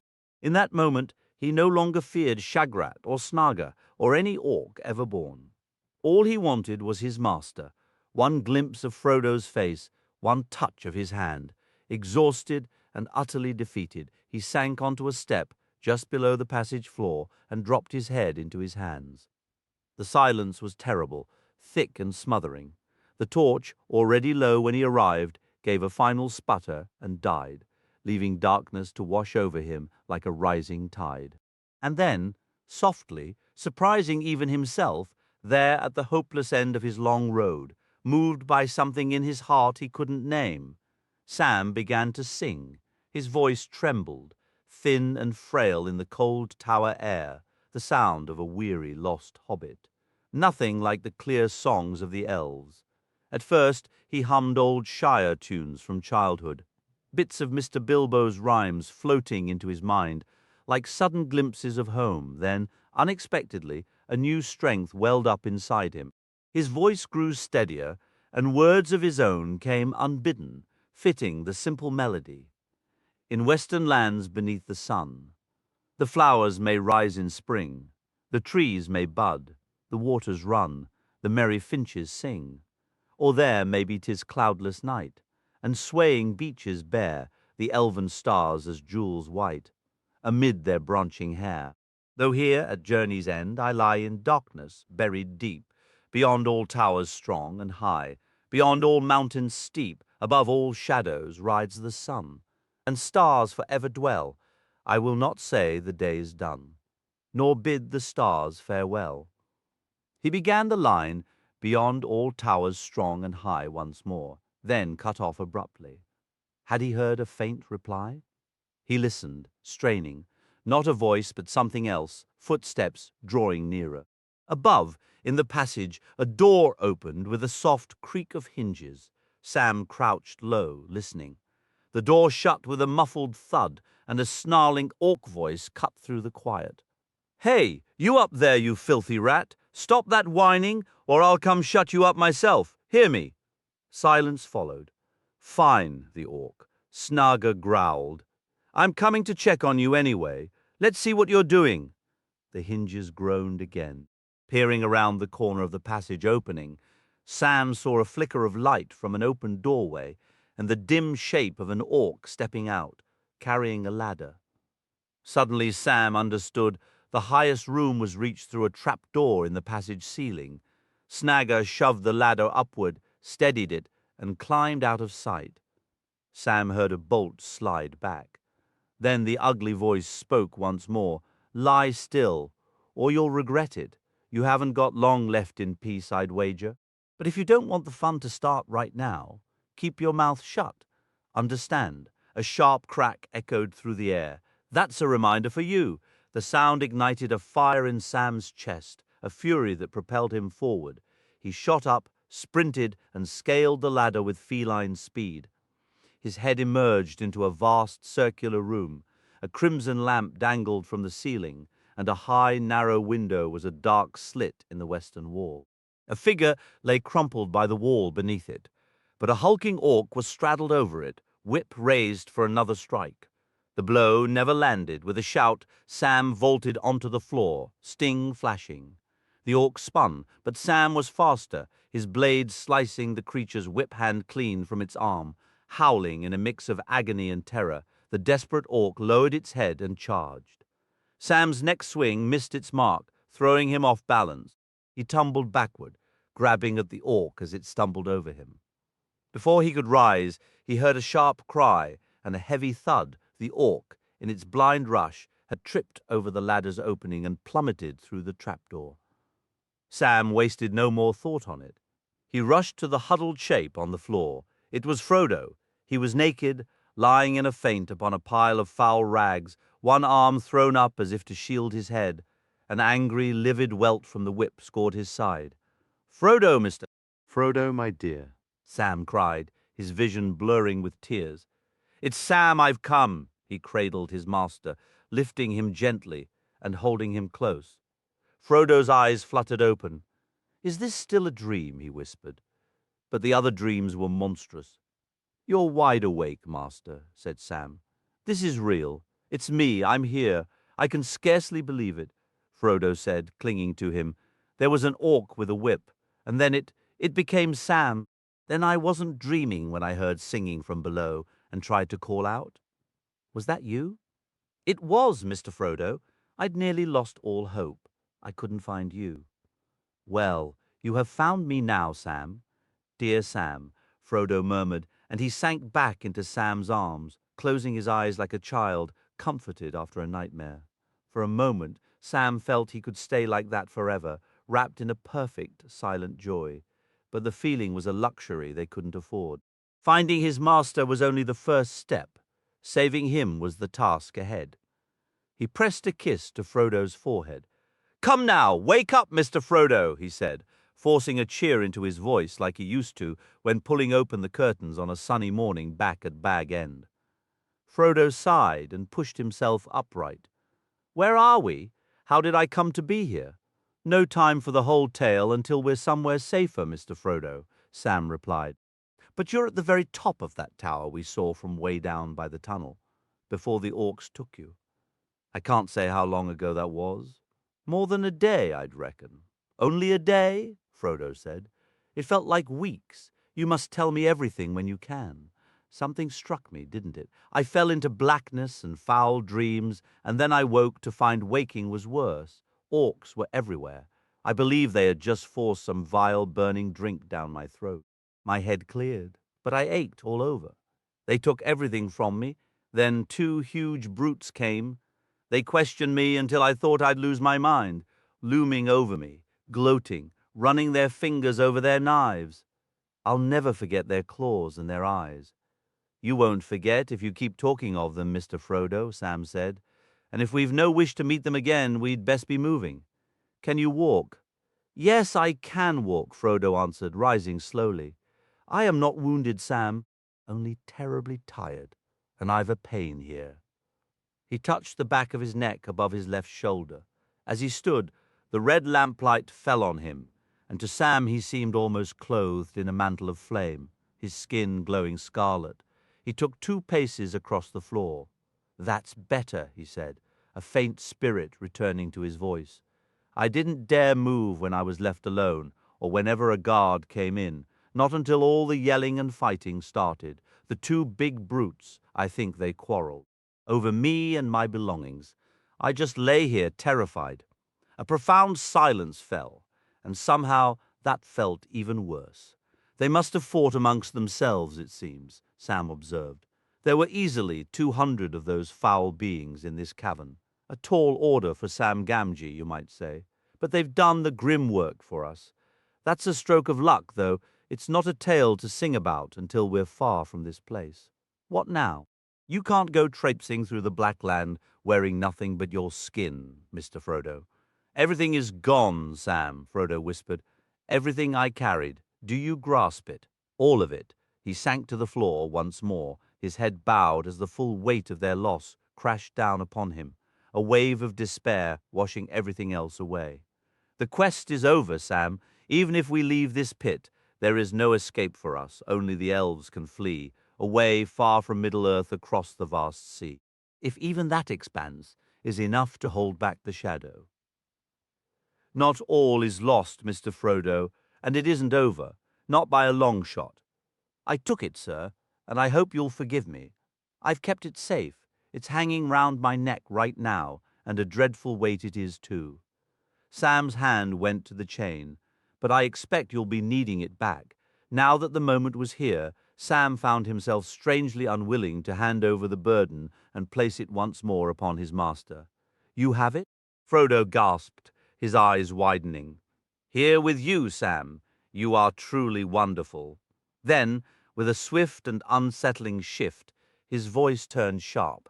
"Give it to me," he demanded, lurching to his feet a trembling hand outstretched. "Give it now. You cannot keep it." "Very well, Mr. Frodo," said Sam, taken aback. "Here it is." With deliberate care, he drew forth the ring and slipped the chain from over his head. "But remember, sir, we're in the heart of Mordor. When we get clear of this hole, you'll lay eyes on the fiery mountain and all its terror. You'll find the ring is more perilous than ever and a far heavier load to carry. If the task feels too great, perhaps I could help bear it with you?" "No," Frodo shouted, snatching the ring and its chain from Sam's grasp. "You will not, you thief."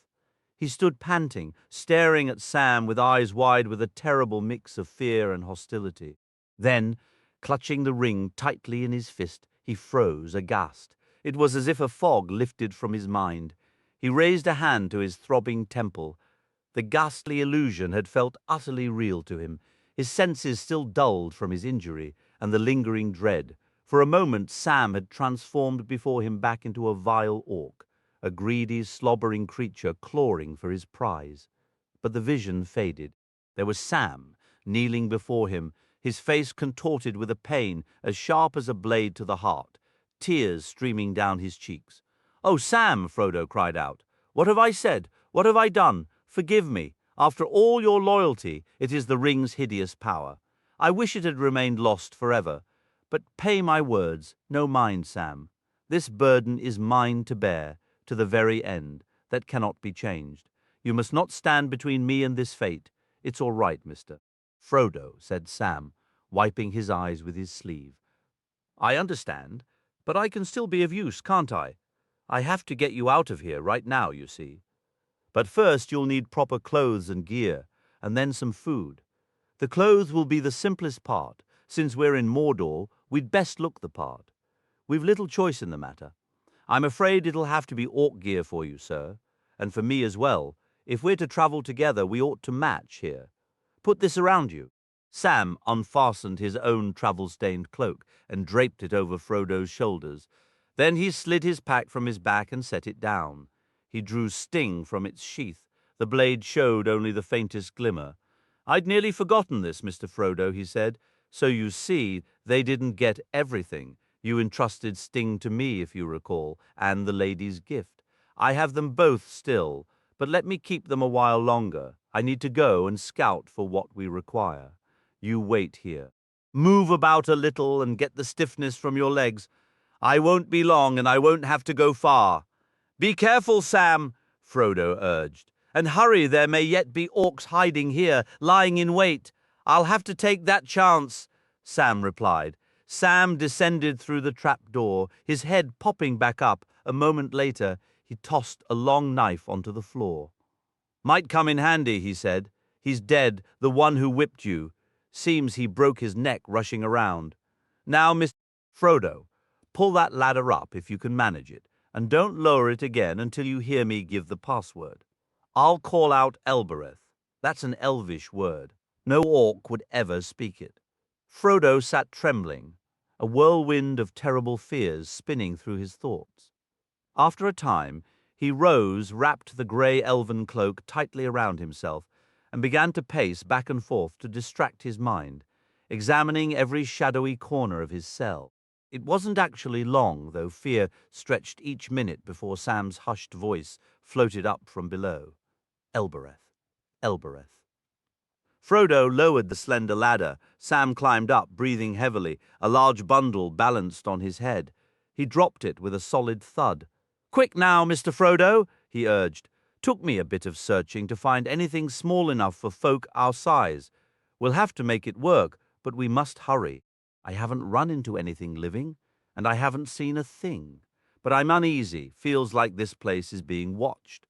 Can't rightly explain it, but it's as if one of those vile flying riders is lurking up in the darkness where you can't spot him." He unwrapped the bundle. Frodo stared at the contents with revulsion, but there was no choice. He had to put the things on or remain naked. There were long, hairy breeches made from some unclean animal hide and a grimy leather tunic. He pulled them on. Over the tunic went a coat of sturdy ringmail, too short for a full-sized orc, but too long and heavy for Frodo. He fastened a belt around it. from which hung a short sheath holding a broad-bladed stabbing sword. Sam had collected several orc helmets. One fit Frodo reasonably well, a black cap with an iron rim and iron hoops covered in leather, the evil eye painted in red above the beak-like noseguard. That Morgul gear, gorbag stuff, was a better fit and better made, Sam remarked. But I reckon it wouldn't do to go carrying his tokens into Mordor, not after what's happened here. Well, there you are, Mr. Frodo. A perfect little orc, if I may be so bold, or you would be, if we could slap a mask on your face, give you longer arms and make you bow-legged. This should hide some of the giveaways. He draped a large black cloak over Frodo's shoulders. Now you're ready. You can grab a shield as we go. What about you, Sam? Asked Frodo. Aren't we going to match? Well, Mr. Frodo, I've been thinking, said Sam.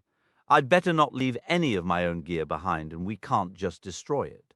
And I can't very well wear orc mail over all my clothes, can I? I'll just have to cover up. He knelt and carefully folded his elven cloak, which compressed into a surprisingly small roll. This he placed into his pack lying on the floor.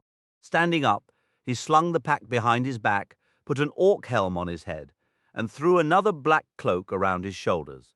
There, he said. Now we match, near enough, and now we've got to be off. I can't run the whole way, Sam, said Frodo with a weary smile. I hope you've asked about inns along the road, or have you forgotten about food and drink? Save me, you're right, exclaimed Sam. He whistled low in dismay. Bless me, Mr. Frodo, now. You've gone and made me feel downright hungry and thirsty. I can't recall when a drop or a morsel last passed my lips.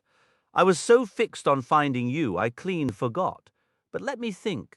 Last I checked, I had just enough of that whey bread and what Captain Faramir gave us to keep me on my feet for a couple of weeks in a pinch. But if there's a swallow left in my bottle, that's it. That's not going to be enough for two, nohow. Don't orcs eat and drink? Or do they just live on foul air and poison? No, they eat and drink, Sam. The shadow that bred them can only mock. It cannot truly create anything new of its own. I don't believe it gave life to the orcs. It only corrupted and deformed them. If they are to live at all, they must live as other living things do. They'll consume foul water and spoiled meat if nothing better is offered, but not outright poison. They have fed me, and so I am in better shape than you. There must be food and water somewhere in these ruins. But we haven't the time to search for it, Sam replied. Actually, our situation is slightly improved, Frodo said. I had a stroke of luck while you were gone. It seems they did not take everything. I discovered my food pouch among some torn cloth on the floor. They had gone through it, naturally, but I suspect they disliked the very appearance and scent of the lembas even more than Gollum did. It was scattered about, some of it crushed underfoot, but I collected what remained. It's nearly as much as you have.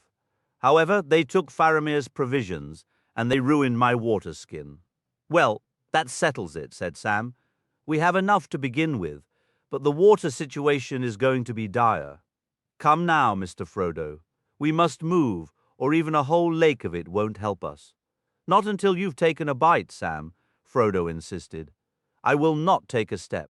Here, eat this elven whey bread and finish the last sip in your bottle. The entire quest is quite hopeless, so worrying over tomorrow is pointless. Tomorrow may never arrive. Finally, they set out. They descended the ladder, and then Sam moved it, placing it in the passage next to the crumpled form of the slain orc. The stairwell was dark, though on the roof the mountain's glare could still be seen, fading now to a brooding crimson.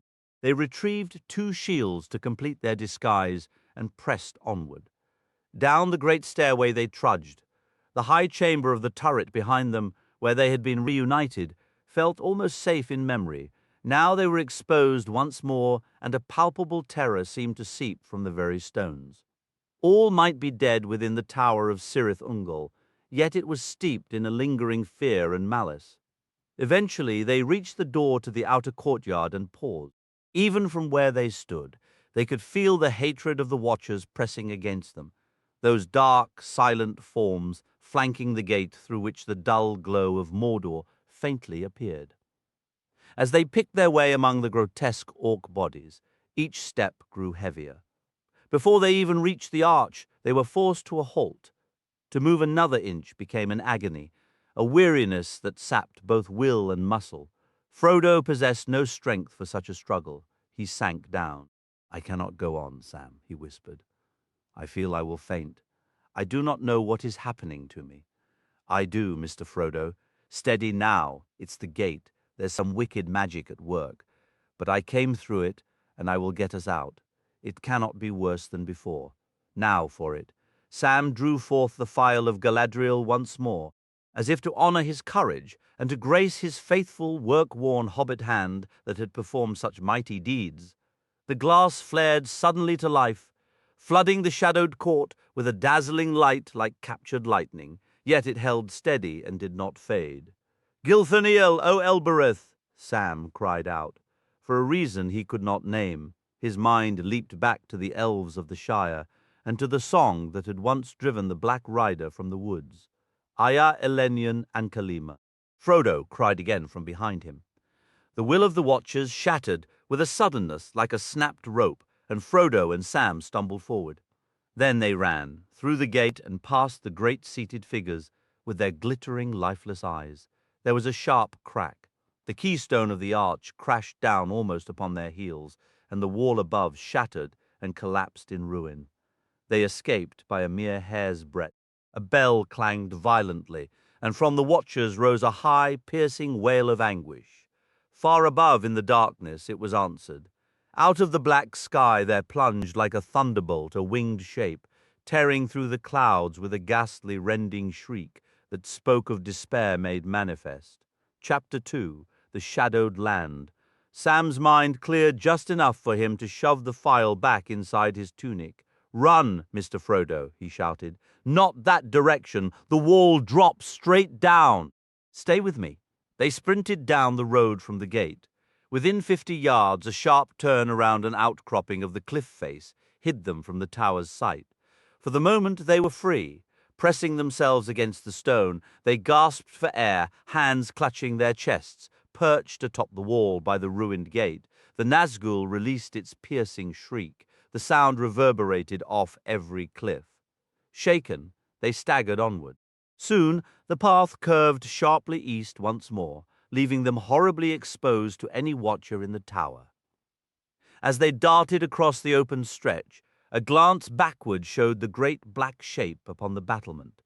Then they plunged into a steep, narrow cutting flanked by high rock walls, descending sharply toward the Morgul road below. They reached the crossroads. No orcs were in sight, and no answer had yet come to the Nazgul's cry, but the silence felt fragile, temporary. The hunt would begin at any instant. "This isn't working, Sam," Frodo said, his voice low. "If we were truly orcs, we'd be rushing toward the tower, not away from it. The first enemy to see us will know we don't belong. We have to leave this road." "But we can't," Sam replied. "Not unless we grow wings." The eastern side of the Ethel Duath fell away in sheer cliffs and precipices into the dark trough separating it from the inner ridge, just past the crossroads. After another steep climb, a narrow stone bridge arched over a deep chasm, carrying the road into the broken slopes and ravines of the Morgai. With a final desperate burst of speed, Frodo and Sam raced across. They had barely reached the far side when the clamor of pursuit erupted behind them. The tower of Cirith Ungol loomed above, its stones glowing faintly in the gloom. Suddenly its harsh bell clanged once, then broke into a frantic shattering peal. Horns blared, and now, from somewhere ahead beyond the bridge, answering cries rose, down in the shadowy trough, cut off from the dull red glare of Mount Doom. Frodo and Sam could see little, but they could hear the tramp of iron-shod feet and the swift clatter of hooves upon the road. "Hurry, Sam! Over the side!" Frodo cried. They scrambled onto the low parapet of the bridge. Thankfully, there was no sheer drop into an abyss here. The slopes of the Morgai had risen nearly to the level of the roadway. But in the deep dark, they couldn't judge the distance down. "Well, here goes, Mr. Frodo," Sam muttered. "Goodbye." He let go. Frodo followed. Even as they fell, they heard the rush of horsemen charging across the bridge and the rattle of orc feet pounding up behind. Sam might have laughed aloud if he hadn't been so terrified. Braced for a bone-breaking impact on unseen rocks, the hobbits instead landed with a thud and a crunch, a drop of only about 12 feet into the last thing they expected, a dense patch of thorny bushes. Sam lay still for a moment, quietly sucking a scratched hand. Once the sounds of hooves and boots had faded, he risked a whisper. "Bless me, Mr. Frodo. I never thought anything grew in this wretched place. But if I had known, I'd have expected something exactly like this. These thorns feel a foot long. They've gone right through everything I'm wearing. Wish I'd kept that mail's shirt on." "Orc mail wouldn't stop these," Frodo answered. "Not even a leather jerkin would help." Extricating themselves from the thicket was a struggle. The thorns and briars were tough as wire and clung like claws. Their cloaks were torn to shreds by the time they finally broke free. "Now we go down, Sam," Frodo whispered, "down into the valley quickly. Then we turn north as soon as possible." Outside Mordor, day was returning to the world. Far beyond these shadows, the sun was climbing over the eastern edge of Middle-earth. But here, in the deep troughs of the Morgai, the darkness remained as thick as night. The mountain's fires dimmed and its smouldering glow faded from the cliffs. The persistent easterly wind that had driven them since Ithilien fell still. They descended slowly, painfully groping and stumbling through the blind shadows among rock, thorn, and dead wood, climbing down until they could descend no further. Finally, they halted, sitting side by side with their backs against a boulder, both sweating. "If Shagrat himself offered me a glass of water right now, I'd shake his hand," Sam said. "Don't say things like that," Frodo replied. "It only makes it feel worse." Then Frodo lay back, dizzy and exhausted, and for a time he was silent. After a struggle, he pushed himself up again and was astonished to find Sam asleep. "Wake up, Sam," he called. "Come on, it's time we tried to move again." Sam scrambled to his feet. "Well, I never," he exclaimed. "Must have dropped right off. It's been too long, Mr. Frodo, since I had a proper sleep. My eyes just shut on their own." Frodo now took the lead, heading northward as best he could guess, picking a path among the stones and boulders littering the floor of the great ravine. But he soon stopped. "It's no use, Sam," he said. "I can't bear it, this mail shirt, I mean. Not the way I am now. Even my mithril coat felt heavy when I was tired. This is far worse. And what good is it? We won't get through by fighting." "But we might have some fighting to do," Sam argued. "There are knives and stray arrows about that Gollum isn't dead, for one. I don't fancy the thought of you with nothing but a bit of leather between you and a stab in the dark." "Listen, Sam, my dear lad," Frodo said. "I'm tired, weary, and I haven't any hope left. But I must go on trying to reach the mountain as long as I can move. The ring is burden enough. This extra weight is finishing me. It has to go. But don't think I'm ungrateful. It pains me to imagine the foul work you must have done among the dead to find it for me. Don't speak of it, Mr. Frodo. Bless you, I'd carry you on my back if I could. Let it go, then." Frodo set aside his cloak, removed the orc mail, and cast it away. He shivered slightly. "What I truly need is something warm," he murmured. "It's grown cold, or perhaps I've caught a chill. You can have my cloak, Mr. Frodo," Sam offered.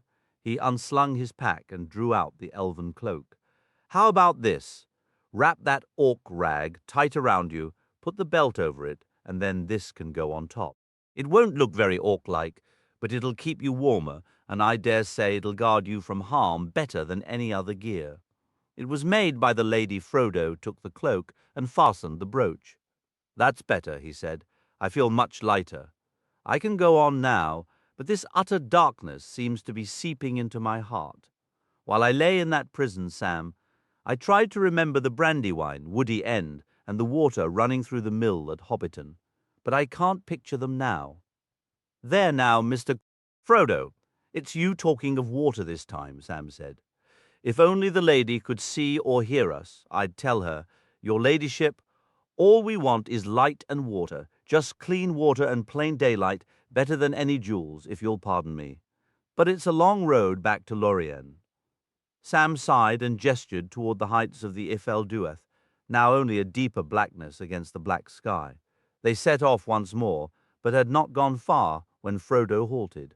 "There's a black rider above us," he whispered. "I can feel it. We'd best keep still a while."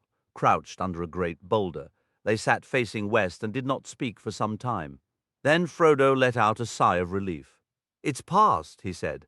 They stood up, and then both stared in wonder. Away to their left, southward, against a sky turning grey, the peaks and high ridges of the great mountain range began to emerge as dark, visible shapes. Light was growing behind them. Slowly it crept northward. A battle was raging far above, in the high spaces of the air.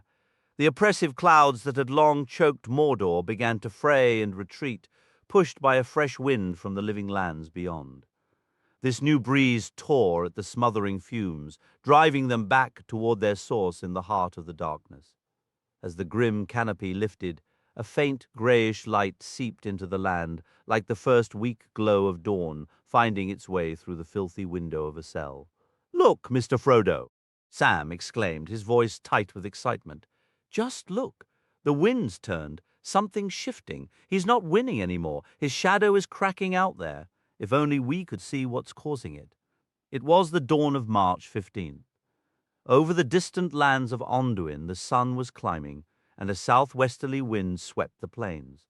Far away King Theoden breathed his last upon the Pelennor. As the hobbits watched, a line of light strengthened along the crest of the mountains of shadow. Then they saw it, a shape speeding from the west, first a mere speck against the brightening sky, then growing swiftly until it shot like an arrow into the gloom above them. As it passed, it let out a piercing shriek, the cry of a ringwraith, but now it carried no fear for them. It was a wail of loss and despair, a herald of ill news for the Dark Tower. The Lord of the Nazgul had fallen. "See? What did I say? Things are happening," Sam cried.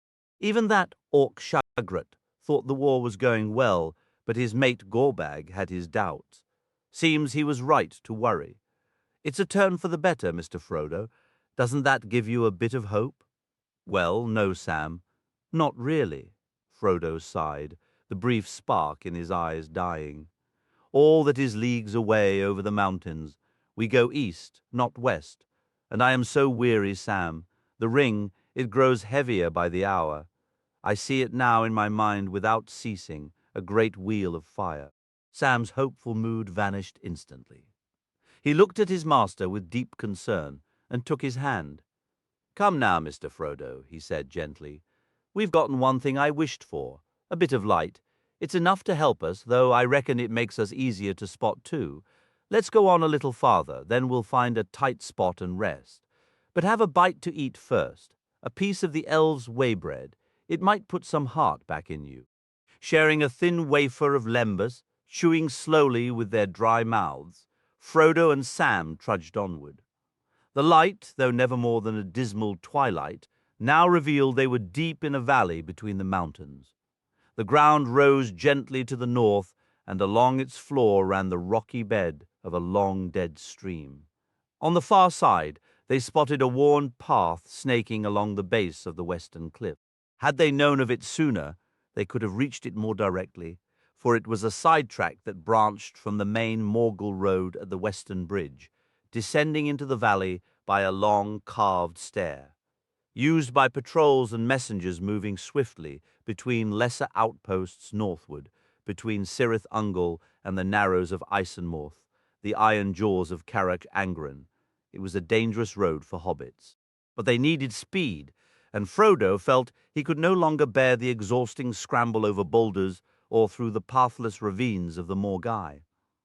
He also guessed that heading north was the last direction their pursuers would expect. The road east to the plain, or the pass back west, those they would scour first. Only when they were far north of the tower did Frodo mean to turn and seek a way east toward the final desperate leg of their quest. So they crossed the stony stream bed and took to the Orc path. For a time they marched along it. The cliffs to their left loomed overhead, shielding them from view above, but the path twisted frequently, and at every turn they clutched their sword hilts and moved with held breath. The light refused to brighten as Mount Doom continued to spew a vast roiling smoke. Caught by the conflicting winds, the fumes were driven upward, climbing until they passed beyond the reach of the gale and unfurled into a boundless ceiling. Its central column rose from the distant shadows, far beyond their sight. They had marched for over an hour when a sound stopped them in their tracks. It seemed impossible, yet there was no mistaking it. The faint trickle of water. From a ravine to their left, a cleft so sharp and narrow it appeared as if the dark cliff had been split by a giant's blade, came a dripping flow. Perhaps these were the final drops from some forgotten, sunlit shower, now doomed to fall upon the barren walls of Mordor and vanish uselessly into the dust. Here it emerged from the stone as a slender falling stream, crossed their path, then turned south to rush away and disappear among the lifeless rocks. Sam lunged forward. "If I ever see the lady again, I'll have to tell her," he shouted. First a glimpse of light, and now water. Then he paused. "Let me take the first drink, Mr. Frodo," he said. "All right, but there's plenty for both of us." "That's not what I meant," Sam replied. "I mean, if it's poisoned, or if any ill effect comes on quick, well, better it hits me than you, sir, if you catch my meaning." "I do, but I believe we'll trust our fortune together, Sam, or our blessing. Still, be cautious now, in case it's bitterly cold." The water was cool, not freezing, and it carried an unpleasant flavor, both bitter and oily, or so they would have described it back in the Shire. Here, however, it seemed beyond all criticism and beyond any worry or caution. They drank until they were satisfied, and Sam refilled his water skin. Afterward, Frodo felt somewhat revived, and they pressed on for several more miles.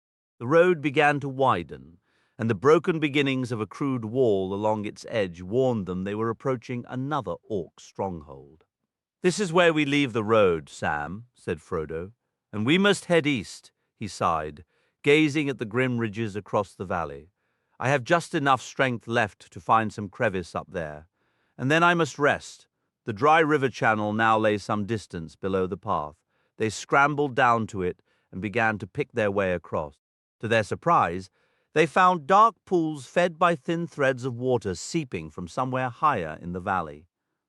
Here on the western edges, under the mountains, Mordor was a land in its death throes, but not entirely lifeless. Things still grew, harsh, twisted, and bitter, locked in a desperate struggle. In the ravines across the valley, low, scrubby trees lurked. Coarse, grey clumps of grass wrestled with the stones, and shriveled mosses clung to them. Everywhere, great tangles of brambles sprawled, some bearing long, piercing thorns, others with hooked barbs that tore like blades. The sullen, withered leaves of a past season still clung rattling mournfully in the bleak air, while their maggot-infested buds were just beginning to open.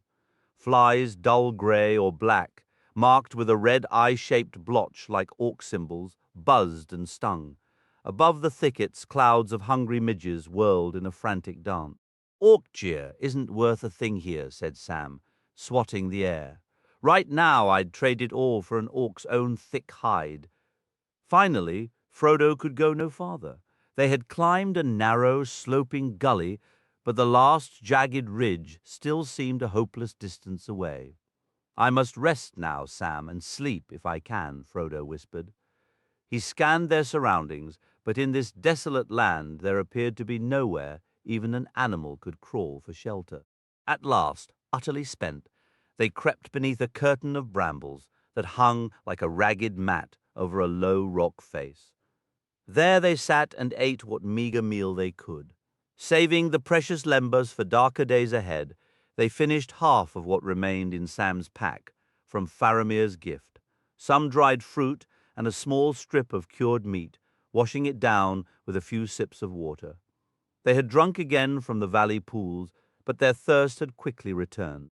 The air in Mordor held a bitter dryness that parched the throat. Even Sam's resilient spirit faltered when he imagined a cool drink. Ahead lay the terrifying expanse of Gorgoroth, a journey no soul would choose. "You should rest first, Mr. Frodo." Sam urged softly, "Darkness is returning. I believe this day is nearly done." Frodo was asleep almost as soon as he closed his eyes. Fighting his own exhaustion, Sam took his master's hand and sat in quiet vigil as night deepened. To stay alert, he eventually crept from their shelter to scan the gloom. The land whispered with creaks and sly rustlings, but no voices or footsteps broke the silence. High in the western sky, above the jagged peaks of the mountains of shadow, a faint pallor lingered. There, glimpsed through tattered clouds above a dark mountain tor, Sam caught the glimmer of a single white star. Its beauty struck him like a physical blow, a sudden piercing reminder that hope endured even here. For an instant, the shadow seemed only a temporary stain upon a world filled with enduring light and splendor. His earlier defiance in the tower had been born of desperation, a focus on his own plight. Now his personal fears and even Frodo's burden felt lighter, momentarily lifted. He returned to the thicket, lay down beside Frodo, and setting aside his dread, fell into a deep and peaceful sleep. They awoke together, hands still clasped. Sam felt nearly restored, ready to face the new day. But Frodo sighed heavily. His rest had been fitful, haunted by visions of flame, and waking brought him little relief. Yet the sleep had granted him a subtle strength, enough to shoulder his burden for the next leg of their trek. Unaware of the hour or how long they had slept, they ate a scant bite, took a careful sip of water, and pressed on up the ravine until it terminated in a steep slope of loose scree. Here the last traces of life surrendered. The ridges of the Morgai were stripped bare, jagged and lifeless as weathered stone. After much searching, they found a precarious path and, with a final desperate scramble, hauled themselves up. They reached a narrow pass between two dark crags and emerged at the very brink of Mordor's final barrier. Before them, plummeting down a sheer drop of some 1,500 feet, the inner plain of Gorgoroth stretched into a shapeless, distant murk. A wind from the west now stirred, lifting great clouds to drift eastward, yet the land below remained trapped in a dismal grey twilight. Smokes crept along the ground, pooled in hollows, and seeped from cracks in the earth. Far off, 40 miles at least, stood Mount Doom, its base rooted in ash and ruin, its massive cone climbing to a reeking summit shrouded in cloud. Its fires were subdued, the mountain smoldering in a slumber as menacing as a sleeping predator. Behind it loomed an immense shadow, a brooding thunderhead of darkness, the Vales of Barad-dûr, the Dark Tower, built upon a northern spur of the Ashen Mountains. The Dark Lord was turned inward, his mind occupied by visions of peril, a gleaming sword and a stern kingly face, so that his vast fortress lay wrapped in ominous quiet. Its gates and towers hushed. Frodo and Sam stared out with a mix of revulsion and awe at the blighted realm. Between them and the smoking mountain, and all around it, the land appeared utterly ruined and dead, a choked and scorched desert. It was a grim puzzle how the ruler of such a place sustained his legions. Yet legions he possessed, as far as their eyes could see, along the edges of the Morgai and southward, were sprawling encampments, some clusters of tents, others arranged with a grim order of small, desolate towns. One of the largest settlements lay directly beneath them. Stretching less than a mile into the barren flatland, it swarmed like a colossal hive, its straight, dismal lanes lined with crude huts and long, low buildings of a dreary hue. The surrounding earth teemed with people moving in all directions. A broad road snaked southeast to meet the Morgul Road, and along it hurried countless lines of small, dark figures. "This doesn't sit right with me at all," Sam muttered. "Seems downright hopeless, I'd say, except that where you find so many people, there's bound to be water and food. And those are men down there, not orcs, unless my eyes are failing me." Neither hobbit knew of the vast slave-tilled fields far to the south in this broad land. beyond the mountains' fumes by the gloomy shores of Lake Nurnen, nor of the great highways running east and south to conquered territories, from which the Tower's soldiers hauled long wagon trains laden with plunder, supplies, and fresh captives. Here in the northern reaches lay the mines, the forges, and the gathering of forces for a long-planned war. Here, the Dark Power maneuvered its armies like pieces on a board, drawing them together. Its initial advances, the first probing strikes of its strength, had been halted along its western front, both to the south and the north. For the moment, those forces were pulled back, replaced by fresh troops massing around Cirith Gorgor for a retaliatory blow.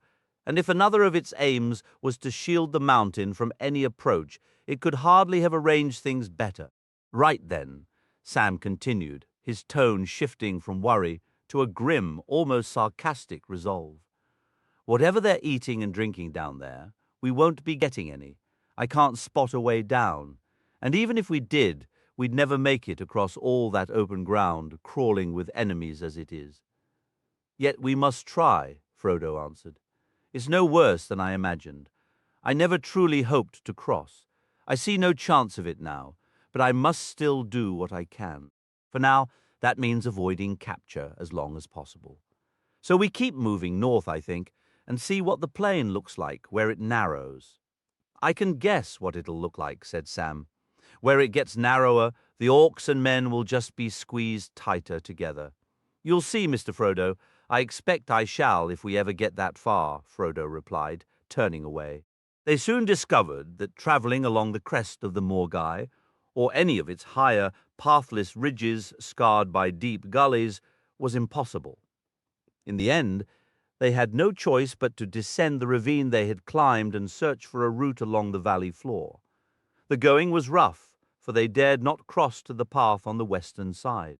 After a mile or so, they spotted, crouched in a hollow at the base of the cliff, the orc hold they had suspected was nearby, a wall and a cluster of stone huts surrounding the dark mouth of a cave. No movement was visible, but the hobbits crept past with great caution, keeping as much as possible within the thickets of thorn that grew densely here along both sides of the ancient stream bed.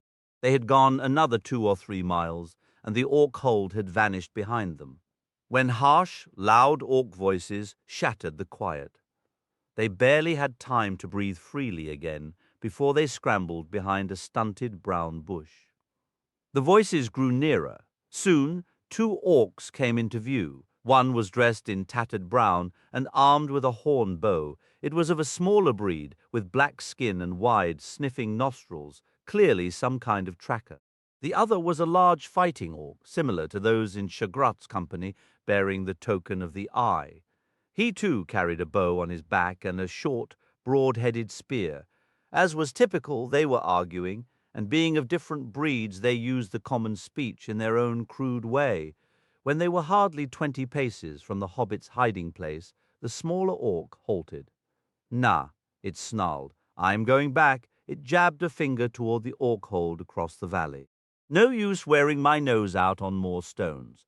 There's not a trace left, I tell you. I've lost the trail because of you. It leads up into the hills, not down this valley. I'm certain of it. What good are you with your sniffing and snuffling?" grumbled the larger orc.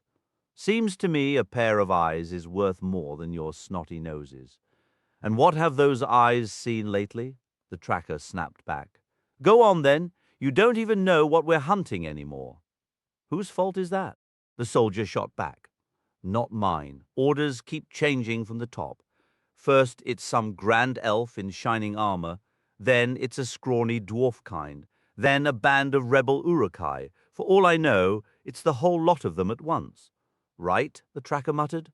"They've lost their wits. That's the truth of it. And some of the captains will likely lose their hides from what I hear. A tower raided, hundreds of your fighters killed, a prisoner escaped.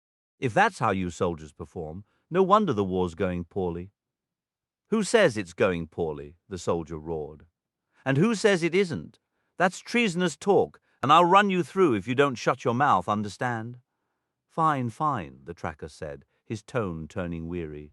I'll keep my thoughts to myself, but what about that slinking black creature, the one with the flapping hands and the greedy eyes?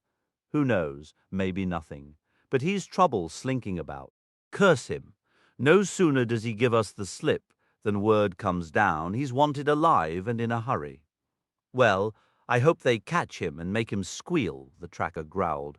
He ruined the scent back there, grabbing that old mail shirt he found and splashing through the mud before I could get a clear trail.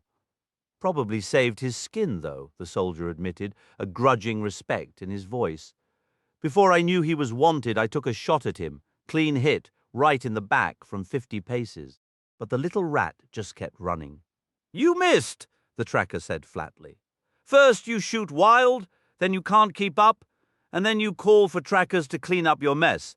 I've had my fill, he turned to lope away. Get back here, the soldier shouted, or I'll report you. Report to who? Not to your precious Shagrat. He won't be giving orders much longer. I'll give your name to the Nazgul, the soldier hissed, lowering his voice. One of them is commanding the tower now. The tracker stopped dead. His voice was a mix of terror and fury.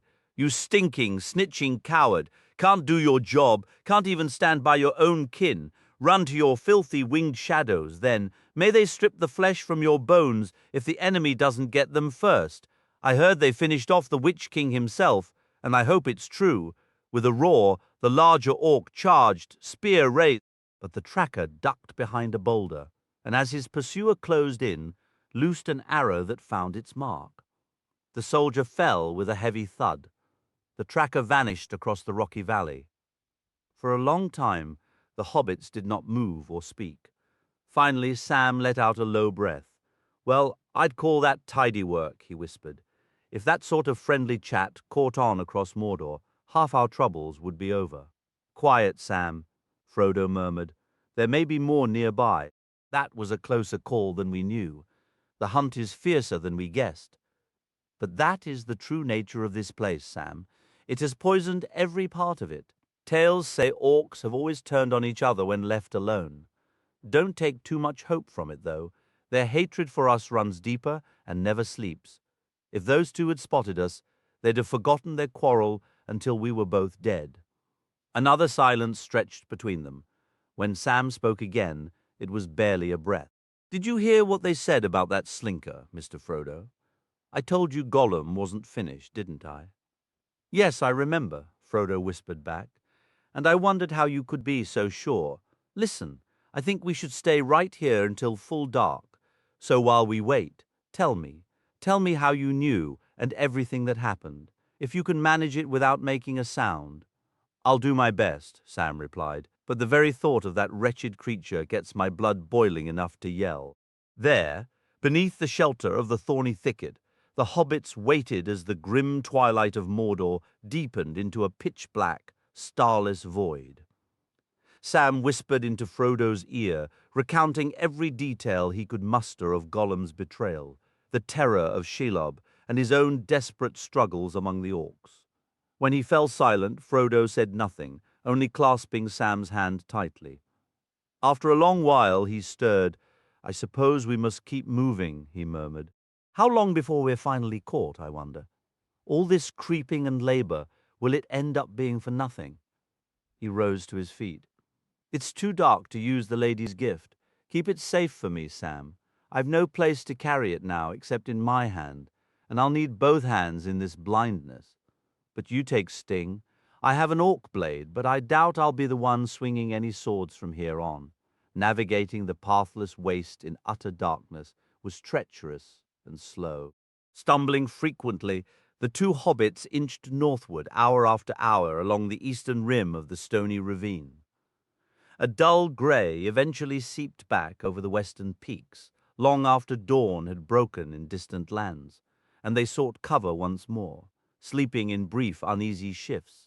During his watches, Sam's mind fixated on their dwindling supplies. When Frodo finally roused and spoke of eating and mustering strength for another push, Sam voiced the worry gnawing at him.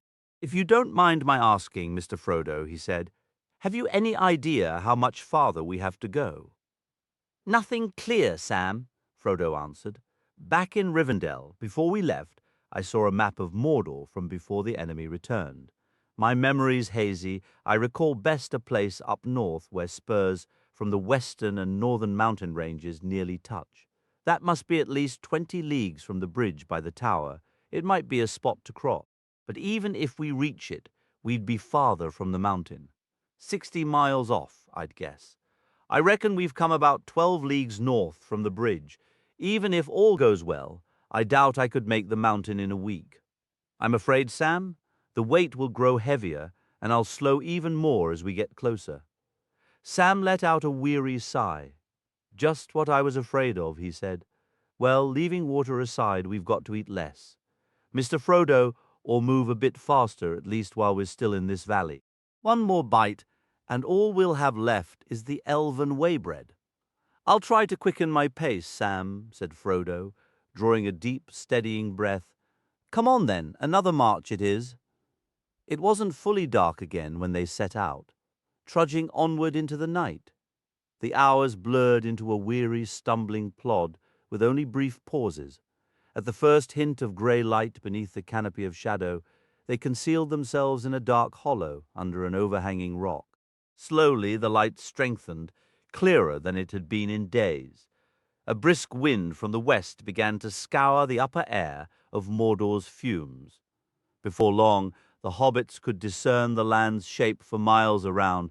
The trough between the mountains and the Morgai had narrowed steadily as it climbed, the inner ridge now little more than a ledge on the steep faces of the Efelduath, but to the east it dropped as sheer as ever into Gorgoroth.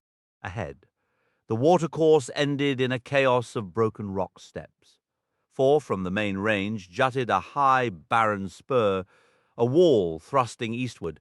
To meet it stretched a long jutting arm from the grey, misty northern range of Ered Lithui. Between these ends lay a narrow gap, Carrick Angren, the Isenmuth, and beyond it the deep valley of Udun-Behin, the Black Gate. Within the shadowed valley of Udun lay a network of tunnels and armories carved out by the servants of Mordor. Here, their dark lord was mustering his forces with desperate speed to confront the advancing captains of the west. Stone forts and watchtowers crowned the jagged spurs, their signal fires burning through the gloom, while a formidable earthen wall spanned the pass. This rampart was fronted by a deep trench, passable only by a single narrow bridge. Further north, where the mountain spur split from the main range, the ancient fortress of Durthang loomed, now just another foul orc hold infesting the dale. A road becoming visible in the pallid dawn light wound down from its gates. It snaked eastward along a shelf cut into the mountainside, a mere mile or two from where the hobbits were concealed, before descending to the plain and vanishing toward the Isenmuth. Surveying this grim landscape, the journey north felt like a cruel joke to Frodo. The plain to their right lay shrouded in a dim, smoky haze, empty of visible movement, yet undoubtedly watched by the vigilant forts of Carrick Angren. It's a dead end, Sam, Frodo whispered, his voice hollow. If we go forward, we walk straight toward that orc tower. Our only path is that very road coming down from it, unless we turn back. We can't scale the cliffs to the west, and the eastern drop is impossible. Then it's the road for us, Mr. Frodo, Sam declared, a stubborn set to his jaw. We'll chance our luck on it, if luck exists in this cursed place. Wandering aimlessly or trying to go back is as good as surrendering. Our supplies are nearly gone. We have to make a dash for it. Very well, Sam, Frodo replied, the resignation in his tone palpable. You lead, I'll follow as long as you have any hope left. Mine is spent, but I cannot dash, Sam. I will only plod along behind you. Before any more plodding, you need proper rest and a bite to eat, sir, Sam insisted gently. He gave Frodo the last of their water and an extra piece of waybread, making a pillow of his own cloak. Frodo, too exhausted to argue, did not know Sam had sacrificed his own share, consuming the final drops and crumbs himself. As Frodo slept, Sam watched over him, studying his master's thin, lined face, which in sleep looked strangely peaceful and unafraid. Right then, master, Sam muttered under his breath.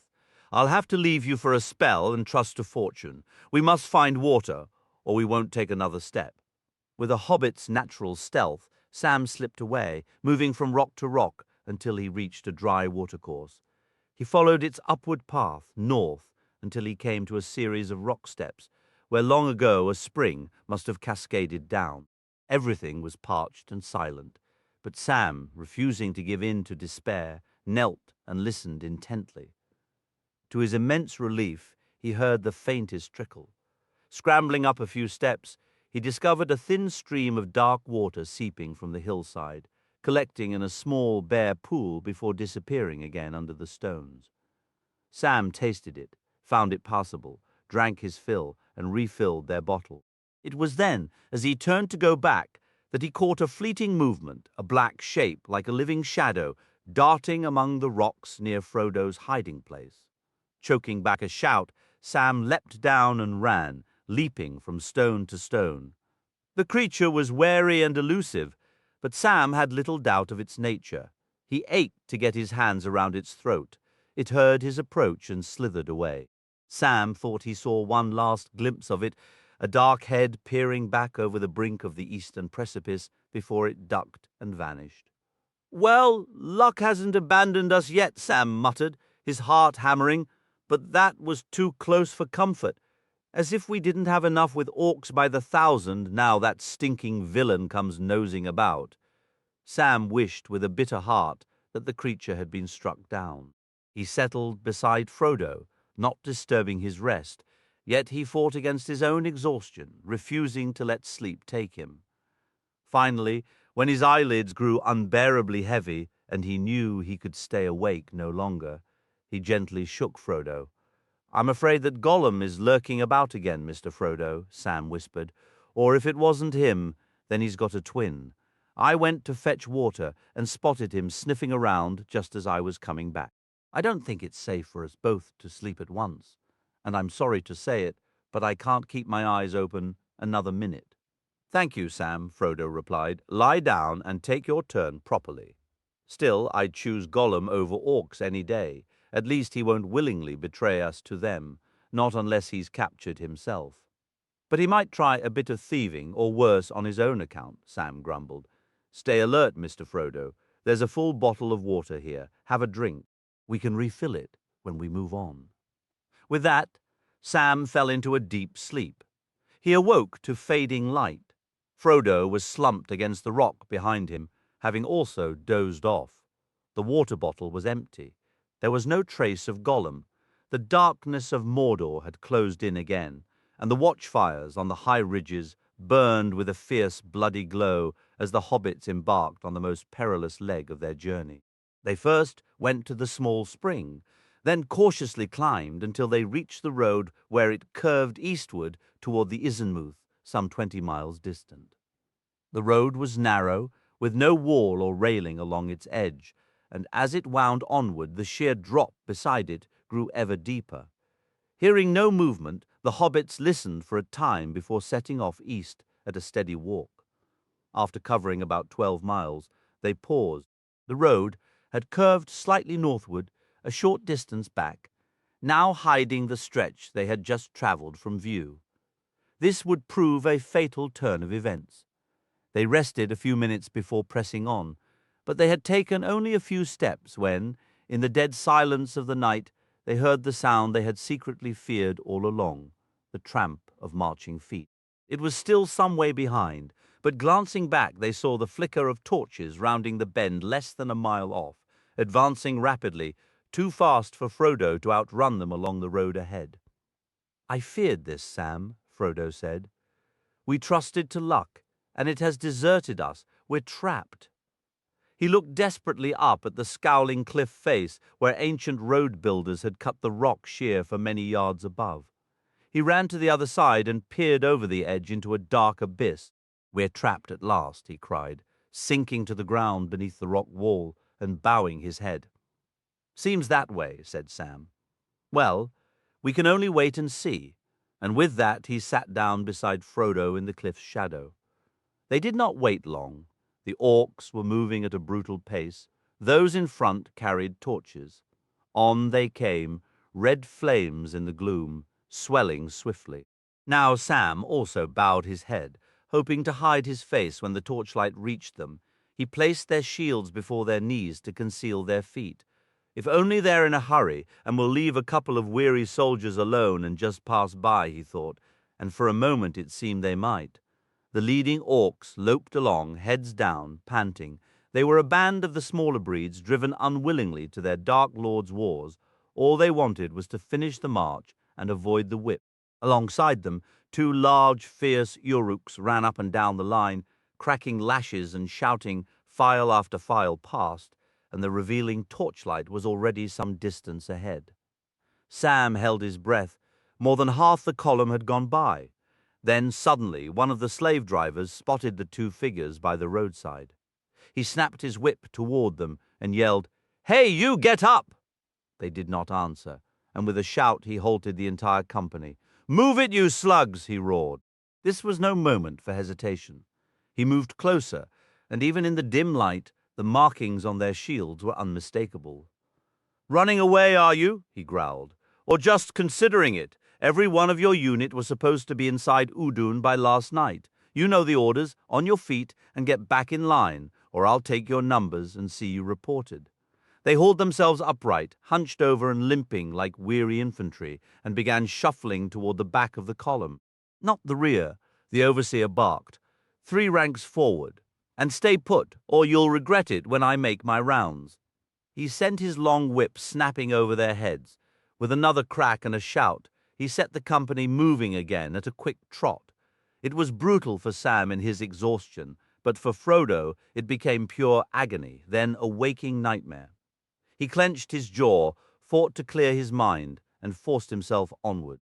The reek of sweating orcs around him was suffocating, and a raw thirst clawed at his throat. On and on they pressed, and he poured all his will into drawing breath and driving his legs forward. Yet what grim purpose this suffering served, he dared not ponder. There was no chance to slip away unseen. Every so often the orc driver would drop back to taunt them. "That's it," he sneered, flicking the whip near their legs. "Where there's a lash, there's a way, you slugs. Keep moving. I'd give you a proper taste of it now, but you'll get all the whipping your hides can take once you're late to camp. Do you good? Haven't you heard? We're at war." They had covered several miles, the road finally descending a long slope toward the flatlands, when Frodo's strength failed and his resolve faltered. He staggered and nearly fell. In desperation, Sam tried to support him, to keep him upright, though he felt his own endurance was nearly spent. He knew the end was close. His master would collapse, all would be revealed, and their desperate struggle would be for nothing. "I'll take that slave-driving brute with me at least," he thought grimly. But just as his hand moved toward his sword hilt, an unforeseen distraction arrived. They were on the plain now, approaching the entrance to Udun. Some distance before the gate at the bridge, the road from the west met others coming from the south and from Barad-dûr. Troops streamed along every route. With the captains of the west advancing, the Dark Lord was rushing his forces north. By chance, several companies converged at the junction in the darkness beyond the glow of the watchfires on the walls. Immediately, there was shoving and cursing as each group tried to be first to the gate and end their march. Though the drivers shouted and swung their whips, scuffles erupted and blades were drawn. A troop of heavily armored Uruks from Barad-dûr plowed into the Durthang line, throwing it into disarray.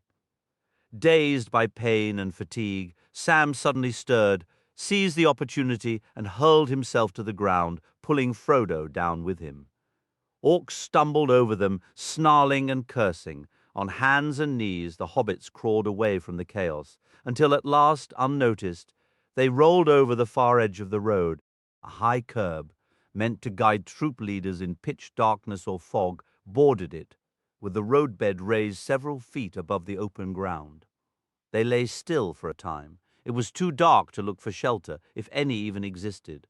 But Sam felt they must get farther from the highway and beyond the torchlight's reach. "Come on, Mr. Frodo," he whispered. "Just one more crawl, then you can rest." With a final, hopeless effort, Frodo pushed up on his hands and dragged himself forward another 20 yards or so.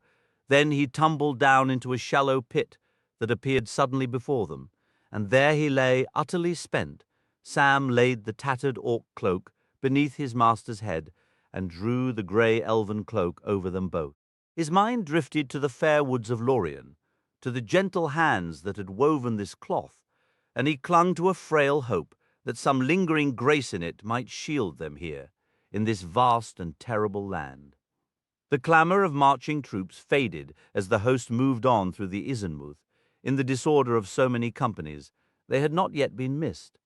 Sam took only a small sip of water, but urged Frodo to drink deeply, then broke a wafer of waybread and made him eat it.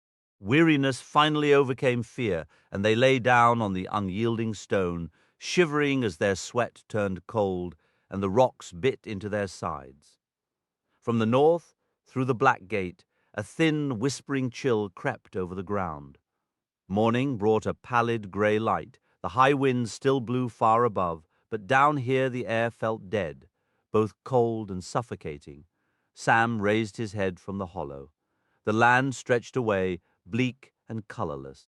The nearby roads lay empty now, yet Sam felt exposed. Certain that watchful eyes upon the Isenmoth wall could spy them, barely a furlong to the north. To the southeast, the mountain stood like a brooding shadow, its sides belching smoke. Some plumes rose and drifted eastward, while heavier clouds rolled down its slopes and seeped across the plain.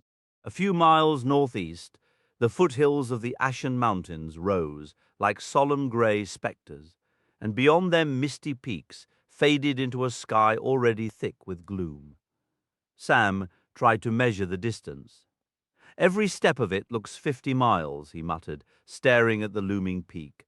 "That'll take a week if it takes a day, with Mr. Frodo as he is." He shook his head, and a grim realization settled upon him.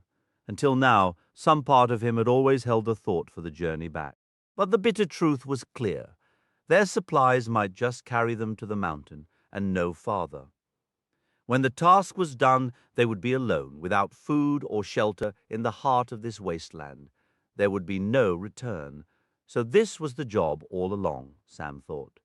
To help Mr. Frodo to the last step and then die with him? Well, if that's the task, I'll see it through.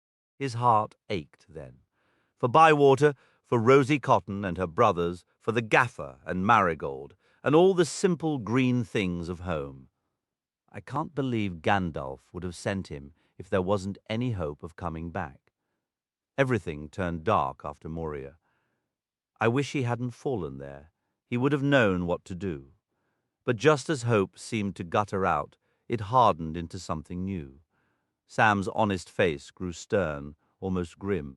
A will stronger than stone settled in him, and he felt a thrill through his limbs, as if he were becoming a creature of steel that despair could not touch. With a sharpened focus, he lowered his eyes to the broken ground before them. In the growing light, he saw that what had seemed a flat, featureless waste was in fact a shattered landscape. The plains of Gorgoroth were scarred with great pits and tumbled rock, as though the very earth had been pelted by a rain of massive stones while it was still soft mud. The landscape was a scarred and broken expanse, where the largest pits were fringed with jagged ridges of shattered stone, and deep cracks spider-webbed outward in every direction. It was terrain that offered a grim sort of promise, a place where one might move from one scant refuge to another, invisible to all but the most vigilant observer. This was possible, of course, only for someone with reserves of strength and no pressing need for haste. For those who were weary and starving, with a vast distance still to cross before their strength gave out, the land wore a malevolent aspect. Turning these bleak observations over in his mind, Sam returned to where his master lay. There was no need to wake him. Frodo was on his back, his eyes open and fixed upon the overcast sky. "Well, Mr. Frodo," Sam began, "I've had a look about and done some thinking. The roads are clear for now, and we ought to make a move while we have the chance. Do you think you can manage it?" "I can manage it," Frodo replied, his voice thin but resolved. "I have to." They set off once more, slinking from one shallow depression to the next, darting behind whatever meager cover presented itself. yet steadily working their way on a diagonal course toward the northern foothills. As they progressed, the easternmost road seemed to dog their steps until it finally veered away to cling to the mountain's base, disappearing into a distant wall of impenetrable shadow. No man or orc traveled its bleak, grey surface now. The Dark Lord had nearly finished gathering his armies, and even within the heart of his own domain, he now cloaked his movements in darkness. He feared the very winds of the world, which had turned against him and might tear his shrouds aside, and he was agitated by reports of bold intruders who would slip through his outer defenses. The hobbits had covered only a few more exhausting miles when they stopped. Frodo appeared utterly drained. Sam realized this slow, agonizing progress, crawling, crouching, sometimes inching forward with painful caution, sometimes breaking into a clumsy, stumbling run, could not continue much longer. "I'm going back up to the road while we still have light, Mr. Frodo," Sam declared, a note of forced cheer in his voice. "We'll trust to luck again. It nearly ran out on us before, but not quite. A steady walk for a few more miles, and then we'll rest properly." He was embracing a far greater danger than he understood, but Frodo, consumed by the weight of his burden and the inner war it waged, offered no argument. He was nearly too despondent to care. They clambered back onto the broad causeway and trudged forward down that unyielding, pitiless road that led inexorably toward the Dark Tower itself. Yet fortune for a time remained with them. For the rest of that day, they encountered no living creature, and as dusk deepened, they melted into the encompassing gloom of Mordor. The entire land now seemed to hold its breath, thick with a tension like the calm before a violent storm, for the captains of the West had moved beyond the crossroads and set fire to the poisoned fields of Imlad Morgul. And so the desperate journey continued, the ring creeping south while the banners of kings advanced north. For the hobbits, each day and each mile grew more bitter than the last, as their strength ebbed and the malice of the land pressed in upon them. They encountered no foes by daylight, but in the dead of night, as they huddled or fitfully dozed in some roadside crevice, they would hear terrible cries, the tramp of countless feet, or the swift, cruel passage of some mounted steed. Far worse than these tangible perils, however, was the oppressive, ever-growing sense of a watching presence, a dreadful menace that pulsed toward them as they walked. It waited, brooding with sleepless hatred behind the dark veil surrounding its throne, drawing ever closer and looming blacker like the advance of a wall of absolute night heralding the world's end. A particularly grim dusk finally descended, and as the captains of the West approached the very borders of the living lands, the two wanderers reached a moment of utter, desolate hopelessness. 4 days had slipped by since their escape from the orcs, yet the time felt like a receding, ever-darkening nightmare. Throughout this final day, Frodo had been silent, walking hunched over, stumbling frequently as though his eyes could no longer properly see the ground. Sam understood that among all their sufferings, his master bore the heaviest, the increasing physical and spiritual torment of the ring, a weight that crushed both body and will. In a fleeting moment of dark humor, Sam thought grimly that if this was what carrying destiny felt like, he'd much prefer a simple backpack full of potatoes, no matter how heavy. Sam watched with growing unease as Frodo's left hand would sometimes lift, as though shielding his eyes from some terrible gaze only he could perceive. At other moments, his right hand would drift toward his chest, fingers curling tight before slowly relaxing as he regained control. Now, as darkness settled once more, Frodo sat slumped forward, head bowed between his knees, his arms limp and hands trembling faintly against the barren ground. Sam kept his vigil until the night enveloped them both, hiding each from the other's sight.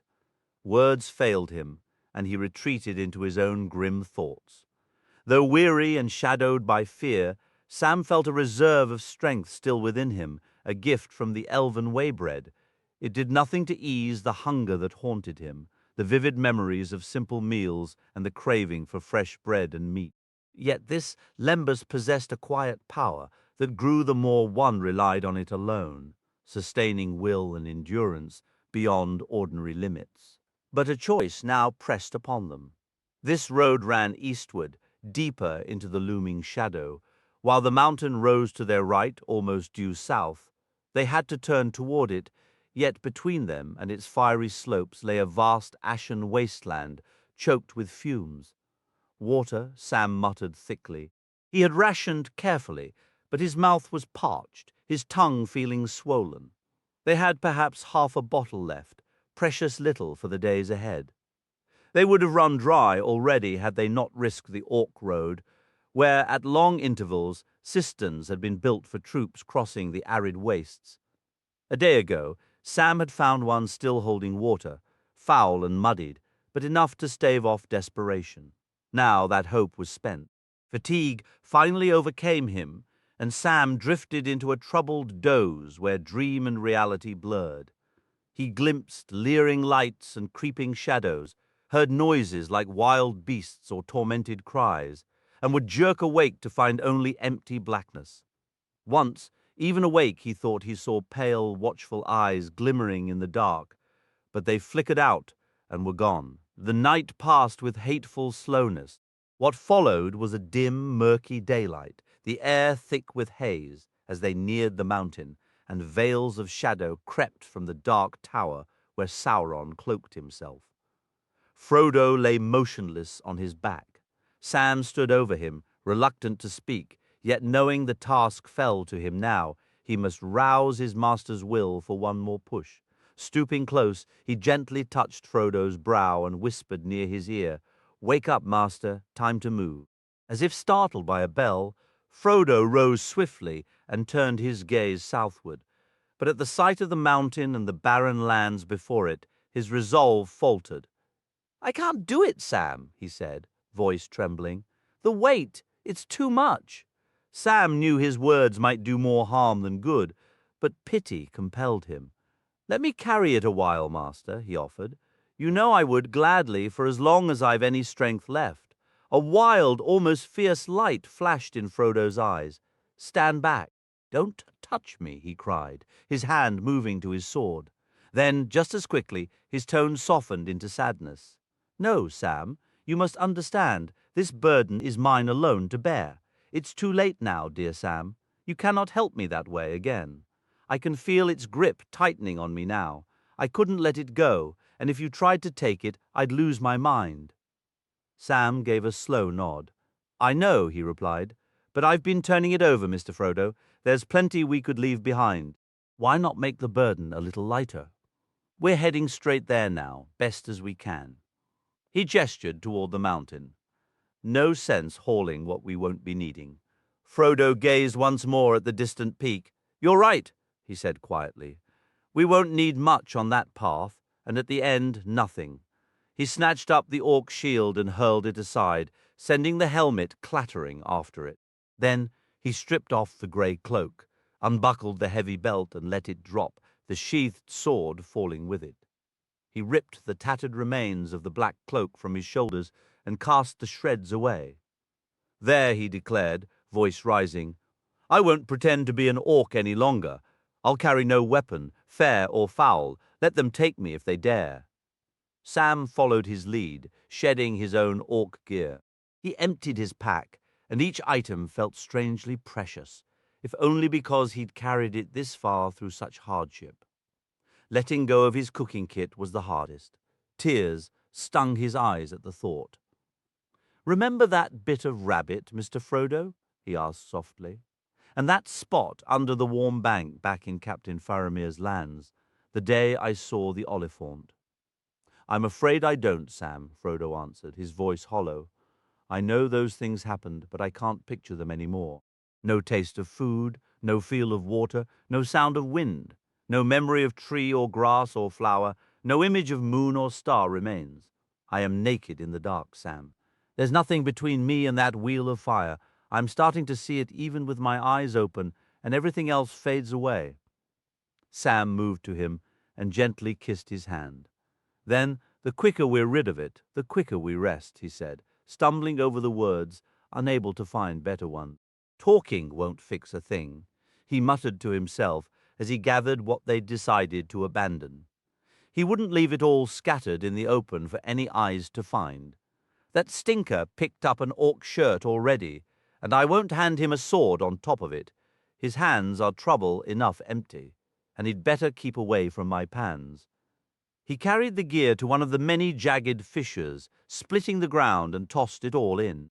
The clatter of his beloved pans falling into the darkness struck his heart like a funeral bell. Returning to Frodo, he cut a short length of his elven rope to serve as a girdle for his master, tying the grey cloak snug about his waist. The rest he coiled carefully and returned to his pack. He kept only the last crumbs of whey bread, the water bottle, Sting at his belt, and hidden in a tunic pocket close to his heart, the feel from Galadriel and the small box she had given him for his keeping. At last they turned toward the mountain and set out, no longer thinking of hiding, bending their weariness and faltering will to the single task of moving forward. In the gloom of that bleak day, few eyes in that watchful land could have spotted them, save from very near. Of all the Dark Lord's slaves, only the Nazgul might have warned him of the small, unyielding peril creeping into the very core of his guarded realm. But the Nazgul and their black wings were elsewhere, gathered far away, shadowing the march of the captains of the West, and toward them the gaze of the Dark Tower was turned. That day it seemed to Sam that his master had drawn on some new reserve of strength, more than the slight lightening of his load could explain. In those first hours they covered more ground and moved faster than he had dared hope. The land was harsh and unwelcoming, yet they pressed on, and always the mountain grew nearer as the afternoon deepened and the grim twilight started to fade.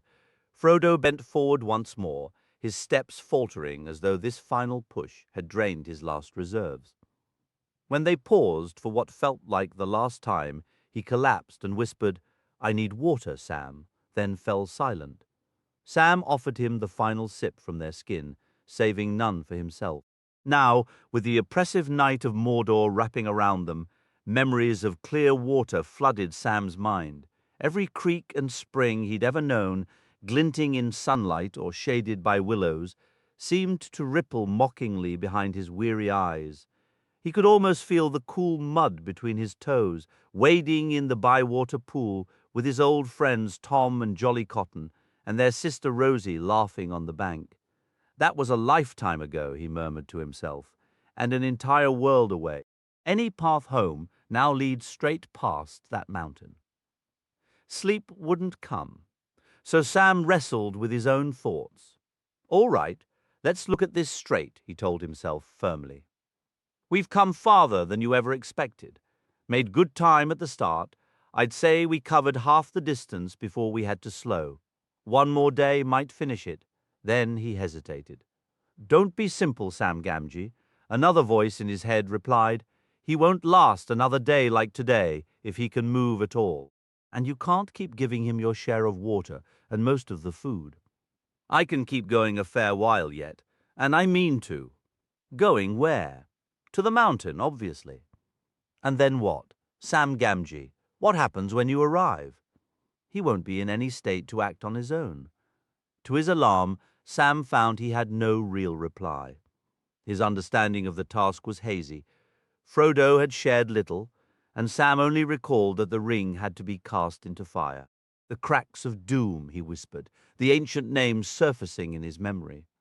"If the Master knows where they lie, I surely don't." "See?" the inner voice shot back. "It's hopeless," he said, as much himself. "You're a fool to keep hoping and straining. You could have lain down and slept peacefully days ago if you weren't so stubborn. But you'll die regardless, maybe worse. Might as well quit now. You'll never reach the summit anyway." "I'll reach it if I have to leave everything but my bones on this slope," Sam swore. "And I'll carry Mr. Frodo up myself, even if it breaks my back and my heart. So enough arguing." Just then, the ground shivered underfoot, and a low, distant rumble rolled through the earth like buried thunder. A dull red flare glowed beneath the clouds before fading. Even the mountain seemed restless in its sleep. The last leg of their climb toward Orodruin began, an ordeal more excruciating than Sam believed he could endure. Pain racked his body, and his throat was so dry he couldn't swallow a crumb. Darkness clung to the land, not only from the mountain's smoke, but from a brewing storm. Far to the southeast, lightning flickered under the heavy sky. Worst of all, the air grew thick with foul fumes. Each breath burned, dizziness washed over them, and they stumbled and fell repeatedly. Yet their resolve held, and they pressed on. The mountain loomed ever closer until, if they raised their heavy heads, it dominated their view. A monstrous slope of ash, slag, and scorched stone, its steep cone piercing the clouds. Before the long dusk gave way to full night, they had dragged themselves to its very base. With a ragged breath, Frodo dropped to the ground. Sam sank beside him. Surprisingly, he felt exhausted, yet strangely unburdened, his mind clear and steady. The debates were over. He knew every argument despair could offer, and refused to hear them. His will was fixed. Only death could undo it. He no longer craved sleep, only watchfulness. He understood that every danger and hardship had now converged into a single, crushing moment. The coming day would bring either triumph or utter ruin, a final, desperate push. Yet the night stretched on, endless and hollow, each minute dying without marking the passage of time. Sam started to fear a second, permanent darkness had swallowed the world, that dawn would never break. Finally, he fumbled for Frodo's hand. It was icy and shaking. His master trembled uncontrollably. "Should have kept my blanket," Sam muttered to himself. Lying down, he tried to shelter Frodo with his own warmth. Then sleep claimed him, and the faint light of what might be their last morning found them huddled together. The wind, having dropped the prior day as it turned from the west, now rose again from the north. Slowly, a filtered glow from the hidden sun seeped into the shadows where the hobbits slept. "This is it, the last push," Sam said, hauling himself upright. He leaned over Frodo, shaking him gently. Frodo moaned, summoning a tremendous effort. He swayed to his feet, only to collapse back onto his knees. With immense difficulty, he lifted his gaze to the dark, looming slopes of Mount Doom above him, and then, pitifully, began to crawl forward on his hands. Sam watched, his heart breaking, though his dry, burning eyes produced no tears. "I promised I'd carry him, even if it broke me," he whispered. "And I will! Come on, Mr. Frodo," he called out. "I can't bear the ring for you, but I can bear you and it together. Up you come. Let's go, dear Mr. Frodo. Sam's giving you a lift. Just point the way." As Frodo clung to his back, arms loose around his neck and legs held fast, Sam staggered up, and to his astonishment, the load felt light. He had feared he wouldn't have the strength to lift Frodo alone, let alone endure the dreadful, dragging weight of the cursed ring. But it wasn't so. Whether because Frodo was so diminished by long suffering, his knife wound, the venomous sting, and all the fear and wandering, or because some final reserve of strength was granted to him, Sam lifted Frodo with no more strain than if he were giving a hobbit child a piggyback ride across the sunny lawns of the Shire. He drew a deep breath and set off. They had come to the mountain's foot on its northern side, a bit westwards. Here the long grey slopes, though rugged, were not sheer cliffs. Frodo stayed silent, so Sam laboured on as best he could, guided only by the determination to climb as high as possible before his strength and will failed. He toiled upward, weaving back and forth to ease the incline, often stumbling and at the end crawling like a snail under a heavy shell. When his will could drive him no farther and his limbs buckled, he stopped and laid his master down gently. Frodo opened his eyes and drew a ragged breath. The air was clearer here, above the foul reeks coiling below. "Thank you, Sam," he rasped. "How much farther?" "I don't know," Sam admitted, "because I don't know where we're headed." He looked back, then upward, and was stunned to see how far that last struggle had brought them. The mountain, standing grim and solitary, had seemed taller than it truly was. Sam realized now it was less lofty than the high passes of the Ethel Dwarf they had crossed. The confused, tumbled shoulders of its base rose perhaps 3,000 feet above the plain, and above them, reared half again as high, was the tall central cone, like a monstrous furnace or chimney crowned with a jagged crater. But Sam was already more than halfway up the base, and the plain of Gorgoroth lay dim and shrouded in fumes far below. Looking up, he nearly cried out, not in despair, but in a sudden fierce spark of defiance. The path ahead was still monstrous, yet they had come so far. For a fleeting moment, the grim rock seemed less a tomb and more a challenge to be met, a final hill in the most desperate race of all. His throat was too dry for speech, but a flicker of resolve returned to Sam. Among the harsh, tumbled shapes of the mountain above, he could now clearly make out a road. It emerged from the west, coiling like a serpent around the great bulk of the peak, climbing steadily until it vanished from sight near the base of the upper cone on the eastern side. The nearest stretch was hidden from him by a steep rise, but Sam felt a sudden desperate hope. If they could just force themselves a little higher, they might reach it. It's almost as if it was placed here just for us, he muttered to himself, the thought a fragile lifeline. Without it, I'd have to admit we were finished. This road, of course, had not been made for Sam Gamgee. Unbeknownst to him, he was gazing upon Sauron's own highway, the direct route from the Dark Tower to the heart of the mountain, the Chambers of Fire. From the massive western gate of Barad-dûr, it spanned a deep gorge on a bridge of iron, crossing the desolate plain between two smoking fissures, before ascending a long sloping causeway to the mountain's side. There it wound around the entire grim circumference, climbing at last to a dark opening high on the upper cone, an entrance that stared back east directly toward the window of the eye in Sauron's shrouded fortress. Though often damaged by the mountain's fury, it was perpetually cleared and mended by endless orc labor. Sam took a ragged breath. The path existed, but the slope to reach it seemed an impossible wall. First, he had to rest his screaming muscles. He lay beside Frodo for a time in silence, as the grim light slowly strengthened. Then, abruptly, a strange urgency seized him, incomprehensible yet undeniable, as if a voice had shouted in his mind, "Now, go now, or it will be too late." He gritted his teeth and pushed himself up. Frodo, too, seemed to feel the summons, struggling onto his knees. "I'll crawl, Sam," he gasped. So they went on, two small grey shapes inching up the ash and stone like insects. When they finally dragged themselves onto the road, they found it was broad, paved with crushed rubble and packed cinders. Frodo hauled himself onto its surface and then, as if pulled by some invisible force, turned slowly to face the east. Far off, the shadows of Sauron brooded, but then, torn by some wind from beyond the world or stirred by a great unrest from within, the cloaking clouds swirled and parted for a single, terrifying moment. Frodo saw, blacker than the surrounding gloom, the cruel peaks and iron crown of Barad-dûr's highest tower. For one heartbeat it was visible, and from that unimaginable height, a flame of red stabbed northward, the flicker of a piercing, searching eye. Then the shadows closed again, and the vision was gone. The eye was not fixed on them. Its malice was bent north, where the captains of the west made their stand, as Sauron prepared his final stroke. Yet that dreadful glimpse was enough. Frodo fell as if struck, his hand fumbling at the chain around his neck. Sam dropped to his knees beside him. Faintly, almost too faint to hear, came Frodo's whisper, "Help me, Sam. Help me.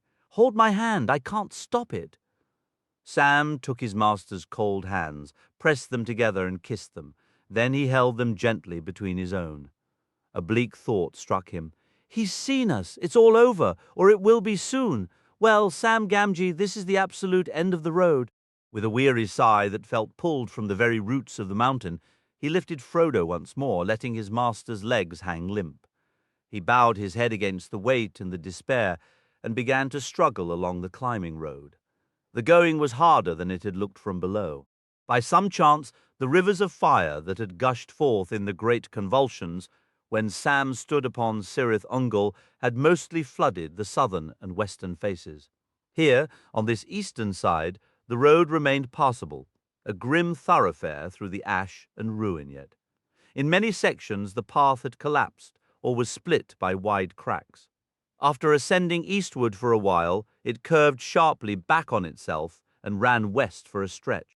At that turn, it sliced through an outcrop of ancient weathered rock, stone that had been spewed from the mountain's heart long ago. Breathing heavily under his burden, Sam rounded the bend, and just as he did, from the corner of his eye he caught sight of something dropping from the crag, like a small fragment of dark stone dislodged as he moved. A sudden impact struck him, and he sprawled forward, scraping the backs of his hands that still gripped his master's. Then he understood, for above him as he lay he heard a loathed voice. "Wicked master," it hissed, "wicked master tricks us, tricks Smeargol, Gollum. He must not take that path. He must not harm the precious. Give it to Smeargol. Yes, give it to us. Give it to us." With a furious effort, Sam pushed himself up. Instantly he drew his sword, yet he could not act. Gollum and Frodo were tangled together. Gollum clawed at his master, straining to reach the chain and the ring. This assault, this raw attempt to seize his treasure by force, was perhaps the only thing that could have rekindled the dying embers of Frodo's heart and will. He fought back with a sudden ferocity that stunned Sam and Gollum as well. Even so, matters might have ended very differently had Gollum not been so diminished.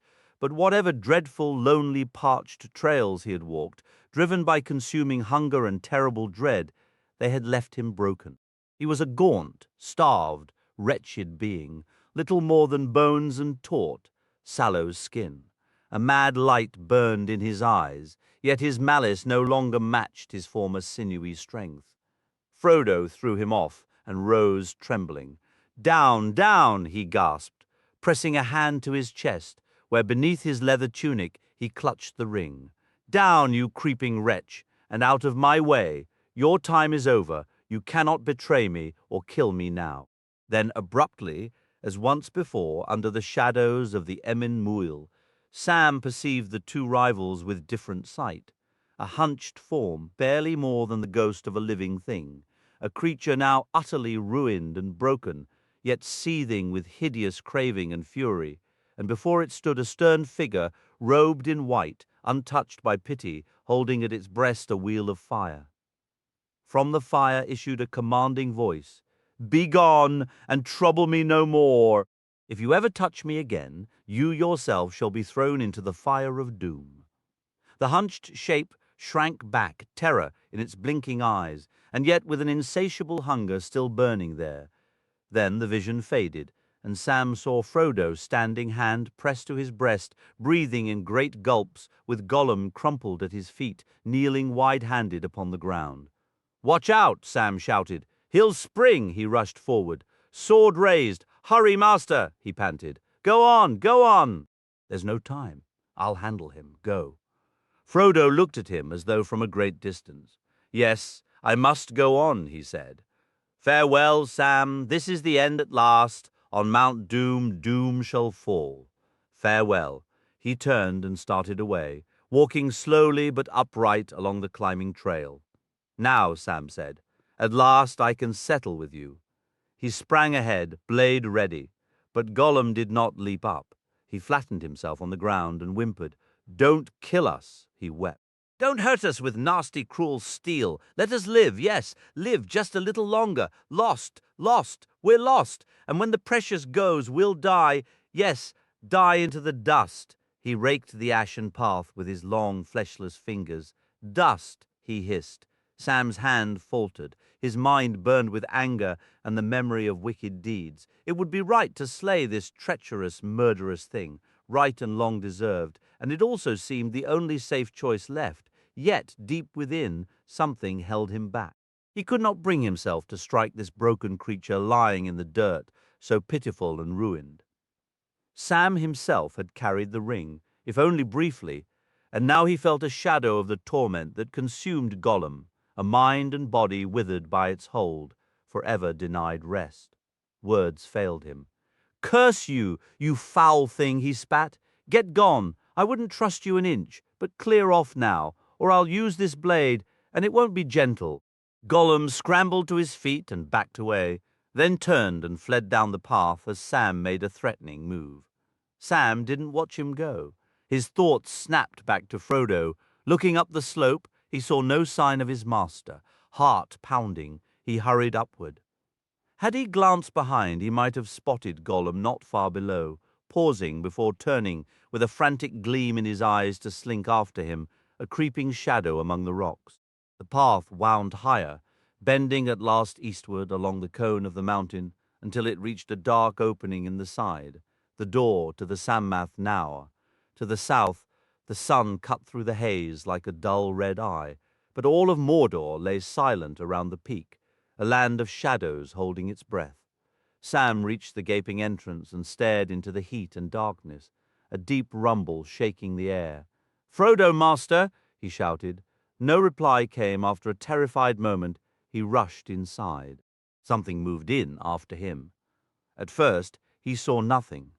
Desperate, he pulled out Galadriel's fiel, but in his shaking hand it was pale and cold, offering no light in that suffocating blackness. He was in the very heart of Sauron's domain, where all other powers were crushed. Fearfully, he took a few steps, and suddenly a flash of red light leaped up, striking the high roof. Sam saw he stood in a tunnel boring into the mountain's core. Just ahead, the floor and walls split open in a great fissure, pulsing with a red glare that rose and fell. From far below came a throbbing like some monstrous engine toiling. The light flared again, and there on the edge of the chasm at the crack of doom stood Frodo, silhouetted against the glow, rigid as if turned to stone. "Master!" Sam cried. Frodo stirred then, and his voice rang out clearer and stronger than Sam had ever heard, rising above the mountain's roar. "I have come," he declared. "But I will not now do what I set out to do. The deed is undone. The ring is mine." As he slipped it onto his finger, he vanished. Sam gasped, but before he could cry out, something slammed into his back, knocking his legs out from under him. His head struck the stone floor as a dark shape leaped over him. The world went black. And far away, as Frodo claimed the ring for his own, even in the heart of Sauron's realm, the power in the Dark Tower was shaken, and it trembled from its deepest foundations to its bitter crown. The Dark Lord's awareness snapped toward him, a piercing gaze shredding every shadow to find the door he himself had forged. In one searing instant, the full scale of his own stupidity was laid bare, and every scheme of his foes became clear. His fury erupted into a devouring fire. Yet a terror as thick and black as choking smoke rose within him. He saw the razor's edge his fate now balanced upon, all his intricate plots, his webs of fear and betrayal, all his grand strategies and wars his mind tore free from them. A shudder passed through his entire domain. His slaves cowered, his advancing armies ground to a halt, and his commanders, now utterly directionless and stripped of will, faltered into despair. They had been erased from his thought. The full focus and might of the power that moved them was now violently fixed upon the mountain. Answering that call, wheeling with a shriek that tore the air, the Nazgul, the ring-wraiths, made one final desperate sprint. Moving swifter than the wind, they hurtled southward toward Mount Doom. Sam struggled to his feet, his head swimming, blood from a gash trickling into his eyes. Blinking through the haze, he groped forward, and then he saw a bizarre and awful sight. There, on the lip of the chasm, Gollum was thrashing and wrestling as if possessed, battling some invisible enemy. He lurched back and forth, one moment teetering so close to the edge he nearly plunged over, the next scrambling back only to stumble and fall, then rise and fall again. All the while he hissed and spat, but formed no words. The fires in the deeps below awoke in fury. A scarlet light flared, flooding the cavern with a blinding glare and savage heat. Suddenly, Sam watched as Gollum's gnarled hands jerked up to his mouth. His pale teeth flashed and then snapped shut with a bite. Frodo cried out, and there he was collapsed on his knees at the rim of the abyss. But Gollum, capering like a thing deranged, held the ring aloft, a single finger still hooked inside its circle. It blazed as if truly forged from living flame, Precious, precious, precious, Gollum screeched. My precious, oh my precious, and even as he raised his eyes to gloat over his prize, he stepped back too far, tottered for a heartbeat on the brink, and then with a piercing shriek fell from the depths rose his final fading wail. Precious, and he was gone. A roar erupted, a chaos of sound, flames surged upward, licking at the roof. The deep throbbing mounted into a thunderous tumult, and the mountain itself began to quake. Sam ran to Frodo, gathered him up, and carried him out to the doorway. There on the dark threshold of the Sammath Naur, high above the plains of Mordor, such awe and horror seized Sam that he froze, everything else forgotten, staring like a man turned to stone. He glimpsed a fleeting vision, a maelstrom of cloud, and within it fortress towers and battlements tall as hills, anchored upon a mighty mountain throne above bottomless pits, great courtyards and dungeons, windowless prisons, sheer as cliffs, and yawning gates of steel and adamant, and then it all dissolved. Towers collapsed and mountainsides sheared away, walls crumbled and melted, crashing down in ruin. Enormous spires of smoke and geysers of steam billowed upward, ever upward, until they toppled like a colossal wave, their wild crests curling and foaming down upon the land. Then finally, across the miles came a deep rumble, swelling into a deafening cataclysmic roar. The earth convulsed, the plain buckled and split, and Orodruin staggered, fire vomited from its shattered peak. The sky exploded with thunder and was ripped by lightning. Down like lashes from a whip fell a deluge of black rain. And into the very heart of the storm they came, with a cry that shredded all other sound and tore the clouds apart. The Nazgul, shooting like fiery arrows only to crackle, wither, and vanish, consumed in the fiery wreckage of mountain and sky. "Well, this is the end, Sam Gamgee," said a voice beside him, and there was Frodo, pale and exhausted, yet unmistakably himself once more. In his eyes was a peace Sam had not seen in an age, free now from the strain of will, the madness, and all fear. His burden was gone. Here again was the dear master of the gentle days in the Shire. "Master!" cried Sam. He dropped to his knees. Amidst the devastation surrounding them, a profound and unexpected joy flooded through him. The terrible weight was lifted. His master was safe. He was restored, liberated. Then Sam noticed the wounded, bleeding hand. "Your poor hand," he murmured. "I have nothing to bandage it with, nothing to ease its pain. I would have given my own hand entirely to spare you this. But he is gone now, beyond any calling back, gone forever." "True," Frodo replied softly. "Yet do you recall what Gandalf once said, that even Gollum might have some part left to play? Without him, Sam, I could never have destroyed the ring. Our entire quest would have failed, even at this final, desperate moment. So we must forgive him. For the quest is complete, and now everything is finished. I am so very glad you are here with me, Sam, here at the very end of all things."